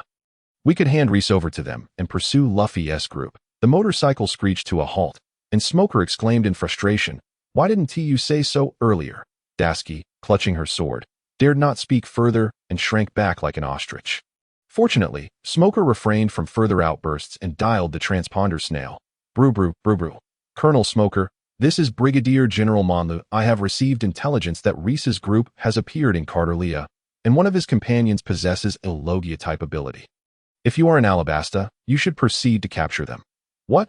A Logia-type user? Surely you jest," Monlu replied, astonished. "If my subordinates are lying to me, then it would indeed be a jest," Smoker retorted curtly. "All right, I have just arrived in Alabasta. Resupplying at Narora. Where are you?" "I." In the desert. A few lines of annoyance appeared on Monlu's forehead as he said, "You should come here as well. With a Logia-type on their side, capturing them will be challenging." "Very well, that I shall arrive shortly," Smoker sighed. Meanwhile, at Narora, Monlu's expression darkened as he hung up the phone, grumbling, "That Smoker. It's no wonder so many at headquarters dislike him." Oda nodded in agreement, empathizing with the struggles of working under Smoker for an extended period. Smoker was solely focused on fighting, leaving Emoda to shoulder countless responsibilities. Yet soon, Emoda reignited his fighting spirit, his eyes blazing with determination as he proclaimed, "Brigadier General Monlu, let us set off at once." Monlu glanced at the impatient Emoda and shook his head. With Reis's group now bolstered by a Logia-type user, and since I have yet to master Haki, acting rashly could lead to their escape. We shall wait for Smoker to arrive before taking action on Oda. Hearing this, nodded regretfully. If only we hadn't encountered a few pirate crews along the way, we could have captured Reis at sea. Monlu reassured him. If you are truly anxious, we can at least scout the situation. Oda's eyes brightened. All right. Monlu disguised himself, bringing along his trusted aide, Caven, and they hastened towards Carterlia, leaving the remaining navy under the management of his subordinate. Carterlia is divided into 4 major districts: southeast, southwest, northeast, and northwest. The area where Nami had previously summoned rain was in the west district. Reis, accompanied by Nami and Noki Gao, strolled through the streets, where the bustling crowd frequently greeted them warmly. Faraflora stood nearby, tense and alert, as if facing a formidable foe. The shops lining the streets were rather ordinary, selling everyday necessities. 3 years of drought had severely hampered Alabasta's economy, which inevitably affected the prosperity of Carterlia. As the trio continued walking, they gradually made their way towards the North District. Along the way, the number of passers-by greeting them noticeably diminished. Carterlia was vast, while some had heard tales of an individual capable of summoning rain. Few had actually witnessed it firsthand. Thus, many did not recognize Nami, let alone Reis. Upon entering the North District, the number of individuals unfamiliar with Nami and Reis increased even further, although they felt an affinity towards Nami.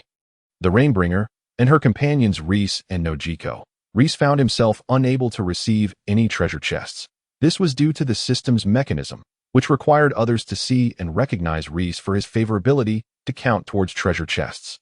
This was also the reason Reis had Nami ascend to the skies to summon rain, not for the sake of showing off, but to increase visibility.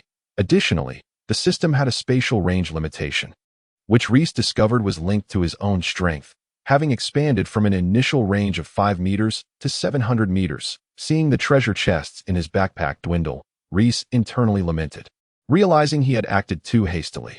After wandering for a while and purchasing some local specialties and unique clothing, a robust man approached, catching up to Reis and his companions. Mr. Reis, Miss Nami, Miss Noki Gao, Commander Eric has asked me to escort you to summon rain. Reis turned, smiling. Very well, lead the way. In truth, he was even more anxious than Eric. Summoning rain would grant him visibility, and visibility would yield treasure chests. The people in this region had yet to benefit from treasure chests. Another significant influx of vitality pills awaited. The man, after catching his breath, eagerly nodded and guided Reis and his companions to the reservoir in the North District, where a crowd of thousands had gathered. The act of summoning rain attracted spectators not only as a spontaneous response from the populace, but also as a morale booster the rebel army needed to instill hope among the people.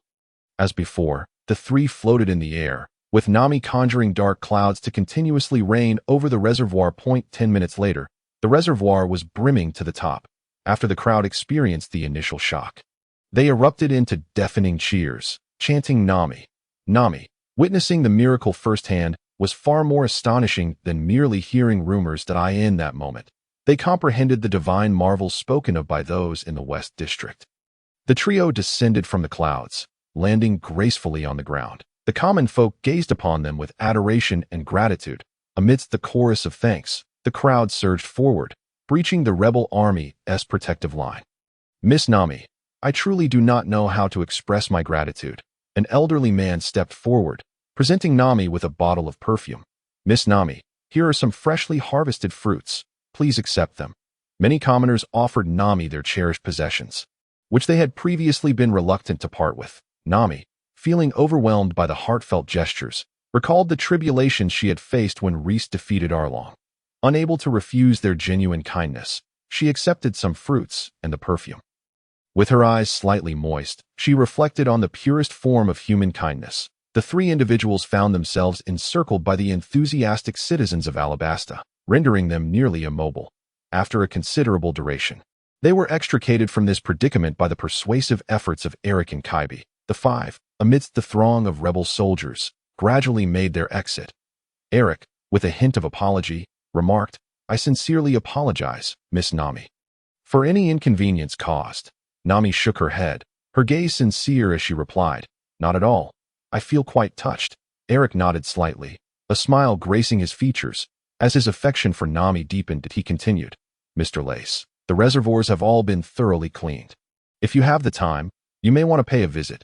Should you find the way challenging, Farafura can guide you. Lace nodded affirmatively. No problem. By the way, do we have enough water for today? Eric expressed his gratitude. Thanks to Miss Nami, 2 reservoirs worth of water will suffice for the entire city's needs. Lace inquired, Do we know how many people reside in Kartlia? After some estimation, Eric responded, the indigenous population is approximately 250,000. Combined with our main force of 400,000, it should be around 750,000. Lace's eyes flickered. 750,000 people would indeed require adequate drinking water, and it likely would not be enough. Eric had been overly courteous. Lace, aware of Nami's capabilities, chuckled, saying, rest assured, Nami can manage 3 reservoirs a day without issue. Eric quickly interjected, if it proves too taxing for Miss Nami, it would be best to refrain. The rain she brings is a divine blessing. Lace winked at Nami, grinning, haha, trust me, Nami is remarkably resilient. And Nami's lips curled into a proud smile as she declared, of course. After a moment of contemplation, Lace suggested, let us do this. Every day at 8 in the morning, 1 in the afternoon, and 6 in the evening, we will cycle through the 4 regions. Tonight, at 6, let it rain in the Eastern District. Eric had no objections, feeling increasingly grateful to Lace and his companions. His spirits lifted. The 5 parted ways at an intersection, with Lace and his companions returning to their inn to rest by the side of a residential home. The disguised Brigadier General Monlu remarked, I never imagined that Lace would be so popular in Alabasta. Mode remained silent, finding it difficult to reconcile this with the man who had brazenly infiltrated a naval base. Dickovan, his eyes filled with curiosity, pondered what kind of person Lace truly was. Monlu sighed. Regardless, the fact remains that he trespassed into a naval base, threatening the Navy, which is utterly inexcusable. It is our duty to capture him and deliver him to the underwater prison, making him understand that order must not be disrupted. Dickovan nodded in agreement. Indeed, one must separate past misdeeds from present actions. While this man is currently doing good, it does not absolve him of his previous wrongs. Brigadier General Monlu stated solemnly, we shall wait for Smoker's arrival before taking action. The enemy possesses means of flight, making the situation more complex than I initially imagined. Colonel Mode remained silent, yet the flames of determination ignited in his eyes. Vowing to cleanse himself of the humiliation he had endured in room 202 of the inn, Lace retrieved the freshly produced chi blood pills from that afternoon, totaling 500 premium pills, 1,000 ordinary pills, along with 5 vials of beginner life essence and 2 vials of intermediate life essence. Noki Gao consumed 90 premium chi blood pills, reaching a power threshold. Lace ingested 410 premium pills and 200 ordinary pills, also reaching his limit at that moment. Lace felt a surge of confidence, estimating that he could attain the rank of Rear Admiral. Although he might be at the bottom tier, he felt somewhat assured in facing Crocodile. As evening approached, Lace, accompanied by Nami and Noki Gao, arrived at the square in the Eastern District. Amidst the lively crowd, Nami once again gathered water, while Lace eagerly collected treasure chests. Afterward, the trio absorbed their experiences and flew back to the inn under the cover of night. The streets were filled with joyous revelry, yet within the rebel encampment, intense discussions erupted. Eric asserted, the rain provided by Miss Nami is sufficient for our survival. I believe we need not launch an assault on the capital. Albana, Kaibi retorted, displeased. Why not? Should the king's actions go unpunished? He has stolen our rainwater, leading to countless deaths. Eric countered angrily. And do you comprehend how many lives would be lost should we ignite the flames of war? Do you wish for more to perish? Kaibi's fervor waned as he replied, somewhat indignantly. Of course, I do not wish for anyone to die, but I cannot simply swallow this grievance. Kaibi then voiced a concern. Moreover, it is unrealistic to expect Miss Nami to continue providing rain indefinitely. Even if she is a paragon of virtue, there will come a day when she can no longer do so. What then shall we do? Eric, contemplating the matter, reluctantly nodded. That is indeed a dilemma. We cannot perpetually impose upon Miss Nami. Colonel Kusha, seated on an old bed, sighed wearily as he listened to their debate. Enough of this for now. Let us observe the situation unfold. Thanks to Nami's rainfall alleviating the rebels' survival pressures, the question of whether to assault the capital, Albana, once again left the rebels in a state of indecision. Under the cloak of night, Nami soared through the streets of Kartlia, her arms outstretched, eyes squinting slightly, a radiant smile illuminating her face as she emitted a melodious laughter. Her laughter was infectious, bringing smiles to Lace and Noki Gao. Suddenly, Noki Gao ceased laughing, stating, Lace, I sense 5 powerful presences near the end. Lace's expression shifted. How do they compare to me? Do they possess the powers of a devil fruit? Noki Gao, focused, replied, if we equate your strength to one is around 0.8, another at 0.5, while the others range from 0.1 to 0.2. As for the devil fruit, I would need to get closer to sense that. Lace's gaze sharpened, his demeanor growing serious.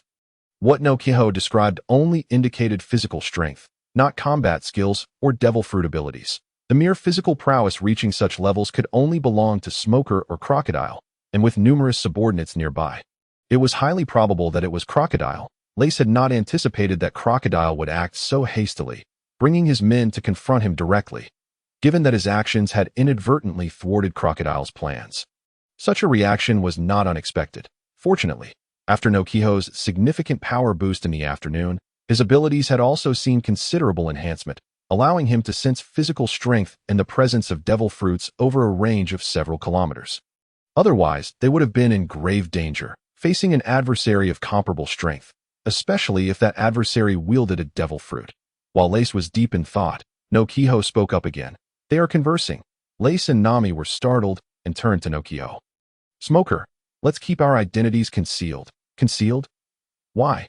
We are here to apprehend the highly regarded Lace and his companions. Appearing as the Navy might not be prudent. But we are the Navy. How can we conceal our faces? Hee. Dickovin merely suggested. If Smoker is unwilling, so be it. Humph. I will first capture the girl who controls the clouds. You all can take down Lace. We must act swiftly and avoid drawing attention. Fear not. With my strength, I can subdue them upon contact. My seastone handcuffs are particularly effective against devil fruit users. Noki Gao rapidly recounted the words of the 5 individuals. Lace's expression shifted to realization. It was indeed Smoker and Brigadier General Monlu who had joined forces. Noki Gao remarked, that voice sounds somewhat familiar, but alas, I cannot see their faces in the darkness. Lace chuckled. Noki Gao, do you not recall? Dickovin is one of Brigadier General Monlu's subordinates. Noki Gao's eyes widened in alarm. Brigadier General Monlu. They have actually tracked us down here. Nami turned to Lace. What shall we do now? I will follow your lead. Lace smiled slightly. What shall we do? We shall confront them. Of course. Nami and Noki Gao's eyes widened. Shouldn't pirates avoid the Navy? In a moment of urgency, Reis asserted the necessity of taking the initiative in their offensive. Observing the astonished and uncertain expressions of her companions, she remarked, you seem unaware of your own strength. It is merely a lack of combat experience that holds you back. Our opponents are slightly weaker than us. Such a splendid opportunity cannot be squandered. Nami nodded in agreement, recognizing the validity in Reis's words. Since her significant power increase, she had yet to engage in a proper battle. The fighting spirit ignited in Noki Gao's eyes as she clenched her fists. Reis smirked. Let us position ourselves by the wall of that low, abandoned building next to the inn. The 5 of them concealed themselves in the shadows beneath the wall, waiting silently like a leopard poised to strike when its prey unwittingly wandered into its trap. Smoker furrowed his brow, sensing a dampness in the air, accompanied by a faint sense of impending danger. Suddenly, a thunderous roar reverberated through the sky, as lightning cleaved through the night, illuminating the surroundings for hundreds of meters. A bolt of lightning, as thick as an arm, descended upon Smoker and his companions with astonishing speed. Boom! The sound was deafening as the building collapsed with a resounding crash, fortunately uninhabited due to its long abandonment. Das Bones trembled from the electric shock, her gaze vacant. Normally, with Smoker's abilities, he could have evaded the lightning by transforming into smoke before it struck. However, concerned for Das Bones, he had chosen to absorb most of the blow, leaving his entire body tingling as if he had been thoroughly fried. Thanks to Smoker's selfless act, Monglu, DK1, and Mo sustained only minor injuries. In the next instant, 2 figures shot forth from the shadows, delivering a brutal punch to the chest of the still-dazed Monglu and Major DK1. Their movements were flawlessly synchronized, as if they had emerged from the same mold. After successfully landing their blows, they retreated a considerable distance. Monglu and DK1 were sent flying by the thunderous strikes, skidding along the ground for dozens of meters before coming to a halt, their fates uncertain. All of this transpired in the blink of an eye. Smoker was the first to react, his gaze fixed intently on the assailants before him. There was no doubt, those attacking them were foes. With a fierce roar, Smoker shouted, "Smoke launcher!" Instantly, his legs transformed into a dense fog, and with a resounding bang, he surged forward with the speed of an arrow aimed at the two attackers. White fist. Smoker's hands became smoke in midair, propelling his fists forward like springs, targeting Reis and Noki Gao with simultaneous strikes. Reis, brimming with determination, shouted, "You are my opponent." She stomped the ground heavily, launching herself towards Smoker with the speed of a bullet. Her fists the size of sandbags rapidly approaching him. Startled, Smoker's fists froze mid-swing, a warning alarm ringing in his mind that in a split second, he transformed into smoke, narrowly evading Reis's thunderous strike. Cold sweat trickled down Smoker's forehead as he realized the astonishing speed of his adversary. "Who are you? Why are you attacking us?" Smoker demanded, his voice grave. Reis, having missed her punch, felt a flicker of disappointment. Despite Noki Gao's ability to heighten Smoker's sensory perception, she had still failed to land a hit. Proving Smoker's prowess as the White Hunter, Reis chuckled lightly. "Weren't you here to capture me? How can you not recognize me?" Smoker, taken aback, stammered, "Reis, you possess such strength." At that moment, Emoda also recognized who it was, the individual who had embarrassed him in front of his peers. Anger ignited within him, old grievances resurfacing alongside new ones, prompting him to draw his sword and charge at Reis. Reis remained unmoved, calmly responding, "Major Emoda, it would be wise not to overestimate your abilities." Her gaze remained fixed on Smoker. In a battle of equal footing, Reis was keen to avoid revealing any vulnerabilities. Emoda, feeling disregarded, was overwhelmed by humiliation and shouted, "What? Do you look down on me? I am a Navy major." As Emoda's blade neared Reis, Noki Gao seized the moment and delivered a powerful kick, sending Emoda sprawling. "Do not interfere with Reis's battle," Noki Gao declared at Emoda. Incredulous, found himself in a position where he could not even best a mere crew member, and despite her appearance as an ordinary girl, her strength was formidable. Refusing to concede, Emoda lunged at Reis once more with his sword. Noki Gao stepped in, striking Emoda again. Strangely, despite Noki Gao's relatively slow speed, Emoda seemed oblivious, merely watching as she struck him. Damn it! Damn it! While Emoda did not suffer severe physical injuries, he felt an unprecedented wave of helplessness wash over him. Collapsing to the ground like a defeated dog, Smoker narrowed his eyes. This behavior was abnormal. Even if Emoda was weak, he should not be reduced to such a state. There was only one explanation for such an inconceivable phenomenon. Turning to Reis, Smoker inquired, "Hey, what kind of ability does that girl possess?" With a sly smile, Reis replied, "Why should I tell you?" Smoker, frustrated, turned to Emoda and admonished, "Get a grip. Emoda, how have you fallen to this state? If you still have any dignity as a Navy officer, stand up." Smoker's booming voice failed to rouse Emoda, but it startled Dasbones, who stared wide-eyed at the scene, bewildered. "Are we under attack? Damn it, so it was you. Reis, what have you done to Emoda? This is unforgivable." General Monglu, having rubbed his chest, rose from the rubble, his fury ignited by Emoda's plight. Reis narrowed her eyes, surprised by Monglu's resilience. After taking a full-force punch, he was back on his feet so quickly. "I did nothing," Reis replied coolly, "but you seem rather concerned for Emoda." Ignoring Reis's words, Monglu swiftly moved to Emoda's side, helping him up with genuine concern. Emoda, are you all right?" Emoda shook his head, his expression dim, murmuring, "Perhaps I am truly only suited for a clerical role." Monglu shook his head, filled with sorrowful determination. "No, we agreed. You would become someone like the Buddha of the warlords, and I would become someone like Iron Fist Carp. I tell you, the Buddha of the warlords is both scholarly and martial. How can you give up?" "But Emoda's lips trembled, words failing him. Reis watched the two, a sense of unease creeping over her. Surely, they weren't close. Seeing Emoda so deeply affected, Monglu's anger reached its zenith. "Shave," Monglu growled, closing the distance of dozens of meters as if it were mere feet, and in an instant, he was before Reis, launching a punch aimed directly at her face. The force of his fists stirred the air, threatening to leave Reis bloodied and battered.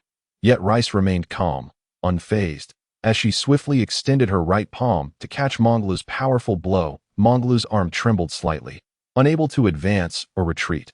"General Monglu, with such speed, you cannot hope to land a hit on me," Reis stated, and with that, her left fist swung out, sending Monglu flying 100 meters away.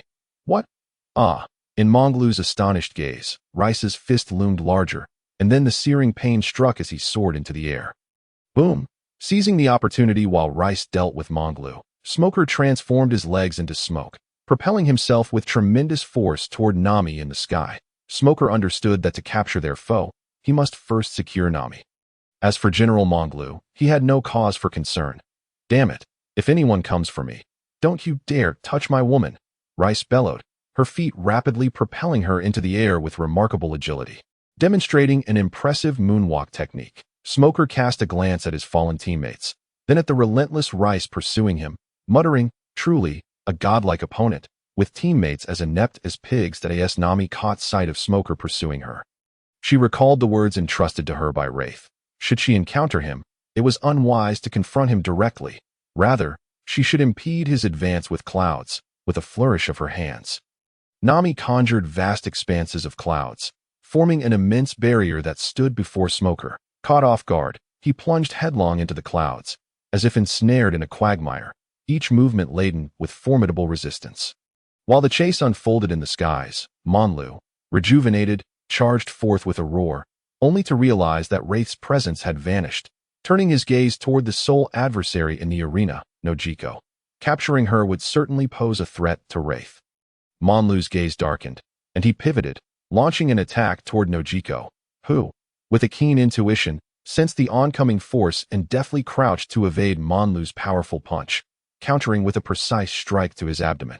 Monglu staggered back, incredulous as he regarded the girl before him. It was undeniable that Reis, as captain, possessed formidable strength, and Nami, being a natural type user, was indeed impressive.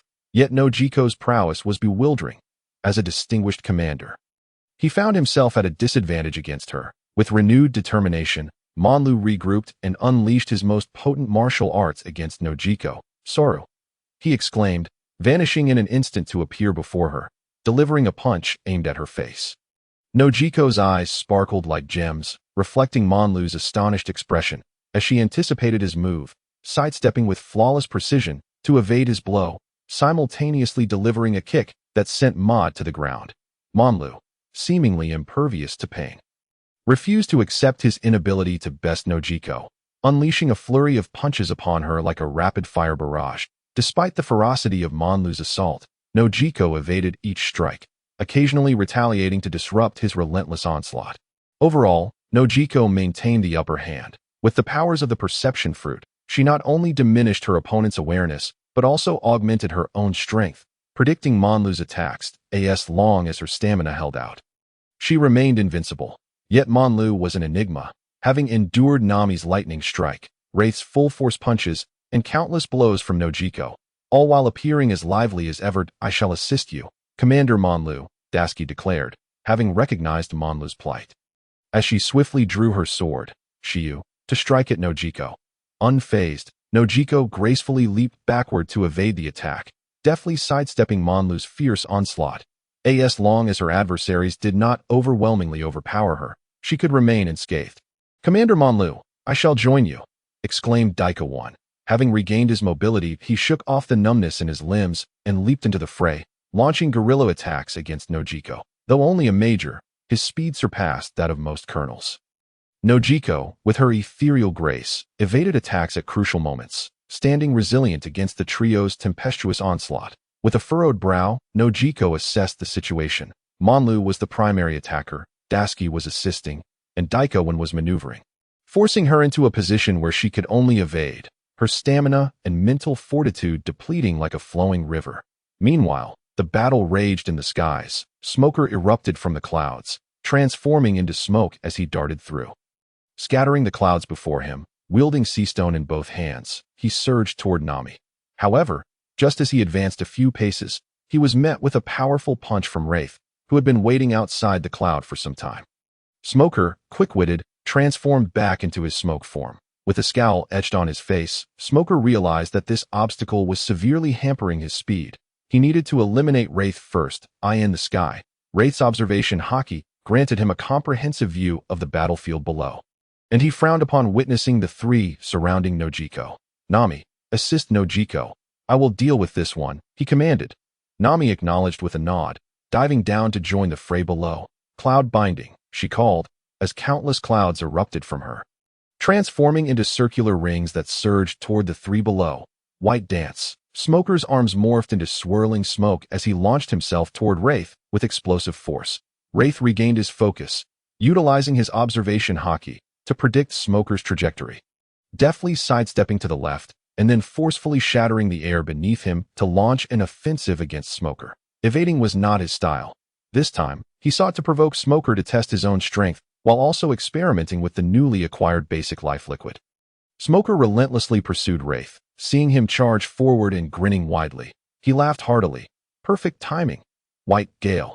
With that, he enveloped himself in a massive cloud of smoke, obscuring Reis from view. Reis instinctively held his breath, uncertain of Smoker's capabilities, yet caution was prudent as Reis's eyes darted. He was shrouded in thick mist, obscuring his vision that he resorted to using his observation haki to compensate for the loss of sight. Suddenly, an alarm blared in his mind, and he swiftly tilted his head to avoid the sudden appearance of sea-stone hands. Simultaneously, he crossed his arms defensively across his chest. In the next moment, Smoker's heavy punch collided with Reis's arm. Reis furrowed his brow deeply. The natural type abilities were exceedingly vexing, as without Armament Haki, he could barely land a hit. That you're quite alert, kid. But how many of my attacks can you endure? How many? 30 strikes in a single night wouldn't suffice. Smoker fell silent, perplexed by the boy's words, which straddled the line between understanding and confusion. Reis leaped through the air, charging toward a direction in an attempt to break free from Smoker's encirclement. Smoker snorted, recognizing Reis's intention. The vast smoke followed closely, denying him any opportunity to. Smoker, while you waste time here, your comrades may not last much longer. Reis taunted as he sped away. Smoker's expression shifted as he glanced down at the battlefield. Monlu was holding his own against Nami, but Daisuke, Maud, and Daiko were being pushed back by Nojiko, appearing on the verge of collapse. Damn it. Smoker's brow furrowed deeply. It seemed he must conclude this battle swiftly. Reis felt a jolt of awareness as his observation haki warned him of Smoker's imminent powerful attack. Starting from his abdomen, Reis's gaze sharpened as sea-stone hands materialized before him, summoned by the smoke. Had he not possessed observation haki, he would have collided directly with them, taking a hit to the abdomen. Yet, it was unnecessary that in an instant, Reis extended his hand, bracing against the tremendous force as he grasped the sea-stone hands. Intense pain surged through him, causing his hands to swell and redden. Gritting his teeth, Reis held tightly onto the sea-stone hands, understanding that this was the crux of victory. Smoker, taken aback, rapidly retracted his smoke form and engaged in a struggle against Reis. In this state, his strength was significantly diminished. Unable to compete with Reis's muscles tensed, and with a powerful exertion, he pulled the sea-stone hands toward him. Smoker's eyes widened in shock. His pristine white teeth gritted as he exerted every ounce of strength, his legs transforming into smoke, creating a comical sight as he struggled. A smirk crept across Reis's face as he unexpectedly released his left hand and delivered a punch aimed at Smoker's arms. Smoker gasped, finding himself in a dilemma that if he transformed into smoke to evade the attack, he would lose the sea-stone hands, leaving Reis with means to strike back, making him even more formidable. Conversely, if he held on and braved the attack, he risked losing his arms entirely. Ultimately, Smoker opted for a middle ground, extending his right hand into a tight fist to meet the incoming strike. Bang! Their fists collided in the air, both exerting their strength. Locked in a stalemate. You think I'm scared of you, kid? Bring it on. A punch must land for it to pack a punch. As the fists of the two combatants simultaneously parted, they collided once again in the next instant. In the blink of an eye, they exchanged dozens of blows, their speed so remarkable that afterimages were left in their wake. Reis deliberately slid his left fist, evading Smoker's right, and then landed a devastating punch squarely on Smoker's chest. Smoker's eyes narrowed with intensity. There was no time to block as he retaliated with a fierce punch to Reis's own chest. Both men staggered, emitting low grunts, their gazes locked in a fierce battle of wills. In the following moment, each unleashed another flurry of punches, leaving marks upon each other's faces and torsos. In that fleeting moment, all forms of haki and elemental powers became utterly ineffective as they vied for the crucial weapon. The Sea Prism Stone, their evasive maneuvers were reduced to a mere sliver of space, compelling them to absorb each other's blows with their bodies. How is this kid so relentless? Doesn't he tire? Smoker thought with a grave expression. Feeling his stamina gradually wane, Reis too was slightly out of breath. Although he was superior in physical combat, his advantage was not insurmountable. Below, the distant sounds of commotion grew louder, as throngs of citizens and rebel soldiers were drawn in by Nami's thunderous strike. Coupled with the continuous sounds of collapse, any rational individual could discern that something was amiss. Farafura, leading a contingent of rebel troops, dashed ahead, praying fervently, "Miss Nami, please be safe." As sweat dripped from him, Farafura bellowed from afar. Which scoundrel dares to act so brazenly here? Brigadier General Monlu felt the ground tremble beneath him, his expression darkening as he contemplated retreat. "Stop fighting. We should withdraw," he shouted, too embarrassed to even utter Smoker's name. The thought of being ridiculed by those with ulterior motives weighed heavily on him. Guilt gnawed at him for capturing the nation's hero in front of the citizens of Alabasta. It was hardly an act befitting the Navy's supposed pursuit of justice. Diverting his gaze, Smoker indeed spotted a dense mass of people approaching from hundreds of meters away. Bang! Smoker received a vicious punch to the face, leaving a clear imprint of a fist. "Still distracted while fighting me? Take this, my powerful Hercules punch." Smoker's anger flared, veins bulging on his forehead as he blocked the so-called Hercules punch. Damn it, this guy has such a foul temperament. He's only worth a bounty of 35 million berries. Bang! Below, Dickovin was sent sprawling by a kick from Nojiko, trembling slightly as he rose. Bang! Maud was also sent flying, crashing into a building, dust enveloping his form. Nojiko raised her foot towards the gasping Dasky, her eyes glimmering with admiration, tinged with a sense of kinship. Had she not followed Reis, Nojiko might have aspired to be a Navy officer like Belmere, perhaps embodying the spirit of the young woman before her, undaunted and tenacious. Fighting until the final moment as Dasky was about to take her turn, Smoker sighed inwardly, fearing their mission would end in failure. Resolving not to hesitate any longer, he abandoned Reis, transforming into smoke and swooping down to envelop Dasky, Dickovin, and Maud, making their escape in a specific direction. Reis stood frozen, gazing at the sea prism stone in his hand, pondering the truth. Indeed, weapons could never compare to a woman's worth. Monlu gaped as a plume of smoke ascended into the air. At that moment, he longed to exclaim, "Boss, please take me with you." "Enough, Nami, cease your assault. I believe Brigadier General Monlu is no longer inclined to fight," Reis said. Monlu cast a deep glance at Reis, remaining silent as he vanished into the darkness within a few leaps. "What on earth, Reis? You claim to fight for them, yet it's you who allows them to escape. What is going on?" Nami feigned displeasure. "If you and Nojiko truly wished to spare their lives, you would have acted with full force long ago." Reis replied with a smile as he descended from the air, "I certainly did not. That guy is like a cockroach that just won't die. I gave it my all," Nami retorted, displeased, upon hearing this. Reis was taken aback, then suddenly enlightened. It seemed Monlu might possess some devil fruit powered. If they're not inherently bad people, it would be a pity for them to perish at my hands. Nojiko interjected. Reis understood that both Nami and Nojiko, at their core, did not believe that the Navy, as defenders of justice, should condemn those who fought for righteousness. Hence, in a scenario where he held absolute advantage, they would not deal a lethal blow. However, this was unacceptable. The battlefield was merciless, and showing mercy could endanger not only oneself, but also one's allies. "What if they wish to kill me?" Reis inquired, and Nojiko's eyes flared with murderous intent, her expression as cold as ice. "Whoever seeks to kill Reis, I shall eliminate." Reis felt a tremor within him. The fact that someone as kind-hearted as Nojiko harbored such a fierce intent was a testament to her affection for him. He took Nojiko's hand gently, saying, "I knew my Nojiko would care for me the most." Nojiko's icy demeanor melted like snow, her fair face flushed, and she lowered her gaze. Nami grasped Reis's hand, placing it within her palm.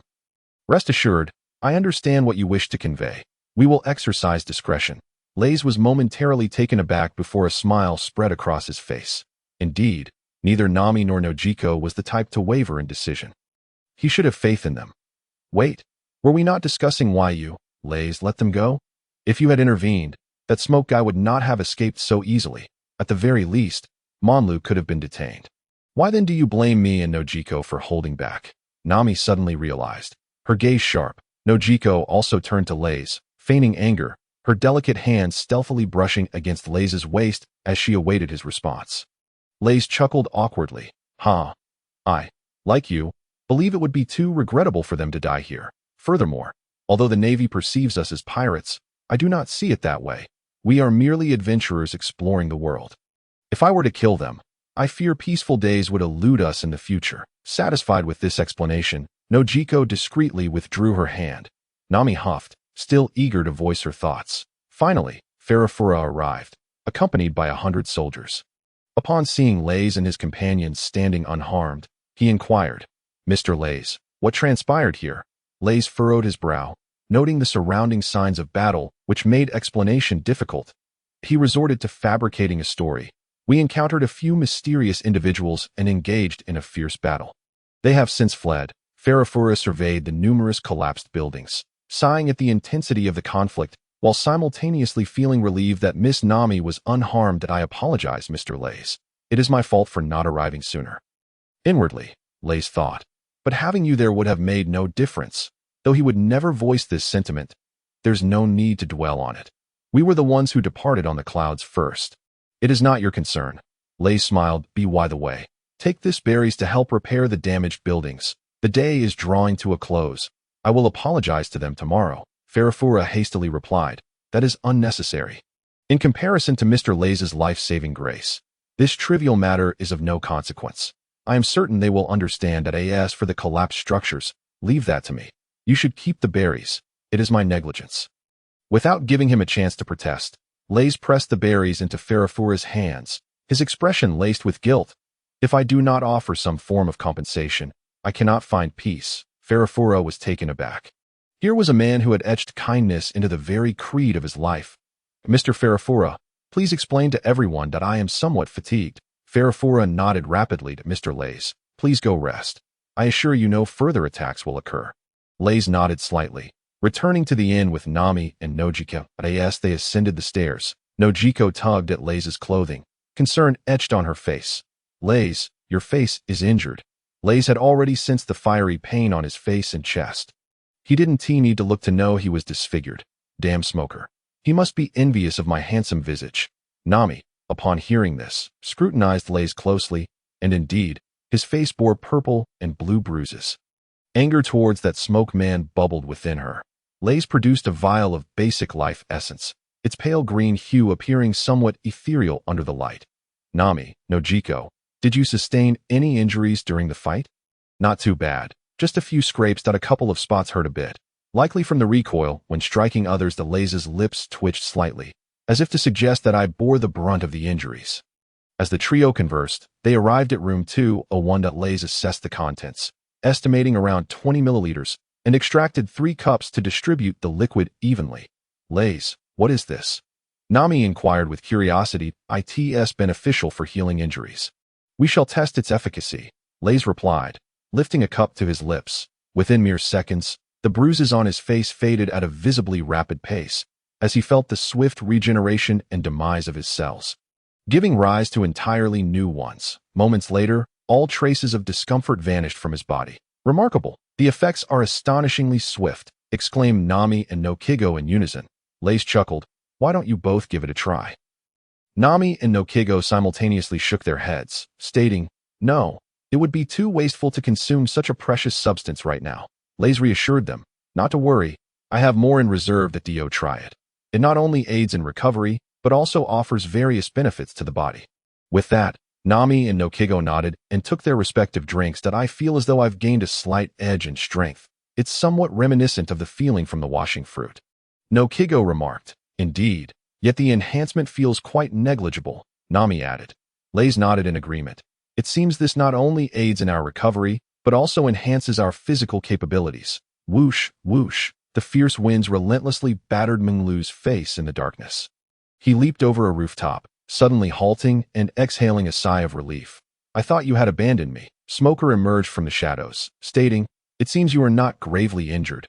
Menglu retorted irritably, "Not a chance." "Come help me." He grimaced.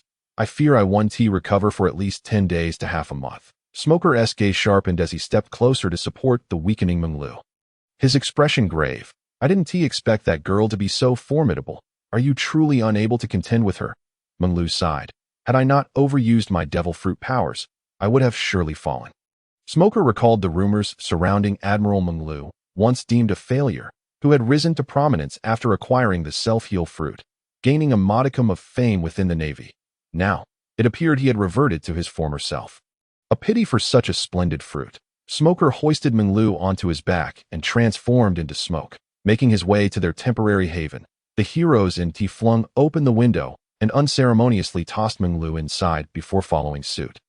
Hey, Smoker, you rascal. I'm an injured man, Menglu yelped in pain. Smoker said nothing, surveying the 3 injured individuals sprawled on the bed. He plopped down into a chair and extracted 2 cigars, taking a couple of puffs. A slight frown creased Smoker's brow.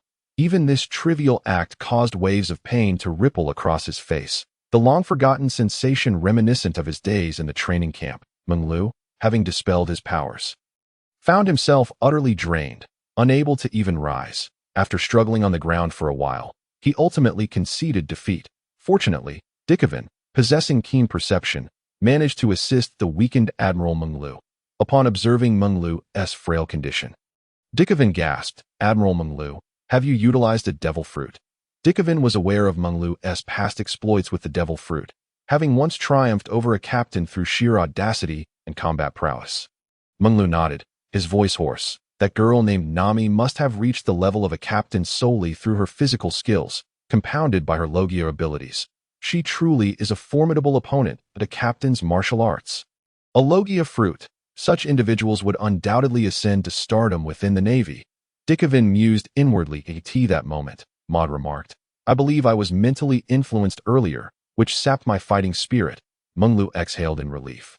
It was reassuring to know that his old friend still possessed his resolve. Dickovan conjectured, it must be the ability of that girl named Noki Gao. I noticed you started to regain your composure when she faced our trio's onslaught. Menglu added, moreover, she possesses considerable martial prowess and sharp perceptiveness. Her overall strength likely surpasses that of a captain. Fool, it is not so simple. Why were they able to detect our presence beforehand? Did you not notice how our senses dulled considerably during the battle? Smoker spat out a thick cloud of smoke. Menglu gasped in realization. What a terrifying devil fruit. Her powers are exceedingly formidable. As for their captain, Reis, he needed no further elaboration. Now we must deliberate on our next course of action. Smoker slowly stated, what can we do? I cannot hope to regain my combat strength without at least 10 days of rest. Furthermore, it seems to me that those 3 are beyond our capacity to confront. Seeking assistance from headquarters is the most prudent course of action, Menglu lamented. Smoker fell into contemplative silence. It was indeed unrealistic for him alone to apprehend Reis. Dasky, what is your opinion? Ami, I have no strong opinion. That sister doesn't seem like a bad person. She appears quite nice. Actually, Dasky stammered when unexpectedly called upon. That Smoker's forehead twitched with irritation. He regretted asking the foolish swordswoman. Very well, let us all rest for now and consult headquarters tomorrow. Meanwhile, within the grandest casino in the rain-soaked city, Rain Feast, a massive shadow loomed outside the luxurious glass windows, that of the banana crocodile. Crocodile stood before the glass, his expression devoid of warmth as he puffed on a cigar. Beside him stood a tall, elegant woman reporting on the progress of their operations. Nico Robin.is everything prepared for the plan set to unfold in 2 days at noon. Crocodile inquired. Yes, without a hint of negligence. 150 billionaires are on standby in Norura, and I have also recalled Mr. 2. As he seems yet to have apprehended Mr. 3, the senior agents will convene tonight at Spider-Man CAF at 8 o'clock. Robin replied methodically. Crocodile lazily nodded. Well done. However, I have one matter to report that may influence our plans, Robin said thoughtfully. Crocodile inhaled deeply from his cigar, exhaling a ring of smoke, and asked calmly, what is it? Today, 2 women and a man joined the rebel forces. The captain, Reis, has a bounty of 35 million, while the details of the other 2 crew members remain unclear. What concern is that of ours? While the bounty is not insignificant, I am not in want of subordinates, Crocodile remarked dismissively. No, what I mean to convey is that within Reis's crew, there exists a woman capable of summoning clouds and inducing rainfall. According to the latest intelligence, she can fill 3 reservoirs within a day. significantly alleviating the rebel forces' water scarcity. This will severely impact their morale. What? Rainfall? Who are these newcomers to thwart my plans? Crocodile's countenance darkened. His displeasure palpable, he paced the empty room for a moment before collapsing onto a leather sofa, his gaze sharp and merciless. With the plan imminent, no one shall obstruct us. Robin, I recall that assassination is your forte. I want you to personally eliminate that rain-bringing woman. Unfazed inwardly, Robin lowered her gaze and replied, Understood. Crocodile crushed the spent cigar beneath his heel, his voice low. By the way, have we located the billionaires who perished in Nora? The replacements have been arranged. I've already dispatched orders to the new billionaires, Robin calmly replied, gazing into the depths of the water tank. Crocodile commanded, Go ahead. Before you complete your task, commence the final stages of our operational plan. Robin's voice remained icy as she affirmed, I will expedite the task. Within the ancient and magnificent palace of Albana, the sound of hurried footsteps echoed, and Cobra turned towards the entrance upon hearing the noise. Knock, knock. Enter, came Cobra's authoritative voice. Gaka hurried forward, bowing respectfully as he reported, King Cobra, I bring news from Cartlia. Reis and his companions have come under attack. Cobra was taken aback, rising abruptly and inquiring urgently. What is the situation? Gaka reported. Currently, Mr. Reis, Miss Nami, and Miss Noki Gao are all safe and unharmed. Cobra let out a sigh of relief. It is good that nothing is amiss. Though they are pirates, their actions serve to save this nation. Even if I were to perish, they must not meet the same fate. Gaka, anxious, exclaimed, How can this be? You are the king. This is utterly unacceptable. Cobra slowly shook his head. What impact would my death have on this nation? It would merely necessitate the selection of a new king. Yet what Reis and his companions are doing is rescuing countless citizens. As long as the people endure, the nation will endure. Gaka fell silent. Profoundly moved by the man's spirit, he resolved in his heart that this was indeed the king worthy of his unwavering allegiance. Gaka proposed, Given their significance, should we not invite them to the palace? Cobra pondered for a moment before shaking his head. No. The people have lost their trust in me. If we were to summon Reis and his companions to the palace, it would undoubtedly spark rumors. Gaka hesitated, then sighed. I understand. Cobra smiled, saying, The current situation is quite favorable. The rebel forces have been met with rain and should refrain from attacking Albana. Gaka nodded in agreement.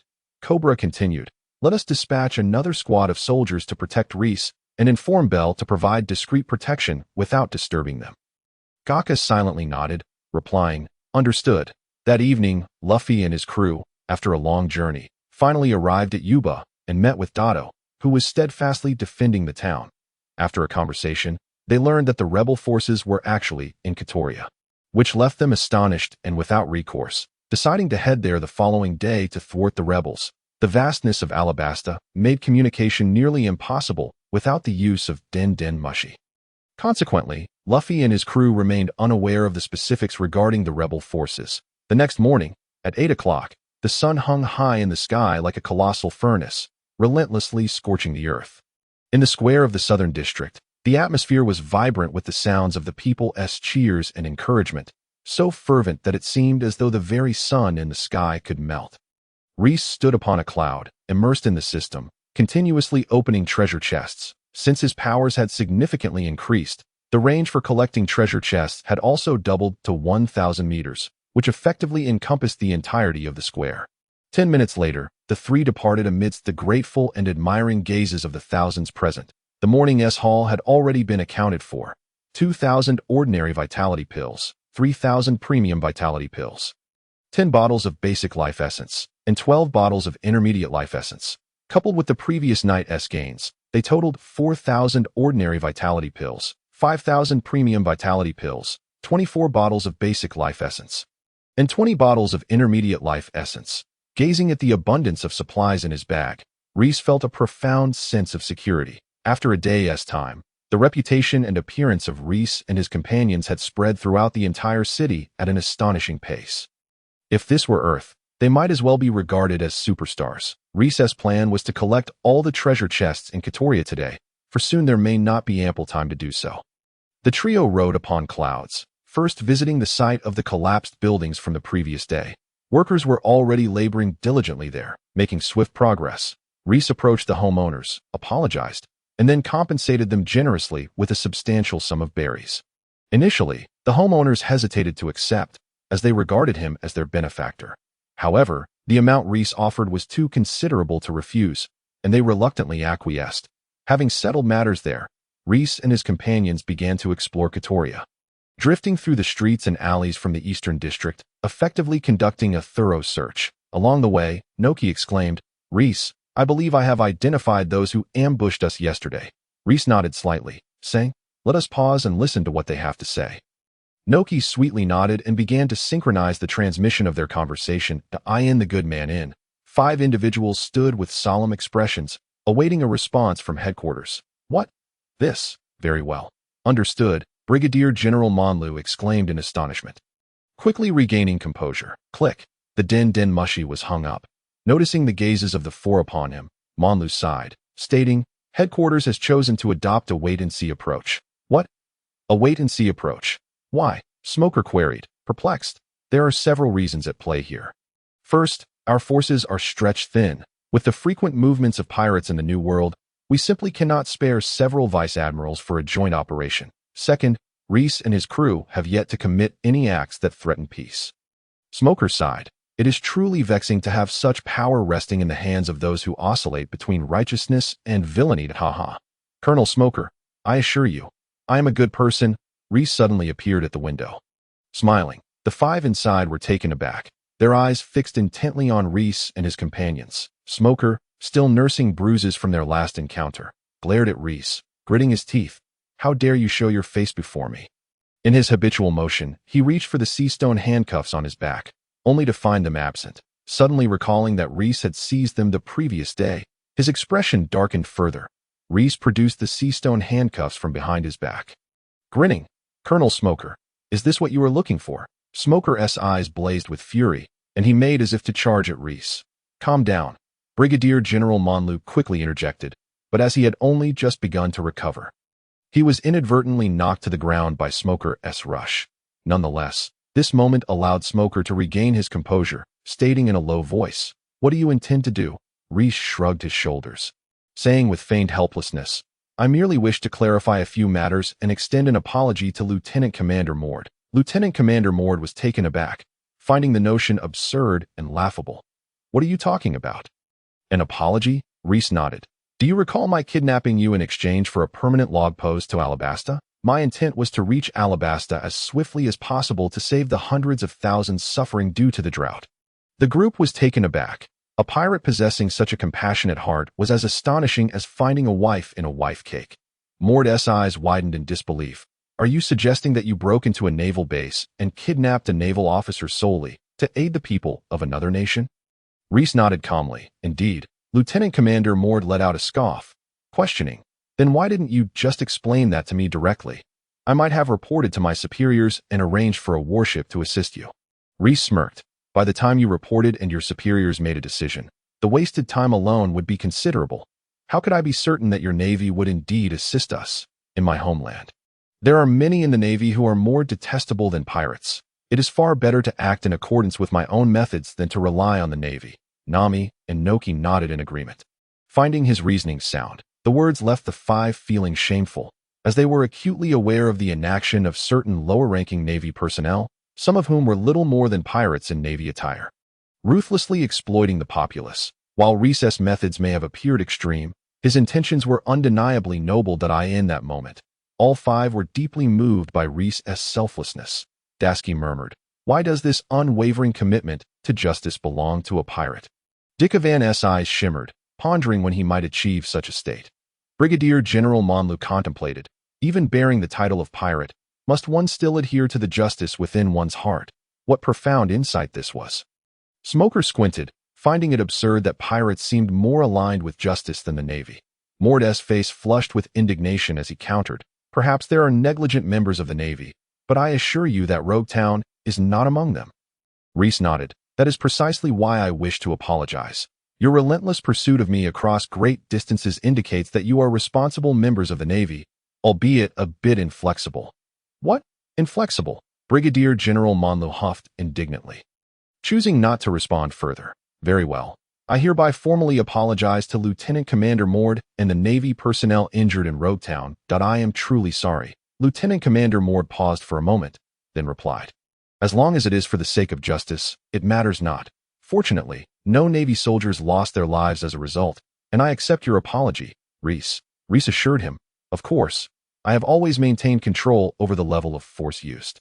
They will recover in a few days, Brigadier General Monlu sighed, saying, if only you could trust the Navy a little more, Reis. Do you not understand?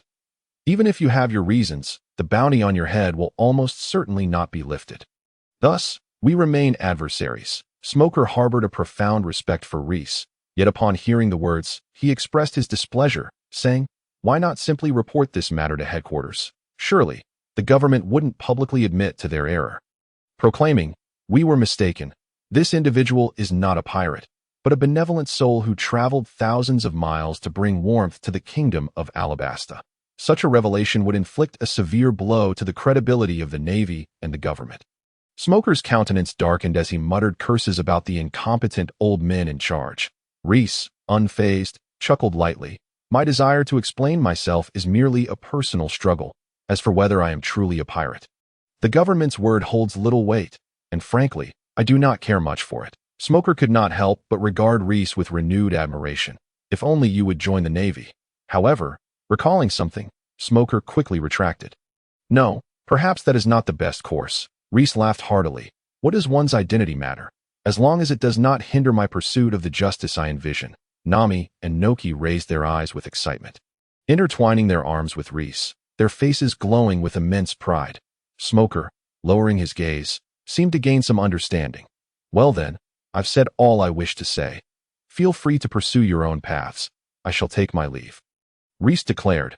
Wait, why did you attack us yesterday? Despite already perceiving Reis as a man of justice, Commander Monlu could not suppress his curiosity. Did you expect me to sit idly by while you captured me for the underwater prison? Reis replied, then soared away on a cloud. The group stood momentarily stunned, realizing the truth in his words. After a brief silence, Commander Monlu remarked, as a member of the Navy, it is indefensible to merely watch pirates pass by without taking action.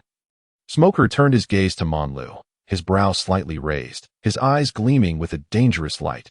With a chuckle, Commander Monlu added, in truth, my subordinate has urged me multiple times to return to base.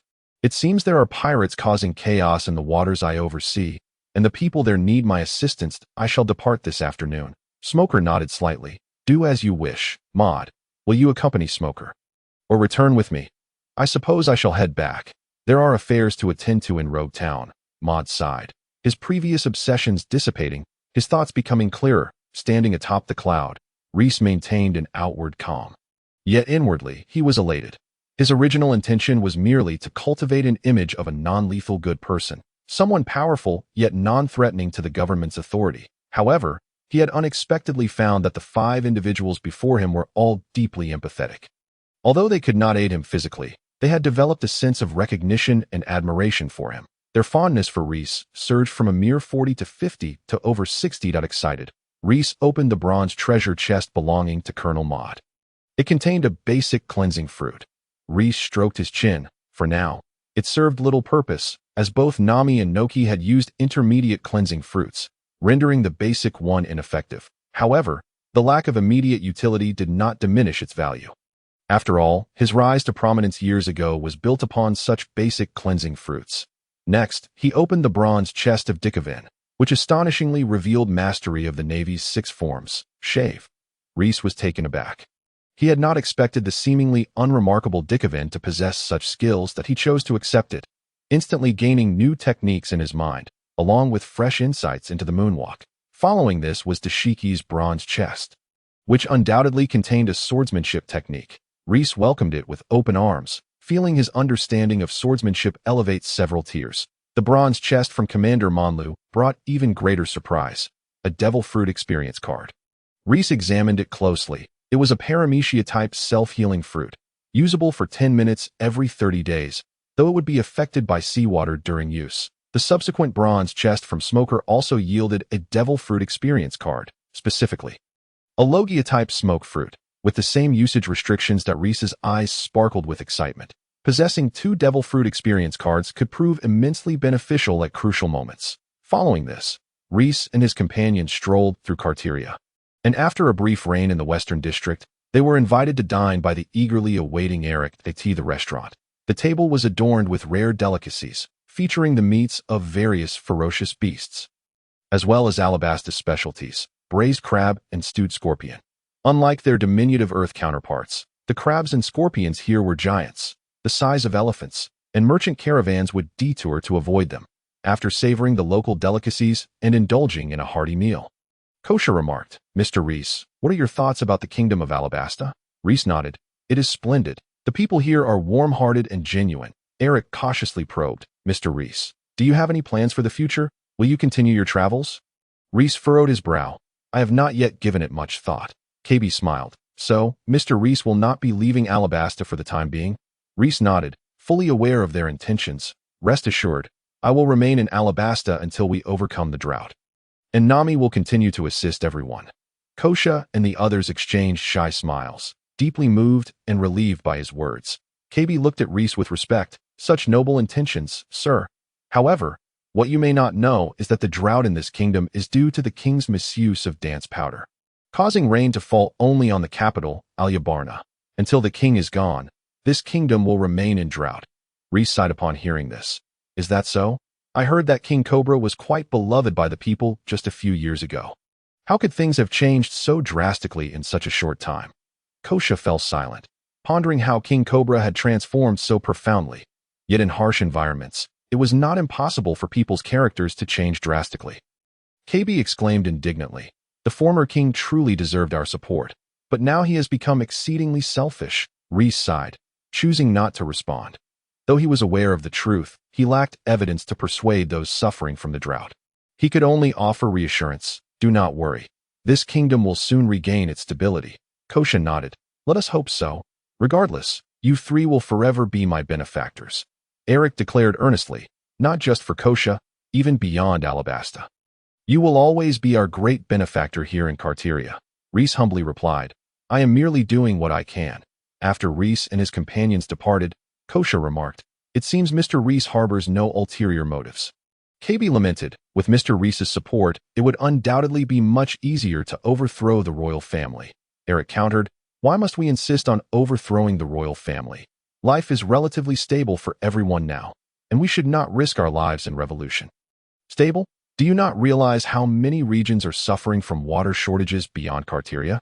No matter how skilled Miss Nami is, she cannot meet everyone's needs. That we could distribute the water evenly among everyone. That would alleviate the situation. If we hold on a little longer, perhaps Alabasta will receive rain." Just as the two were about to argue again, Kosha slammed his hand on the table, his youthful face bearing a stern expression. "Whether or not to rebel is not for you to decide, nor for me. The people themselves must determine if they wish to pursue revolution.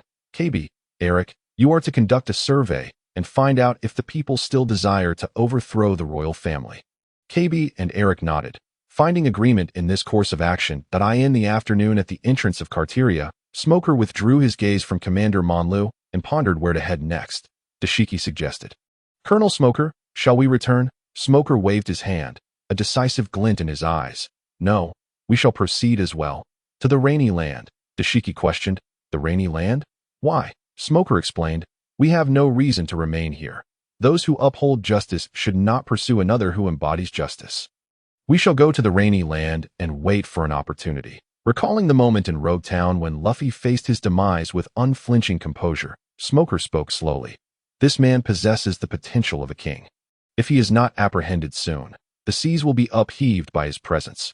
With that, he mounted his motorcycle, revving it twice with a resounding vroom, vroom. Behind him, Gages hurriedly interjected, "Colonel Smoker, what about us?" Turning his head, Smoker replied, "You will remain here, monitoring the movements of Reis and the rebel forces." Understood. Gages felt a pang of disappointment, realizing he could no longer fight alongside Colonel Smoker. By the way, request another Sea Prism stone hand from headquarters. It's quite unsettling to be without weapons. Very well. But Colonel Smoker, your weapon is custom-made, so it may take a bit longer to no matter. Smoker waved his hand dismissively.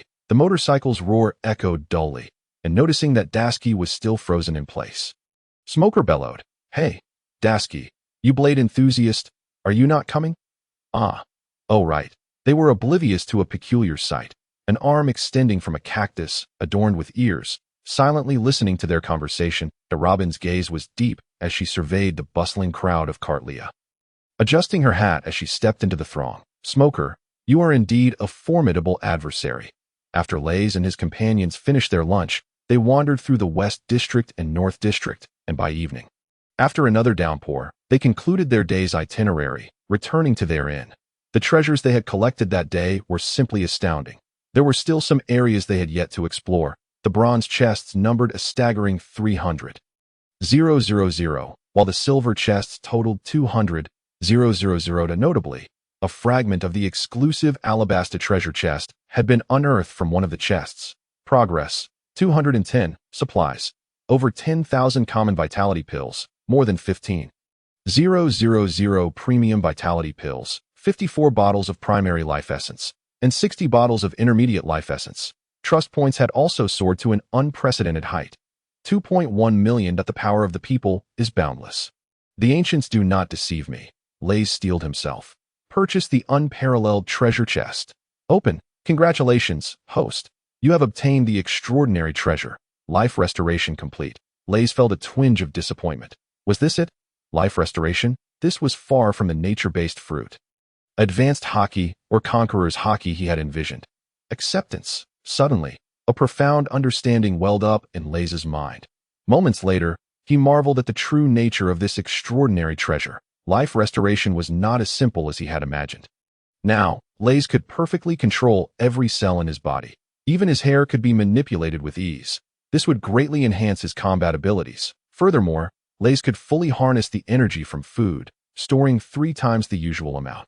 This meant his stamina had tripled. Beyond that, Lays sensed that the essence of life restoration was the key to unlocking the potential within the human body. Once more, open the unparalleled treasure chest. Congratulations, host. You have acquired the extraordinary treasure, Supreme Great Blade, 12-work Grade Blood Blade. Lays sighed. Still not what he desired. What he yearned for most was the power of Haki, observation Haki, Armament Haki, or even Conqueror's Haki. Instead, he received a blade. He had no inclination to wield a sword. Nevertheless, he extracted the blade, examining it closely. The sword measured 2 feet and 1 inch, its entirety of vivid crimson hue. Forged from dark iron, slender and emanating a faint cold gleam, with an exceptionally sharp blade, truly a weapon as keen as autumn frost. Undoubtedly, it was a fine sword. Lays felt a flicker of interest. Perhaps he could become a sword master in the future. As night deepened, dark clouds enveloped the moon, casting the night in inky blackness. Robin leaned against the wall of a building beside the inn.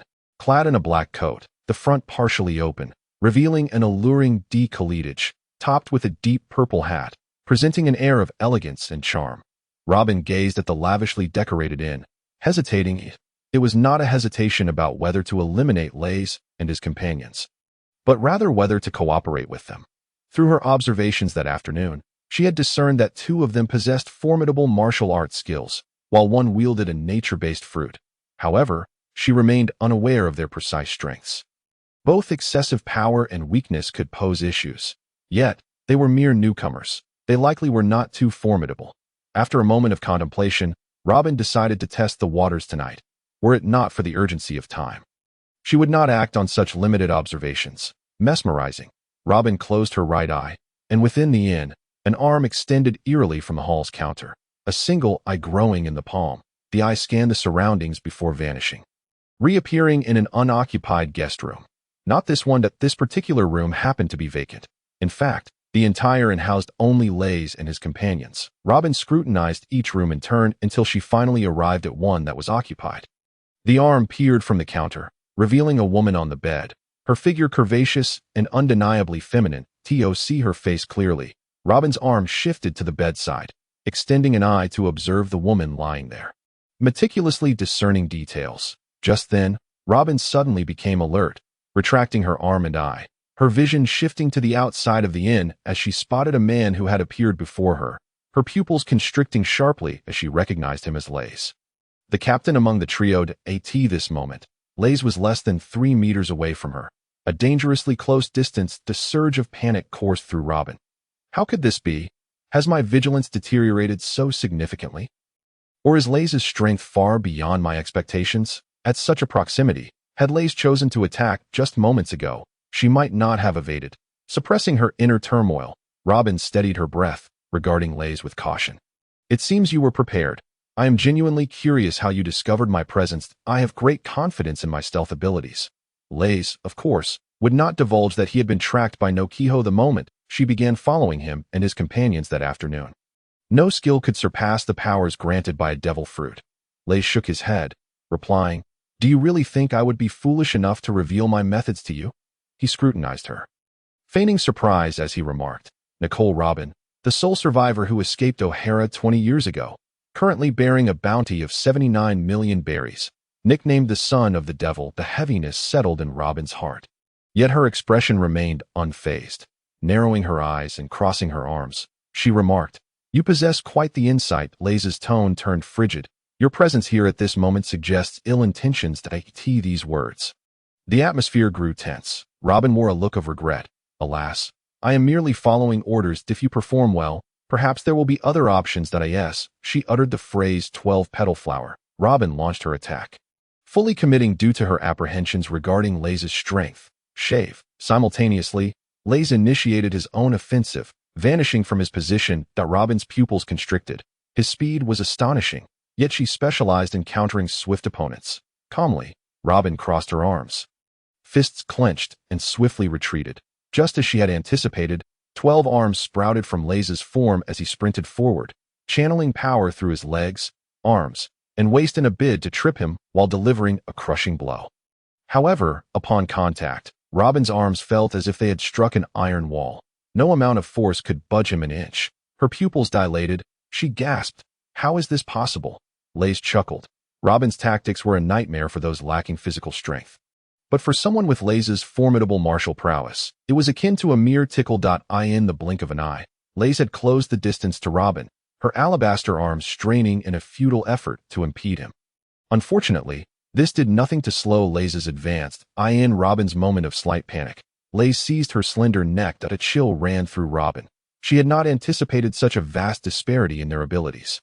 "Speak. Who sent you to kill me?"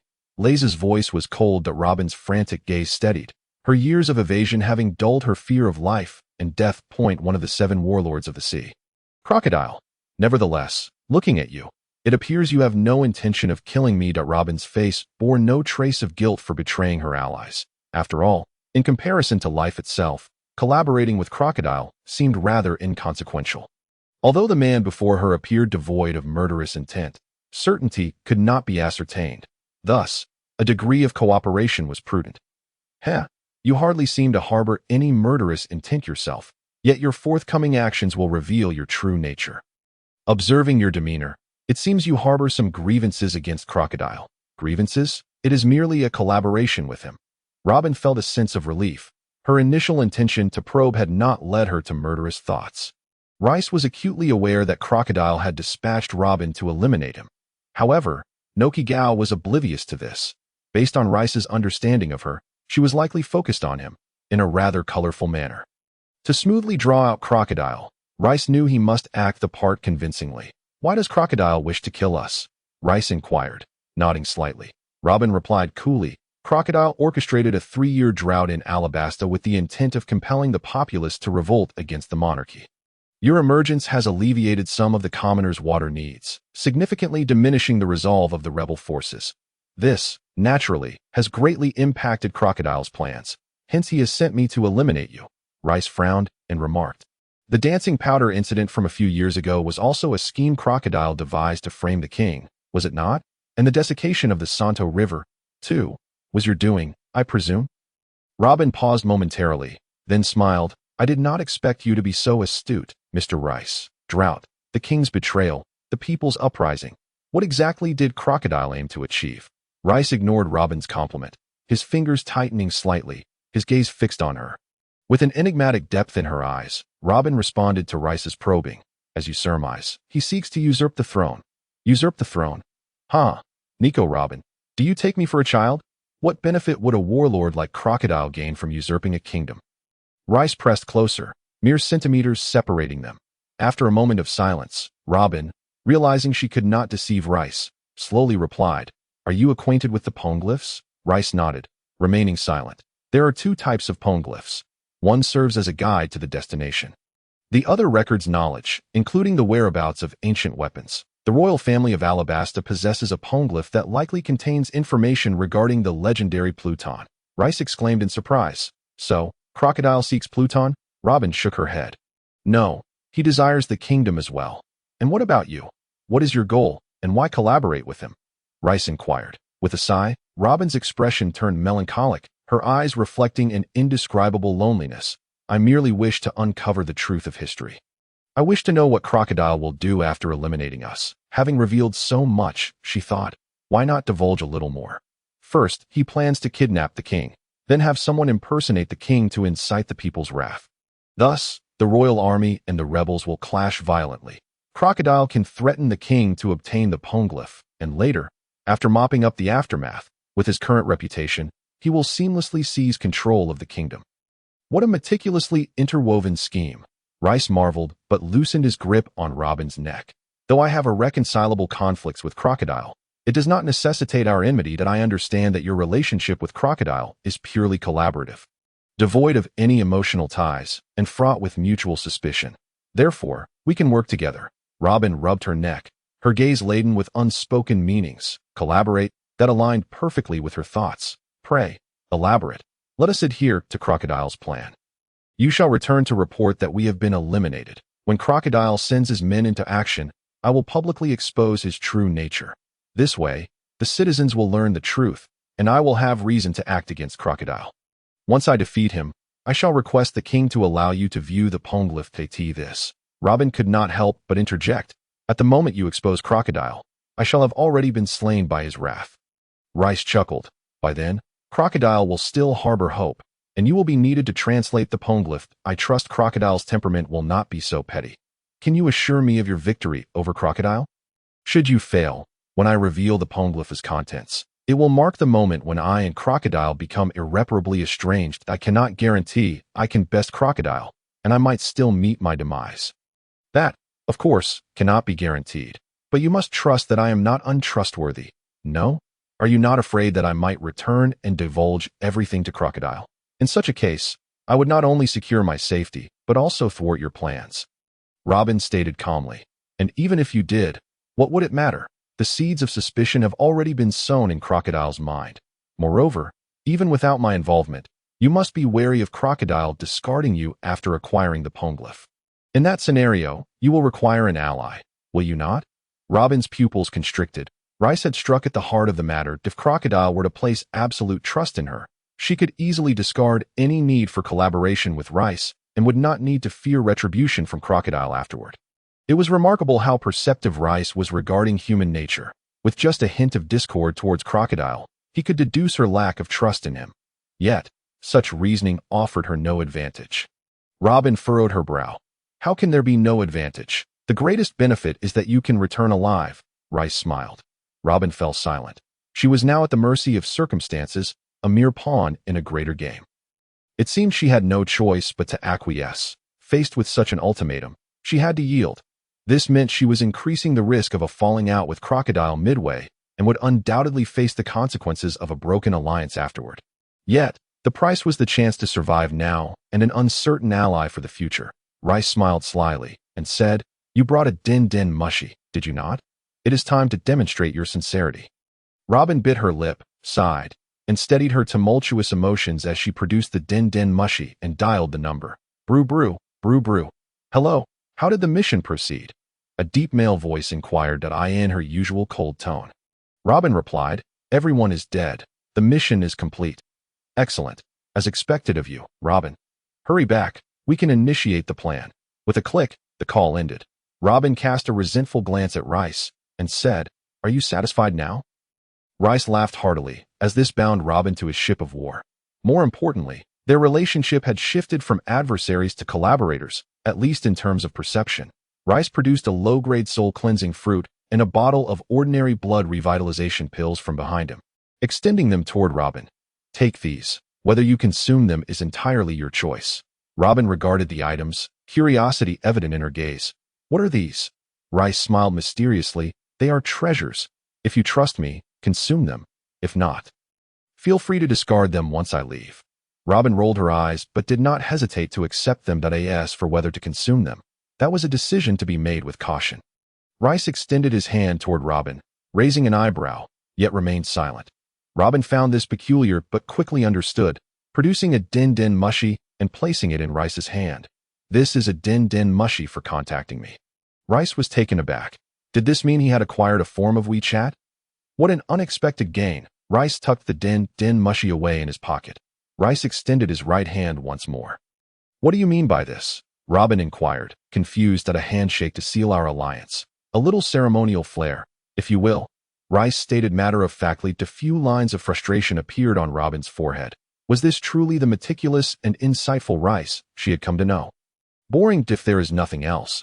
I shall take my leave, Robin said with a frosty demeanor. Reis regretfully withdrew his hand, sighing. Ah, what a pity. Nico, Robin, may our collaboration be fruitful. Robin managed a forced smile. May our collaboration be fruitful. Robin lowered the brim of her hat and turned towards the narrow alleyway. Les watched her retreating figure and spoke earnestly. Robin, you must feel quite lonely. Please, trust in humanity just once more. At the very least, I assure you, I shall not let you down. His voice echoed within the confines of the alley, yet Robin did not respond, her footsteps fading into the shadows in a desert outside of Cardolia. Robin arrived silently at the side of a colossal crocodile, gazing into the ominous darkness ahead, and remarked with a sardonic smile. Trust, for me, that is quite a luxury. She retrieved her phone book, her fingers hesitating slightly as she caressed it, ultimately deciding against making a call. Let us depart, a cool voice resonated, as the crocodile moved its limbs, swiftly carving a path across the desert, vanishing into the vastness. Room 201. The lights blazed brightly as Les opened the door, only to be greeted by Noki Gao and Nami, their expressions filled with concern. Les chuckled. Did you not see? I am unscathed. Nami and Noki Gao nodded in agreement. Indeed, the battle between Les and Nico Robin had concluded with overwhelming ease. This was not solely due to the perceptual debuff Noki Gao had granted Robin upon entering the room, but primarily due to the vast disparity in physical prowess between Robin and Les. You all heard, didn't you? The hidden mastermind behind Alabastus Drought. Nami nodded, indignantly exclaiming. That wretched sand crocodile is utterly despicable. Les, now that we are aware, why not eliminate that crocodile fellow directly? Why collaborate with Nico Robin?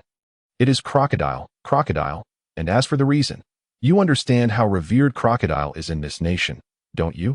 He is more beloved by the people than the current king, that if we were to launch an indiscriminate assault, whom do you think the people would support? Les explained.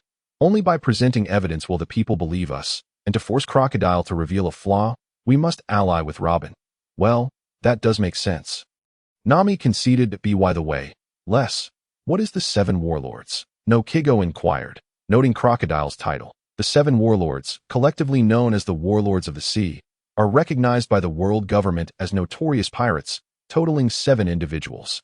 The privileges they possess are conferred by the world government, and their rights are protected by the Marines. Anyone who aligns with the 7 Warlords is exempt from marine pursuit.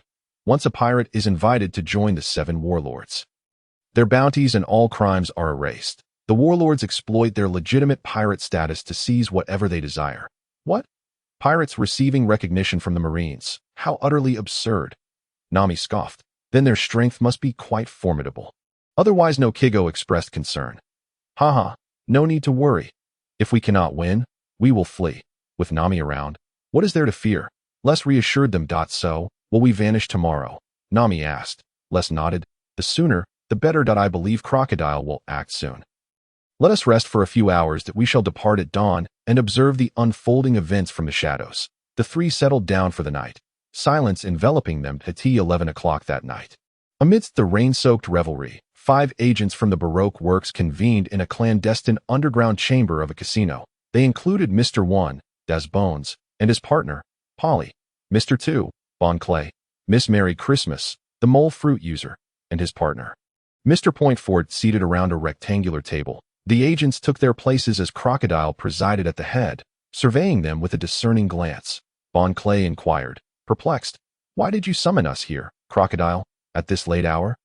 Crocodile lit a cigar and took a puff, stating, the final operation can commence. What? But we have yet to deal with the newcomer. If we act now, the outcome may not be favorable, Bon Clay protested. The other 4 agents turned their eyes to Crocodile, their expressions filled with confusion. Hadn't he mentioned earlier that they needed to eliminate Les's group first? Crocodile's lips curled into a smirk. I have already dealt with Les and his companions. The obstacle before us has been crushed. The 5 agents were slightly taken aback. Although they anticipated the resolution of the 3,500 bounty on Les's group, they had not expected it to happen so swiftly. That troublesome fellow is finally gone. Miss Merry Christmas remarked if they were still alive. It would have been quite a hassle, Mr. One stated solemnly. Crocodile surveyed the room, his voice brimming with enthusiasm. By dawn, this nation will transform into our utopia. This marks the final and greatest operation of Baroque works, and failure is not an option. We commence at 12 o'clock tomorrow. In unison, the 5 affirmed. Understood. Crocodile smiled. Wishing you all success. Just then, Mr. 3 appeared from the staircase, saying, I hope you can postpone this utopian operation. The others turned their attention to the voiced. Crocodile's expression darkened upon seeing Mr. 3, a cold gleam flashing in his eyes. Bon Clay, agitated, stood up. You emerged from that corner, Mr. 3 retorted. How rude. I merely followed along from the CAF, hitching a ride with the chubby turtle. Boss, a pleasure to meet you. I seek another opportunity. It is only natural that Mr. 2 pursues me for failing to complete my task. Hence, I took a detour to the agent's gathering place, Spider CF, and followed along here. Crocodile's gaze turned icy. You failed to complete your mission? What are you implying? Mr. Point 3 stepped forward, extending his hands. I allowed the Straw Hat crew and Princess Vivi to escape. Crocodile crushed a coffee cup in his hand, rising in fury, his countenance terrifyingly dark. What did you say? Did you not inform me via the phone bug that you had disposed of the Straw Hats and Vivi? Mr. 3 was drenched in sweat, stammering. Phone bug? What are you referring to? I have never used a phone bug in Little Garden. Crocodile's expression shifted, recalling who he had spoken to on the phone bug regarding Little Garden, his face reflecting a tempest of emotions. Crocodile lit another cigar, inhaling deeply, and glared at Mr. 3. This is quite a conundrum. But you must have eliminated at least 1 or 2 of them. Mr. 3 hastily waved his hands. No, that is not it. There was an error in the intelligence. There are actually 4 of them. One with an extraordinarily long nose. Crocodile could no longer bear to listen. Cursing, you fool. Mr. 2 interjected. Crocodile, please explain what is happening here. Crocodile regained his composure and elucidated the situation, producing 4 photographs. Mr. 2 examined the images. Astonished, I saw them on my way here. This one, this one, this one, this one, and this one, right? As he spoke, he successively pointed to Luffy, Zoro, Usopp, Chopper, and Vivi. So they are all our enemies. Mr. 2 shouted that Crocodile's expression remained stoic. Indeed. They know my true identity, and if left unchecked, they will jeopardize my operation. Furthermore, they have gained an additional person and an animal. With Vivi, that makes 5. They must have already entered Alabastus borders. Mr. 2. Convert the memories into photographs. Standing nearby, Mr. 3 clenched his teeth. Boss, this time I must personally eliminate that crew of pirates and Vivi. Crocodile stood up, seizing Mr. 3 by the throat, his rage surging. Silence, you worthless fool. Mr. 3, do you know why I appointed you to this position? In terms of combat strength, you do not even measure up to Mr. 4. What I valued was your determination to complete the mission by any means necessary. You have utterly disappointed me. As the other members watched in fear. Mr. Point 3's face rapidly became lined with wrinkles, his entire body withering. Miss Merry Christmas gasped in horror. What is happening? Mr. 2, his forehead beating with cold sweat, exclaimed. He is gradually withering. Mr. 3 collapsed to the ground. Pleading, water, water, Crocodile coldly replied. If you wish for water, then drink your fill. As he spoke, a switch was pressed. The floor beneath Mr. 3 shifted, and he tumbled down with a piercing scream, enclosed within a glass chamber. Mr. Point 3 gazed in terror at the banana crocodile before him. The creature gaped its cavernous maw and swallowed Mr. 3 whole. Meanwhile, Crocodile surveyed his surroundings nonchalantly and remarked, Princess Vivi and the rebel leader Crocodile are childhood friends. She can undoubtedly sow doubt among the 700,000 rebels that we must ensure that Vivi and Crocodile do not meet. With a sudden slap on the table, he declared, "All right, you all may commence your actions. Our utopia lies just ahead." All members rose in unison, responding affirmatively. The following morning, Bell awoke early, concealing himself in a hidden corner as he fixed his gaze upon the hotel entrance, patiently awaiting the arrival of the trio. After all, the king had entrusted him with the protection of the three, and he was determined to fulfill his duty. The sun ascended slowly, unimpeded by clouds, and its scorching rays fell unabashedly upon the earth. In the northern district of Cartelia, people busied themselves briefly before converging upon the square.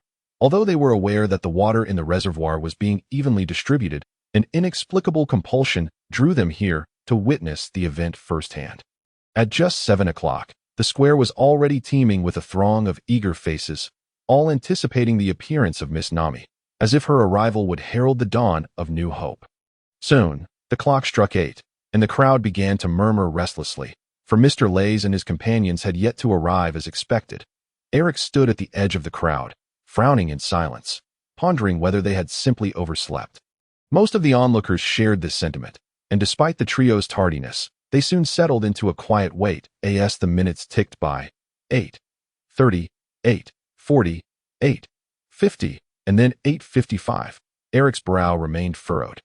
Yet he refrained from voicing his concerns. After all, they were selflessly aiding the people, and a delay of an hour was hardly significant. Still, an ominous premonition stirred within him at 9 o'clock. It seemed a threshold had been crossed. Whispers began to ripple through the crowd. "What's happening? Why hasn't Mr. Lays arrived yet? Indeed, it's already 9 o'clock. Could it be that he is unwilling to assist us? Nonsense. Mr. Lays and Miss Nami are such kind souls. Surely something must have delayed them. Perhaps they merely overslept. Let us wait a little longer." Thus, the crowd fell silent once more, awaiting developments. Eric quietly suggested, "Let us inquire with Farafura about the situation." Understood. 10 minutes later. The warrior returned. "Eric, Farafura mentioned he did not wish to disturb Mr. Lays' rest, so he is unaware of the circumstances, Sai. Then we shall wait a while longer. Perhaps they truly overslept." Eric consoled himself with a hollow assurance. Time slipped by unnoticed, and soon it was 9:30 that Eric surveyed the desolate square and reluctantly spoke up. "Everyone, it would be best to return home for now, that Mr. Lays must have stayed up too late last night. We shall return at noon for the rain. Is that so? We thought perhaps Mr. Lays had abandoned us. Let us allow Miss Nami some rest.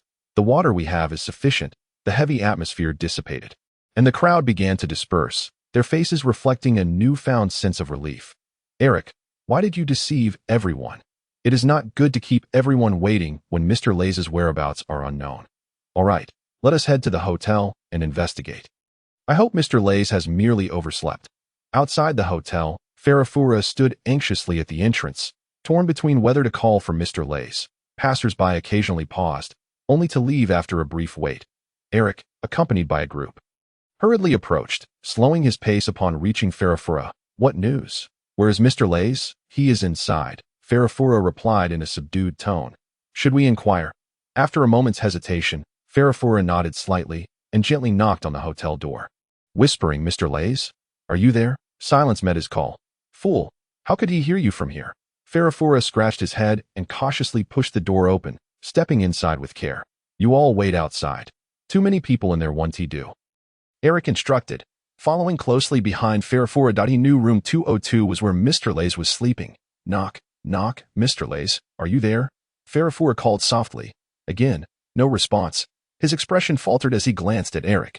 Eric gritted his teeth and declared, "Let me try out Mr. Lays. Do you need water?" He raised his voice slightly. Still, there was no answer. The sense of panic began to rise within Eric as a chilling thought crossed his mind. "Mr. Lays, I have a special breakfast from Alabasta that I can't wait for you to try." "I am coming in." Eric fabricated an excuse, desperately wishing to ascertain Mr. Lays' state. With a creak, the door swung open, revealing an empty room. Farafura leaned in, eyes wide with disbelief. "Where's Mr. Lays?" Panic etched across Eric's face as he quickly rapped on the door of room 201. Raising his voice several octaves, "Miss Noki Gao, do you know where Mr. Lays is gone?" Silence lingered. After a moment of contemplation, Eric dashed downstairs, returning with a young girl. Miss Noki Gao? Miss Noki Gao? Eric's voice escalated, nearly reaching a shout. When no answer came, he and Farafura stepped aside, allowing the girl to open the door. With trembling fingers, the girl twisted the doorknob and opened it, covering her mouth in shock. She exclaimed, "There's no one here." Eric rushed in, and indeed, the room was vacant. Swallowing hard, he instructed, "You go open Miss Nami's room." Despite the earlier loud calls, silence reigned in Miss Nami's room as well. It was likely unoccupied. Yet, as long as there remained a glimmer of hope, Eric would not give up. Once more, they stepped aside, and the girl opened the door again as anticipated. The room was still devoid of life. The three of them wore pale expressions, a sense of impending doom weighing heavily upon them. Had Mr. Reis and the others left willingly, or had they been forced away? Perhaps they had been kidnapped or even murdered. Such thoughts plagued their minds. Eric's brow furrowed as he solemnly stated, "Do not let the news of Mr. Reis and the others' disappearance spread." How can that be? You cannot hide the truth. When the time comes and Mr. Reis does not appear, suspicion will inevitably arise. Sigh, there's no alternative. We must delay as long as possible and send only the most discreet individuals to search for Reis. As time passed, the news, despite their efforts, could not be contained. Like wildfire, the tale of Mr. Reis's disappearance swept through the city. They've disappeared. I thought they merely overslept. What a jest! Could it be that someone has kidnapped Mr. Reis and the others? Have they grown unwilling to assist us? Why would they leave? The populace speculated, engulfed in a mixture of panic, confusion, and emptiness, akin to a child losing their most cherished toy, a beloved possession suddenly gone. Once one has tasted the abundance of water, relinquishing it for drought is a difficult endeavor. The people had savored the pleasure of plentiful hydration and were loath to return to the days of parched throats. Among the rebels, some residents began a frantic search for Mr.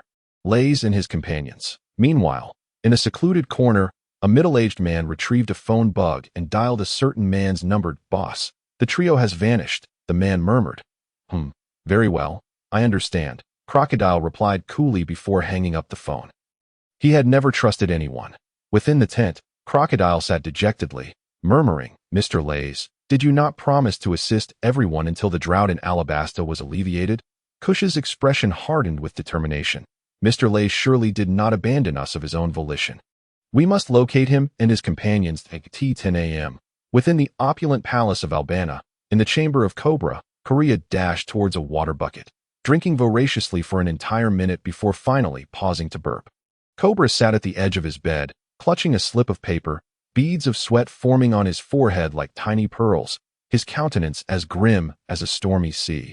The paper bore the grim intelligence brought forth by Vivi, detailing the machinations of Crocodile, who sought to destabilize and plunge the nation into despair. Upon reading this, Cobra's pupils constricted, and he lamented, "I was too complacent, believing he was an ally of the government. I never imagined he aimed to seize this nation for himself." Icolum and Jaka, having perused the letter, could not suppress their sorrow. After meticulously reading the note, Cobra swiftly resolved, "Jaka, prepare the troops for an expedition at once. We shall embark for the rain base where Crocodile resides. Please wait, Your Majesty. Immediate action poses certain challenges as rain base is quite distant from here. Crocodile is currently rallying the populace to his cause. I must candidly say, he is now more beloved by the people than you," Jaka cautioned. Just as Cobra was about to respond, a voice echoed down the corridor. "Your Majesty, a call from Lord Bell's snail."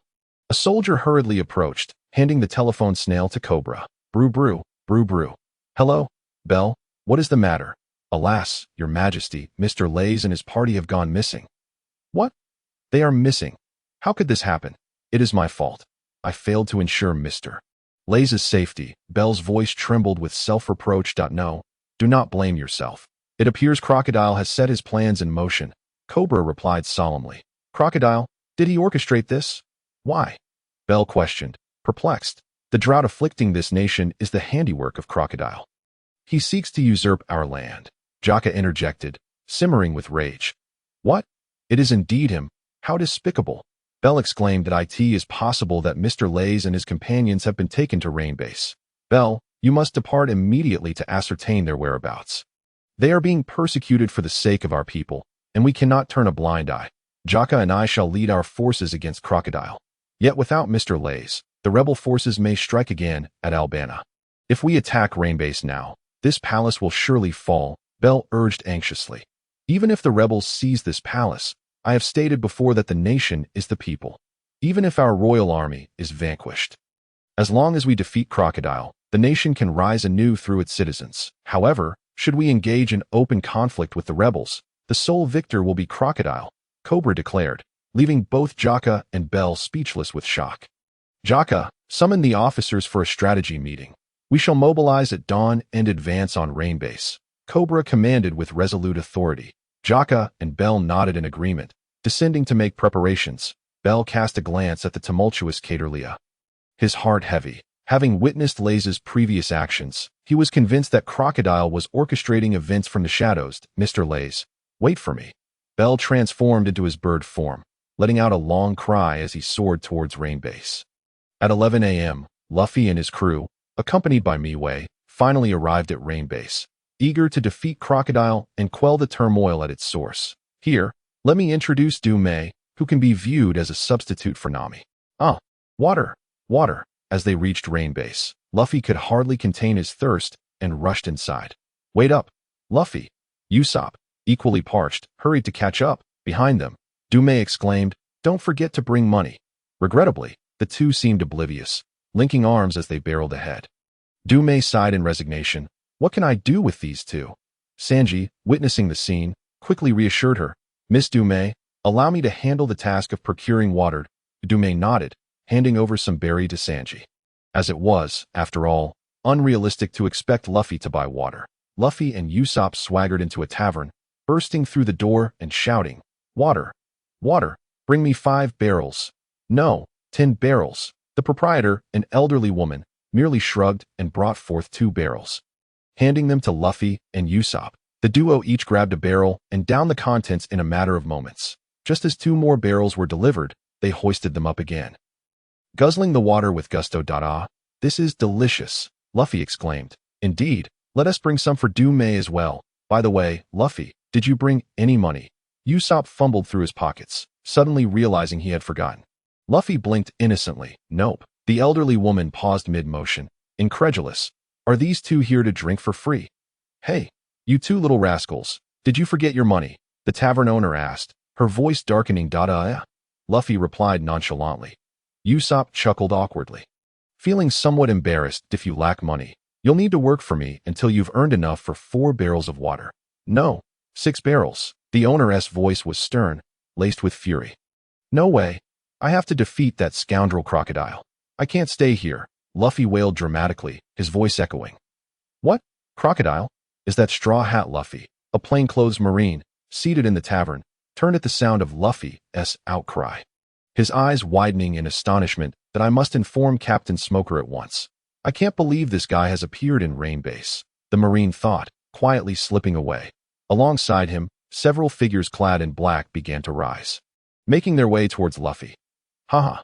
Actually, we do have money, but it's with our other companions, Usopp was explaining to the tavern owner when he heard Luffy's dramatic wail and fell into despair. Whispering, hey, Luffy, don't be so loud. This is Crocodile's territory. His subordinates could show up at any moment. You're right, Longnose. It's best to keep a low profile on someone else's turf. But that can wait for another lifetime, Luffy replied, undeterred. Suddenly, a black-clad figure appeared behind them, aiming a dark gun at Luffy.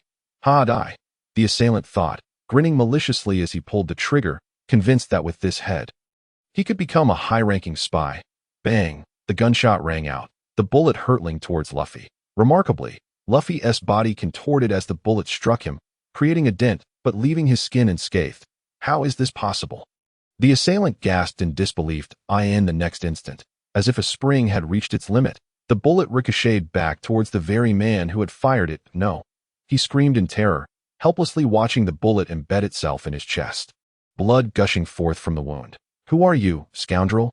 Luffy inquired, his expression turning serious as he sensed the profound malice radiating from these individuals, a sentiment that unsettled him immensely. Luffy, they are Crocodile's subordinates.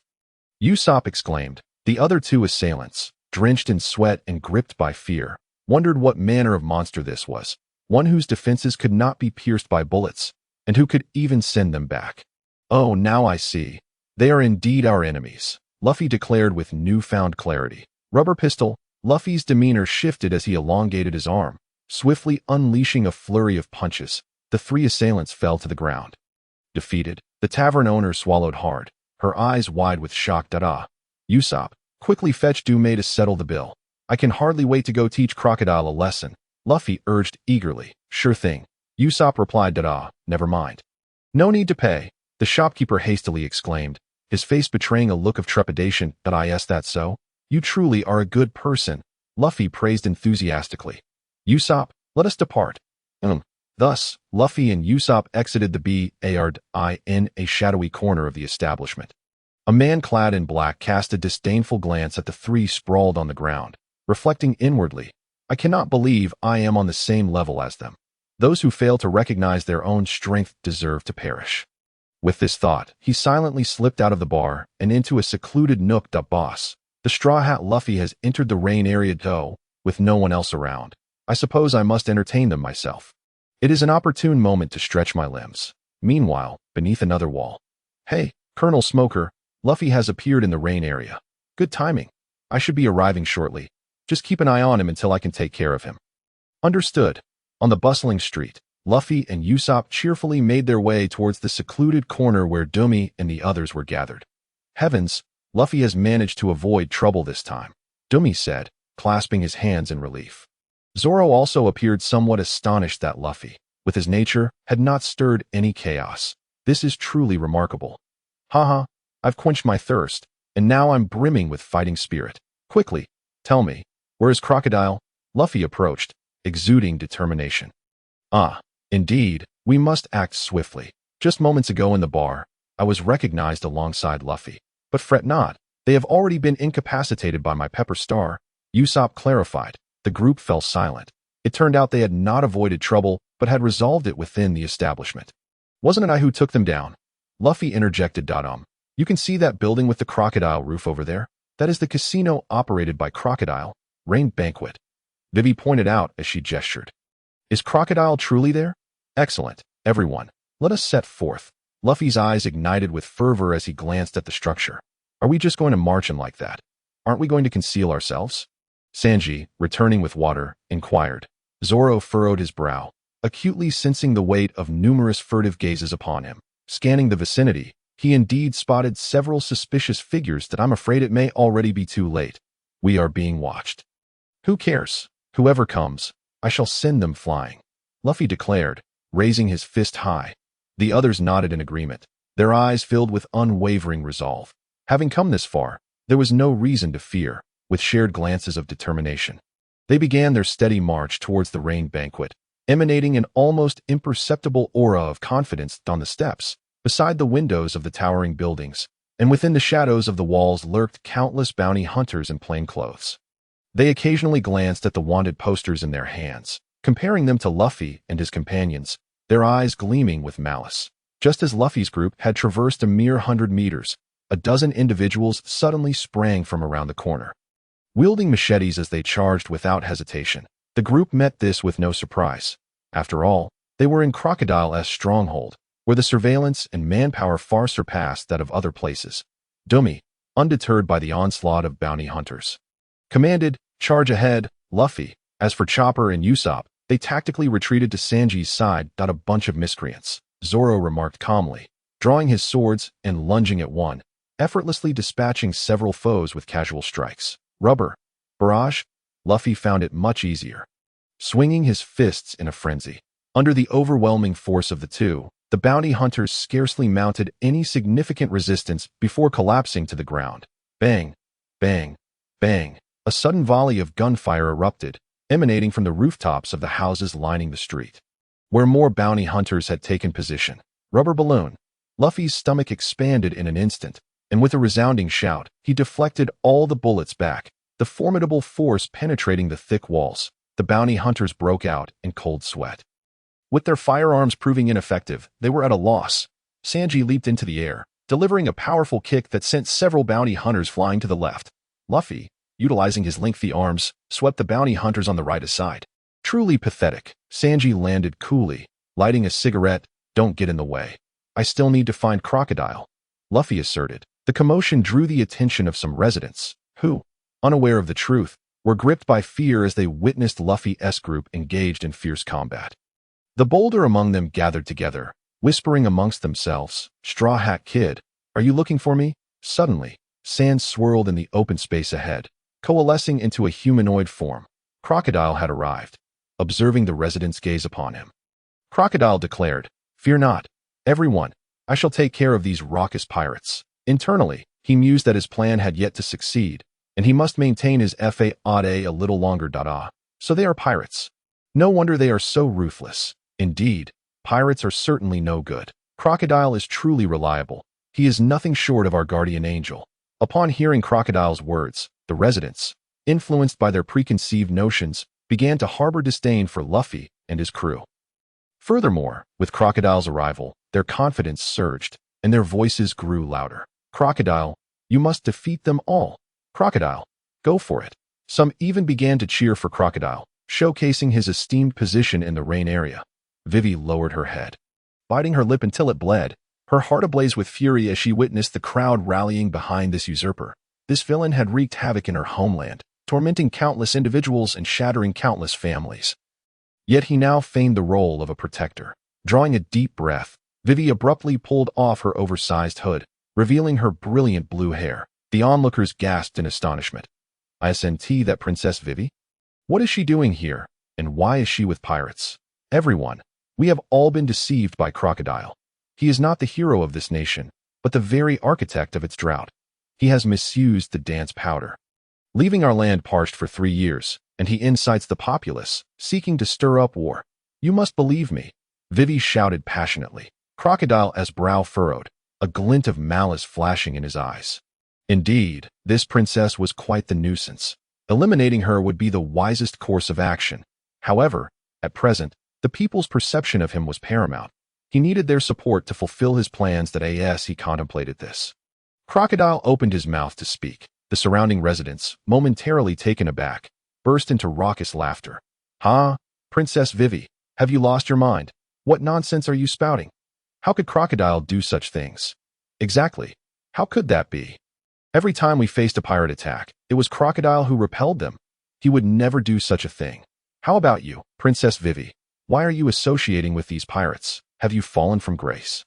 What evidence do you have to prove that Crocodile has done such things?" The residents, swayed by their long-held beliefs, dismissed Vivi's claims. Having witnessed Crocodile's deeds over the years, their discontent with the royal family's inaction had long simmered. And with Vivi now mingling with pirates, they showed her little courtesy this moment. Crocodile seized the opportunity to speak, wearing a facade of false sincerity. "Indeed, Princess Vivi, how can you slander so baselessly? I am wholeheartedly devoted to the welfare of everyone." Vivi's expression faltered, rendered speechless. Evidence? What could she possibly present? Her face turned ashen, her pupils dilated as if stripped of color, realizing the gravity of her situation. The words of those around her struck her fragile heart like invisible hammers. "Why? I spoke the truth, yet no one believes me." Dumi hurriedly stepped forward to embrace Vivi, whispering in her ear, "Do not worry. We are still here for you." Vivi felt the warmth of an embrace, and the fog of despair in her heart dissipated significantly as she nodded vigorously. Crocodile's lips curled into a smirk, a flicker of pride igniting within him. The years of effort he had invested were not in vain. "Are you Crocodile? Excellent. I am Luffy, here to thrash you," Luffy declared, swinging his right arm with a force reminiscent of a whirling windmill. Crocodile cast a disdainful glance, a sneer gracing his features as he stood nonchalantly, gazing down at Luffy with contempt. Once Luffy had gathered his strength, he let out a fierce roar and flung his arm forward. The accelerated motion of his limb akin to a bullet, hurtling towards Crocodile in an instant. Vivi lifted her head to watch Luffy, her eyes ignited with hope. "What? He actually passed through?" Usopp exclaimed in astonishment. Luffy's fist seemed to strike nothingness, passing right through Crocodile's form. The sand that had scattered from his chest gradually reformed, leaving even his clothing unscathed. "A rubber boy like you could never defeat me," Crocodile remarked coolly. "Devil fruit, is it?" Sanji's expression turned grave. Zoro, having bitten down on his sword, stood poised for battle, his body slightly hunched, ready for action. Luffy furrowed his brow, his demeanor shifting to one of seriousness. Rubber, machine gun, Luffy unleashed a barrage of punches, creating holes in Crocodile's form. Panting slightly, Luffy's frustration mounted. He could not land a hit. Crocodile's expression grew impatient as a low voice emerged. This tedious farce ends here. Desert Sword. Crocodile's right hand morphed into a blade of sand, swinging down heavily to strike the ground. Luffy's instincts screamed at him, prompting him to leap sideways several meters. Boom boom. Dust billowed as a fissure, dozens of meters long and 5 meters deep, erupted in the street from Crocodile's position. The sheer force of it even pressured Luffy. Three-sword style. Demon Slash. First meet. Shoot. Zoro and Sanji struck in perfect synchrony. In an instant, Crocodile's body was cleaved into pieces, his head missing a portion. Alas, as the sand swiftly swirled, Crocodile rapidly reformed. "It seems I've truly been underestimated," he said darkly, his legs transforming into sand as he soared into the air. "Our levels are not on the same plane." Crocodile lunged forward, hurtling towards Luffy. "This guy is one of the 7 warlords. Let's take him down together," Zoro said gravely. "I think so too," Sanji agreed. The two advanced together. Charging at the descending Crocodile, Crocodile swung his metallic hook, delivering a heavy blow aimed at Luffy. Calmly, Luffy relied on his formidable combat instincts to evade the hook at the last moment, simultaneously delivering a kick that created a gaping hole in Crocodile. Unfazed, Crocodile extended his right hand, reaching for Luffy in midair. Startled, Luffy quickly raised his arm to block. Crocodile's lips curled into a cold smile. The moment his hand made contact with Luffy's arm, it began to wither at a visible rate. Luffy gasped, quickly retreating several steps to create distance. "That hurts," Luffy exclaimed, staring at his arm, now half-dried, his brow furrowing deeply. Nami, Usopp, and Vivi had taken refuge atop a high building, anxiously observing the battle. This level of conflict was one they could not intervene in. Nearby residents had long since fled in terror from Crocodile's Desert Sword attack. "This guy is incredibly strong. Is this what the 7 warlords are like?" Nami remarked, her expression grave. Vivi clenched her hands tightly, her gaze fixed on the battlefield below, feeling a tightness in her chest upon seeing Luffy wounded. Chopper held his breath, nervously watching the fray. Usopp, drenched in sweat, felt even tenser than the 3 combatants below. Contemplating whether to draw his slingshot, his voice trembling slightly. "Perhaps I should lend them a hand." Crocodile did not pursue further, swiftly transforming his body into sand. The next moment, Zoro arrived first, once again cleaving Crocodile into 8 pieces. Sanji followed up, scattering Crocodile's recently reformed body once more. "Humph," Crocodile scoffed, swinging his hook to force both back. With a swift turn, he utilized the explosive power of the sand beneath him to close in on Sanji. Reaching for his neck with his right hand, Nami, Vivi, and the others gasped in alarm, witnessing their comrades in peril. Realizing they could no longer stand idly by, Nami, Chopper, and Usopp resolved to take action. Usopp took a deep breath, his focus sharpening as he steadied his finger on the slingshot. Deadly. Lead star. The lead projectile zipped towards Crocodile at a velocity rivaling that of a bullet, piercing through his form, yet it failed to inflict any real damage as he quickly reformed. Crocodile cast a cold glance at Usopp, ignoring him entirely. Usopp swallowed hard, feeling frustrated. "What should I do? How can I hit him?" Sanji retreated rapidly, taken aback by Crocodile's burst of speed, which surpassed his own. The distance between them closed quickly. As Crocodile advanced, sweat beaded on Sanji's forehead. Gritting his teeth, he came to a sudden stop, opting for offense over defense with a powerful kick aimed at Crocodile. Yet Crocodile showed no signs of halting. The fierce strike cleaved Crocodile in half, but the floating upper half seized Sanji's right leg. In mere seconds, Sanji's leg transformed into withered bone. Demon Slash. Zoro arrived just in time, severing Crocodile's right hand. Without this intervention, Sanji would have surely become a mummy. Rubber. Machine gun. Luffy extended his arm once more, unleashing a flurry of strikes that sent sand swirling. "Do not harm anyone." Chopper transformed into his reindeer form, charging fiercely at Crocodile. Once again, Crocodile was scattered, yet in the blink of an eye, he reassembled, igniting a sense of despair in Luffy and the others. They were exhausting themselves without being able to land a hit. Leaving little hope, Vivi watched the battle unfold, her heart sinking. Crocodile was indeed formidable. Zoro mused, this guy's ability to shift between solid, and sand not only allows him to evade attacks, but also enables him to counterattack. He is truly troublesome. The options were now either to strike while he was inattentive or to wear him down, as using a devil fruit also required stamina. Once he was exhausted, they would be able to strike. However, both methods were fraught with difficulty. Rubber. Rocket. Luffy aimed another flying punch at Crocodile. Humph. Crocodile scoffed, evading the attack while advancing towards Luffy. Zoro and Chopper could not remain passive, rushing to support him. On the rooftop, Usopp intermittently fired lead projectiles at Crocodile. The standoff persisted for a moment. Luffy, drink some water, Sanji shouted, tossing his water flask. Confused, Luffy thought Sanji was merely concerned about his thirst and replied with a bright smile. How did you know I was thirsty? Upon receiving the flask, Luffy drank eagerly, and as he replenished his body's moisture, his previously withered left arm regained its vitality. Delicious, Luffy exclaimed in delight. Haha. As long as you replenish your fluids, you need not fear his attack, Sanji declared. Having discovered a way to combat the dehydration, he joined the fray against Crocodile. You annoying little ants are quite bothersome, Crocodile remarked with irritation, his heart subtly troubled by their hydration. Realizing this, he decided it was time to end the game swiftly. Cracking the Earth's surface, taking advantage of their momentary respite, Crocodile crouched down and placed his right hand upon the ground. Instantly, the Earth was rent with a multitude of fissures, rising and falling in chaotic disarray. Nearby trees withered entirely, their trunks crumbling into yellow sand that cascaded to the ground, while the surrounding structures appeared to be tainted by the same hue. Their moisture all but evaporated. Luffy and his companions were taken aback, managing to stabilize themselves on the relatively firm ground. Meanwhile, Domi, Vivi, and Jameo sensed impending doom and hastily leapt from the building. Erosion cycle. The previous cracks in the surface were merely a prelude. This was Crocodile's ultimate technique. As he unleashed his power, the parched earth transformed further into sand, disintegrating even the rocks into grains that in mere seconds. The entire vicinity morphed into a desolate wasteland, suffused with an air of lifelessness. Well, now this is all my territory, Crocodile's chilling voice reverberated. Luffy glanced around to find that there were no structures remaining.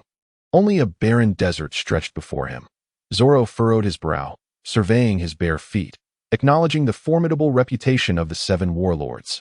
Insects, I shall no longer entertain you. A flash of murderous intent flickered in Crocodile's eyes as his right hand began to transform into sand. Enlarging into a massive blade-like shape, crescent sand dune. With his feet morphing into a spray of sand, Crocodile swung his arm toward Domi and Vivi. Luffy and Zoro, positioned at a distance, attempted to intervene but were too late. Domi and Vivi's faces drained of color, their eyes wide with terror as they exerted all their strength to flee. Yet, how could they possibly outrun Crocodile? In a critical moment, Sanji's latent energy erupted. He arrived just in time to deliver a kick that shattered the sand blade. Drip, drip, blood poured from Sanji's right leg as he shouted, "Don't you dare bully the ladies, you scoundrel!" Crocodile fell momentarily silent before mockingly retorting.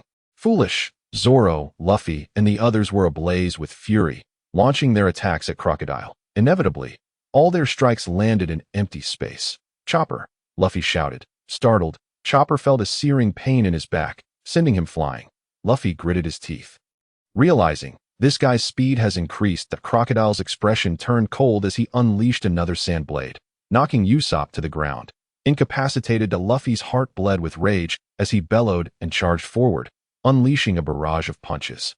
Crocodile stood unmoving, allowing the onslaught to rain down upon him. However, after a brief moment, Luffy was left gasping for breath, unable to sustain such intense exertion for long. How does it feel, watching your comrades fall before your eyes? Powerless to intervene. Remember this, Crocodile mused with a hint of nostalgia. Damn it, I will defeat you, Luffy roared. Is that so? Desert Blade, Desert Blade. Crocodile's voice was merciless as he launched successive area attacks at Domi and Vivi.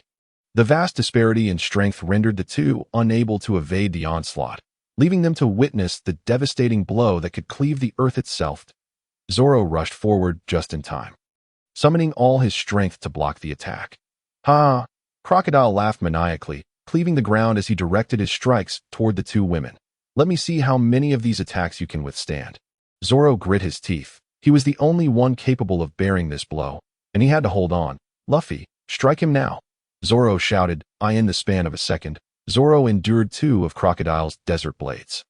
Finally, Luffy's fist arrived, halting Crocodile's assault. However, enhanced by the desert's properties, Crocodile's speed of reformation surged, and he quickly reappeared a mere dozen meters away, unleashing yet another desert blade. Domi and Vivi had become mere targets. Seeing this, Sanji leapt into the air with his uninjured left leg and delivered a shoulder kick aimed at Crocodile. Crocodile smirked coldly, allowing Sanji to bisect his form. The sand rapidly coalesced, reconstituting Crocodile beside Sanji. Sanji's pupils contracted as he realized he had struck in a moment of vulnerability, hastily crossing his arms to defend himself. Bang! A heavy blow sent Sanji flying several meters, crashing to the ground. Blood seeping from his wounds. Luffy, now numb to pain, launched another attack. Crocodile effortlessly evaded, sending yet another desert blade toward Domi and Vivi. This time, Zoro's body trembled violently as he coughed up blood. The fierce battle had rapidly drained his stamina. He could no longer withstand the onslaught. Now it's your turn, Straw Hat Luffy, Crocodile sneered. Luffy completely lost his composure, his eyes blazing red as he unleashed another furious assault. Crocodile continued to dodge with ease. Against the powers of a Logia-type devil fruit, any attack devoid of Haki was rendered inconsequential. Luffy pressed on, but soon found his body weak and fatigued, forcing him to halt. Gasping heavily, he felt utterly exhausted. Recognizing that Luffy's energy was nearly spent, Crocodile finally moved decisively, appearing before Luffy in a flash and seizing him by the throat. Ugh! Luffy struggled to pry Crocodile's grip from his neck, but his arms fell limply at his sides. Under Crocodile's influence, the moisture within his body evaporated rapidly, leaving him emaciated, resembling a mummy. Domi and Vivi's eyes lost their final glimmer, tears long dried. Their expressions filled with despair. There was no longer any presence on the battlefield that posed a threat to Crocodile. A smirk crept across his lips as he proclaimed, "You lowly pirates still dare to hope to stop me. The time is nigh. The operation for the Ideal Land has already commenced, hasn't it?" "Operation for the Ideal Land?" Vivi inquired. "Haha. Very well. Let me enlighten you before your demise." Crocodile replied, one arm concealed within the sand. He listened intently. Half an hour earlier, in Narahalla, Funkale, having transformed into the likeness of the king with the imitation fruit, stood with a squad of soldiers on the street, quietly awaiting the gathering of citizens that the king. What is he doing here? With such questions in mind, the residents congregated, eager to discern the king's intentions. Observing the assembled populace, Cobra calmly announced, "I am the one who has taken the nation's reign. I am Cobra, the king of Alabasta." The citizens could hardly believe that the king would utter such words. Despite rumors claiming that the king had used dance powder to induce the drought, a portion of the populace steadfastly believed that King Cobra would never commit such an act. A man scoffed. "King Cobra, why would you make such a joke?" Another man chimed in. "Indeed." Funkale, feigning Cobra's persona, solemnly stated, "I am not joking. I have used dance powder to ensure that rain falls incessantly upon Alyabarna. Surely, I, as the king, cannot afford to starve." Upon hearing this, the citizens felt a profound sense of disappointment. One man incredulously asked, "While you may have a point, many have perished due to the scarcity of water and food." Cobra responded with a tone of entitlement, "I am aware that many oases have dried up. However, to protect the nation, small sacrifices are unavoidable." The citizens could hardly believe that this was the same Cobra who once cared for them deeply. They exclaimed in outrage, "You are aware of the tragic circumstances, yet still think only of yourself. How selfish you are, King." At that moment, certain members of the rebel army sensed impending danger and hurried to summon Kosha. Among the crowd, a soldier clad in a white uniform smirked coldly, promptly leveling his gun at the man who had just spoken. Cobra ignited the flames of ire, declaring, "Do you ignorant fools dare to question the king? It is precisely for this reason that I have come to Narahalla to seek forgiveness. What else do you expect from me?" Hearing this, the citizens gritted their teeth in silence, utterly disillusioned with the king, and began to harbor resentment. Among the throng, a man quietly murmured, "My brother perished in Yuba." After several hours of searching, it can be said that the rebel forces have turned the entire city of Kartlia upside down. Yet the whereabouts of Cleese remain elusive. Kusha, seated within the confines of his tent, laments in his heart. Has the hope of the people been extinguished in this manner? What shall we do next? Without Miss Nami's water source, should we attack Albana in pursuit of a glimmer of hope? Suddenly, Eric bursts into the tent. his face a mask of panic. Kusha, something terrible has happened. Kusha jolts upright, incredulous to hear that the king has gone to Narahara to apologize. Is he not igniting a powder keg? I have yet to contemplate rebellion, and here you are, forcing me to consider it.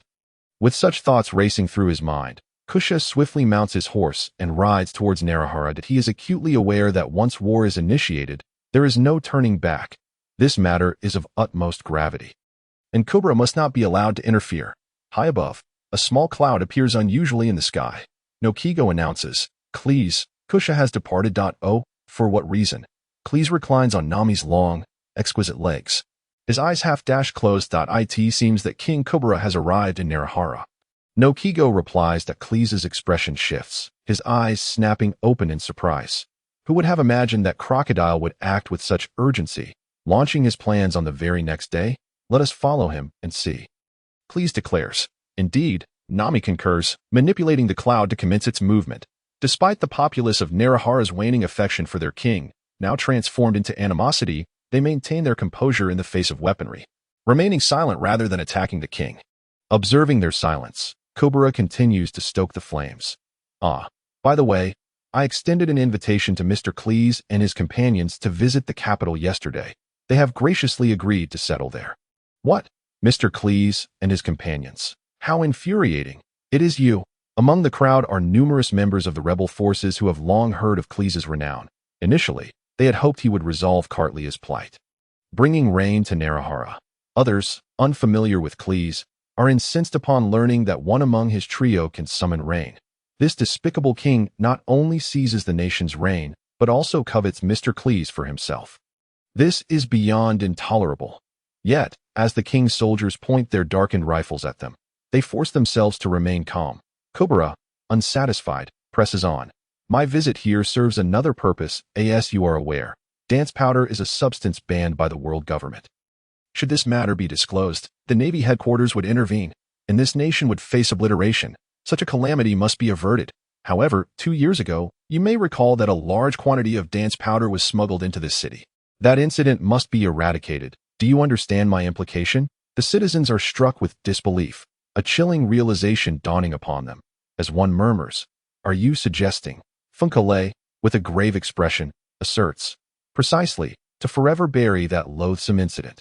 I must eliminate you along with this city." At these words, the populace erupts, unable to contain their fear and anger any longer. What did you say? Even a royal decree cannot justify this. The crowd buzzes with indignation directed at the king. Meanwhile, high above in the cloud, Cleese and his companions observe the standoff between the citizens and their king. Upon hearing Cobra's declaration, Noki Gao exclaims in outrage, "This is utterly despicable. Such a selfish individual is unworthy of kingship." Nami, equally incensed, adds, "Indeed, how can he disregard the lives of the citizens, prioritizing only his own interests? Cleese, we must descend and teach this king a lesson." Noki Gao proposes further. Why not overthrow this king and assist the rebels in rebuilding the nation? Cleese offers a wry smile. You both are far too impulsive. Do not forget our objective. This situation is not as simple as you envision, for the true puppeteer has yet to reveal themselves. Awakened to Cleese's words, Nami and Noki Gao regain their composure, shifting their gaze to the scene below. At that moment, a child emerges from an alley, his face contorted in rage, brandishing a wooden stick, and charges forward, shouting, "It's you! You're the reason this city has dried up, you bastard!" As Kaba yells, he rushes towards Funkale. Without warning, Funkale raises his foot and delivers a brutal kick to Kaba's chest, sending him sprawling to the ground. The citizens stand in stunned silence, unable to comprehend that the one who struck the child is the once benevolent king. Struggling to rise, Kaba declares, "I will avenge everyone." A woman rushes forward, embracing Kaba with a sorrowful expression, urging, "No." The onlookers cast furious glares at the king, their teeth clenched, yet they hesitate to advance due to the king's soldiers' intimidating presence. Cobra chuckles coldly and waves his hand. "Soldiers, heed my command, reduce Narahara to ashes." The soldiers respond in unison, raising their bows and arrows, poised for a malevolent celebration. Nami glances at Cleese with concern. "Cleese, there is no need for worry. Kusha has arrived." Cleese reassures. Indeed, Kusha, riding a white horse, finally makes his entrance. Pulling the reins lightly, causing the horse to neigh, capturing everyone's attention. Kusha, Mr. Kusha. The people recognize Kusha, greeting him warmly. Please maintains a calm demeanor as he observes Kusha approach the king. After such a long wait, the opportune moment is drawing near. Only by aiding the people in their direst hour can they leave a profound impression. The king, Kubera, masquerading as Funkale, also turns his gaze towards Kusha. Secretly acknowledging that the rightful heir has arrived, Kusha dismounts with a flip, his expression dark as he advances, demanding, "What in the world are you doing?" Kubera, feigning sincerity, replies, "As you can see, I am here to apologize." Silence. Do you even comprehend what you are saying? Kusha's forehead veins bulge, his fist clenched as he grits his teeth. This is utter humiliation. Funkale interjects. Using dance powder has left this nation desiccated. But Kusha, filled with rage, interrupts. I told you to be silent. Why are you so angry? I have acted thus because of you all. Funkale continues. Kusha's eyes widen, his fury escalating as he strides towards Kubera, shouting, "Be quiet! Be quiet! Be quiet!" Two soldiers hasten to intercept Kusha. Blocked midway, Kusha struggles and yells, "Do you know how the people beneath this parched earth perish? They harbor neither hatred nor resentment towards you. It is not the king's fault. He is a good king. They believed in you and died, yet you treat them this way. Even if it is a lie, you should at least claim innocence. How can you expect them to rest in peace beneath the earth?" The citizens behind him are filled with mixed emotions, Kusha's words echoing their sentiments. They still believe in the king, yet he repays them in this manner. Funkale casts a knowing glance, and a soldier standing by comprehends, raising his weapon to aim at Kusha, expertly chambering a round, his finger poised to pull the trigger. Yet, in the next moment, the gunshot fails to sound. A stone strikes the soldier's hand, causing him to drop the weapon in pain. Kusha, he surely does not understand your emotions, for he is not the king. Cleese leaps down from the cloud, pointing at Funkale. Kusha pauses, astonished yet elated. "Mr. Cleese, how did you get here? You claim he is not the king." The citizens murmur in astonishment, turning their gazes towards Funkale, questioning the veracity of his identity. What? Is he not the real king? But he clearly is the king. Funkale's imitation of Kubera is indistinguishable. It is so accurate that even Cleese, had he not traversed dimensions, would be unable to tell the difference. Funkale is inwardly alarmed. Did not Shao say that this fellow had been eliminated? How is he here? Could it be that Miss All Sunday is a traitor? Sweat beads on Funkale's brow as he forces himself to remain calm. Questioning, "Cleese, what nonsense are you spouting? I am undoubtedly the king. Listen to me. There exists a secret treasure in the sea known as the devil fruit, and this individual before you has consumed the mimic fruit." Transforming into King Kubera, the effects of the devil fruit would indeed falter in the presence of seawater. A mere splash of the brine would suffice to reveal the truth. This, Reis addressed the residents, is how we shall uncover the reality. The inhabitants hesitated only slightly before siding with Reis, for if his words rang true, then their king was still the benevolent cobra they had always revered. "I have seawater at home. I shall retrieve it," a volunteer declared, rushing back to his dwelling. Funkale clenched his teeth in silence, resolute in preventing the seawater from being unleashed, for such an act would expose his true form. Rendering all his efforts futile, that it was time to take decisive action. Cobra proclaimed with authority, "What manner of being am I?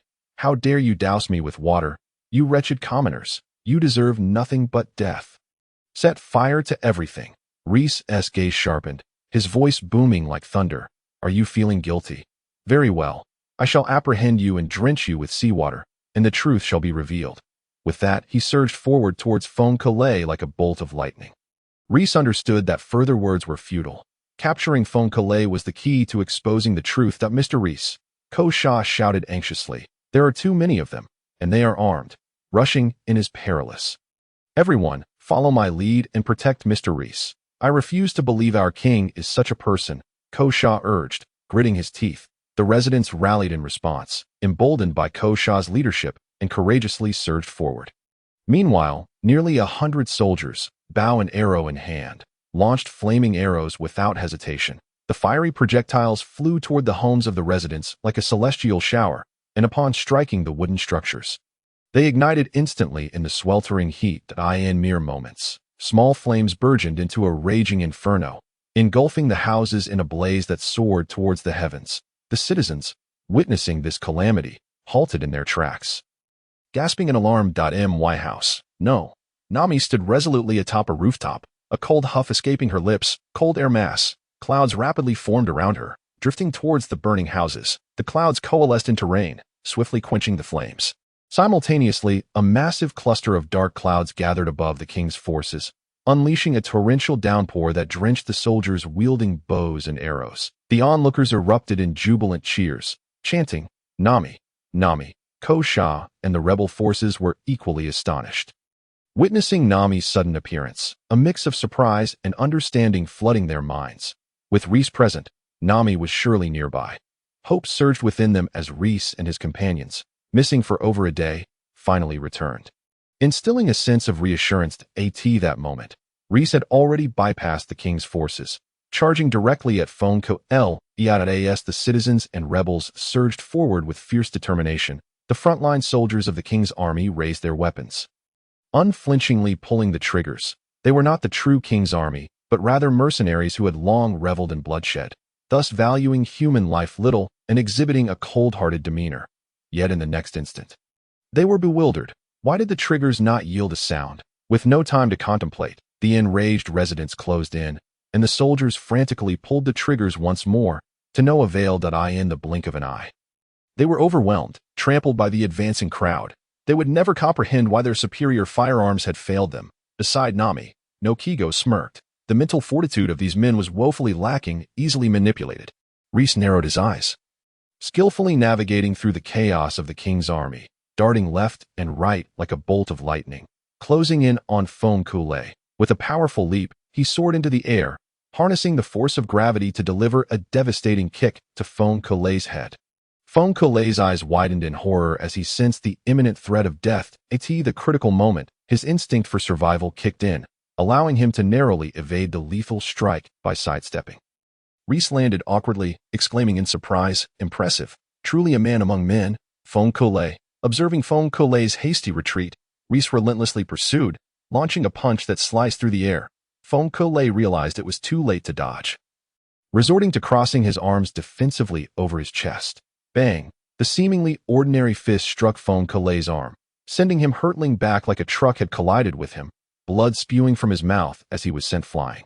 Meanwhile, on another front, Noki Gao leaped down, a predator among prey, effortlessly dispatching the elderly members of the council. Nami, having extinguished the flames, conjured clouds to assist Noki Gao in subduing the remaining elders. In less than a minute, nearly 100 elders were ensnared within the clouds, resembling cotton candy, appearing like chrysalises. The momentum of the citizens came to a halt, astonished by how swiftly Nami and Noki Gao had dispatched such a formidable number. What am I witnessing? Are these individuals truly that weak, or are these two women simply extraordinary? On the other side, amidst the rubble of the destroyed houses, Conqueror wiped the blood from his lips. Rising slowly to face Reis with a cold glare, his voice a guttural growl, "Now you shall experience the might of my demon-human fist." Explosive swan dance. With a powerful push against the ground, he leaped into the air, legs bent, launching a rapid kick toward Reis, the speed so great it seemed to part the air, just as Conqueror's foot was about to collide with Reis's face. Reis sidestepped ever so slightly, evading the strike, and countered with a thunderous punch to Conqueror's body. The impact halted Conqueror's descent, the tremendous force sending him hurtling sideways, crashing through another house. Seizing the moment, Reis charged into the building, seizing the still recovering Conqueror, delivering a series of punishing knee strikes. Conqueror's back arched painfully as his eyes bulged, a torrent of blood erupting from his mouth. Feeling as though his very insides would spill forth, Reis gripped Conqueror by the chest, his voice icy. "Reveal your true form, you imposter." Bloodied and battered, Conqueror felt utterly drained, all strength fleeing his body. Yet he gritted his teeth defiantly. "There are principles even for demons. I promised little O, and I shall see it through." Reis scoffed, commanding, "Bring me water." Seawater had already been brought forth and placed on the ground by one of the individuals who had rushed to protect Reis. Nami replied affirmatively, manipulating the clouds to transport the seawater. The bucket steadied itself above Conqueror's head, and under Nami's control, the clouds morphed into arms that tipped the bucket, pouring its contents down. No, Conqueror watched helplessly as the seawater rapidly enlarged before him. Protesting in despair, In the next moment, the seawater cascaded down upon Foncole, rendering him feeble and incapable of maintaining the powers of the devil fruit, transforming him from the visage of King Cobra into that of a man clad in a swan ballet costume. The crowd gasped in disbelief as they witnessed Foncole's metamorphosis from king to flamboyantly dressed ballet dancer. Who is this? Why has he impersonated the king? Ko Sha's instincts urged him to question Reis. Mr. Reis, what is the meaning of this? Who is this man? Reis surveyed the crowd and lifted Foncole high, proclaiming, as you can see, this man impersonated your king. His name is Foncole, codenamed Mr. 2, affiliated with the Baroque works. His intent was to incite your rage against the king, thereby sparking war. The residents absorbed Reis's words.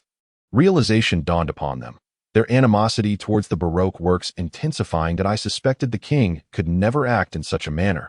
It turns out he was impersonated. The Baroque works are truly vile. Mr. Reis, what exactly is the Baroque works? Ko Sha inquired. That it is not surprising you have not heard of them. This organization is exceedingly clandestine, with all its members operating under code names rather than their true identities. Ah, I see. But what is the purpose of the Baroque works? Ko Sha pressed further. It is quite simple. The creators of the Baroque works seek to overthrow the monarchy and establish a new nation, with an even graver objective. The matter is of such magnitude that I cannot disclose it. Ko Sha's expression turned to shock, realizing the implications of an attempted coup. Heavens! What have I done? Have I unwittingly become an accomplice to this man? Fortunately, none of this transpired, as Mr. Lace intervened to thwart it all. Ko Sha's expression turned grave. Who is this person? He is none other than Crocodile, one of the 7 warlords of the sea, the hero of this nation. The revelation left many astonished. Surprising, isn't it? I only learned of this after capturing the assassin who attempted to take my life yesterday. And Mr. Lace casually dropped a bombshell. What? It is indeed Mr. Crocodile. How could this be? This is unbelievable. The citizens gasped in disbelief. Crocodile had repeatedly aided the people in vanquishing invading pirates, serving as the protector of Alabasta. His illustrious reputation was known even among toddlers. Mr. Lace, could there be a mistake? Mr. Crocodile does not appear to be the sort to commit such acts. Indeed, just last year, he rescued my sister. How could it be Crocodile? The heroic image of Crocodile was deeply ingrained in the hearts of many, and numerous individuals continued to place their faith in him, just as they did in Cobra. Mr. Lace was about to unveil Crocodile's true nature when his gaze suddenly sharpened, directed toward the coastline. At that moment, a man rushed in, shouting, "Everyone, run! A colossal ship is coming in."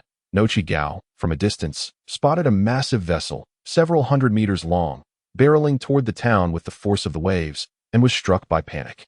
Lace, what do we do? Mr. Lace inhaled deeply. To preserve his radiant image, he steeled himself for action. He hurled Vonk toward Noki Gao, saying, "Watch him, Nami, let the cloud assist me." Nami nodded gravely, rest assured, under the influence of observation haki.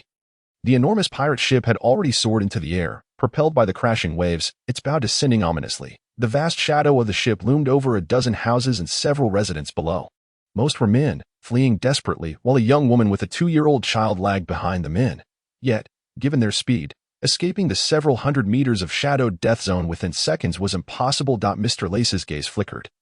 There was no time for hesitation. In the next instant, he vanished from his spot, racing toward the point where the colossal vessel was about to descend. As the woman ran, she noticed the shadow spreading rapidly. Her heart filled with anxiety, and she hurried her pace. Suddenly, she stumbled over a stone. Her foot twisted, and she fell to the ground. Yet she clutched her child tightly, closing her eyes in despair as she gazed at the impending doom of the massive ship. No! The men let out cries of frustration. In merely 2 seconds, they had only managed to cover a short distance. The ship tilted downward, crashing into a 4-story building with a thunderous roar, sending rubble cascading down. Mr. Lace's eyes hardened as he charged toward the colossal vessel, gripping the bow's wooden plank with all his might. Veins bulged, and his arm muscles swelled, as solid as steel. Simultaneously, the ship's hull was enveloped in pristine white clouds. Encircling it, Mr. Lace trembled, pushed back by the impact of the ship, his feet carving 2 deep furrows into the ground. With a woman and child just behind him, he roared with fury, channeling all his strength to halt the ship's advance. Finally, The immense momentum was exhausted, and the ship came to a halt with a resounding crash. The young woman waited a moment, trembling as she opened her eyes, only to see a figure standing before the massive ship amid the dust and debris. An unbelievable thought crossed her mind. Could someone truly halt a ship of such size? As the smoke cleared, Mr. Lace's tall figure was revealed, dust-covered but otherwise unscathed. "It is Mr. Lace. Good heavens! How strong!" the young woman gasped. Her eyes sparkling with admiration, Mr. Lace glanced at the woman seated on the ground and said, "Nami, tend to the injured. We still have foes to confront," and Nami's gaze remained fixed on the two figures atop the ship. And she nodded. The cloud rose from beneath the woman's feet, lifting her and her child to safety. The other men also hurriedly seized the opportunity to escape. On the deck of the ship stood a muscular bald man alongside a voluptuous blue-haired beauty. Bon Clay looked down at Mr. Lace with a cold smirk. "What pest dares to obstruct my ship?" Meanwhile, Paula observed the unfolding scene with a furrowed brow. "Is Mr. To this slow? He hasn't set the blaze yet?" Bon Clay, already at odds with Vonk, crossed his arms, his demeanor indifferent. "Let him be. This individual below shows some potential, and I find myself intrigued," Paulo advised. "Perhaps we should refrain. Our objectives have been met, and it would be prudent not to complicate matters." Just as Bon Clay was about to argue, an alarm went off in his mind as he caught sight of Mr. Lace appearing in the air, a fist magnifying before him. The air seemed to freeze as a thunderous punch struck Bon Clay's face.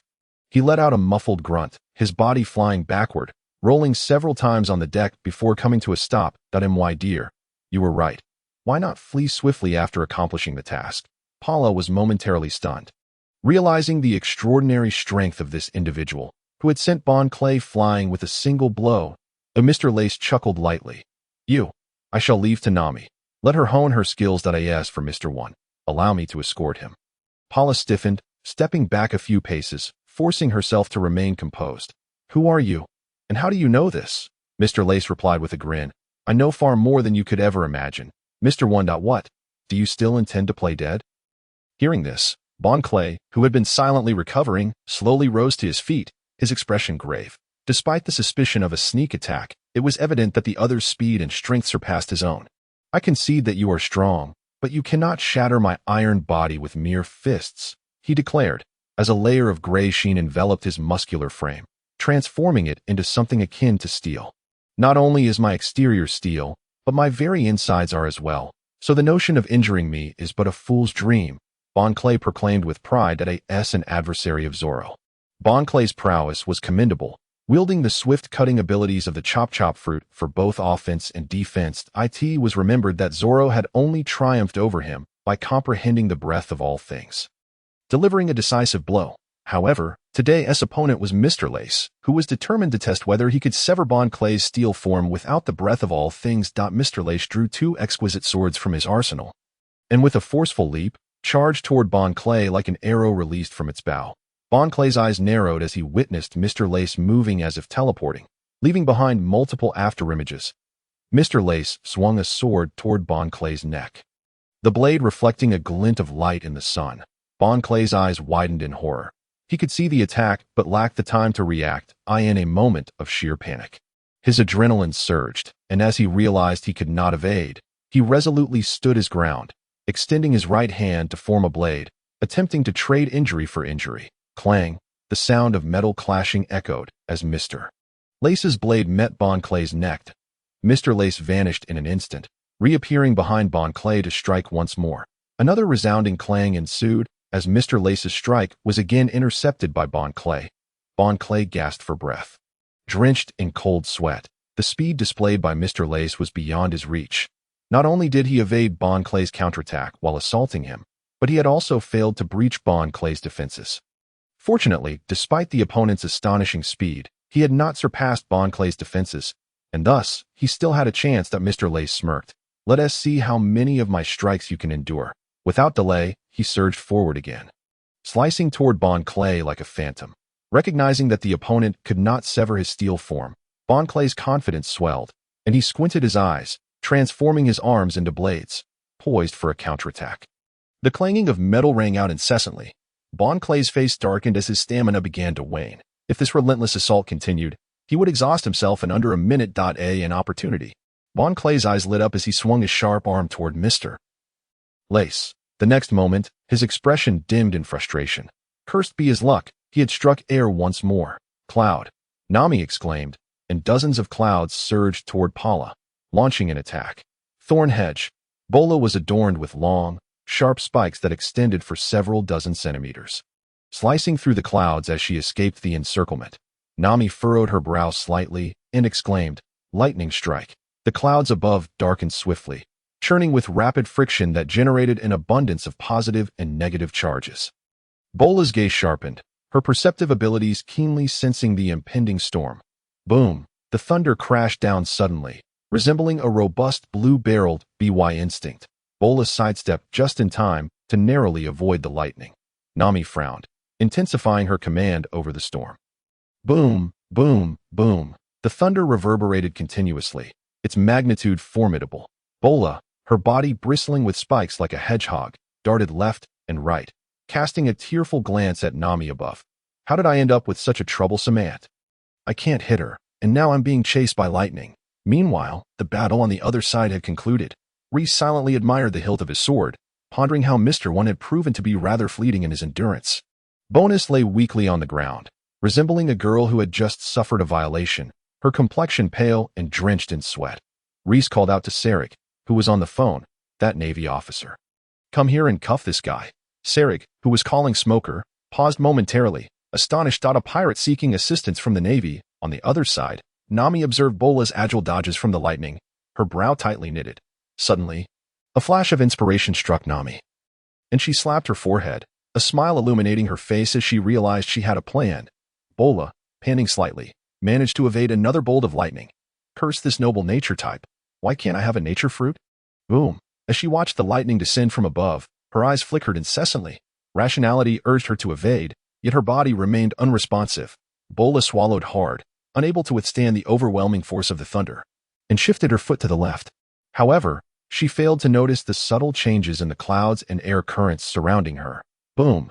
In the next instant, the lightning struck her, leaving her charred and collapsed on the ground. A smirk curled at the corners of Nami's mouth as she playfully stuck out her tongue, stating, today's humidity and wind conditions are relatively stable, suggesting it will be a clear day. However, do be wary of potential mirages in certain areas. Reis, slightly astonished, reflected on the notion that history often repeats itself. In his previous life, Nami had struggled to defeat Bola using mirages. In this life, although he had overwhelmingly superior strength, he still chose to triumph over Bola with the same tactic. Everyone, please listen to me, Reis announced from atop the massive ship. Seeing the ship stable and its adversary seemingly defeated by Mr. Reis, the crowd began to gather, feeling a sense of relief. Weren't you curious about why Crocodile is doing this? Let me analyze the situation. What would happen if you were to clash with the king? Perhaps you would lose, or perhaps you would win. Regardless of the outcome, the ultimate victor would undoubtedly be Crocodile. If you lose, he will conveniently appear to lead you in defeating the king's army. Do not doubt his capabilities. And if you win, a new nation will need to be established. So who will lead it? Given Crocodile's reputation, it is highly likely to be him. He, she, and they are all high-ranking agents of Crocodile, appearing here today to incite you to attack the king. This colossal ship is also laden with weapons, perfectly addressing the rebels' concerns regarding insufficient arms. If you still harbor doubts, you may inquire with those agents below, garbed in the king's army attire. The crowd fell into a stunned silence, astonished by Reis's words. Kosh's face was filled with trepidation, realizing the depth of Crocodile's scheming, and the plan was utterly flawless. Had Reis not stood up to expose the king's facade, the consequences would have been unthinkable. Eric, go check if there are weapons on the ship, Kosha whispered. It was not a matter of distrust in Reis, but rather a necessity for confirmation. Mr. Reis, how do you know all this so clearly? KB, now aware of Crocodile's treachery, felt a tinge of suspicion towards everyone. Reis smiled. Last night, someone attempted to assassinate us, sent by Crocodile, as our existence likely influenced the rebels' decisions. Everything I know today was gleaned from that assassin. KB's realization washed over him, and he felt a wave of shame. How could he harbor any doubts about Mr. Reis's intentions? Their plan included kidnapping King Cobra, and initially, he had the chance to protect the king. However, he deemed the matters at hand more pressing, believing that the people should take precedence over the king. In truth, the people are the nation, Reis asserted. The crowd was shaken. For the first time, someone had deemed the populace more important than the monarch. stirring feelings of admiration and respect for Reis. Everyone, the ship is filled with weapons, Eric announced loudly as he emerged from the ship's hold with the team. The crowd fell silent, under the ironclad truth. They had wholly accepted that Crocodile was a usurper. Suddenly, someone shouted in anger, and the crowd echoed in agreement, their voices unifying into a thunderous roar. In the heart of the rain-soaked city, a desert spanning 500 to 600 meters in diameter lay entrenched. Shrouded in an aura of lifelessness, Crocodile spread his arms wide, exhilarated, and proclaimed, "How do you like my plan?" Vivi collapsed to the ground, beads of cold sweat trickling down her forehead, her eyes filled with fear and devoid of life, as though she had plunged into an abyss of despair. Domi, too, was drenched in sweat, feeling a chill run down her spine upon hearing Crocodile's scheme. "Ha, now that I have my audience, you can all perish," Crocodile declared as sand erupted from his legs, his face adorned with a deathly grin as he advanced toward the two women. Domi and Vivi, seasoned by their tribulations, despite understanding the vast disparity in power and their impending doom, still yearned to resist. Boom, boom, boom. The distant roar of a motorcycle approached with alarming speed. Crocodile halted, narrowing his eyes to observe as a black dot rapidly grew larger. Hope ignited within Domi and Vivi. Their eyes glued to the sight. In mere seconds, a steam-emitting motorcycle appeared before them.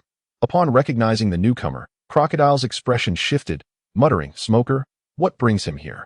Domi, possessing sharp memory and vision, identified him as the Navy officer who had nearly captured Luffy in Rogue Town. She wondered if this Navy officer could possibly stand against Crocodile. Screech. Smoker executed a sudden stop, positioning himself between Crocodile and the two women, cigar in mouth. Scanning the scene before him, he recognized the trio. One was a member of Luffy's crew, the Princess Vivi of this nation, and the other, Crocodile, one of the 7 warlords of the sea. Based on the scene and the traces left behind, Smoker deduced that there had been a conflict between Luffy and Crocodile, and that Luffy had likely been defeated. "Where's Straw Hat Luffy?" Smoker inquired of Domi. A weight sank in Domi's heart. Was he here to capture Luffy? How infuriating that these two formidable individuals seemed intent on pursuing them relentlessly. Her expression stiffened as she awkwardly replied, "Luffy." Crocodile observed her reaction, pondering briefly before smiling and saying, "Smoker, is it? I've heard of you. The Straw Hat Luffy you seek has already been defeated by me. Feel free to take this head as a gift." He gestured toward a direction where a hand protruded, buried beneath the sand. Smoker turned to look, his brow furrowing slightly, responding nonchalantly, "Then I suppose I should thank you." He approached and began to excavate Luffy from the sand, now resembling a complete mummy. Domi, witnessing the seemingly conspiratorial exchange between the two, felt a surge of anxiety and suddenly had a bright idea. Exclaiming, "Smoker, you're Navy, right? Are you only brave enough to apprehend small-time pirates? Why not see such a notorious pirate right before you?" Vivi, astonished, asked, "He's Navy." Dume gently nodded, her gaze fixed anxiously on Smoker's reaction. She understood that although the Navy represented the side of justice, there were indeed many who feared the strong and bullied the weak among their ranks. She hoped that Smoker was not one of those individuals. Smoker's expression remained calm, unfazed by Dume's provocation. And he replied nonchalantly, "This fellow is a warlord of the sea. While I may not like him, as long as he hasn't committed a grave offense, I cannot apprehend him." Upon hearing this, Vivi exclaimed in anger, "Smoker, does toppling a nation not count as a grave offense?" Smoker furrowed his brow, turning his attention to Princess Vivi, and spoke in a deep voice. "What do you mean by that?"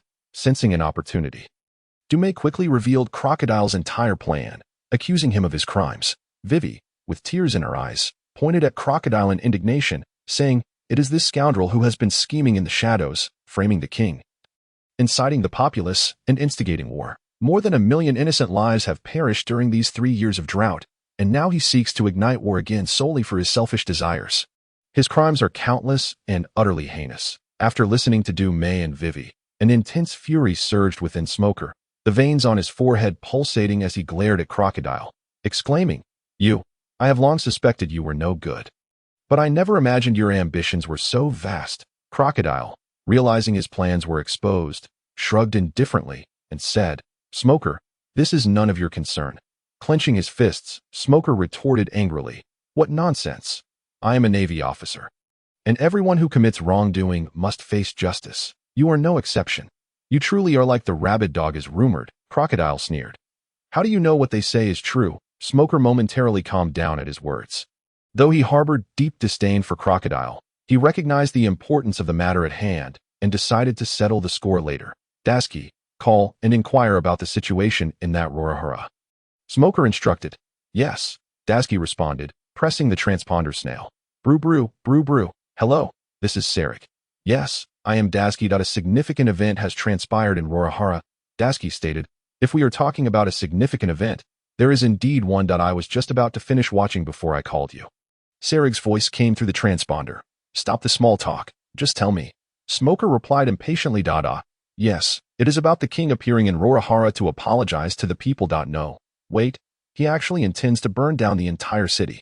My heavens, Colonel Smoker, what should I do? Sarek's voice suddenly shifted to one of shock and anger. Smoker's brow furrowed deeply. It was indeed exactly as Du Mei had described. Handle it as you see fit. Smoker said before turning to Crocodile, questioning him. What do you have to say for yourself? Crocodile's eyes darkened, surprised that Smoker was more astute than he had anticipated, especially with Navy soldiers still present in Rorohara. However, he dismissed it, thinking, what does it matter?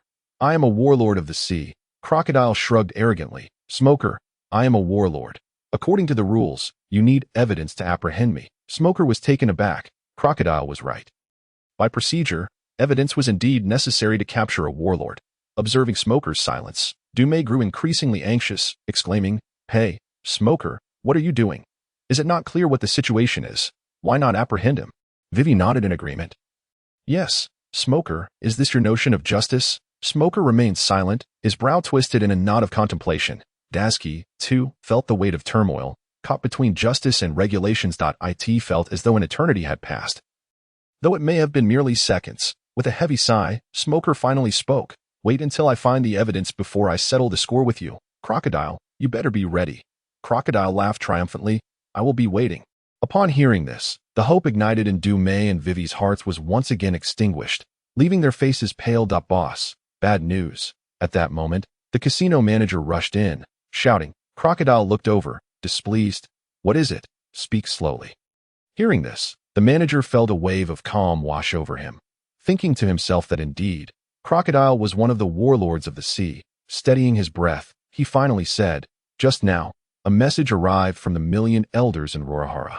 Lord Vonk Rei's impersonation of the king has been exposed. What? Excellent. The former was Crocodile, who exclaimed in anger, while the latter was Vivi and Du Mei, who cheered in delight. Hearing this, Crocodile felt disbelief. After all, Vonk Rei's imitation fruit was so flawless that even he could not detect the flaws. His plan had been so meticulously crafted. How could this happen? If the populace learns that this is a false king, then the schemes he had prepared for years would be in jeopardy. The thought of his efforts going to waste ignited Crocodile's rage, and he growled, Who did this? Boss, it's that newcomer from the East Blue. Leis, Lord Vonk Rei has already been defeated by him, the manager replied cautiously, sensing Crocodile's fury. What? Crocodile's pupils constricted. Wasn't Leis's group eliminated by Robin? Crocodile's eyes flickered with uncertainty as he thought about Leis's sudden appearance disrupting his plans and Robin's prolonged absence. It seemed that Nico Robin had betrayed him. With this realization, Crocodile's expression darkened ominously, his fist clenched tightly, producing a cracking sound. Meanwhile, Vivi and Du Mei, who had overheard the conversation, rejoiced. For this was a crucial link in Crocodile's plan. Now disrupted by someone named Leis, which was indeed a stroke of good fortune, Smoker narrowed his eyes, sensing that the situation had taken a turn. He spoke. Dasky, call and ask Sarek for updates. Just as Smoker finished speaking, the transponder snail rang. It was Sarek calling. Smoker exchanged glances with Dasky before answering the call. Hello, Colonel Smoker. I have significant intelligence to report. Are you referring to the matter of the king's impersonation? I am already aware, Smoker replied coolly. No, it's not that matter. Turns out everything was orchestrated by Crocodile. The drought, the dancing powder, the rebellious army. This man intends to usurp the throne, Colonel Smoker. I am aware of this as well. By the way, what is the situation on your end? Is there any evidence? Smoker inquired. Would eyewitness accounts count as evidence? It seems Crocodile's henchman has been captured. Also, there is a massive ship filled with weapons. According to Mr. Leis, these are weapons that Crocodile intentionally left for the rebels. Wonderful. Please inform Leis to safeguard those weapons well, Smoker said, feeling invigorated. Yes. Crocodile's expression darkened, his voice emerging like a whisper from the depths of hell. So, Mr. One and his partner have also been defeated. The manager nodded fearfully, murmuring, yes. Then what of Miss Christmas and her crew? They have already captured the king. The manager replied cautiously. Crocodile's expression lightened slightly. It wasn't a complete failure, providing him a modicum of solace. That moment, a voice emerged from the transponder snail. Hearing this, Crocodile's lips twitched, his body trembling in fury. Damn it! Years of planning ruined in an instant. Smoker fixed his gaze on Crocodile, a smirk forming at the corners of his mouth. Crocodile, the evidence has already been gathered by Reis. Now, I represent the government in revoking your title as Warlord of the Sea. Crocodile's face suddenly turned calm, casting a disdainful glance at Smoker. You think you can apprehend me? Just with that? Enraged yet eerily calm, Smoker transformed into smoke, his fists raised as he charged at Crocodile. Prepare to face the judgment of justice. Clockter remained silent, his feet transforming into sand as he advanced. Beside him, Nami and Vivi's eyes sparkled with hope, grateful to that fellow named Reis for this opportunity. Observing the two engaged in their fierce struggle, Nami seized the moment and dashed towards Luffy, who lay several meters away. Noticing this, Vivi hurried off to check on Zoro, who was sprawled out on the other side. As for Dashki, she did not intervene. In her heart, she believed that Luffy and his crew, despite their battle with Clockter, were fundamentally decent individuals. Nami reached Luffy's side and gently lifted him onto her back. Returning to Dashki, is there any water? She inquired. After a brief hesitation, Dashki nodded and handed over her water bottle. Nami's heart soared with joy as she accepted the bottle and poured its contents into Luffy's parched mouth. Silently praying for its efficacy, the crystalline water flowed into his desiccated body, and gradually, Luffy's complexion began to regain its vitality, transforming into that of a normal person. Nami let out a sigh of relief. It seemed that Luffy was no longer in peril. Meanwhile, Vivi had managed to carry Zoro back, laying him on a motorcycle. Zoro bore a significant gash across his chest, his clothing drenched in blood. Vivi checked for his breath and, upon finding it steady, felt a wave of relief wash over her. Nami and Vivi exchanged a glance before once more splitting up to rescue their scattered companions. Meanwhile, the battle raged on with increasing intensity. Desert Sword, Clockter's right hand morphed into a blade of sand, striking down upon Smoker with blinding speed, cleaving him into two clouds of smoke. A heartbeat later, Smoker reformed, his expression darkened. White blow. Unwilling to back down, Smoker transformed his arms and legs into smoke, launching a fierce assault from all directions. Clockter remained unmoved, standing firm as he elementalized, rendering Smoker's attacks utterly ineffective. Smoker gritted his teeth in frustration. It was all Reis's fault for seizing his sea stone handcuffs. Otherwise, he would have subdued Clockter by now. After exchanging blows for a while, both combatants realized that neither could gain the upper hand. As natural-type users, without the aid of sea stone or haki, victory would hinge solely on stamina. The first to tire would inevitably lose. Meanwhile, Nami and Vivi had gathered their comrades together, although none had yet awakened. Fortunately, none were in mortal danger. Suddenly, Luffy opened his mouth and, in a daze, uttered, "Meat." Nami, upon hearing his voice, felt a surge of joy but lamented, "Where am I supposed to find meat for you?" As she spoke, an idea sparked in her mind as she glanced at Dashki. "I have no meat, only some rations. Would you like some?" Dashki offered. Nami eagerly nodded. It mattered not what it was. For Luffy, anything edible would suffice. Dashki produced her provisions, which were barely enough for 2 days. Nami took a portion and fed it to Luffy. Perhaps sensing the aroma of food, Luffy, with his eyes still closed, opened his mouth wide and devoured every morsel in Nami's hand in one swift bite. After finishing, he smacked his lips, yearning for more.